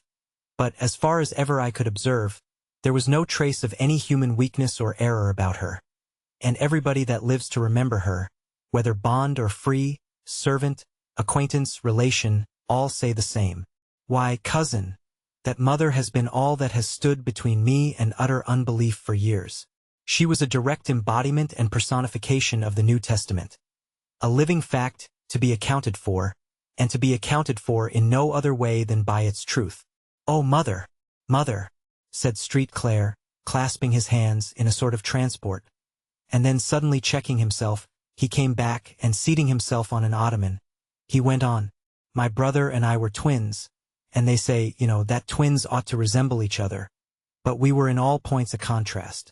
He had black, fiery eyes, coal-black hair, a strong, fine Roman profile, and a rich brown complexion. I had blue eyes, golden hair, a Greek outline, and fair complexion.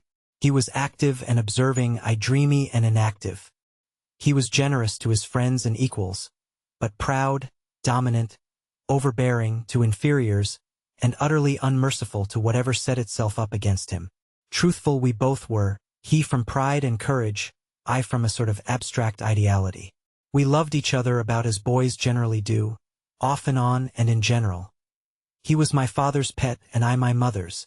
There was a morbid sensitiveness and acuteness of feeling in me on all possible subjects, of which he and my father had no kind of understanding, and with which they could have no possible sympathy. But mother did. And so, when I had quarreled with Alfred, and father looked sternly on me, I used to go off to mother's room and sit by her. I remember just how she used to look, with her pale cheeks, her deep, soft, serious eyes, her white dress. She always wore white, and I used to think of her whenever I read in Revelations about the saints that were arrayed in fine linen, clean and white. She had a great deal of genius of one sort and another, particularly in music, and she used to sit at her organ, playing fine old majestic music of the Catholic Church, and singing with a voice more like an angel than a mortal woman. And I would lay my head down on her lap, and cry and dream and feel, oh, immeasurably, things that I had no language to say. In those days, this matter of slavery had never been canvassed as it has now. Nobody dreamed of any harm in it. My father was a born aristocrat.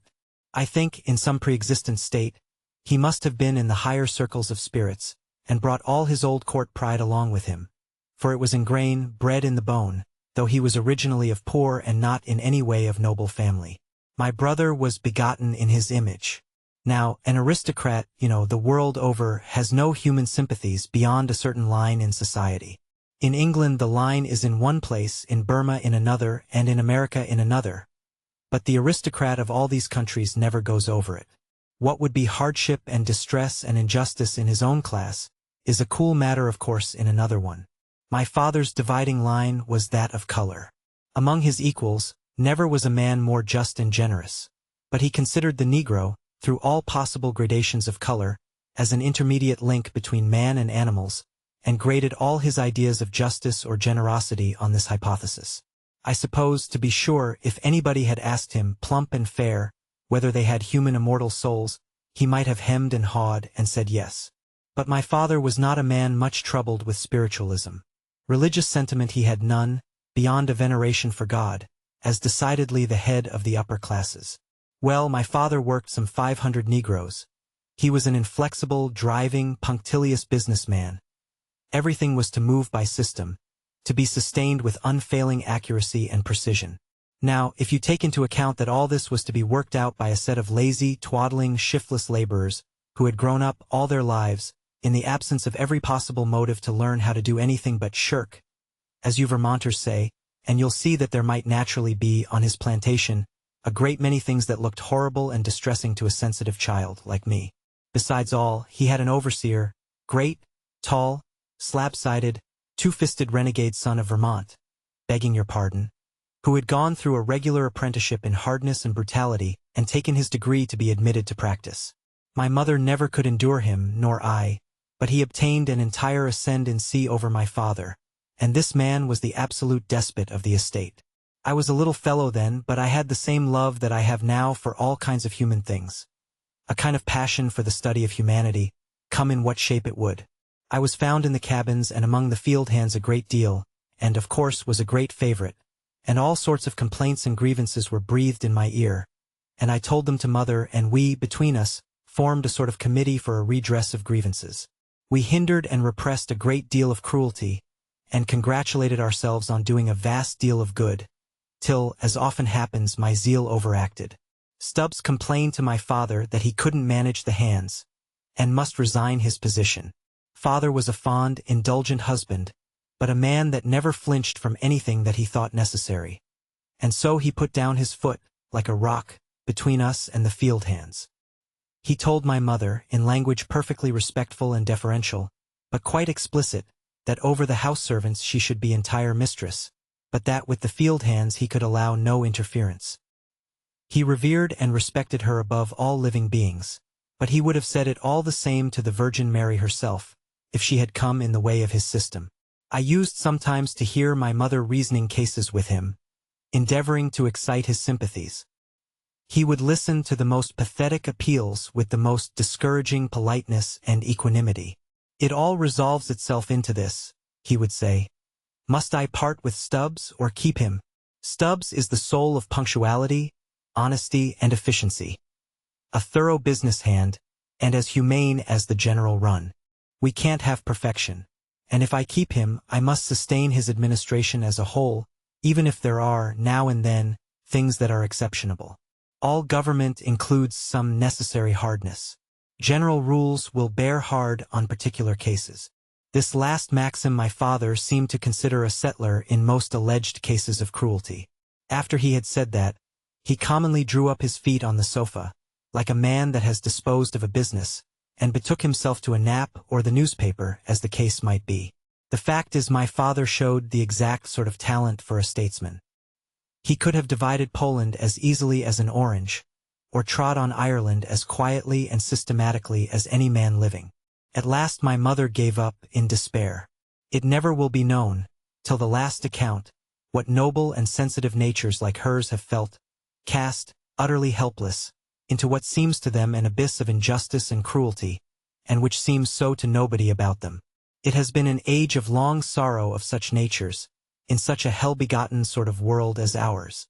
What remained for her, but to train her children in her own views and sentiments? Well, after all you say about training, children will grow up substantially what they are by nature, and only that. From the cradle, Alfred was an aristocrat. And as he grew up, instinctively, all his sympathies and all his reasonings were in that line, and all mother's exhortations went to the winds. As to me, they sunk deep into me. She never contradicted, in form, anything my father said, or seemed directly to differ from him. But she impressed, burnt into my very soul, with all the force of her deep, earnest nature, an idea of the dignity and worth of the meanest human soul. I have looked in her face with solemn awe, when she would point up to the stars in the evening, and say to me, "See there, Auguste, the poorest, meanest soul on our place will be living, when all these stars are gone forever, will live as long as God lives." She had some fine old paintings, one, in particular, of Jesus healing a blind man. They were very fine and used to impress me strongly. "See there, Auguste," she would say. The blind man was a beggar, poor and loathsome. Therefore, he would not heal him afar off. He called him to him and put his hands on him. Remember this, my boy. If I had lived to grow up under her care, she might have stimulated me to I know not what of enthusiasm. I might have been a saint, reformer, martyr. But, alas, alas, I went from her when I was only 13, and I never saw her again. St. Clair rested his head on his hands, and did not speak for some minutes. After a while he looked up and went on. What poor, mean trash this whole business of human virtue is. A mere matter, for the most part, of latitude and longitude, and geographical position, acting with natural temperament. The greater part is nothing but an accident. Your father, for example, settles in Vermont, in a town where all are, in fact, free and equal, becomes a regular church member and deacon, and in due time joins an abolition society, and thinks us all little better than heathens. Yet he is, for all the world, in constitution and habit, a duplicate of my father. I can see it leaking out in 50 different ways. Just the same strong, overbearing, dominant spirit. You know very well how impossible it is to persuade some of the folks in your village that Squire Sinclair does not feel above them. The fact is, though he has fallen on democratic times and embraced a democratic theory, he is to the heart an aristocrat as much as my father, who ruled over 500 or 600 slaves. Miss Ophelia felt rather disposed to cavil at this picture, and was laying down her knitting to begin, but St. Clair stopped her. Now, I know every word you are going to say. I do not say they were alike, in fact. One fell into a condition where everything acted against the natural tendency, and the other where everything acted for it. And so one turned out a pretty willful, stout, overbearing old Democrat, and the other a willful, stout old despot. If both had owned plantations in Louisiana, they would have been as like as two old bullets cast in the same mold. "What an undutiful boy you are," said Miss Ophelia. "I don't mean them any disrespect," said St. Clair. "You know reverence is not my forte. But, to go back to my history, when father died, he left the whole property to us twin boys, to be divided as we should agree.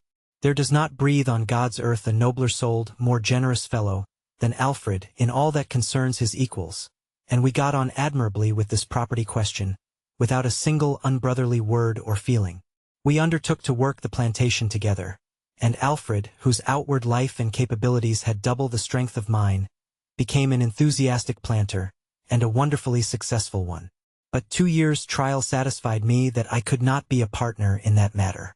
to have a great gang of 700, whom I could not know personally, or feel any individual interest in, bought and driven, housed, fed, worked like so many horned cattle, strained up to military precision. The question of how little of life's commonest enjoyments would keep them in working order being a constantly recurring problem.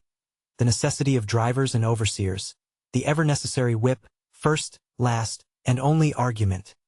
The whole thing was insufferably disgusting and loathsome to me, and when I thought of my mother's estimate of one poor human soul, it became even frightful. It's all nonsense to talk to me about slaves enjoying all this. To this day, I have no patience with the unutterable trash that some of your patronizing Northerners have made up, as in their zeal to apologize for our sins. We all know better. Tell me that any man living wants to work all his days, from day dawn till dark, under the constant eye of a master, without the power of putting forth one irresponsible volition, on the same dreary, monotonous, unchanging toil, and all for 2 pairs of pantaloons and a pair of shoes a year, with enough food and shelter to keep him in working order. Any man who thinks that human beings can, as a general thing, be made about as comfortable that way as any other, I wish he might try it. I'd buy the dog, and work him with a clear conscience. I always have supposed, said Miss Ophelia, that you, all of you, approved of these things and thought them right, according to Scripture. Humbug! We are not quite reduced to that yet. Alfred, who is as determined a despot as ever walked, does not pretend to this kind of defense. No, he stands high and haughty on that good old respectable ground, the right of the strongest. And he says, and I think quite sensibly, that the American planter is only doing, in another form, what the English aristocracy and capitalists are doing by the lower classes. That is, I take it, appropriating them, body and bone, soul and spirit, to their use and convenience. He defends both, and I think at least consistently. He says that there can be no high civilization without enslavement of the masses, either nominal or real. There must, he says, be a lower class, given up to physical toil and confined to an animal nature, and a higher one thereby acquires leisure and wealth for a more expanded intelligence and improvement, and becomes the directing soul of the lower. So he reasons because, as I said, he is born an aristocrat. So I don't believe because I was born a democrat. How in the world can the two things be compared? Said Miss Ophelia. The English laborer is not sold, traded, parted from his family, whipped. He is as much at the will of his employer as if he were sold to him. The slave owner can whip his refractory slave to death. The capitalist can starve him to death. As to family security, it is hard to say which is the worst, to have one's children sold or see them starve to death at home. But it's no kind of apology for slavery, to prove that it isn't worse than some other bad thing. I didn't give it for one. Nay, I'll say, besides, that ours is the more bold and palpable infringement of human rights. Actually buying a man up like a horse, looking at his teeth, cracking his joints, and trying his paces and then paying down for him. Having speculators, breeders, traders, and brokers in human bodies and souls, sets the thing before the eyes of the civilized world in a more tangible form, though the thing done be, after all, in its nature the same, that is, appropriating one set of human beings to the use and improvement of another without any regard to their own. I never thought of the matter in this light, said Miss Ophelia. Well, I've traveled in England some, and I've looked over a good many documents as to the state of their lower classes, and I really think there is no denying Alfred when he says that his slaves are better off than a large class of the population of England. You see, you must not infer, from what I have told you, that Alfred is what is called a hard master. For he isn't. He is despotic and unmerciful to insubordination. He would shoot a fellow down with as little remorse as he would shoot a buck, if he opposed him. But, in general, he takes a sort of pride in having his slaves comfortably fed and accommodated. When I was with him, I insisted that he should do something for their instruction. And, to please me, he did get a chaplain and used to have them catechize Sunday, though I believe in his heart that he thought it would do about as much good to set a chaplain over his dogs and horses. And the fact is, that a mind stupefied and animalized by every bad influence from the hour of birth, spending the whole of every weekday in unreflecting toil, cannot be done much with by a few hours on Sunday. The teachers of Sunday schools among the manufacturing population of England, and among plantation hands in our country, could perhaps testify to the same result there and here. Yet some striking exceptions there are among us, from the fact that the Negro is naturally more impressible to religious sentiment than the white. Well, said Miss Ophelia, how came you to give up your plantation life? Well, we jogged on together some time, till Alfred saw plainly that I was no planter.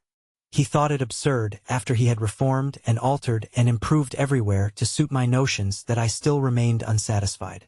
The fact was, it was, after all, the thing that I hated, the using these men and women, the perpetuation of all this ignorance, brutality, and vice, just to make money for me. Besides, I was always interfering in the details. Being myself one of the laziest of mortals, I had altogether too much fellow-feeling for the lazy. And when poor, shiftless dogs put stones at the bottom of their cotton baskets to make them weigh heavier, or filled their sacks with dirt, with cotton at the top, it seemed so exactly like what I should do if I were they, I couldn't and wouldn't have them flogged for it. Well, of course, there was an end of plantation discipline, and Alf and I came to about the same point that I and my respected father did years before. So he told me that I was a womanish sentimentalist and would never do for business life, and advised me to take the bank stock and the New Orleans family mansion, and go to writing poetry, and let him manage the plantation. So we parted, and I came here. But why didn't you free your slaves? Well, I wasn't up to that. To hold them as tools for money-making, I could not. Have them to help spend money, didn't look quite so ugly to me. Some of them were old house servants, to whom I was much attached, and the younger ones were children to the old. All were well satisfied to be as they were. He paused, and walked reflectively up and down the room. There was, said Street Clare, a time in my life when I had plans and hopes of doing something in this world, more than to float and drift. I had vague, indistinct yearnings to be a sort of emancipator, to free my native land from this spot and stain. All young men have had such fever fits, I suppose, sometime, but then, why didn't you? Said Miss Ophelia. You ought not to put your hand to the plow and look back. Oh, well, things didn't go with me as I expected, and I got the despair of living that Solomon did. I suppose it was a necessary incident to wisdom in us both. But, somehow or other, instead of being actor and regenerator in society, I became a piece of driftwood, and have been floating and eddying about, ever since. Alfred scolds me every time we meet, and he has the better of me, I grant, for he really does something. His life is a logical result of his opinions and mine is a contemptible non sequitur. My dear cousin, can you be satisfied with such a way of spending your probation? Satisfied? Was I not just telling you I despised it? But, then, to come back to this point, we were on this liberation business. I don't think my feelings about slavery are peculiar. I find many men who, in their hearts, think of it just as I do. The land groans under it, and, bad as it is for the slave, it is worse, if anything, for the master. It takes no spectacles to see that a great class of vicious, improvident, degraded people, among us, are an evil to us, as well as to themselves. The capitalist and aristocrat of England cannot feel that as we do, because they do not mingle with the class they degrade as we do. They are in our homes. They are the associates of our children, and they form their minds faster than we can. For they are a race that children always will cling to and assimilate with. If Eva, now, was not more angel than ordinary, she would be ruined. We might as well allow the smallpox to run among them, and think our children would not take it, as to let them be uninstructed and vicious, and think our children will not be affected by that. Yet our laws positively and utterly forbid any efficient general educational system, and they do it wisely too.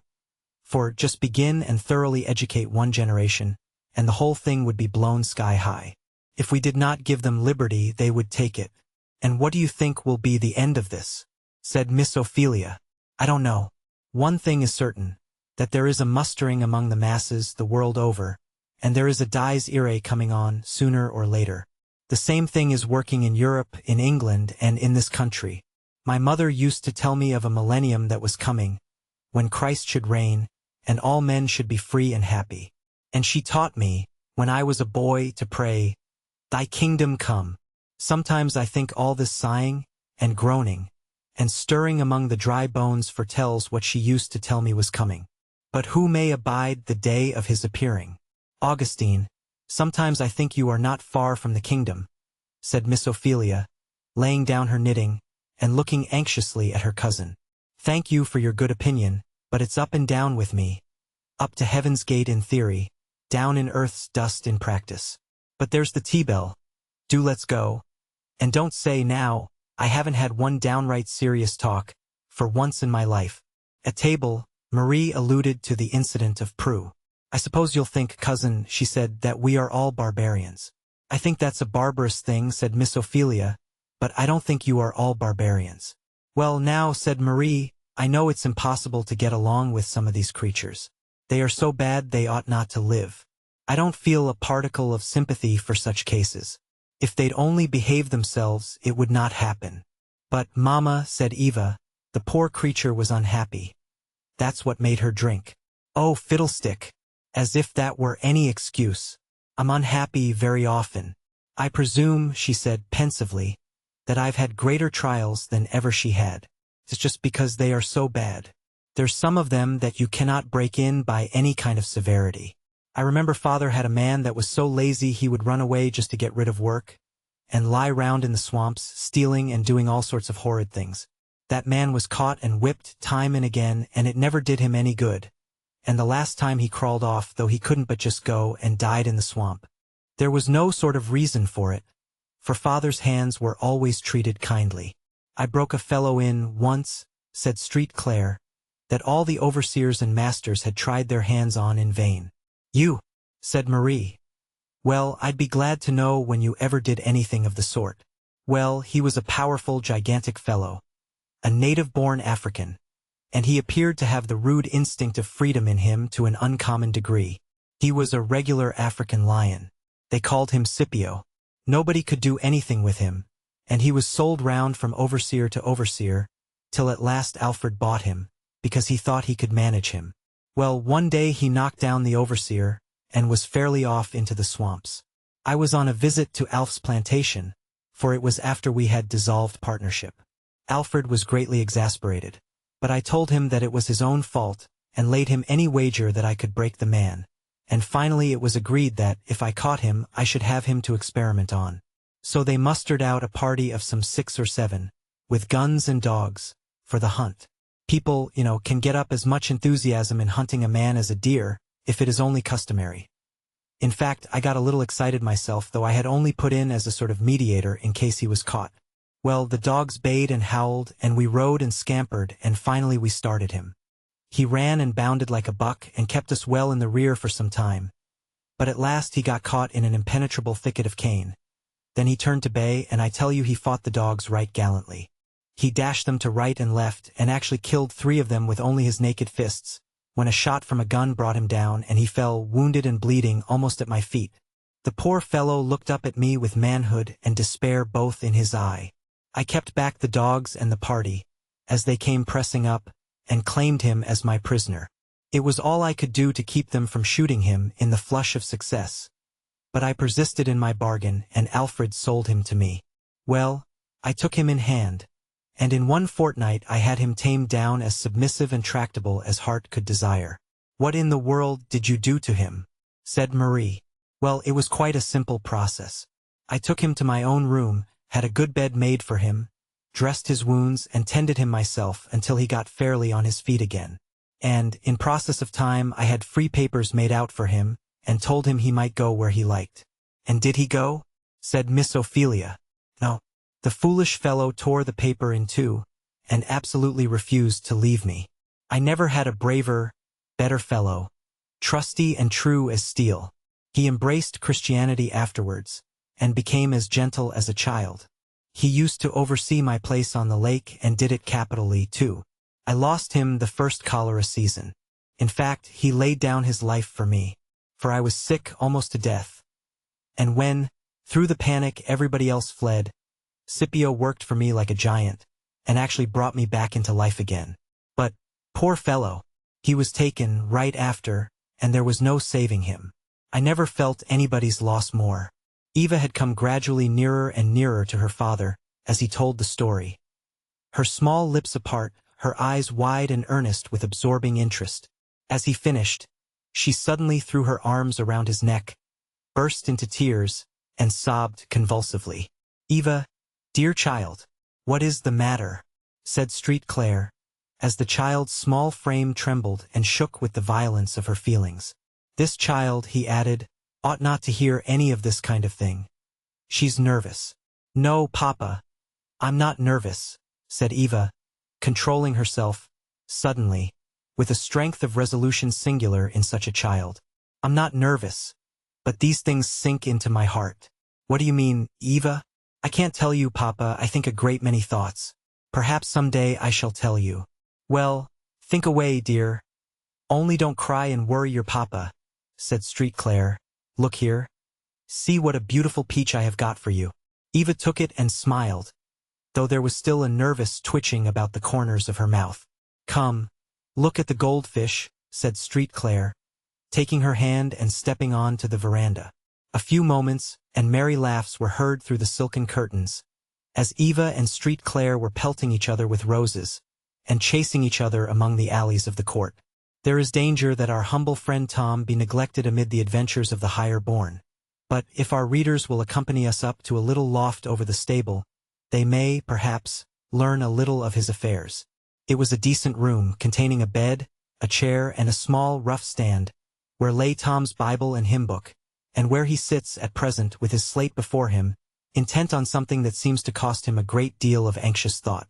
The fact was that Tom's home yearnings had become so strong that he had begged a sheet of writing paper of Eva, and, mustering up all his small stock of literary attainment acquired by Massar George's instructions, he conceived the bold idea of writing a letter, and he was busy now, on his slate, getting out his first draft. Tom was in a good deal of trouble, for the forms of some of the letters he had forgotten entirely, and of what he did remember, he did not know exactly which to use. And while he was working and breathing very hard, in his earnestness, Eva alighted, like a bird, on the round of his chair behind him, and peeped over his shoulder. "Oh, Uncle Tom, what funny things you are making, there. I'm trying to write to my poor old woman, Miss Eva, and my little Cheelin," said Tom, drawing the back of his hand over his eyes. "But, somehow, I'm feared I shan't make it out. I wish I could help you, Tom. I've learnt to write some. Last year I could make all the letters, but I'm afraid I've forgotten." So Eva put her golden head close to his, and the two commenced a grave and anxious discussion, each one equally earnest, and about equally ignorant. And, with a deal of consulting and advising over every word, the composition began, as they both felt very sanguine, to look quite like writing. "Yes, Uncle Tom, it really begins to look beautiful," said Eva, gazing delightedly on it. "How pleased your wife'll be, and the poor little children. Oh, it's a shame you ever had to go away from them. I mean to ask Papa to let you go back, sometime. Mrs. said that she would send down money for me, as soon as they could get it together," said Tom. "I'm spectin' she will. Young Massar George, he said he'd come for me, and he gave me this your dollar as a sign," and Tom drew from under his clothes the precious dollar. "Oh, he'll certainly come, then," said Eva. "I'm so glad. And I wanted to send a letter, to let him know where I was, and tell poor Chloe that I was well off. 'Cause she felt so dreadful, poor soul. I say, Tom," said St. Clair's voice, coming in the door at this moment. Tom and Eva both started. "What's here?" said Street Claire, coming up and looking at the slate. "Oh, it's Tom's letter. I'm helping him to write it," said Eva. "Isn't it nice?" "I wouldn't discourage either of you," said Street Claire. "But I rather think, Tom, you'd better get me to write your letter for you. I'll do it when I come home from my ride." "It's very important he should write," said Eva, "because his mistress is going to send down money to redeem him, Papa. He told me they told him so." St. Clair thought, in his heart, that this was probably only one of those things which good-natured owners say to their servants, to alleviate their horror of being sold, without any intention of fulfilling the expectation thus excited. But he did not make any audible comment upon it, only ordered Tom to get the horses out for a ride. Tom's letter was written in due form for him that evening, and safely lodged in the post office. Miss Ophelia still persevered in her labors in the housekeeping line. It was universally agreed among all the household, from Dinah down to the youngest urchin, that Miss Ophelia was decidedly Curry's, a term by which a Southern servant implies that his or her betters don't exactly suit them. The higher circle in the family, to wit, Adolphe, Jane, and Rosa, agreed that she was no lady.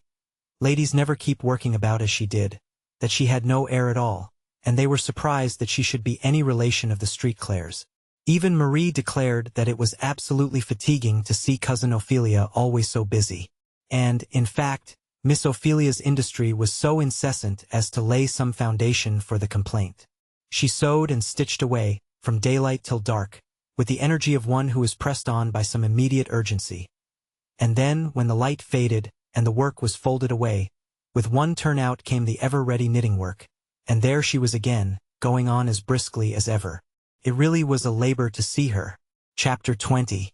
Topsy. One morning, while Miss Ophelia was busy in some of her domestic cares, St. Clair's voice was heard, calling her at the foot of the stairs. "Come down here, cousin. I've something to show you." "What is it?" said Miss Ophelia, coming down, with her sewing in her hand. "I've made a purchase for your department." "See here," said St. Clair, and with the word he pulled along a little Negro girl about 8 or 9 years of age. She was one of the blackest of her race, and her round shining eyes, glittering as glass beads, moved with quick and restless glances over everything in the room. Her mouth, half open with astonishment at the wonders of the new Macerus parlor, displayed a white and brilliant set of teeth. Her woolly hair was braided in sundry little tails, which stuck out in every direction. The expression of her face was an odd mixture of shrewdness and cunning, over which was oddly drawn, like a kind of veil, an expression of the most doleful gravity and solemnity. She was dressed in a single filthy, ragged garment, made of bagging, and stood with her hands demurely folded before her. Altogether, there was something odd and goblin-like about her appearance. Something, as Miss Ophelia afterwards said, so heathenish, as to inspire that good lady with utter dismay, and turning to St. Clair, she said, "Augustine, what in the world have you brought that thing here for?" "For you to educate, to be sure, and train in the way she should go. I thought she was rather a funny specimen in the Jim Crow line. Here, Topsy," he added, giving a whistle as a man would to call the attention of a dog, "give us a song, now, and show us some of your dancing." The black, glassy eyes glittered with a kind of wicked drollery, and the thing struck up, in a clear, shrill voice, an odd Negro melody, to which she kept time with her hands and feet, spinning round, clapping her hands, knocking her knees together, in a wild, fantastic sort of time, and producing in her throat all those odd guttural sounds which distinguish the native music of her race. And finally, turning a somerset or two, and giving a prolonged closing note, as odd and unearthly as that of a steam whistle, she came suddenly down on the carpet, and stood with her hands folded, and a most sanctimonious expression of meekness and solemnity over her face, only broken by the cunning glances which she shot askance from the corners of her eyes. Miss Ophelia stood silent, perfectly paralyzed with amazement. St. Clair, like a mischievous fellow as he was, appeared to enjoy her astonishment, and, addressing the child again, said, "Topsy, this is your new mistress. I'm going to give you up to her. See now that you behave yourself." "Yes, Massar," said Topsy, with sanctimonious gravity, her wicked eyes twinkling as she spoke. "You're going to be good, Topsy, you understand," said St. Clair. "Oh yes, Massar," said Topsy, with another twinkle, her hands still devoutly folded. "Now, Augustine, what upon earth is this for?" said Miss Ophelia. "Your house is so full of these little plagues, now, that a body can't set down their foot without treading on 'em. I get up in the morning and find one asleep behind the door, and see one black head poking out from under the table, one lying on the doormat, and they are mopping and mowing and grinning between all the railings and tumbling over the kitchen floor. What on earth did you want to bring this one for? For you to educate. Didn't I tell you? You're always preaching about educating. I thought I would make you a present of a fresh-caught specimen, and let you try your hand on her, and bring her up in the way she should go. I don't want her, I am sure. I have more to do with him now than I want to. That's you Christians all over. You'll get up a society, and get some poor missionary to spend all his days among just such heathen. But let me see one of you that would take one into your house with you, and take the labor of their conversion on yourselves. No, when it comes to that, they are dirty and disagreeable, and it's too much care, and so on." "Augustine, you know I didn't think of it in that light," said Miss Ophelia, evidently softening. "Well, it might be a real missionary work," said she, looking rather more favorably on the child. St. Clair had touched the right string. Miss Ophelia's conscientiousness was ever on the alert. But, she added, I really didn't see the need of buying this one. There are enough now in your house to take all my time and skill. Well then, cousin, said Street Claire, drawing her aside, I ought to beg your pardon for my good-for-nothing speeches. You are so good, after all, that there's no sense in them. Why, the fact is, this concern belonged to a couple of drunken creatures that keep a low restaurant that I have to pass by every day, and I was tired of hearing her screaming, and them beating and swearing at her. She looked bright and funny, too, as if something might be made of her. So I bought her, and I'll give her to you. Try, now, and give her a good orthodox New England bringing up, and see what it'll make of her. You know I haven't any gift that way, but I'd like you to try. Well, I'll do what I can, said Miss Ophelia, and she approached her new subject very much as a person might be supposed to approach a black spider, supposing them to have benevolent designs toward it. She's dreadfully dirty, and half naked, she said. Well, take her downstairs and make some of them clean and clothe her up. Miss Ophelia carried her to the kitchen regions.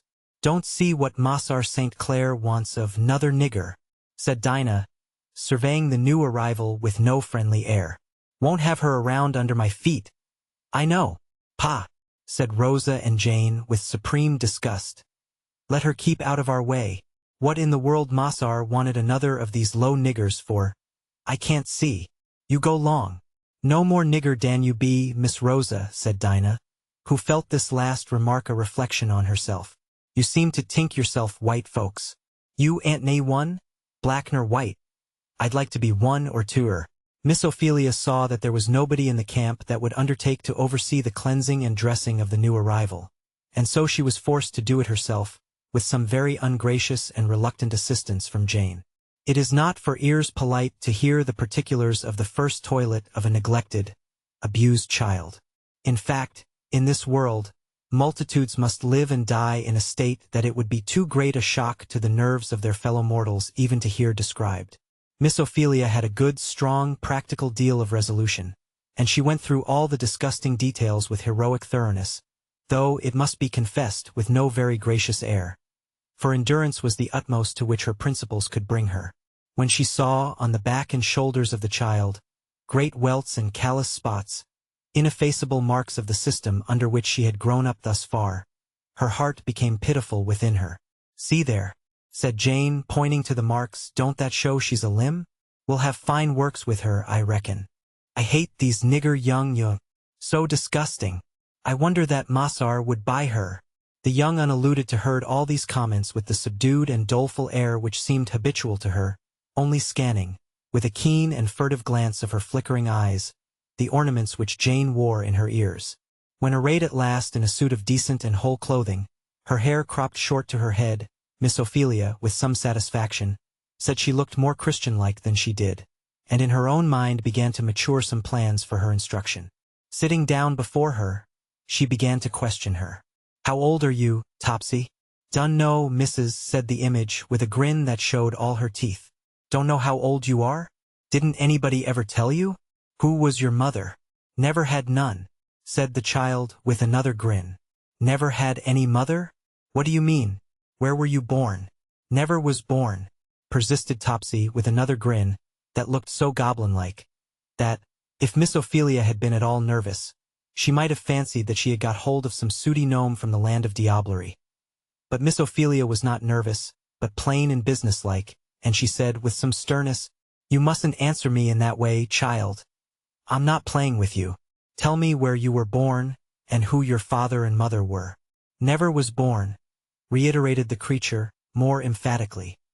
Never had no father nor mother, nor nothin'. I was raised by a speculator with lots of others. Old Aunt Sue used to take car on us. The child was evidently sincere, and Jane, breaking into a short laugh, said, Laws, missus, there's heaps of 'em. Speculators buys 'em up cheap when they's little and gets 'em raised for market. How long have you lived with your master and mistress? Dun know, missus. Is it a year or more or less? Dun know, missus. Laws, missus, those low Negroes.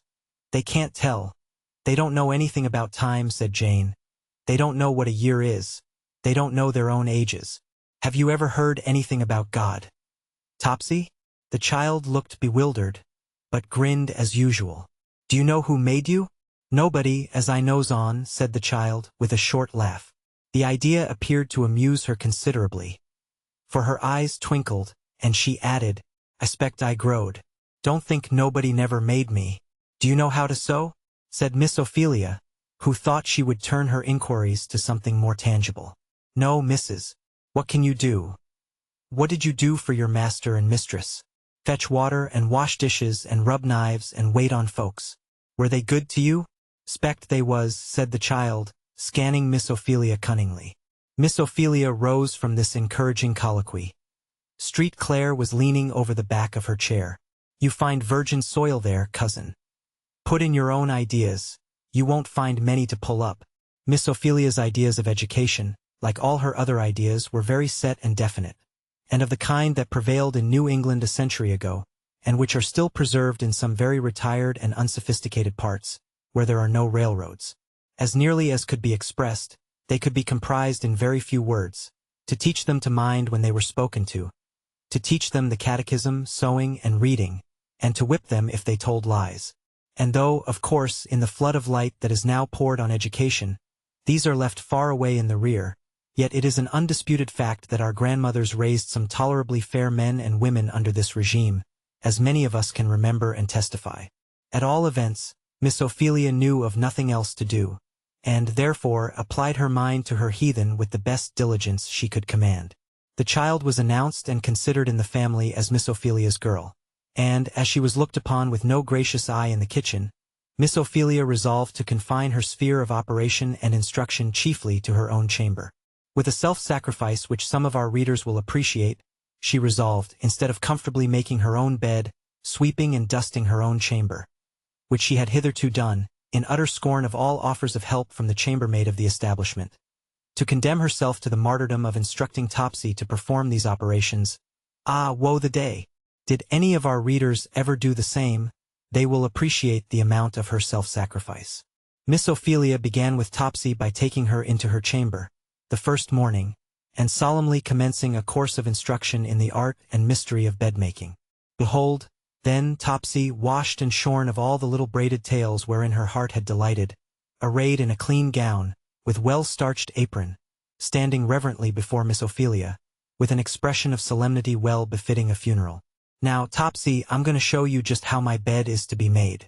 I am very particular about my bed. You must learn exactly how to do it. Yes, ma'am, says Topsy with a deep sigh and a face of waffle earnestness. Now, Topsy, look here. This is the hem of the sheet. This is the right side of the sheet and this is the wrong. Will you remember? Yes, ma'am, says Topsy with another sigh. Well now, the under sheet you must bring over the bolster, so, and tuck it clear down under the mattress nice and smooth. So, do you see? Yes, ma'am, said Topsy with profound attention. But the upper sheet, said Miss Ophelia, must be brought down in this way, and tucked under firm and smooth at the foot. So, the narrow hem at the foot. Yes, ma'am, said Topsy as before. But we will add what Miss Ophelia did not see, that, during the time when the good lady's back was turned in the zeal of her manipulations, the young disciple had contrived to snatch a pair of gloves and a ribbon, which she had adroitly slipped into her sleeves, and stood with her hands dutifully folded as before. Now, Topsy, let's see you do this, said Miss Ophelia, pulling off the clothes and seating herself. Topsy, with great gravity and adroitness, went through the exercise completely to Miss Ophelia's satisfaction, smoothing the sheets, patting out every wrinkle and exhibiting, through the whole process, a gravity and seriousness with which her instructress was greatly edified. By an unlucky slip, however, a fluttering fragment of the ribbon hung out of one of her sleeves, just as she was finishing, and caught Miss Ophelia's attention. Instantly, she pounced upon it. What's this? You naughty, wicked child. You've been stealing this. The ribbon was pulled out of Topsy's own sleeve, yet was she not in the least disconcerted. She only looked at it with an air of the most surprised and unconscious innocence. Laws! Why, that AR's Miss Feely's ribbon, ain't it? How could it a got caught in my sleeve? Topsy, you naughty girl, don't you tell me a lie. You stole that ribbon. Mrs. I declar for tea I didn't. Never seed it till dis your blessed minute. Topsy, said Miss Ophelia, don't you know it's wicked to tell lies? I never tell no lies, Miss Feely, said Topsy with virtuous gravity. It's just the truth I've been a-tellin' now, and ain't nothin' else.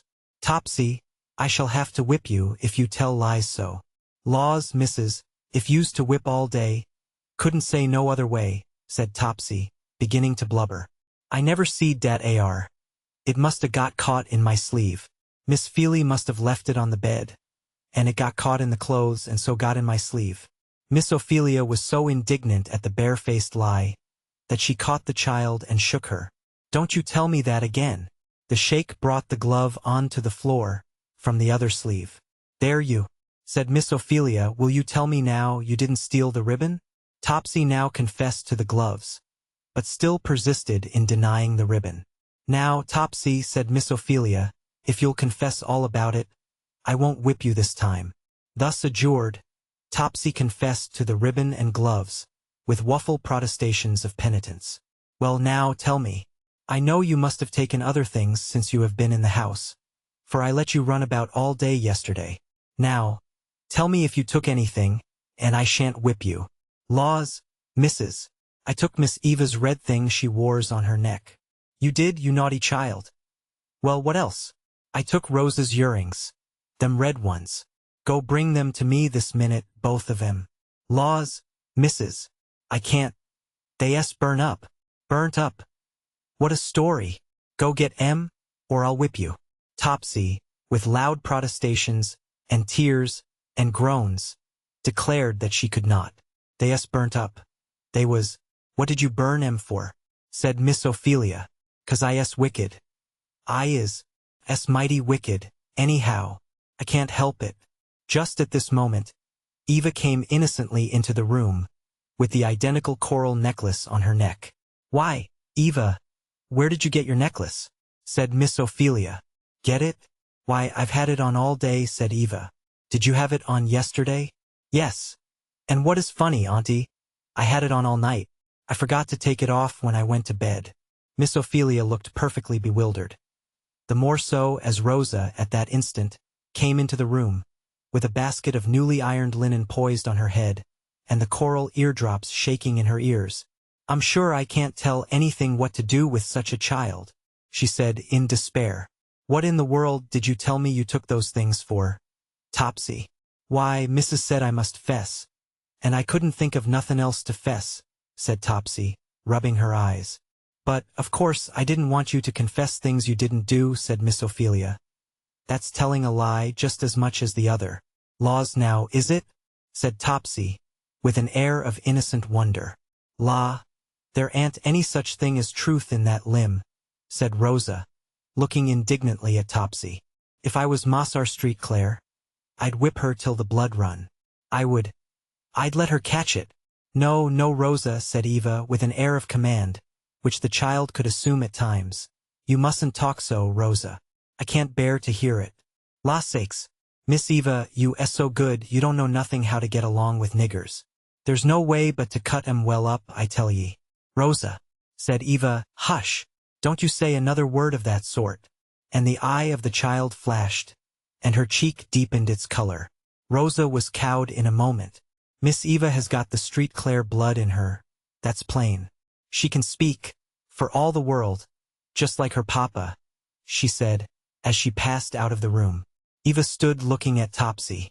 There stood the two children representatives of the two extremes of society.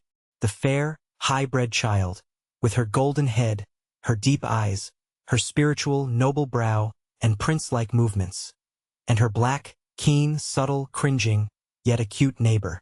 They stood the representatives of their races.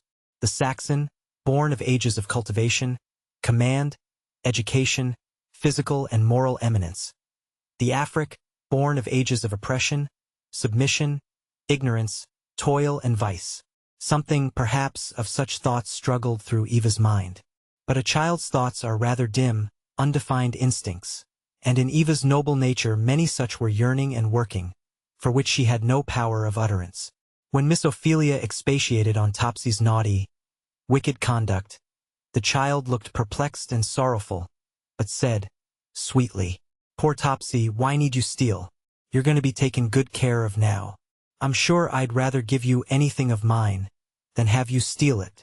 It was the first word of kindness the child had ever heard in her life, and the sweet tone and manner struck strangely on the wild, rude heart, and a sparkle of something like a tear shone in the keen, round, glittering eye, but it was followed by the short laugh and habitual grin. No, the ear that has never heard anything but abuse is strangely incredulous of anything so heavenly as kindness. And Topsy only thought Eva's speech something funny and inexplicable. She did not believe it. But what was to be done with Topsy? Miss Ophelia found the case a puzzler. Her rules for bringing up didn't seem to apply. She thought she would take time to think of it, and, by the way of gaining time, and in hopes of some indefinite moral virtues supposed to be inherent in dark closets, Miss Ophelia shut Topsy up in one till she had arranged her ideas further on the subject. "I don't see," said Miss Ophelia to St. Clair, "how I'm going to manage that child without whipping her." "Well, whip her, then, to your heart's content. I'll give you full power to do what you like." "Children always have to be whipped," said Miss Ophelia. "I never heard of bringing them up without." "Oh, well, certainly," said St. Clair. "Do as you think best. Only I'll make one suggestion. I've seen this child whipped with a poker, knocked down with the shovel or tongs, whichever came handiest, and seeing that she is used to that style of operation, I think your whippings will have to be pretty energetic to make much impression." "What is to be done with her, then?" said Miss Ophelia. "You have started a serious question," said St. Clair. "I wish you'd answer it. What is to be done with a human being that can be governed only by the lash? That fails. It's a very common state of things down here." "I'm sure I don't know. I never saw such a child as this. Such children are very common among us, and such men and women, too." "How are they to be governed?" said St. Clair. "I'm sure it's more than I can say," said Miss Ophelia. "Or I either," said St. Clair. "The horrid cruelties and outrages that once in a while find their way into the papers. Such cases as Prue's, for example. What do they come from? In many cases, it is a gradual hardening process on both sides, the owner growing more and more cruel, as the servant more and more callous. Whipping and abuse are like laudanum. You have to double the dose as the sensibilities decline. I saw this very early when I became an owner, and I resolved never to begin because I did not know when I should stop, and I resolved, at least, to protect my own moral nature. The consequence is that my servants act like spoiled children. But I think that better than for us both to be brutalized together. You have talked a great deal about our responsibilities in educating, cousin. I really wanted you to try with one child, who is a specimen of thousands among us." "It is your system makes such children," said Miss Ophelia. "I know it. But they are made, they exist. And what is to be done with them? Well, I can't say I thank you for the experiment. But, then, as it appears to be a duty, I shall persevere and try, and do the best I can," said Miss Ophelia. And Miss Ophelia, after this, did labor, with a commendable degree of zeal and energy, on her new subject. She instituted regular hours and employments for her, and undertook to teach her to read and sew. In the former art the child was quick enough. She learned her letters as if by magic, and was very soon able to read plain reading. But the sewing was a more difficult matter. The creature was as lithe as a cat, and as active as a monkey, and the confinement of sewing was her abomination. So she broke her needles, threw them slyly out of the window, or down in chinks of the walls. She tangled, broke, and dirted her thread, or, with a sly movement, would throw a spool away altogether. Her motions were almost as quick as those of a practiced conjurer, and her command of her face quite as great. And though Miss Ophelia could not help feeling that so many accidents could not possibly happen in succession, yet she could not, without a watchfulness which would leave her no time for anything else, detect her. Topsy was soon a noted character in the establishment. Her talent for every species of drollery, grimace, and mimicry, for dancing, tumbling, climbing, singing, whistling, imitating every sound that hit her fancy, seemed inexhaustible. In her play hours, she invariably had every child in the establishment at her heels, open-mouthed with admiration and wonder, not excepting Miss Eva, who appeared to be fascinated by her wild diablerie, as a dove is sometimes charmed by a glittering serpent. Miss Ophelia was uneasy that Eva should fancy Topsy's society so much, and implored St. Clair to forbid it. "Poh! Let the child alone," said St. Clair. "Topsy will do her good. But so depraved a child. Are you not afraid she will teach her some mischief? She can't teach her mischief. She might teach it to some children. But evil rolls off Eva's mind like dew off a cabbage leaf. Not a drop sinks in. Don't be too sure, said Miss Ophelia. I know I'd never let a child of mine play with Topsy. Well, your children needn't, said Street Claire, but mine may. If Eva could have been spoiled, it would have been done years ago. Topsy was at first despised and contemned by the upper servants. They soon found reason to alter their opinion. It was very soon discovered that whoever cast an indignity on Topsy was sure to meet with some inconvenient accident shortly after. Either a pair of earrings or some cherished trinket would be missing, or an article of dress would be suddenly found utterly ruined, or the person would stumble accidentally into a pail of hot water, or a libation of dirty slop would unaccountably deluge them from above when in full gala dress. And on all these occasions, when investigation was made, there was nobody found to stand sponsor for the indignity. Topsy was cited, and had up before all the domestic judicatories, time and again, but always sustained her examinations with most edifying innocence and gravity of appearance. Nobody in the world ever doubted who did the things, but not a scrap of any direct evidence could be found to establish the suppositions, and Miss Ophelia was too just to feel at liberty to proceed to any length without it. The mischiefs done were always so nicely timed, also, as further to shelter the aggressor. Thus, the times for revenge on Rosa and Jane, the two chambermaids, were always chosen in those seasons when, as not unfrequently happened, they were in disgrace with their mistress, when any complaint from them would of course meet with no sympathy. In short, Topsy soon made the household understand the propriety of letting her alone, and she was let alone, accordingly. Topsy was smart and energetic in all manual operations, learning everything that was taught her with surprising quickness. With a few lessons, she had learned to do the proprieties of Miss Ophelia's chamber in a way with which even that particular lady could find no fault. Mortal hands could not lay spread smoother, adjust pillows more accurately, sweep and dust and arrange more perfectly, than Topsy when she chose. But she didn't very often choose. If Miss Ophelia, after 3 or 4 days of careful patient supervision, was so sanguine as to suppose that Topsy had at last fallen into her way, could do without overlooking, and so go off and busy herself about something else, Topsy would hold a perfect carnival of confusion, for some 1 or 2 hours.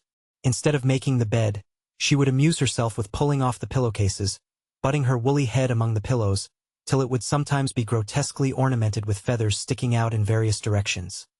She would climb the posts and hang head downward from the tops, flourish the sheets and spreads all over the apartment, dress the bolster up in Miss Ophelia's night clothes, and enact various performances with that, singing and whistling, and making grimaces at herself. In the looking-glass, in short, as Miss Ophelia phrased it, raising Cain generally. On one occasion, Miss Ophelia found Topsy with her very best scarlet India canton crepe shawl wound round her head for a turban, going on with her rehearsals before the glass in great style. Miss Ophelia having, with carelessness most unheard of in her, left the key for once in her drawer. "Topsy," she would say, when at the end of all patience, "what does make you act so?" "Dunno, Mrs. I specs 'cause I es so wicked. I don't know anything what I shall do with you, Topsy." "Law, Mrs., you must whip me. My old Mrs. Allers whipped me. I ain't used to workin' unless I gets whipped." "Why, Topsy, I don't want to whip you. You can do well if you've a mind to. What is the reason you won't?" "Laws, Mrs., I es used to whippin'. I specs it's good for me." Miss Ophelia tried the recipe, and Topsy invariably made a terrible commotion, screaming, groaning, and imploring, though half an hour afterwards, when roosed on some projection of the balcony, and surrounded by a flock of admiring young uns, she would express the utmost contempt of the whole affair. "Law, Miss Feely whip. Wouldn't kill a skeeter, her whippins. Oughter see how old Mossar made the flesh fly. Old Mossar knowed how." Topsy always made great capital of her own sins and enormities, evidently considering them as something peculiarly distinguishing. "Law, you niggers," she would say to some of her auditors, "does you know you es all sinners? Well, you is, everybody is. White folks is sinners too. Miss Feely says so. But I specs niggers is the biggest ones. But lor, ye ain't any on ye up to me. I es so awful wicked there can't nobody do nothin' with me. I used to keep old Mrs. a-swearin' at me half the time. I specs I es the wickedest critter in the world. and Topsy would cut a somerset, and come up brisk and shining on to a higher perch, and evidently plume herself on the distinction. Miss Ophelia busied herself very earnestly on Sundays, teaching Topsy the catechism. Topsy had an uncommon verbal memory, and committed with a fluency that greatly encouraged her instructress. "What good do you expect it is going to do her?" said Street Claire. "Why, it always has done children good. It's what children always have to learn, you know," said Miss Ophelia. "Understand it or not," said Street Claire. "Oh, children never understand it at the time. But after they are grown up, it'll come to them." "Mine hasn't come to me yet," said Street Claire, "though I'll bear testimony that you put it into me pretty thoroughly when I was a boy." "Ah, you were always good at learning, Augustine." "I used to have great hopes of you," said Miss Ophelia. "Well, haven't you now?" said Street Claire. "I wish you were as good as you were when you were a boy, Augustine." "So do I, that's a fact, cousin," said Street Claire. "Well, go ahead and catechize Topsy. Maybe you'll make out something yet." Topsy, who had stood like a black statue during this discussion, with hands decently folded, now, at a signal from Miss Ophelia, went on. "Our first parents, being left to the freedom of their own will, fell from the state wherein they were created." Topsy's eyes twinkled, and she looked inquiringly. "What is it, Topsy?" said Miss Ophelia. "Please, Mrs., was dat AR state Kentuck?" "What state, Topsy?" "Dat state dey fell out of. I used to hear Massar tell how we came down from Kentuck." St. Clair laughed. "You'll have to give her a meaning or she'll make one," said he. "There seems to be a theory of emigration suggested there." "Oh, Augustine, be still," said Miss Ophelia. "How can I do anything if you will be laughing? Well, I won't disturb the exercises again, on my honor." And Street Claire took his paper into the parlor and sat down, till Topsy had finished her recitations. They were all very well, only that now and then she would oddly transpose some important words, and persist in the mistake in spite of every effort to the contrary. And Street Claire, after all his promises of goodness, took a wicked pleasure in these mistakes, calling Topsy to him whenever he had a mind to amuse himself, and getting her to repeat the offending passages in spite of Miss Ophelia's remonstrances. "How do you think I can do anything with the child if you will go on so, Augustine?" she would say. "Well, it is too bad. I won't again. But I do like to hear the droll little image stumble over those big words. But you confirm her in the wrong way. What's the odds? One word is as good as another to her. You wanted me to bring her up right, and you ought to remember she is a reasonable creature, and be careful of your influence over her." "Oh, dismal! So I ought. But, as Topsy herself says, I is so wicked." In very much this way Topsy's training proceeded for a year or two, Miss Ophelia worrying herself from day to day with her as a kind of chronic plague to whose inflictions she became, in time, as accustomed as persons sometimes do to the neuralgia or sick headache. St. Clair took the same kind of amusement in the child that a man might in the tricks of a parrot or a pointer. Topsy, whenever her sins brought her into disgrace in other quarters, always took refuge behind his chair. And Street Clair, in one way or other, would make peace for her. From him she got many a stray picayune, which she laid out in nuts and candies, and distributed with careless generosity to all the children in the family. For Topsy, to do her justice, was good-natured and liberal, and only spiteful in self-defense. She is fairly introduced into our corps de ballet, and will figure from time to time in her turn with other performers. Chapter 21. Kentuck. Our readers may not be unwilling to glance back, for a brief interval, at Uncle Tom's Cabin, on the Kentucky farm, and see what has been transpiring among those whom he had left behind. It was late in the summer afternoon, and the doors and windows of the large parlor all stood open, to invite any stray breeze that might feel in a good humor to enter. Mr. Shelby sat in a large hall opening into the room, and running through the whole length of the house, to a balcony on either end.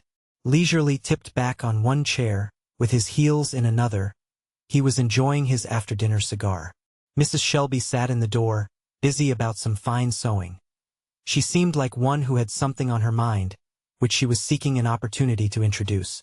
"Do you know," she said, "that Chloe has had a letter from Tom?" "Ah, has she? Thomas got some friend there, it seems. How is the old boy?"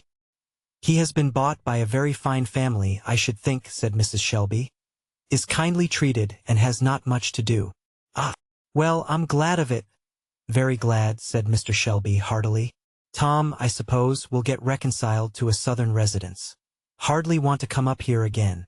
On the contrary, he inquires very anxiously, said Mrs. Shelby, when the money for his redemption is to be raised. I'm sure I don't know, said Mr. Shelby. Once get business running wrong, there does seem to be no end to it. It's like jumping from one bog to another all through a swamp.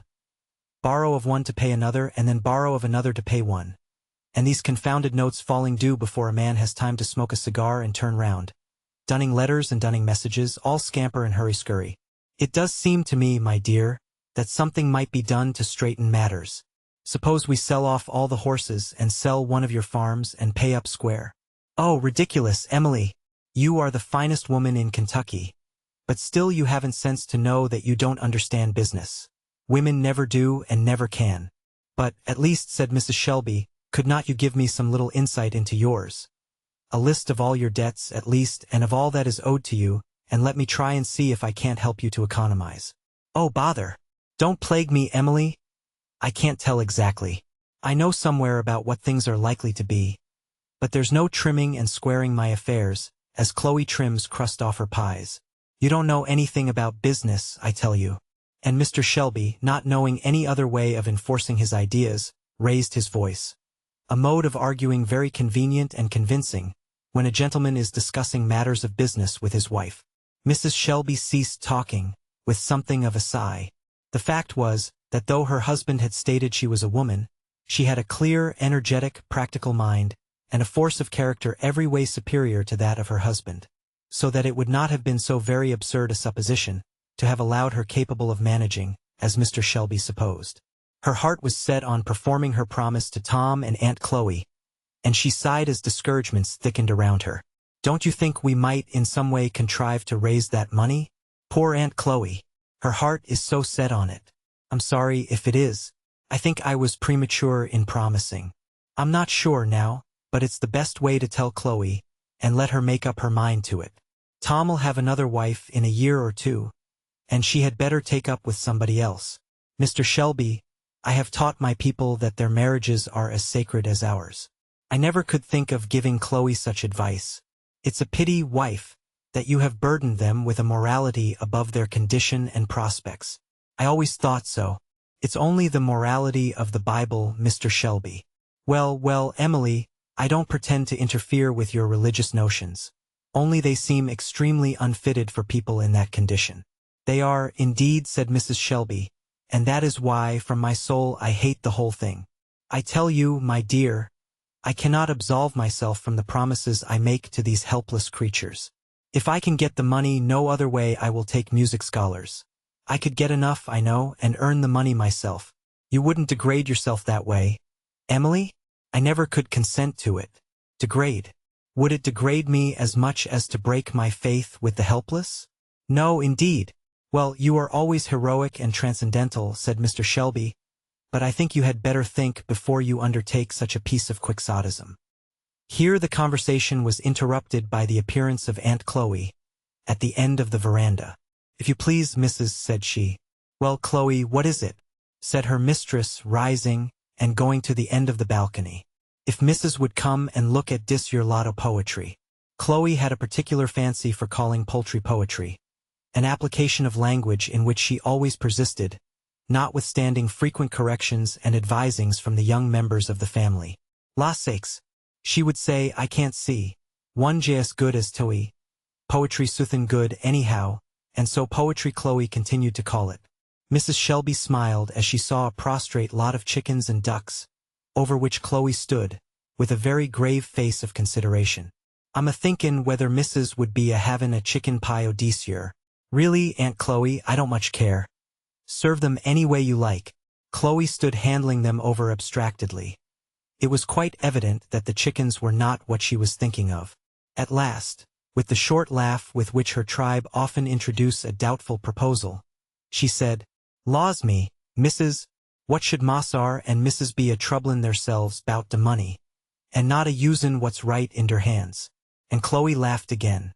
I don't understand you, Chloe, said Mrs. Shelby, nothing doubting, from her knowledge of Chloe's manner, that she had heard every word of the conversation that had passed between her and her husband. "Why, laws me, missus," said Chloe, laughing again. "Other folks hires out der niggers and makes money on 'em. Don't keep sich a tribe eatin' 'em out of house and home." "Well, Chloe, who do you propose that we should hire out?" "Laws, I ain't a proposin' nothin'. Only Sam he said der was one of dese yer perfectioners, dey calls 'em in Louisville, said he wanted a good hand at cake and pastry, and said he'd give $4 a week to one, he did." "Well, Chloe." "Well, laws, I essay thinkin', missus, it's time Sally was put along to be doin' something. Sally has been under my care now dis some time, and she does most as well as me, considerin', and if missus would only let me go, I would help fetch up de money. I ain't afraid to put my cake, nor pies nuther, 'longside no perfectioners." "Confectioners, Chloe." "Law sakes, missus, 'tant no odds. Words is so curries, can't never get 'em right. But, Chloe, do you want to leave your children?"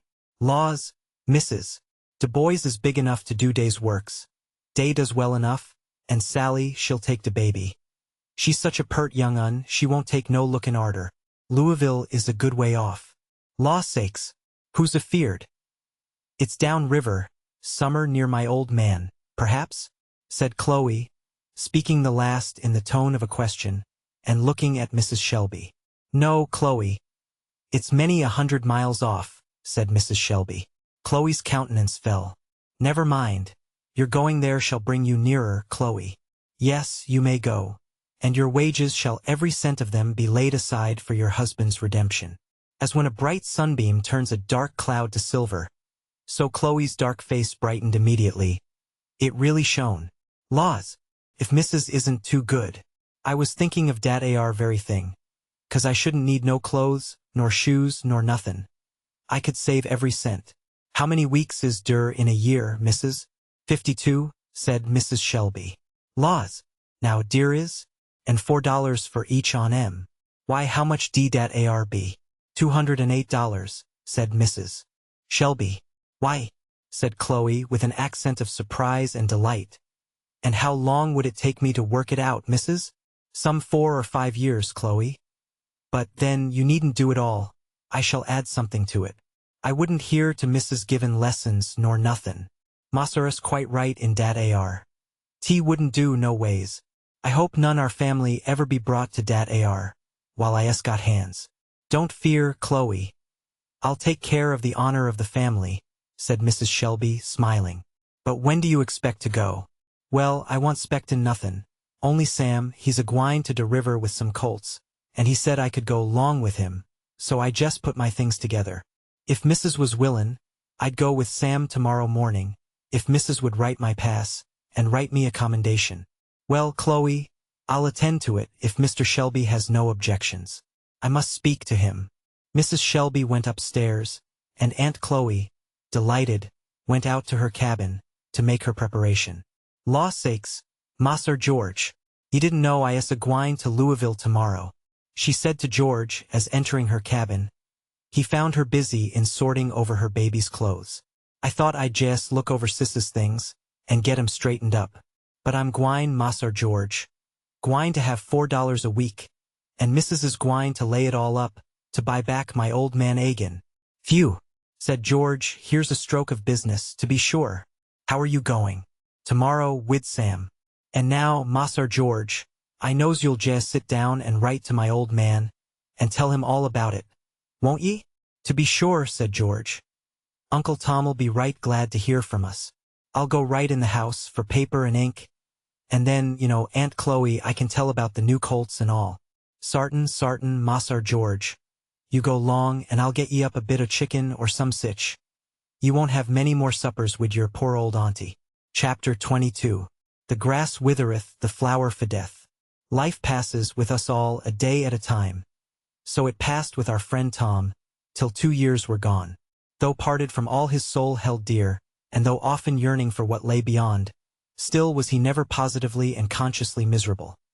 For so well is the harp of human feeling strung, that nothing but a crash that breaks every string can wholly mar its harmony. And on looking back to seasons which in review appear to us as those of deprivation and trial, we can remember that each hour, as it glided, brought its diversions and alleviations, so that, though not happy wholly, we were not either wholly miserable. Tom read, in his only literary cabinet, of one who had learned in whatsoever state he was, therewith to be content. It seemed to him good and reasonable doctrine, and accorded well with the settled and thoughtful habit which he had acquired from the reading of that same book. His letter homeward, as we related in the last chapter, was in due time answered by Master George, in a good, round, schoolboy hand, that Tom said might be read most across the room. It contained various refreshing items of home intelligence, with which our reader is fully acquainted. Stated how Aunt Chloe had been hired out to a confectioner in Louisville, where her skill in the pastry line was gaining wonderful sums of money, all of which, Tom was informed, was to be laid up to go to make up the sum of his redemption money. Mose and Pete were thriving, and the baby was trotting all about the house, under the care of Sally and the family generally. Tom's cabin was shut up for the present, but George expatiated brilliantly on ornaments and additions to be made to it when Tom came back. The rest of this letter gave a list of George's school studies, each one headed by a flourishing capital, and also told the names of 4 new colts that appeared on the premises since Tom left, and stated in the same connection that father and mother were well. The style of the letter was decidedly concise and terse, but Tom thought it the most wonderful specimen of composition that had appeared in modern times. He was never tired of looking at it, and even held a council with Eva on the expediency of getting it framed, to hang up in his room. Nothing but the difficulty of arranging it so that both sides of the page would show at once stood in the way of this undertaking. The friendship between Tom and Eva had grown with the child's growth. It would be hard to say what place she held in the soft, impressible heart of her faithful attendant. He loved her as something frail and earthly, yet almost worshipped her as something heavenly and divine. He gazed on her as the Italian sailor gazes on his image of the child Jesus, with a mixture of reverence and tenderness, and to humor her graceful fancies, and meet those thousand simple wants which invest childhood like a many-colored rainbow, was Tom's chief delight. In the market at morning, his eyes were always on the flower stalls for rare bouquets for her, and the choicest peach or orange was slipped into his pocket to give to her when he came back. And the sight that pleased him most was her sunny head looking out the gate for his distant approach, and her childish questions, "Well, Uncle Tom, what have you got for me today?" Nor was Eva less zealous in kind offices in return. Though a child, she was a beautiful reader. A fine musical ear, a quick poetic fancy, and an instinctive sympathy with what's grand and noble, made her such a reader of the Bible as Tom had never before heard. At first, she read to please her humble friend. But soon her own earnest nature threw out its tendrils, and wound itself around the majestic book. And Eva loved it, because it woke in her strange yearnings, and strong, dim emotions, such as impassioned, imaginative children love to feel. The parts that pleased her most were the revelations and the prophecies. Parts whose dim and wondrous imagery and fervent language impressed her the more, that she questioned vainly of their meaning. And she and her simple friend, the old child and the young one, felt just alike about it. All that they knew was, that they spoke of a glory to be revealed. A wondrous something yet to come, wherein their soul rejoiced, yet knew not why, and though it be not so in the physical, yet in moral science that which cannot be understood is not always profitless. For the soul awakes, a trembling stranger, between 2 dim eternities, the eternal past, the eternal future. The light shines only on a small space around her. Therefore, she needs must yearn towards the unknown, and the voices and shadowy movings which come to her from out the cloudy pillar of inspiration have each one echoes and answers in her own expecting nature. Its mystic imagery are so many talismans and gems inscribed with unknown hieroglyphics. She folds them in her bosom, and expects to read them when she passes beyond the veil. Little Eva reading the Bible to Uncle Tom in the arbor. At this time in our story, the whole Street Clare establishment is, for the time being, removed to their villa on Lake Pontchartrain. The heats of summer had driven all who were able to leave the sultry and unhealthy city, to seek the shores of the lake, and its cool sea breezes. St. Clare's villa was an East Indian cottage, surrounded by light verandas of bamboo work, and opening on all sides into gardens and pleasure grounds.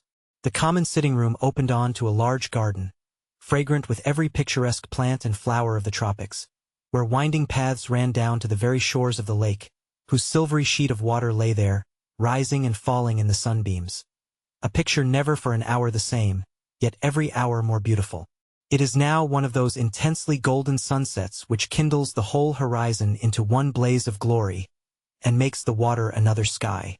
The lake lay in rosy or golden streaks, save where white-winged vessels glided hither and thither, like so many spirits, and little golden stars twinkled through the glow, and looked down at themselves as they trembled in the water. Tom and Eva were seated on a little mossy seat, in an arbor at the foot of the garden. It was Sunday evening, and Eva's Bible lay open on her knee. She read, "And I saw a sea of glass, mingled with fire." "Tom," said Eva, suddenly stopping and pointing to the lake, "there tea is." "What, Miss Eva? Don't you see?" "There?" said the child, pointing to the glassy water, which, as it rose and fell, reflected the golden glow of the sky. "There's a sea of glass, mingled with fire." "True enough, Miss Eva," said Tom. And Tom sang, "Oh, had I the wings of the morning, I'd fly away to Canaan's shore. Bright angels should convey me home, to the New Jerusalem." "Where do you suppose New Jerusalem is, Uncle Tom?" said Eva. "Oh, up in the clouds, Miss Eva." "Then I think I see it," said Eva. "Look in those clouds. They look like great gates of pearl, and you can see beyond them, far, far off. It's all gold." "Tom, sing about spirits bright." Tom sung the words of a well-known Methodist hymn. "I see a band of spirits bright, that taste the glories there. They all are robed in spotless white, and conquering palms they bear." "Uncle Tom, I've seen them," said Eva. Tom had no doubt of it at all. It did not surprise him in the least. If Eva had told him she had been to heaven, he would have thought it entirely probable. "They come to me sometimes in my sleep, those spirits." And Eva's eyes grew dreamy, and she hummed, in a low voice, "They are all robed in spotless white, and conquering palms they bear." "Uncle Tom," said Eva, "I'm going there." "Where, Miss Eva?" The child rose and pointed her little hand to the sky. The glow of evening lit her golden hair and flushed cheek with a kind of unearthly radiance, and her eyes were bent earnestly on the skies. "I'm going there," she said, "to the spirits bright, Tom. I'm going before long." The faithful old heart felt a sudden thrust, and Tom thought how often he had noticed, within 6 months, that Eva's little hands had grown thinner, and her skin more transparent, and her breath shorter, and how, when she ran or played in the garden, as she once could for hours, she became soon so tired and languid. He had heard Miss Ophelia speak often of a cough, that all her medicaments could not cure, and even now that fervent cheek and little hand were burning with hectic fever, and yet the thought that Eva's words suggested had never come to him till now. Has there ever been a child like Eva? Yes, there have been.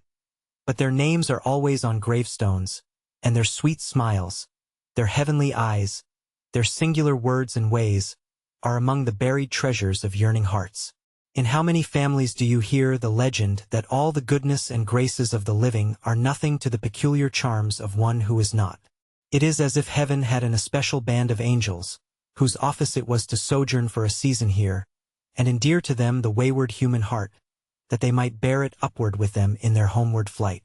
When you see that deep, spiritual light in the eye, when the little soul reveals itself in words sweeter and wiser than the ordinary words of children, hope not to retain that child, for the seal of heaven is on it, and the light of immortality looks out from its eyes. Even so, beloved Eva, fair star of thy dwelling, thou art passing away, but they that love thee dearest know it not. The colloquy between Tom and Eva was interrupted by a hasty call from Miss Ophelia. "Eva, Eva!" "Why, child, the dew is falling. You mustn't be out there." Eva and Tom hastened in. Miss Ophelia was old, and skilled in the tactics of nursing. She was from New England, and knew well the first guileful footsteps of that soft, insidious disease, which sweeps away so many of the fairest and loveliest, and, before one fiber of life seems broken, seals them irrevocably for death. She had noted the slight, dry cough, the daily brightening cheek, nor could the luster of the eye, and the airy buoyancy born of fever, deceive her. She tried to communicate her fears to St. Clair, but he threw back her suggestions with a restless petulance, unlike his usual careless good humor. "Don't be croaking, cousin. I hate it," he would say. "Don't you see that the child is only growing? Children always lose strength when they grow fast. But she has that cough. Oh, nonsense of that cough. It is not anything. She has taken a little cold, perhaps. Well, that was just the way Eliza Jane was taken, and Ellen and Maria Sanders. Oh, stop these hobgoblin nurse legends. You old hands got so wise that a child cannot cough or sneeze, but you see desperation and ruin at hand. Only take care of the child, keep her from the night air, and don't let her play too hard, and she'll do well enough. So Street Claire said, but he grew nervous and restless. He watched Eva feverishly day by day, as might be told by the frequency with which he repeated over that the child was quite well, that there wasn't anything in that cough. It was only some little stomach affection, such as children often had. But he kept by her more than before, took her oftener to ride with him, brought home every few days some receipt or strengthening mixture. Not, he said, that the child needed it, but then it would not do her any harm. If it must be told, the thing that struck a deeper pang to his heart than anything else was the daily increasing maturity of the child's mind and feelings. While still retaining all a child's fanciful graces, yet she often dropped, unconsciously, words of such a reach of thought and strange unworldly wisdom that they seemed to be an inspiration. At such times, St. Clair would feel a sudden thrill and clasp her in his arms, as if that fond clasp could save her. And his heart rose up with wild determination to keep her, never to let her go. The child's whole heart and soul seemed absorbed in works of love and kindness. Impulsively generous she had always been, but there was a touching and womanly thoughtfulness about her now that everyone noticed. She still loved to play with Topsy and the various colored children, but she now seemed rather a spectator than an actor of their plays, and she would sit for half an hour at a time, laughing at the odd tricks of Topsy. And then a shadow would seem to pass across her face, her eyes grew misty, and her thoughts were afar. "Mama," she said suddenly to her mother one day, "why don't we teach our servants to read?" "What a question, child. People never do." "Why don't they?" said Eva. "Because it is no use for them to read. It don't help them to work any better, and they are not made for anything else. But they ought to read the Bible, Mama, to learn God's will." "Oh, they can get that read to them all they need." "It seems to me, Mama, the Bible is for everyone to read themselves. They need it a great many times when there is nobody to read it." "Eva, you are an odd child," said her mother. "Miss Ophelia has taught Topsy to read," continued Eva. "Yes, and you see how much good it does. Topsy is the worst creature I ever saw." "Here's poor Mammy," said Eva. "She does love the Bible so much, and wishes so she could read. And what will she do when I can't read to her?" Marie was busy, turning over the contents of a drawer, as she answered, "Well, of course, by and by, Eva, you will have other things to think of besides reading the Bible round to servants." "Not but that is very proper. I've done it myself when I had health. But when you come to be dressing and going into company, you won't have time. See here," she added, "these jewels I'm going to give you when you come out. I wore them to my first ball. I can tell you, Eva, I made a sensation." Eva took the jewel case and lifted from it a diamond necklace. Her large, thoughtful eyes rested on them, but it was plain her thoughts were elsewhere. "How sober you look, child," said Marie. "Are these worth a great deal of money, Mama?" "To be sure they are. Father sent to France for them. They are worth a small fortune." "I wish I had them," said Eva, "to do what I pleased with." "What would you do with them?" "I'd sell them and buy a place in the Free States and take all our people there and hire teachers to teach them to read and write." Eva was cut short by her mother's laughing. "Set up a boarding school. Wouldn't you teach them to play on the piano and paint on velvet?" "I'd teach them to read their own Bible and write their own letters and read letters that are written to them," said Eva steadily. "I know, Mama, it does come very hard on them that they can't do these things. Tom feels it, Mammy does. A great many of them do. I think it's wrong." Come, Eva. You are only a child. You don't know anything about these things," said Marie. "Besides, your talking makes my head ache." Marie always had a headache on hand for any conversation that did not exactly suit her. Eva stole away. But after that, she assiduously gave Mammy reading lessons. Chapter 23. Enrique. About this time, St. Clair's brother Alfred, with his eldest son, a boy of 12, spent a day or two with the family at the lake. No sight could be more singular and beautiful than that of these twin brothers. Nature, instead of instituting resemblances between them, had made them opposites on every point. Yet a mysterious tie seemed to unite them in a closer friendship than ordinary. They used to saunter arm in arm, up and down the alleys and walks of the garden. Augustine, with his blue eyes and golden hair, his ethereally flexible form and vivacious features, and Alfred, dark-eyed, with haughty Roman profile, firmly knit limbs, and decided bearing. They were always abusing each other's opinions and practices, and yet never a whit the less absorbed in each other's society. In fact, the very contrariety seemed to unite them, like the attraction between opposite poles of the magnet. Enrique, the eldest son of Alfred, was a noble, dark-eyed, princely boy, full of vivacity and spirit, and, from the first moment of introduction, seemed to be perfectly fascinated by the spirituelle graces of his cousin Evangeline. Eva had a little pet pony, of a snowy whiteness.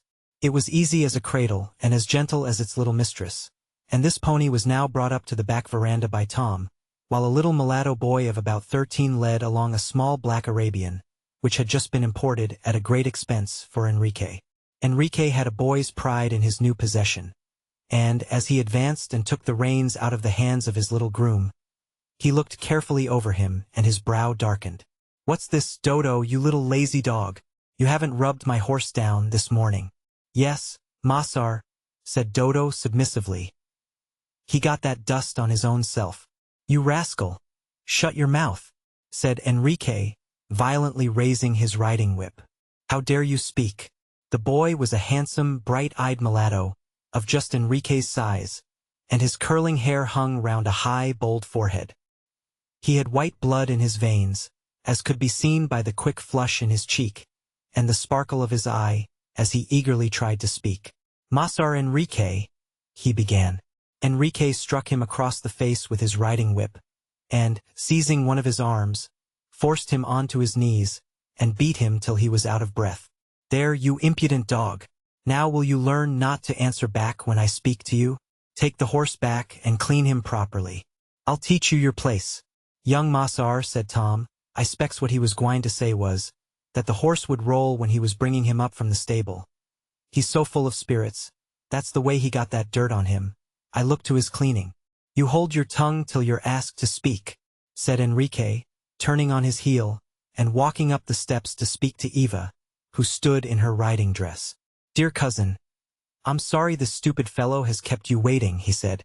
"Let's sit down here on this seat till they come." "What's the matter, cousin? You look sober. How could you be so cruel and wicked to poor Dodo?" asked Eva. "Cruel? Wicked?" said the boy with unaffected surprise. "What do you mean, dear Eva?" "I don't want you to call me dear Eva. When you do so," said Eva. "Dear cousin, you don't know Dodo. It's the only way to manage him. He's so full of lies and excuses. The only way is to put him down at once. Not let him open his mouth.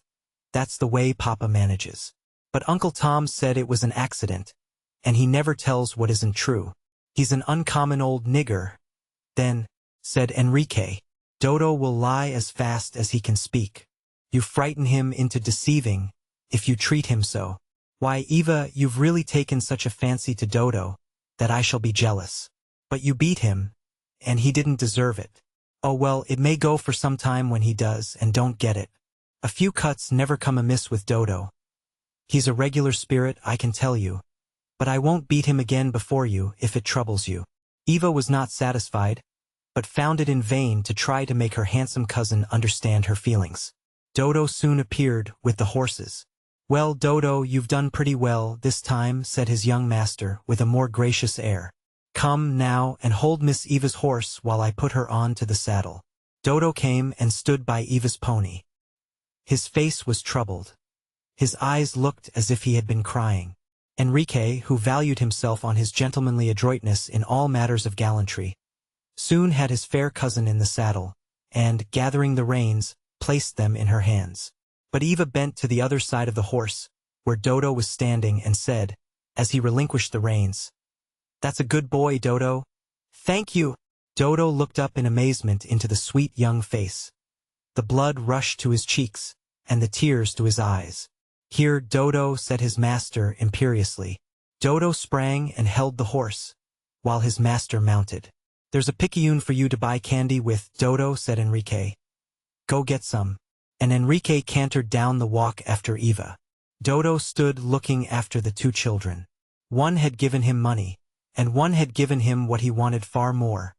A kind word, kindly spoken. Dodo had been only a few months away from his mother. His master had bought him at a slave warehouse, for his handsome face, to be a match to the handsome pony, and he was now getting his breaking in, at the hands of his young master. The scene of the beating had been witnessed by the two brothers Streetclair, from another part of the garden. Augustine's cheek flushed, but he only observed with his usual sarcastic carelessness, "I suppose that's what we may call Republican education, Alfred?" "Enrique is a devil of a fellow, when his blood's up," said Alfred carelessly. "I suppose you consider this an instructive practice for him," said Augustine drily. "I couldn't help it if I didn't. Enrique is a regular little tempest. His mother and I have given him up long ago. But, then, that Dodo is a perfect sprite, no amount of whipping can hurt him." And this by way of teaching Enrique the first verse of a Republican's catechism, "All men are born free and equal." "Poh!" said Alfred, one of Tom Jefferson's pieces of French sentiment and humbug. "It's perfectly ridiculous to have that going the rounds among us, to this day." "I think it is," said Streetclair significantly.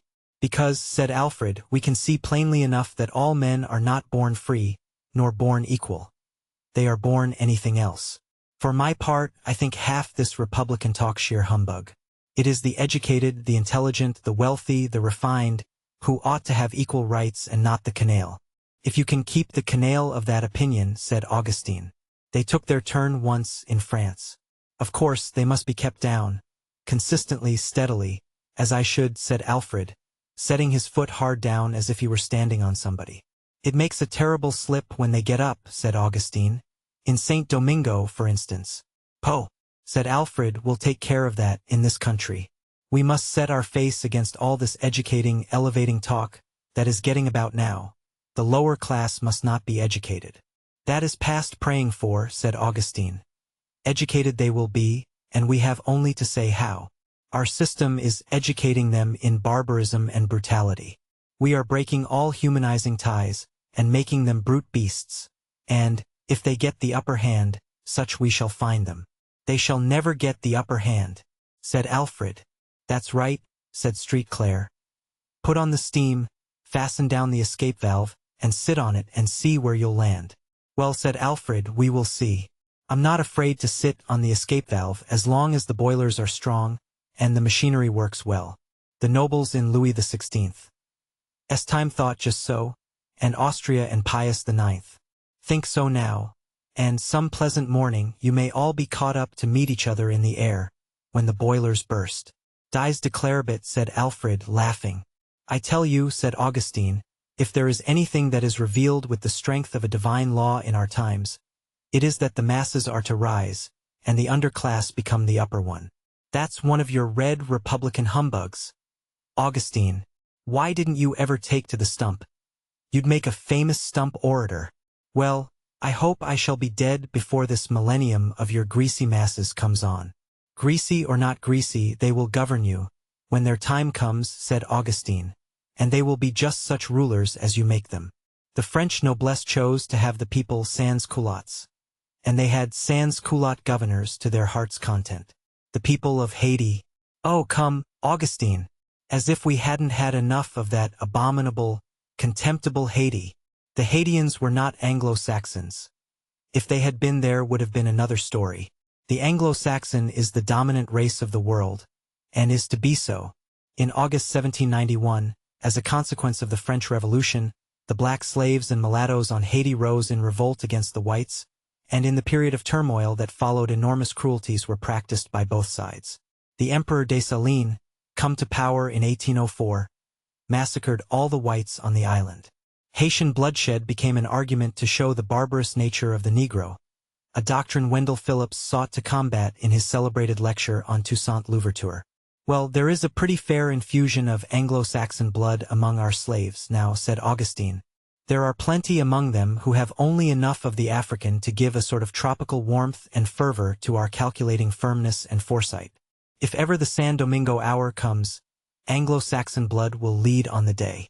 Sons of white fathers, with all our haughty feelings burning in their veins, will not always be bought and sold and traded. They will rise, and raise with them their mother's race. Stuff! Nonsense! Well, said Augustine, there goes an old saying to this effect, as it was in the days of Noah, so shall it be. They ate, they drank, they planted, they builded, and knew not till the flood came and took them. On the whole, Augustine, I think your talents might do for a circuit rider, said Alfred, laughing.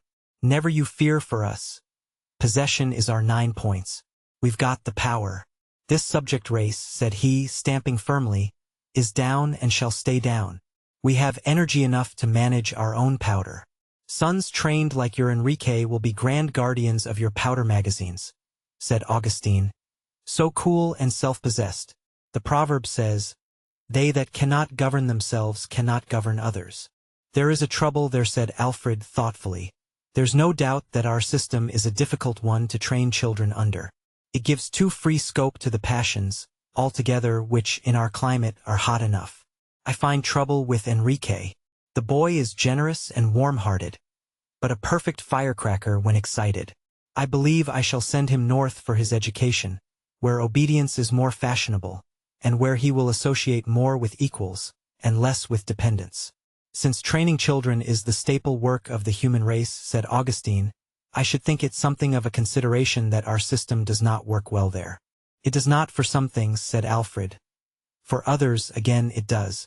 It makes boys manly and courageous, and the very vices of an abject race tend to strengthen in them the opposite virtues. I think Enrique, now, has a keener sense of the beauty of truth, from seeing lying and deception the universal badge of slavery.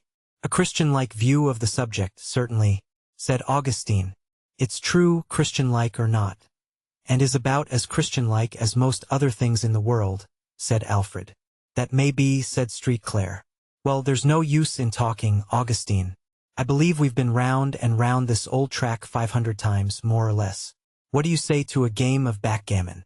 The two brothers ran up the veranda steps, and were soon seated at a light bamboo stand, with the backgammon board between them. As they were setting their men, Alfred said, I tell you, Augustine, if I thought as you do, I should do something. I dare say you would. You are one of the doing sort. But what? Why, elevate your own servants. For a specimen, said Alfred, with a half-scornful smile. You might as well set Mount Etna on them flat, and tell them to stand up under it, as tell me to elevate my servants under all the superincumbent mass of society upon them. One man can do nothing against the whole action of a community. Education, to do anything, must be a state education, or there must be enough agreed in it to make a current. You take the first throw, said Alfred, and the brothers were soon lost in the game, and heard no more till the scraping of horses' feet was heard under the veranda. There come the children, said Augustine, rising. Look here, Alf. Did you ever see anything so beautiful? And, in truth, it was a beautiful sight. Enrique, with his bold brow and dark, glossy curls and glowing cheek, was laughing gaily as he bent towards his fair cousin, as they came on. She was dressed in a blue riding dress, with a cap of the same color. Exercise had given a brilliant hue to her cheeks, and heightened the effect of her singularly transparent skin and golden hair. Good heavens! What perfectly dazzling beauty, said Alfred. I tell you, Auguste, won't she make some hearts ache? One of these days? She will, too truly. God knows I'm afraid so, said Street Clare, in a tone of sudden bitterness, as he hurried down to take her off her horse. Eva, darling, you're not much tired? He said, as he clasped her in his arms. No, Papa, said the child. But her short, hard breathing alarmed her father. How could you ride so fast, dear? You know it's bad for you. I felt so well, Papa, and liked it so much I forgot. St. Clair carried her in his arms into the parlor, and laid her on the sofa. Enrique, you must be careful of Eva, said he. You mustn't ride fast with her. I'll take her under my care, said Enrique, seating himself by the sofa, and taking Eva's hand. Eva soon found herself much better.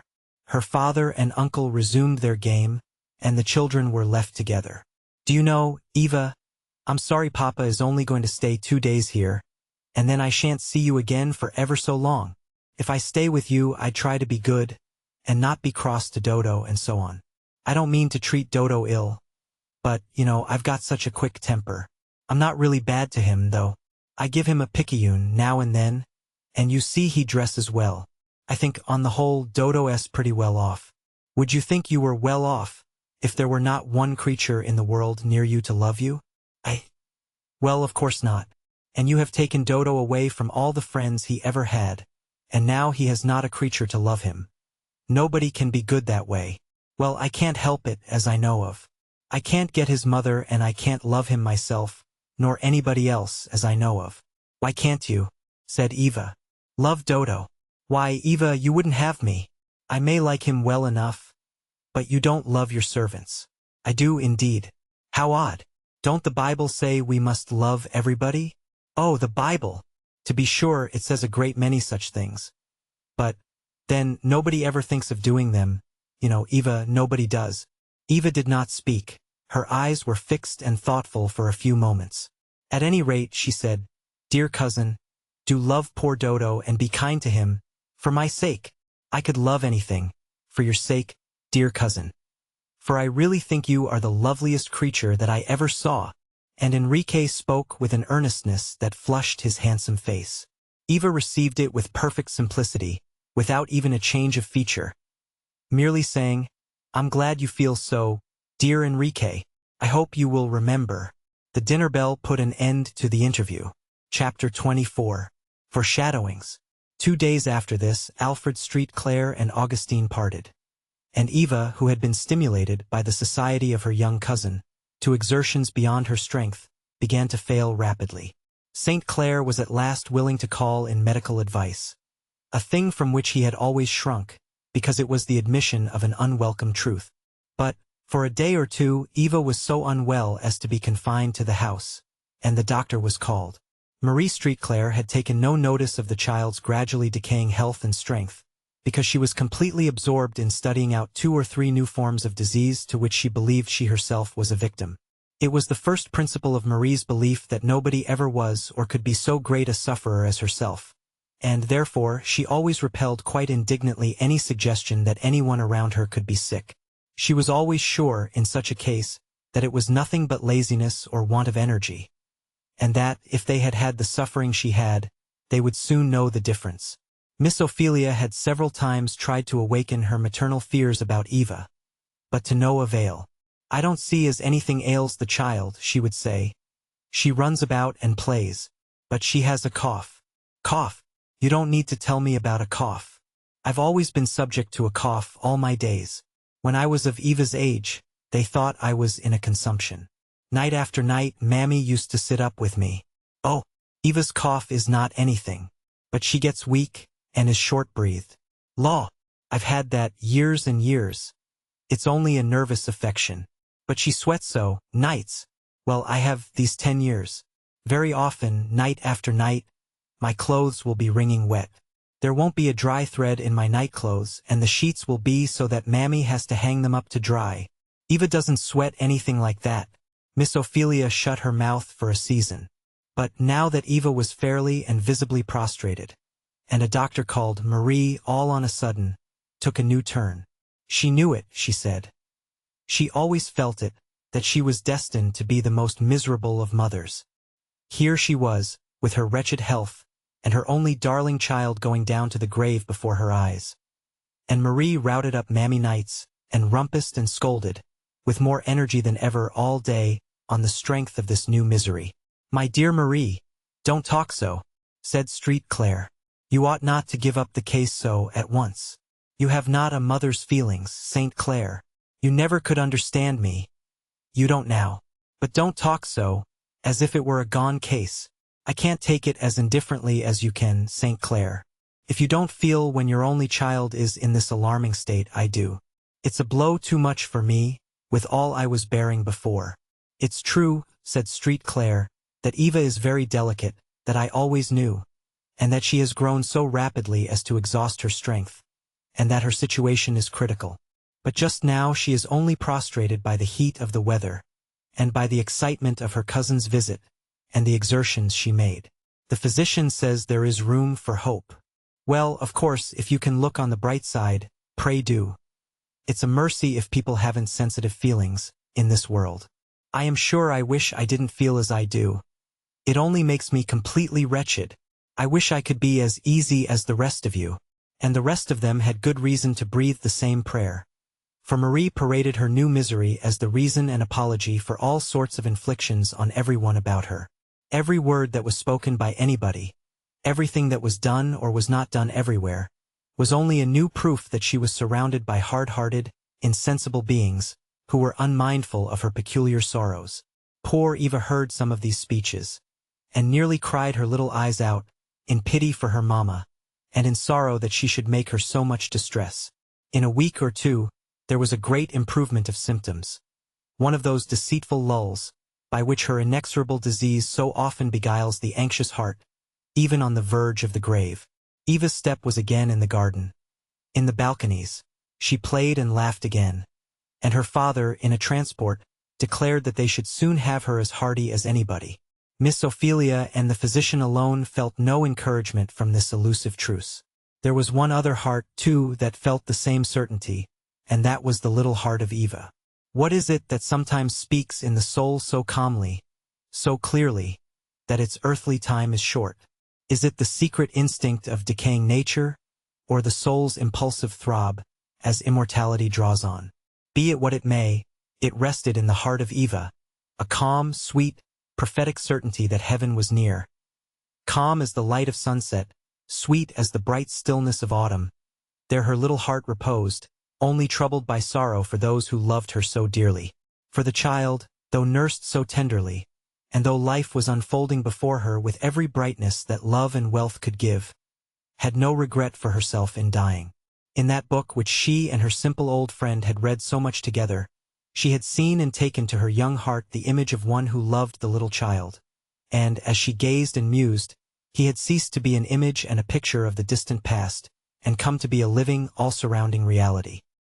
His love enfolded her childish heart with more than mortal tenderness, and it was to him, she said, she was going, and to his home. But her heart yearned with sad tenderness for all that she was to leave behind. Her father most. For Eva, though she never distinctly thought so, had an instinctive perception that she was more in his heart than any other. She loved her mother because she was so loving a creature, and all the selfishness that she had seen in her only saddened and perplexed her. For she had a child's implicit trust that her mother could not do wrong. There was something about her that Eva never could make out, and she always smoothed it over with thinking that, after all, it was Mamma, and she loved her very dearly indeed. She felt, too, for those fond, faithful servants, to whom she was as daylight and sunshine. Children do not usually generalize. But Eva was an uncommonly mature child, and the things that she had witnessed of the evils of the system under which they were living had fallen, one by one, into the depths of her thoughtful, pondering heart. She had vague longings to do something for them, to bless and save not only them, but all in their condition. Longings that contrasted sadly with the feebleness of her little frame. "Uncle Tom," she said one day when she was reading to her friend, "I can understand why Jesus wanted to die for us." "Why, Miss Eva?" "Because I felt so, too." "What is it, Miss Eva?" "I don't understand. I can't tell you. But when I saw those poor creatures on the boat, when you came up and some had lost their mothers and some their husbands and some mothers cried for their little children. And when I heard about poor Prue, oh, wasn't that dreadful? And a great many other times, I felt that I would be glad to die if my dying could stop all this misery. I would die for them, Tom, if I could," said the child earnestly, laying her little thin hand on his. Tom looked at the child with awe, and when she, hearing her father's voice, glided away, he wiped his eyes many times as he looked after her. "It's just no use tryin' to keep Miss Eva here," he said to Mammy, whom he met a moment after. "She's got the Lord's mark in her forehead." "Ah, yes, yes," said Mammy, raising her hands. "I've allers said so. She wasn't never like a child that's to live. There was allers something deep in her eyes. I've told Mrs. So many the time. It's a comin' true. We all sees it, dear little blessed lamb." Eva came tripping up the veranda steps to her father. It was late in the afternoon, and the rays of the sun formed a kind of glory behind her, as she came forward in her white dress, with her golden hair and glowing cheeks, her eyes unnaturally bright with the slow fever that burned in her veins. St. Clair had called her to show a statuette that he had been buying for her. But her appearance, as she came on, impressed him suddenly and painfully. There is a kind of beauty so intense, yet so fragile, that we cannot bear to look at it. Her father folded her suddenly in his arms, and almost forgot what he was going to tell her. "Eva, dear, you are better nowadays. Are you not?" "Papa," said Eva, with sudden firmness, "I've had things I wanted to say to you a great while.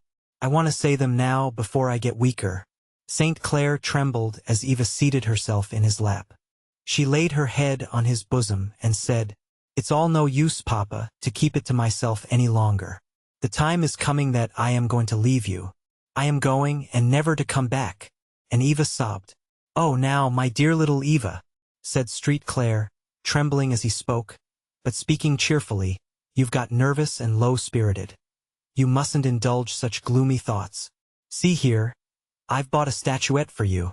"No, Papa," said Eva, putting it gently away, "don't deceive yourself. I am not any better, I know it perfectly well, and I am going before long. I am not nervous. I am not low-spirited. If it were not for you, Papa, and my friends, I should be perfectly happy. I want to go. I long to go." "Why, dear child, what has made your poor little heart so sad? You have had everything to make you happy that could be given you. I had rather be in heaven, though only for my friend's sake I would be willing to live. There are a great many things here that make me sad, that seem dreadful to me. I had rather be there, but I don't want to leave you. It almost breaks my heart." "What makes you sad, and seems dreadful, Eva?" "Oh, things that are done, and done all the time. I feel sad for our poor people.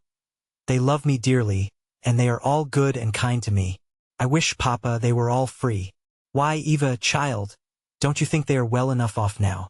"Oh, but, Papa, if anything should happen to you, what would become of them? There are very few men like you, Papa. Uncle Alfred isn't like you, and Mama isn't. And then, think of poor old Prue's owners. What horrid things people do and can do." And Eva shuddered. "My dear child, you are too sensitive. I'm sorry I ever let you hear such stories. Oh, that's what troubles me, Papa.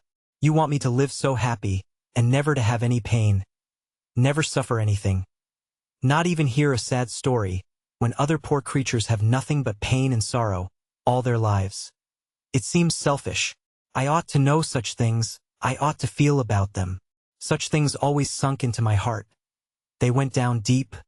I've thought and thought about them. Papa, isn't there any way to have all slaves made free?" "That's a difficult question, dearest. There's no doubt that this way is a very bad one.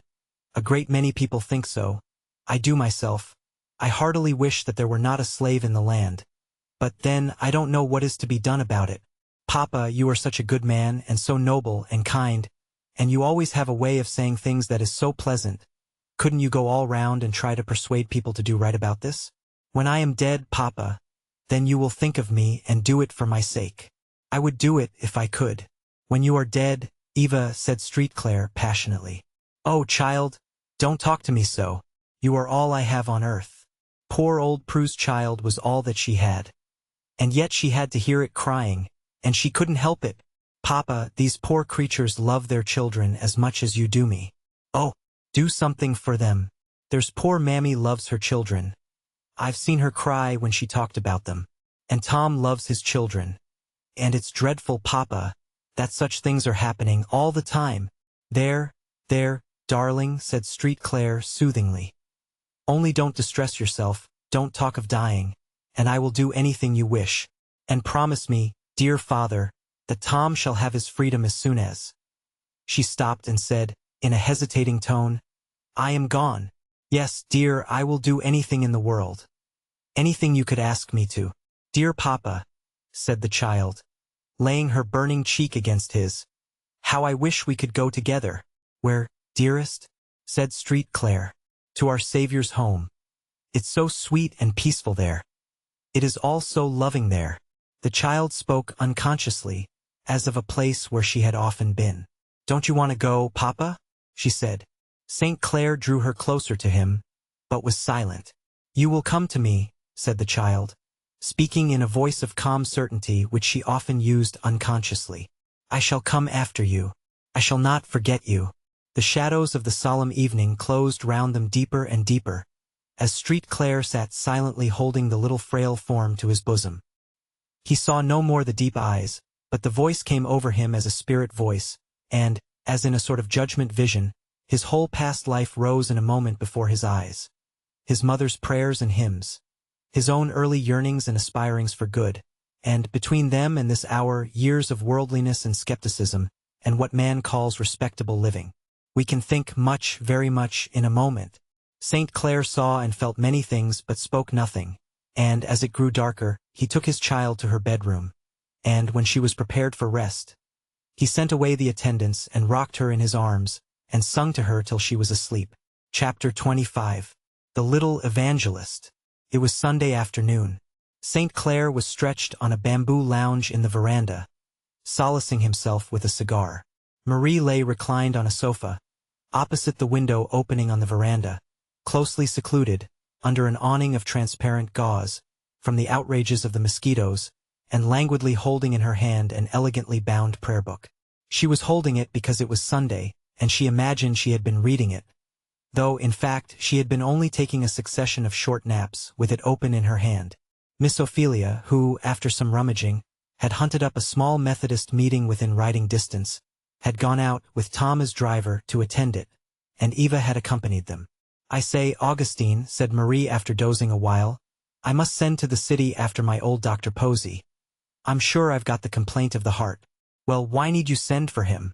This doctor that attends Eva seems skillful." "I would not trust him in a critical case," said Marie, "and I think I may say mine is becoming so. I've been thinking of it, these 2 or 3 nights past. I have such distressing pains, and such strange feelings." "Oh, Marie, you are blue. I don't believe it's heart complaint."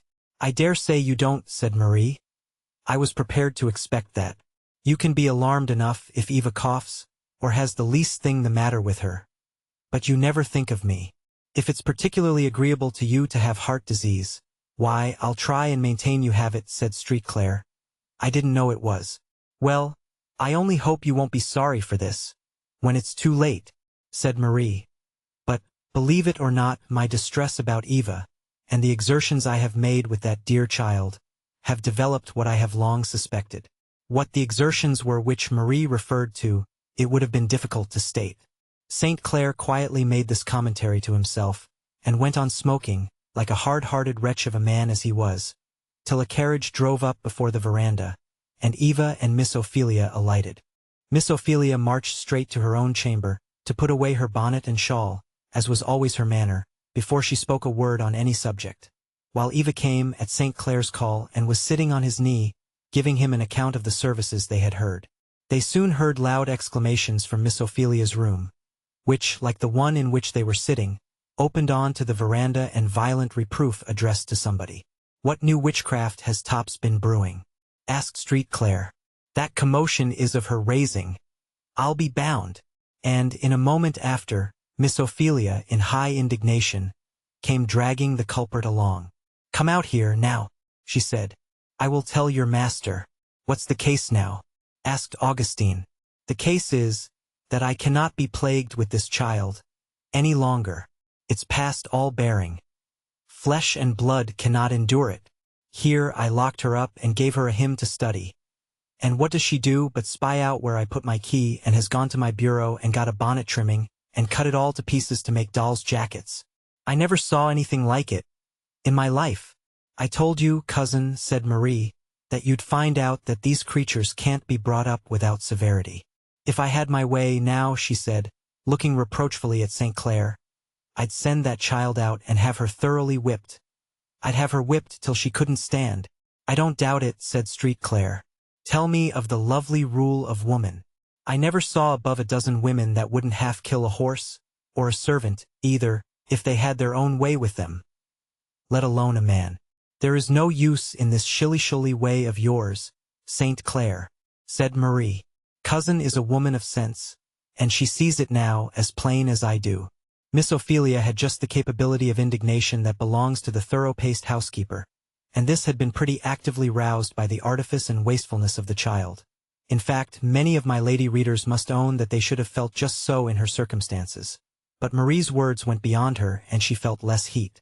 "I wouldn't have the child treated so for the world," she said. "But I am sure, Augustine, I don't know what to do. I've taught and taught. I've talked till I'm tired. I've whipped her. I've punished her in every way I can think of, and she's just what she was at first. Come here, Tops, you monkey," said Street Claire, calling the child up to him. Topsy came up, her round, hard eyes glittering and blinking with a mixture of apprehensiveness and their usual odd drollery. "What makes you behave so?" said Street Claire, who could not help being amused with the child's expression. "Specs it's my wicked heart," said Topsy demurely. "Miss Feely says so. Don't you see how much Miss Ophelia has done for you? She says she has done everything she can think of." "Lor, yes, Massar. Old Mrs. used to say so, too. She whipped me a heap harder, and used to pull my har, and knock my head agin the door. But it didn't do me no good. I specs, if they est to pull every spire o' har out o' my head, it wouldn't do no good neither. I is so wicked. Laws, I's nothin' but a nigger, no ways." "Well, I shall have to give her up," said Miss Ophelia. "I can't have that trouble any longer." "Well, I'd just like to ask one question," said Street Claire. "What is it?" "Why, if your gospel is not strong enough to save one heathen child, that you can have at home here, all to yourself, what's the use of sending 1 or 2 poor missionaries off with it among thousands of just such? I suppose this child is about a fair sample of what thousands of your heathen are." Miss Ophelia did not make an immediate answer, and Eva, who had stood a silent spectator of the scene thus far, made a silent sign to Topsy to follow her. There was a little glass room at the corner of the veranda, which Street Claire used as a sort of reading room, and Eva and Topsy disappeared into this place. "What's Eva going about now?" said Street Claire. "I mean to see," and, advancing on tiptoe, he lifted up a curtain that covered the glass door, and looked in. In a moment, laying his finger on his lips, he made a silent gesture to Miss Ophelia to come and look. There sat the 2 children on the floor, with their side faces towards them. Topsy, with her usual air of careless drollery and unconcern. But opposite to her Eva, her whole face fervent with feeling, and tears in her large eyes. "What does make you so bad, Topsy? Why won't you try and be good? Don't you love anybody?" "Topsy? Don't know nothing 'bout love. I loves candy and sich, that's all," said Topsy. "But you love your father and mother?" "Never had none, you know. I telled ye that, Miss Eva." "Oh, I know," said Eva sadly. "But hadn't you any brother or sister or aunt or—" "No, none on 'em. Never had nothing nor nobody. But, Topsy, if you'd only try to be good, you might—" "Couldn't never be nothin' but a nigger, if I was ever so good," said Topsy. "If I could be skinned and come white, I'd try then. But people can love you if you are black, Topsy. Miss Ophelia would love you if you were good." Topsy gave the short, blunt laugh that was her common mode of expressing incredulity. "Don't you think so?" said Eva. "No, she can't bar me, 'cause I'm a nigger. She'd as soon have a toad touch her. There can't nobody love niggers, and niggers can't do nothin'." "I don't care," said Topsy, beginning to whistle. "Oh, Topsy, poor child, I love you," said Eva, with a sudden burst of feeling, and laying her little thin, white hand on Topsy's shoulder. "I love you, because you haven't had any father or mother or friends. Because you've been a poor, abused child. I love you, and I want you to be good. I am very unwell, Topsy, and I think I shan't live a great while. And it really grieves me to have you be so naughty. I wish you would try to be good for my sake. It's only a little while I shall be with you." The round, keen eyes of the black child were overcast with tears. Large, bright drops rolled heavily down, one by one, and fell on the little white hand. Yes, in that moment, a ray of real belief, a ray of heavenly love, had penetrated the darkness of her heathen soul. She laid her head down between her knees and wept and sobbed, while the beautiful child, bending over her, looked like the picture of some bright angel stooping to reclaim a sinner. "Poor Topsy," said Eva, Don't you know that Jesus loves all alike? He is just as willing to love you as me. He loves you just as I do, only more because he is better. He will help you to be good, and you can go to heaven at last, and be an angel forever, just as much as if you were white. Only think of it, Topsy. You can be one of those spirits bright Uncle Tom sings about. Oh, dear Miss Eva, said the child. I will try, I will try. I never did care nothing about it before.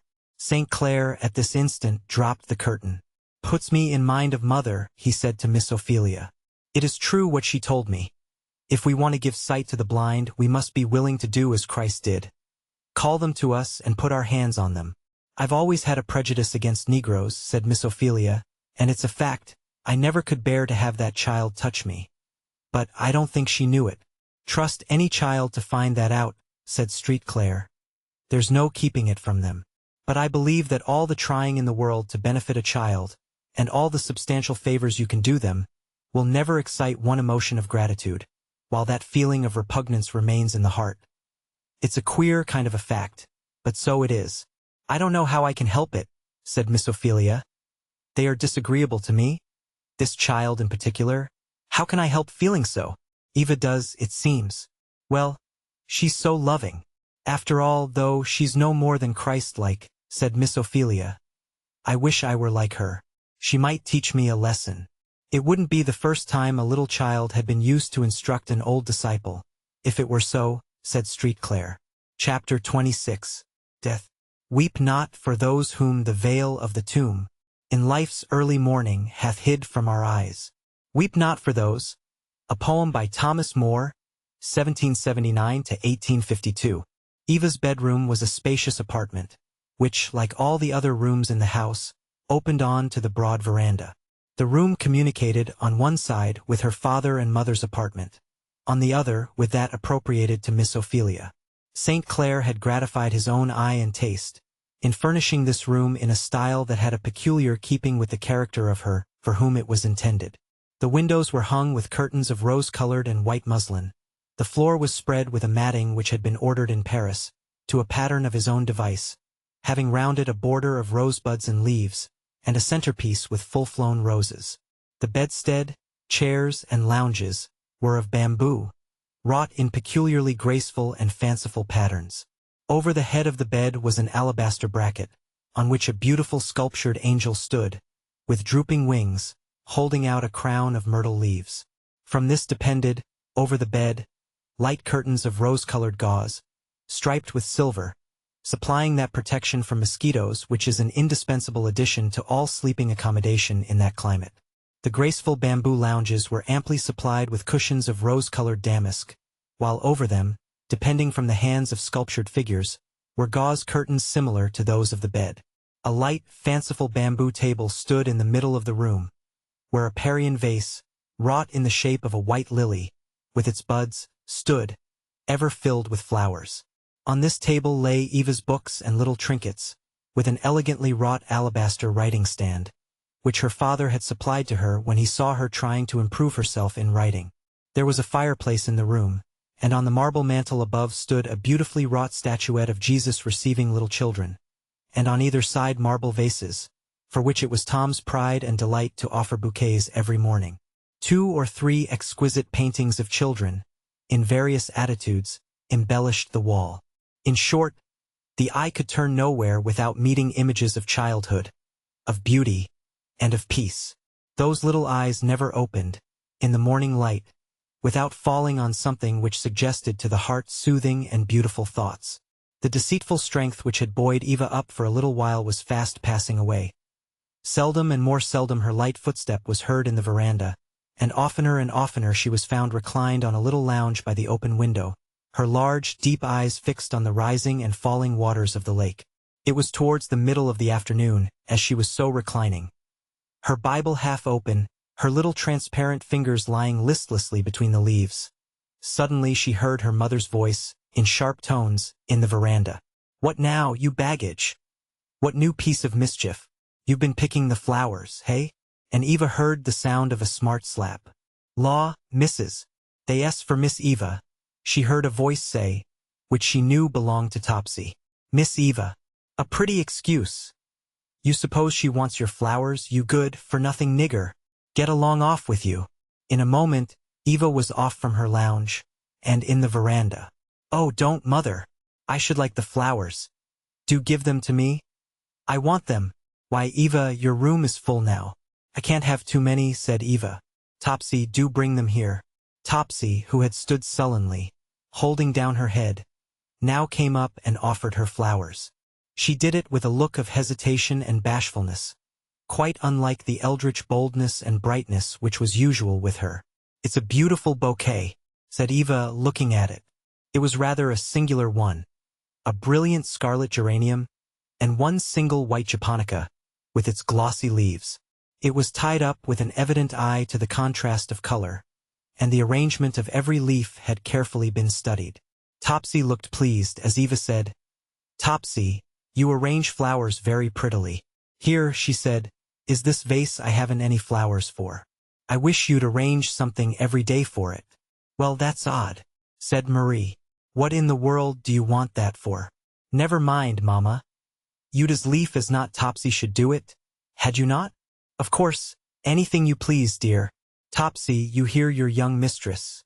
See that you mind. Topsy made a short courtesy and looked down, and as she turned away, Eva saw a tear roll down her dark cheek. You see, Mama, I knew poor Topsy wanted to do something for me, said Eva to her mother. Oh, nonsense. It's only because she likes to do mischief. She knows she mustn't pick flowers, so she does it. That's all there is to it. But if you fancy to have her pluck them, so be it. Mama, I think Topsy is different from what she used to be. She's trying to be a good girl. She'll have to try a good while before she gets to be good, said Marie with a careless laugh. Well, you know, Mama, poor Topsy. Everything has always been against her. Not since she's been here, I'm sure. If she hasn't been talked to, and preached to, and every earthly thing done that anybody could do. And she's just so ugly and always will be. You can't make anything of the creature. But, Mama, it's so different to be brought up as I've been, with so many friends, so many things to make me good and happy. And to be brought up as she's been all the time till she came here, most likely, said Marie, yawning. Dear me, how hot it is. Mama, you believe, don't you, that Topsy could become an angel as well as any of us if she were a Christian? Topsy, what a ridiculous idea. Nobody but you would ever think of it. I suppose she could, though. But, Mama, isn't God her Father as much as ours? Isn't Jesus her Savior? Well, that may be. I suppose God made everybody, said Marie. Where is my smelling bottle? It's such a pity. Oh, such a pity, said Eva, looking out on the distant lake, and speaking half to herself. What's a pity? Said Marie. Why, that anyone, who could be a bright angel, and live with angels, should go all down, down, down, and nobody help them. Oh dear. Well, we can't help it. It's no use worrying, Eva. I don't know what's to be done. We ought to be thankful for our own advantages. I hardly can be, said Eva. I'm so sorry to think of poor folks that haven't any. That's odd enough, said Marie. I'm sure my religion makes me thankful for my advantages. Mama, said Eva, I want to have some of my hair cut off. A good deal of it. What for? Said Marie. Mama, I want to give some away to my friends while I am able to give it to them myself. Won't you ask Auntie to come and cut it for me? Marie raised her voice and called Miss Ophelia from the other room. The child half rose from her pillow as she came in, and, shaking down her long golden-brown curls, said, rather playfully, Come, Auntie, shear the sheep. What's that? Said Street Clare, who just then entered with some fruit he had been out to get for her. Papa, I just want Auntie to cut off some of my hair. There's too much of it, and it makes my head hot. Besides, I want to give some of it away. Miss Ophelia came with her scissors. Take care. Don't spoil the looks of it, said her father. Cut underneath, where it won't show. Eva's curls are my pride. Oh, Papa, said Eva sadly. Yes, and I want them kept handsome against the time I take you up to your uncle's plantation, to see Cousin Enrique, said Street Clare in a gay tone. I shall never go there, Papa. I am going to a better country. Oh, do believe me. Don't you see, Papa, That I get weaker every day? Why do you insist that I shall believe such a cruel thing, Eva? Said her father. Only because it is true, Papa. And, if you will believe it now, perhaps you will get to feel about it as I do. St. Clair closed his lips and stood gloomily eyeing the long, beautiful curls, which, as they were separated from the child's head, were laid, one by one, in her lap. She raised them up, looked earnestly at them, twined them around her thin fingers, and looked from time to time, anxiously at her father. "It's just what I've been foreboding," said Marie. "It's just what has been preying on my health, from day to day, bringing me downward to the grave, though nobody regards it. I have seen this long. St. Clair, you will see after a while that I was right, which will afford you great consolation, no doubt," said St. Clair, in a dry, bitter tone. Marie lay back on a lounge, and covered her face with her cambric handkerchief. Eva's clear blue eye looked earnestly from one to the other. It was the calm, comprehending gaze of a soul half loosed from its earthly bonds. It was evident she saw, felt, and appreciated the difference between the two. She beckoned with her hand to her father. He came and sat down by her. "Papa, my strength fades away every day, and I know I must go. There are some things I want to say and do, that I ought to do, and you are so unwilling to have me speak a word on this subject. But it must come. There's no putting it off. Do be willing I should speak now. My child, I am willing," said St. Clair, covering his eyes with one hand, and holding up Eva's hand with the other. "Then I want to see all our people together. I have some things I must say to them," said Eva. "Well," said St. Clair, in a tone of dry endurance. Miss Ophelia dispatched a messenger, and soon the whole of the servants were convened in the room.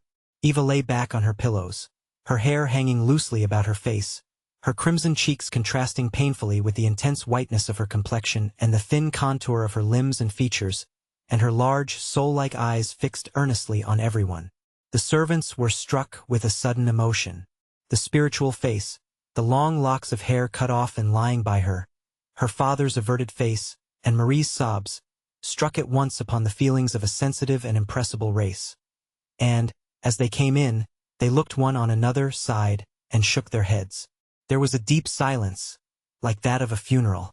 Eva raised herself, and looked long and earnestly round at everyone. All looked sad and apprehensive. Many of the women hid their faces in their aprons. "I sent for you all, my dear friends," said Eva, "because I love you. I love you all. And I have something to say to you, which I want you always to remember. I am going to leave you. In a few more weeks you will see me no more." Here the child was interrupted by bursts of groans, sobs, and lamentations, which broke from all present, and in which her slender voice was lost entirely. She waited a moment, and then, speaking in a tone that checked the sobs of all, she said, "If you love me, you must not interrupt me so. Listen to what I say. I want to speak to you about your souls. Many of you, I am afraid, are very careless. You are thinking only about this world. I want you to remember that there is a beautiful world, where Jesus is. I am going there and you can go there. It is for you as much as me. But, if you want to go there, you must not live idle, careless, thoughtless lives. You must be Christians. You must remember that each one of you can become angels, and be angels forever. If you want to be Christians, Jesus will help you. You must pray to him. You must read." The child checked herself, looked piteously at them, and said sorrowfully, "Oh dear, you can't read. Poor souls."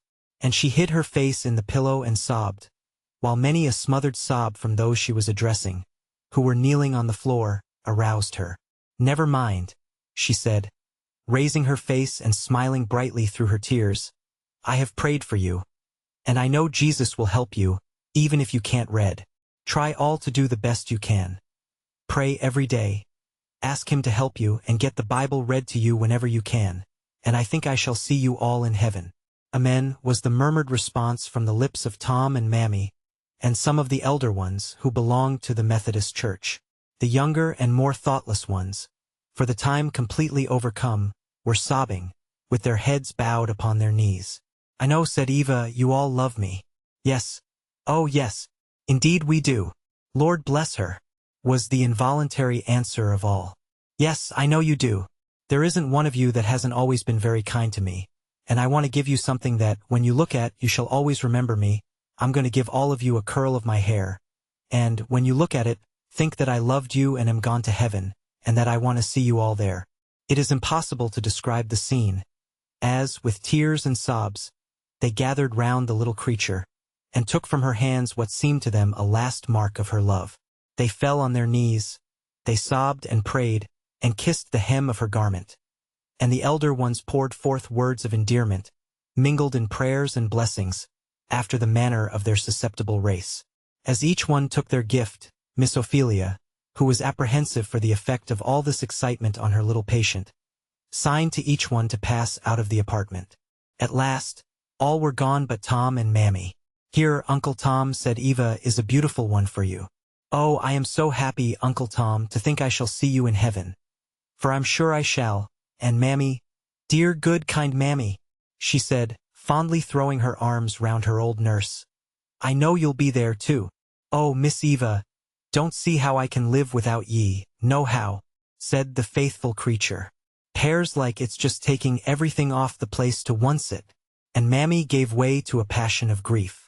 Miss Ophelia pushed her and Tom gently from the apartment, and thought they were all gone. But, as she turned, Topsy was standing there. "Where did you start up from?" she said suddenly. "I was here," said Topsy, wiping the tears from her eyes. "Oh, Miss Eva, I've been a bad girl. But won't you give me one, too?" "Yes, poor Topsy. To be sure I will. There. Every time you look at that, think that I love you, and wanted you to be a good girl." "Oh, Miss Eva, I is tryin'," said Topsy earnestly. "But, lor, it's so hard to be good. 'Pears like I ain't used to it, no ways." "Jesus knows it, Topsy. He is sorry for you, he will help you."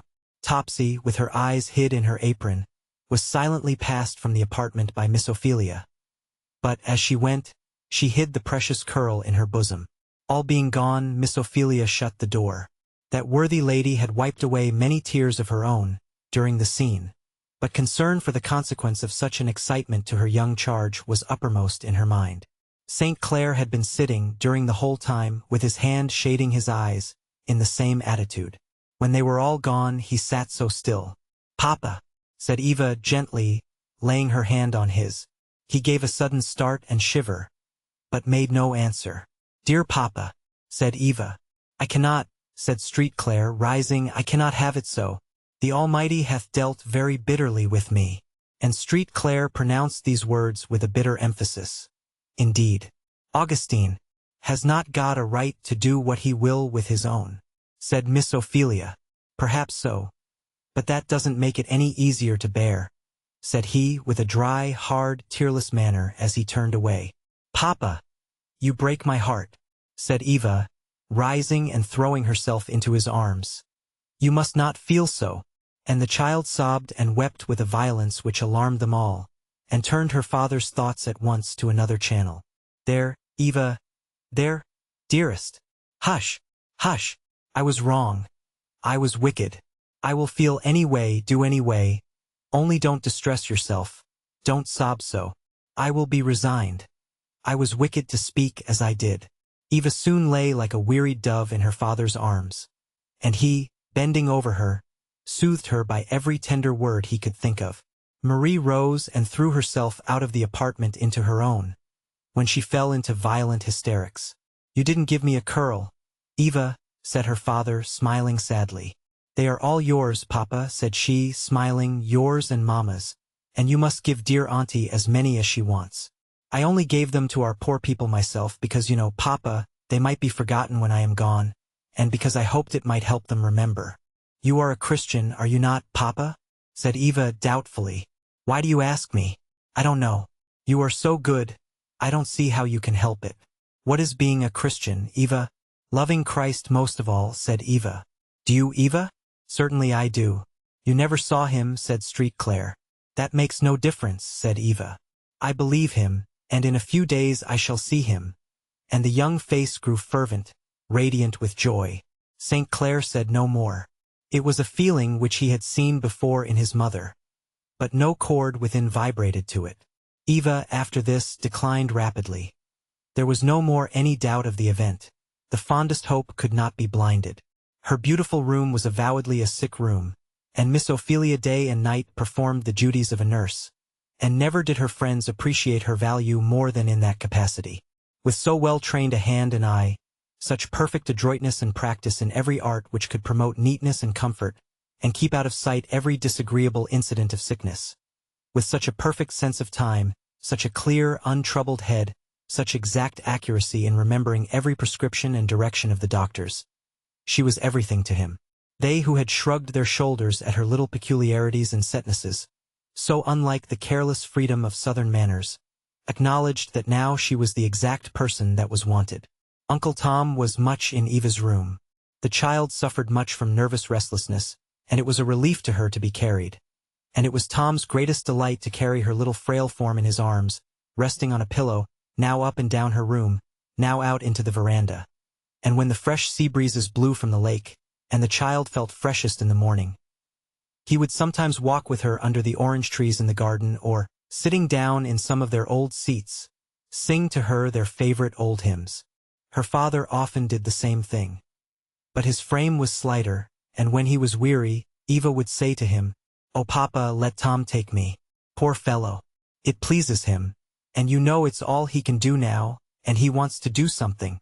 "So do I, Eva," said her father. "Well, Papa, you can do everything and are everything to me. You read to me, you sit up nights, and Tom has only this one thing and his singing. And I know, too, he does it easier than you can. He carries me so strong." The desire to do something was not confined to Tom. Every servant in the establishment showed the same feeling, and in their way did what they could. Poor Mammy's heart yearned towards her darling. But she found no opportunity night or day, as Marie declared that the state of her mind was such, it was impossible for her to rest. And, of course, it was against her principles to let anyone else rest.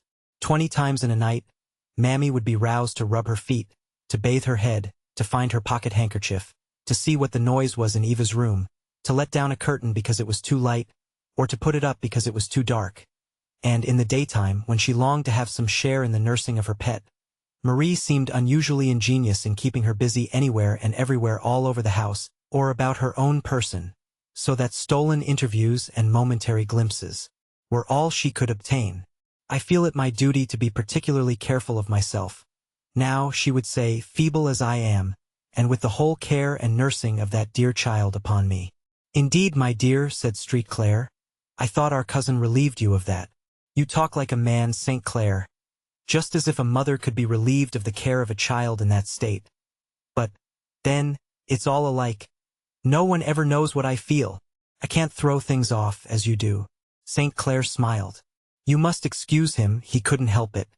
For St. Clair could smile yet. For so bright and placid was the farewell voyage of the little spirit. By such sweet and fragrant breezes was the small bark borne towards the heavenly shores, that it was impossible to realize that it was death that was approaching. The child felt no pain, only a tranquil, soft weakness, daily and almost insensibly increasing. And she was so beautiful, so loving, so trustful, so happy, that one could not resist the soothing influence of that air of innocence and peace which seemed to breathe around her. St. Clair found a strange calm coming over him. It was not hope, that was impossible. It was not resignation. It was only a calm resting in the present, which seemed so beautiful that he wished to think of no future. It was like that hush of spirit which we feel amid the bright, mild woods of autumn, when the bright hectic flush is on the trees, and the last lingering flowers by the brook. And we joy in it all the more, because we know that soon it will all pass away. The friend who knew most of Eva's own imaginings and foreshadowings was her faithful bearer, Tom. To him she said what she would not disturb her father by saying. To him she imparted those mysterious intimations which the soul feels, as the cords begin to unbind, ere it leaves its clay forever. Tom, at last, would not sleep in his room, but lay all night in the outer veranda, ready to rouse at every call. "Uncle Tom, what alive have you taken to sleeping anywhere and everywhere like a dog? For," said Miss Ophelia, "I thought you was one of the orderly sort that liked to lie in bed in a Christian way." "I do, Miss Feely," said Tom mysteriously. "I do, but now, Well, what now? We mustn't speak loud. Mossar Street Clare won't hear on tea. But Miss Feely, you know there must be somebody watchin' for the bridegroom. What do you mean, Tom?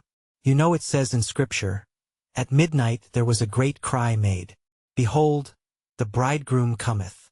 That's what I'm spectin' now every night, Miss Feely. And I couldn't sleep out a hearin' no ways. Why, Uncle Tom, what makes you think so? Miss Eva, she talks to me. The Lord, he sends his messenger in the soul. I must be thar, Miss Feely.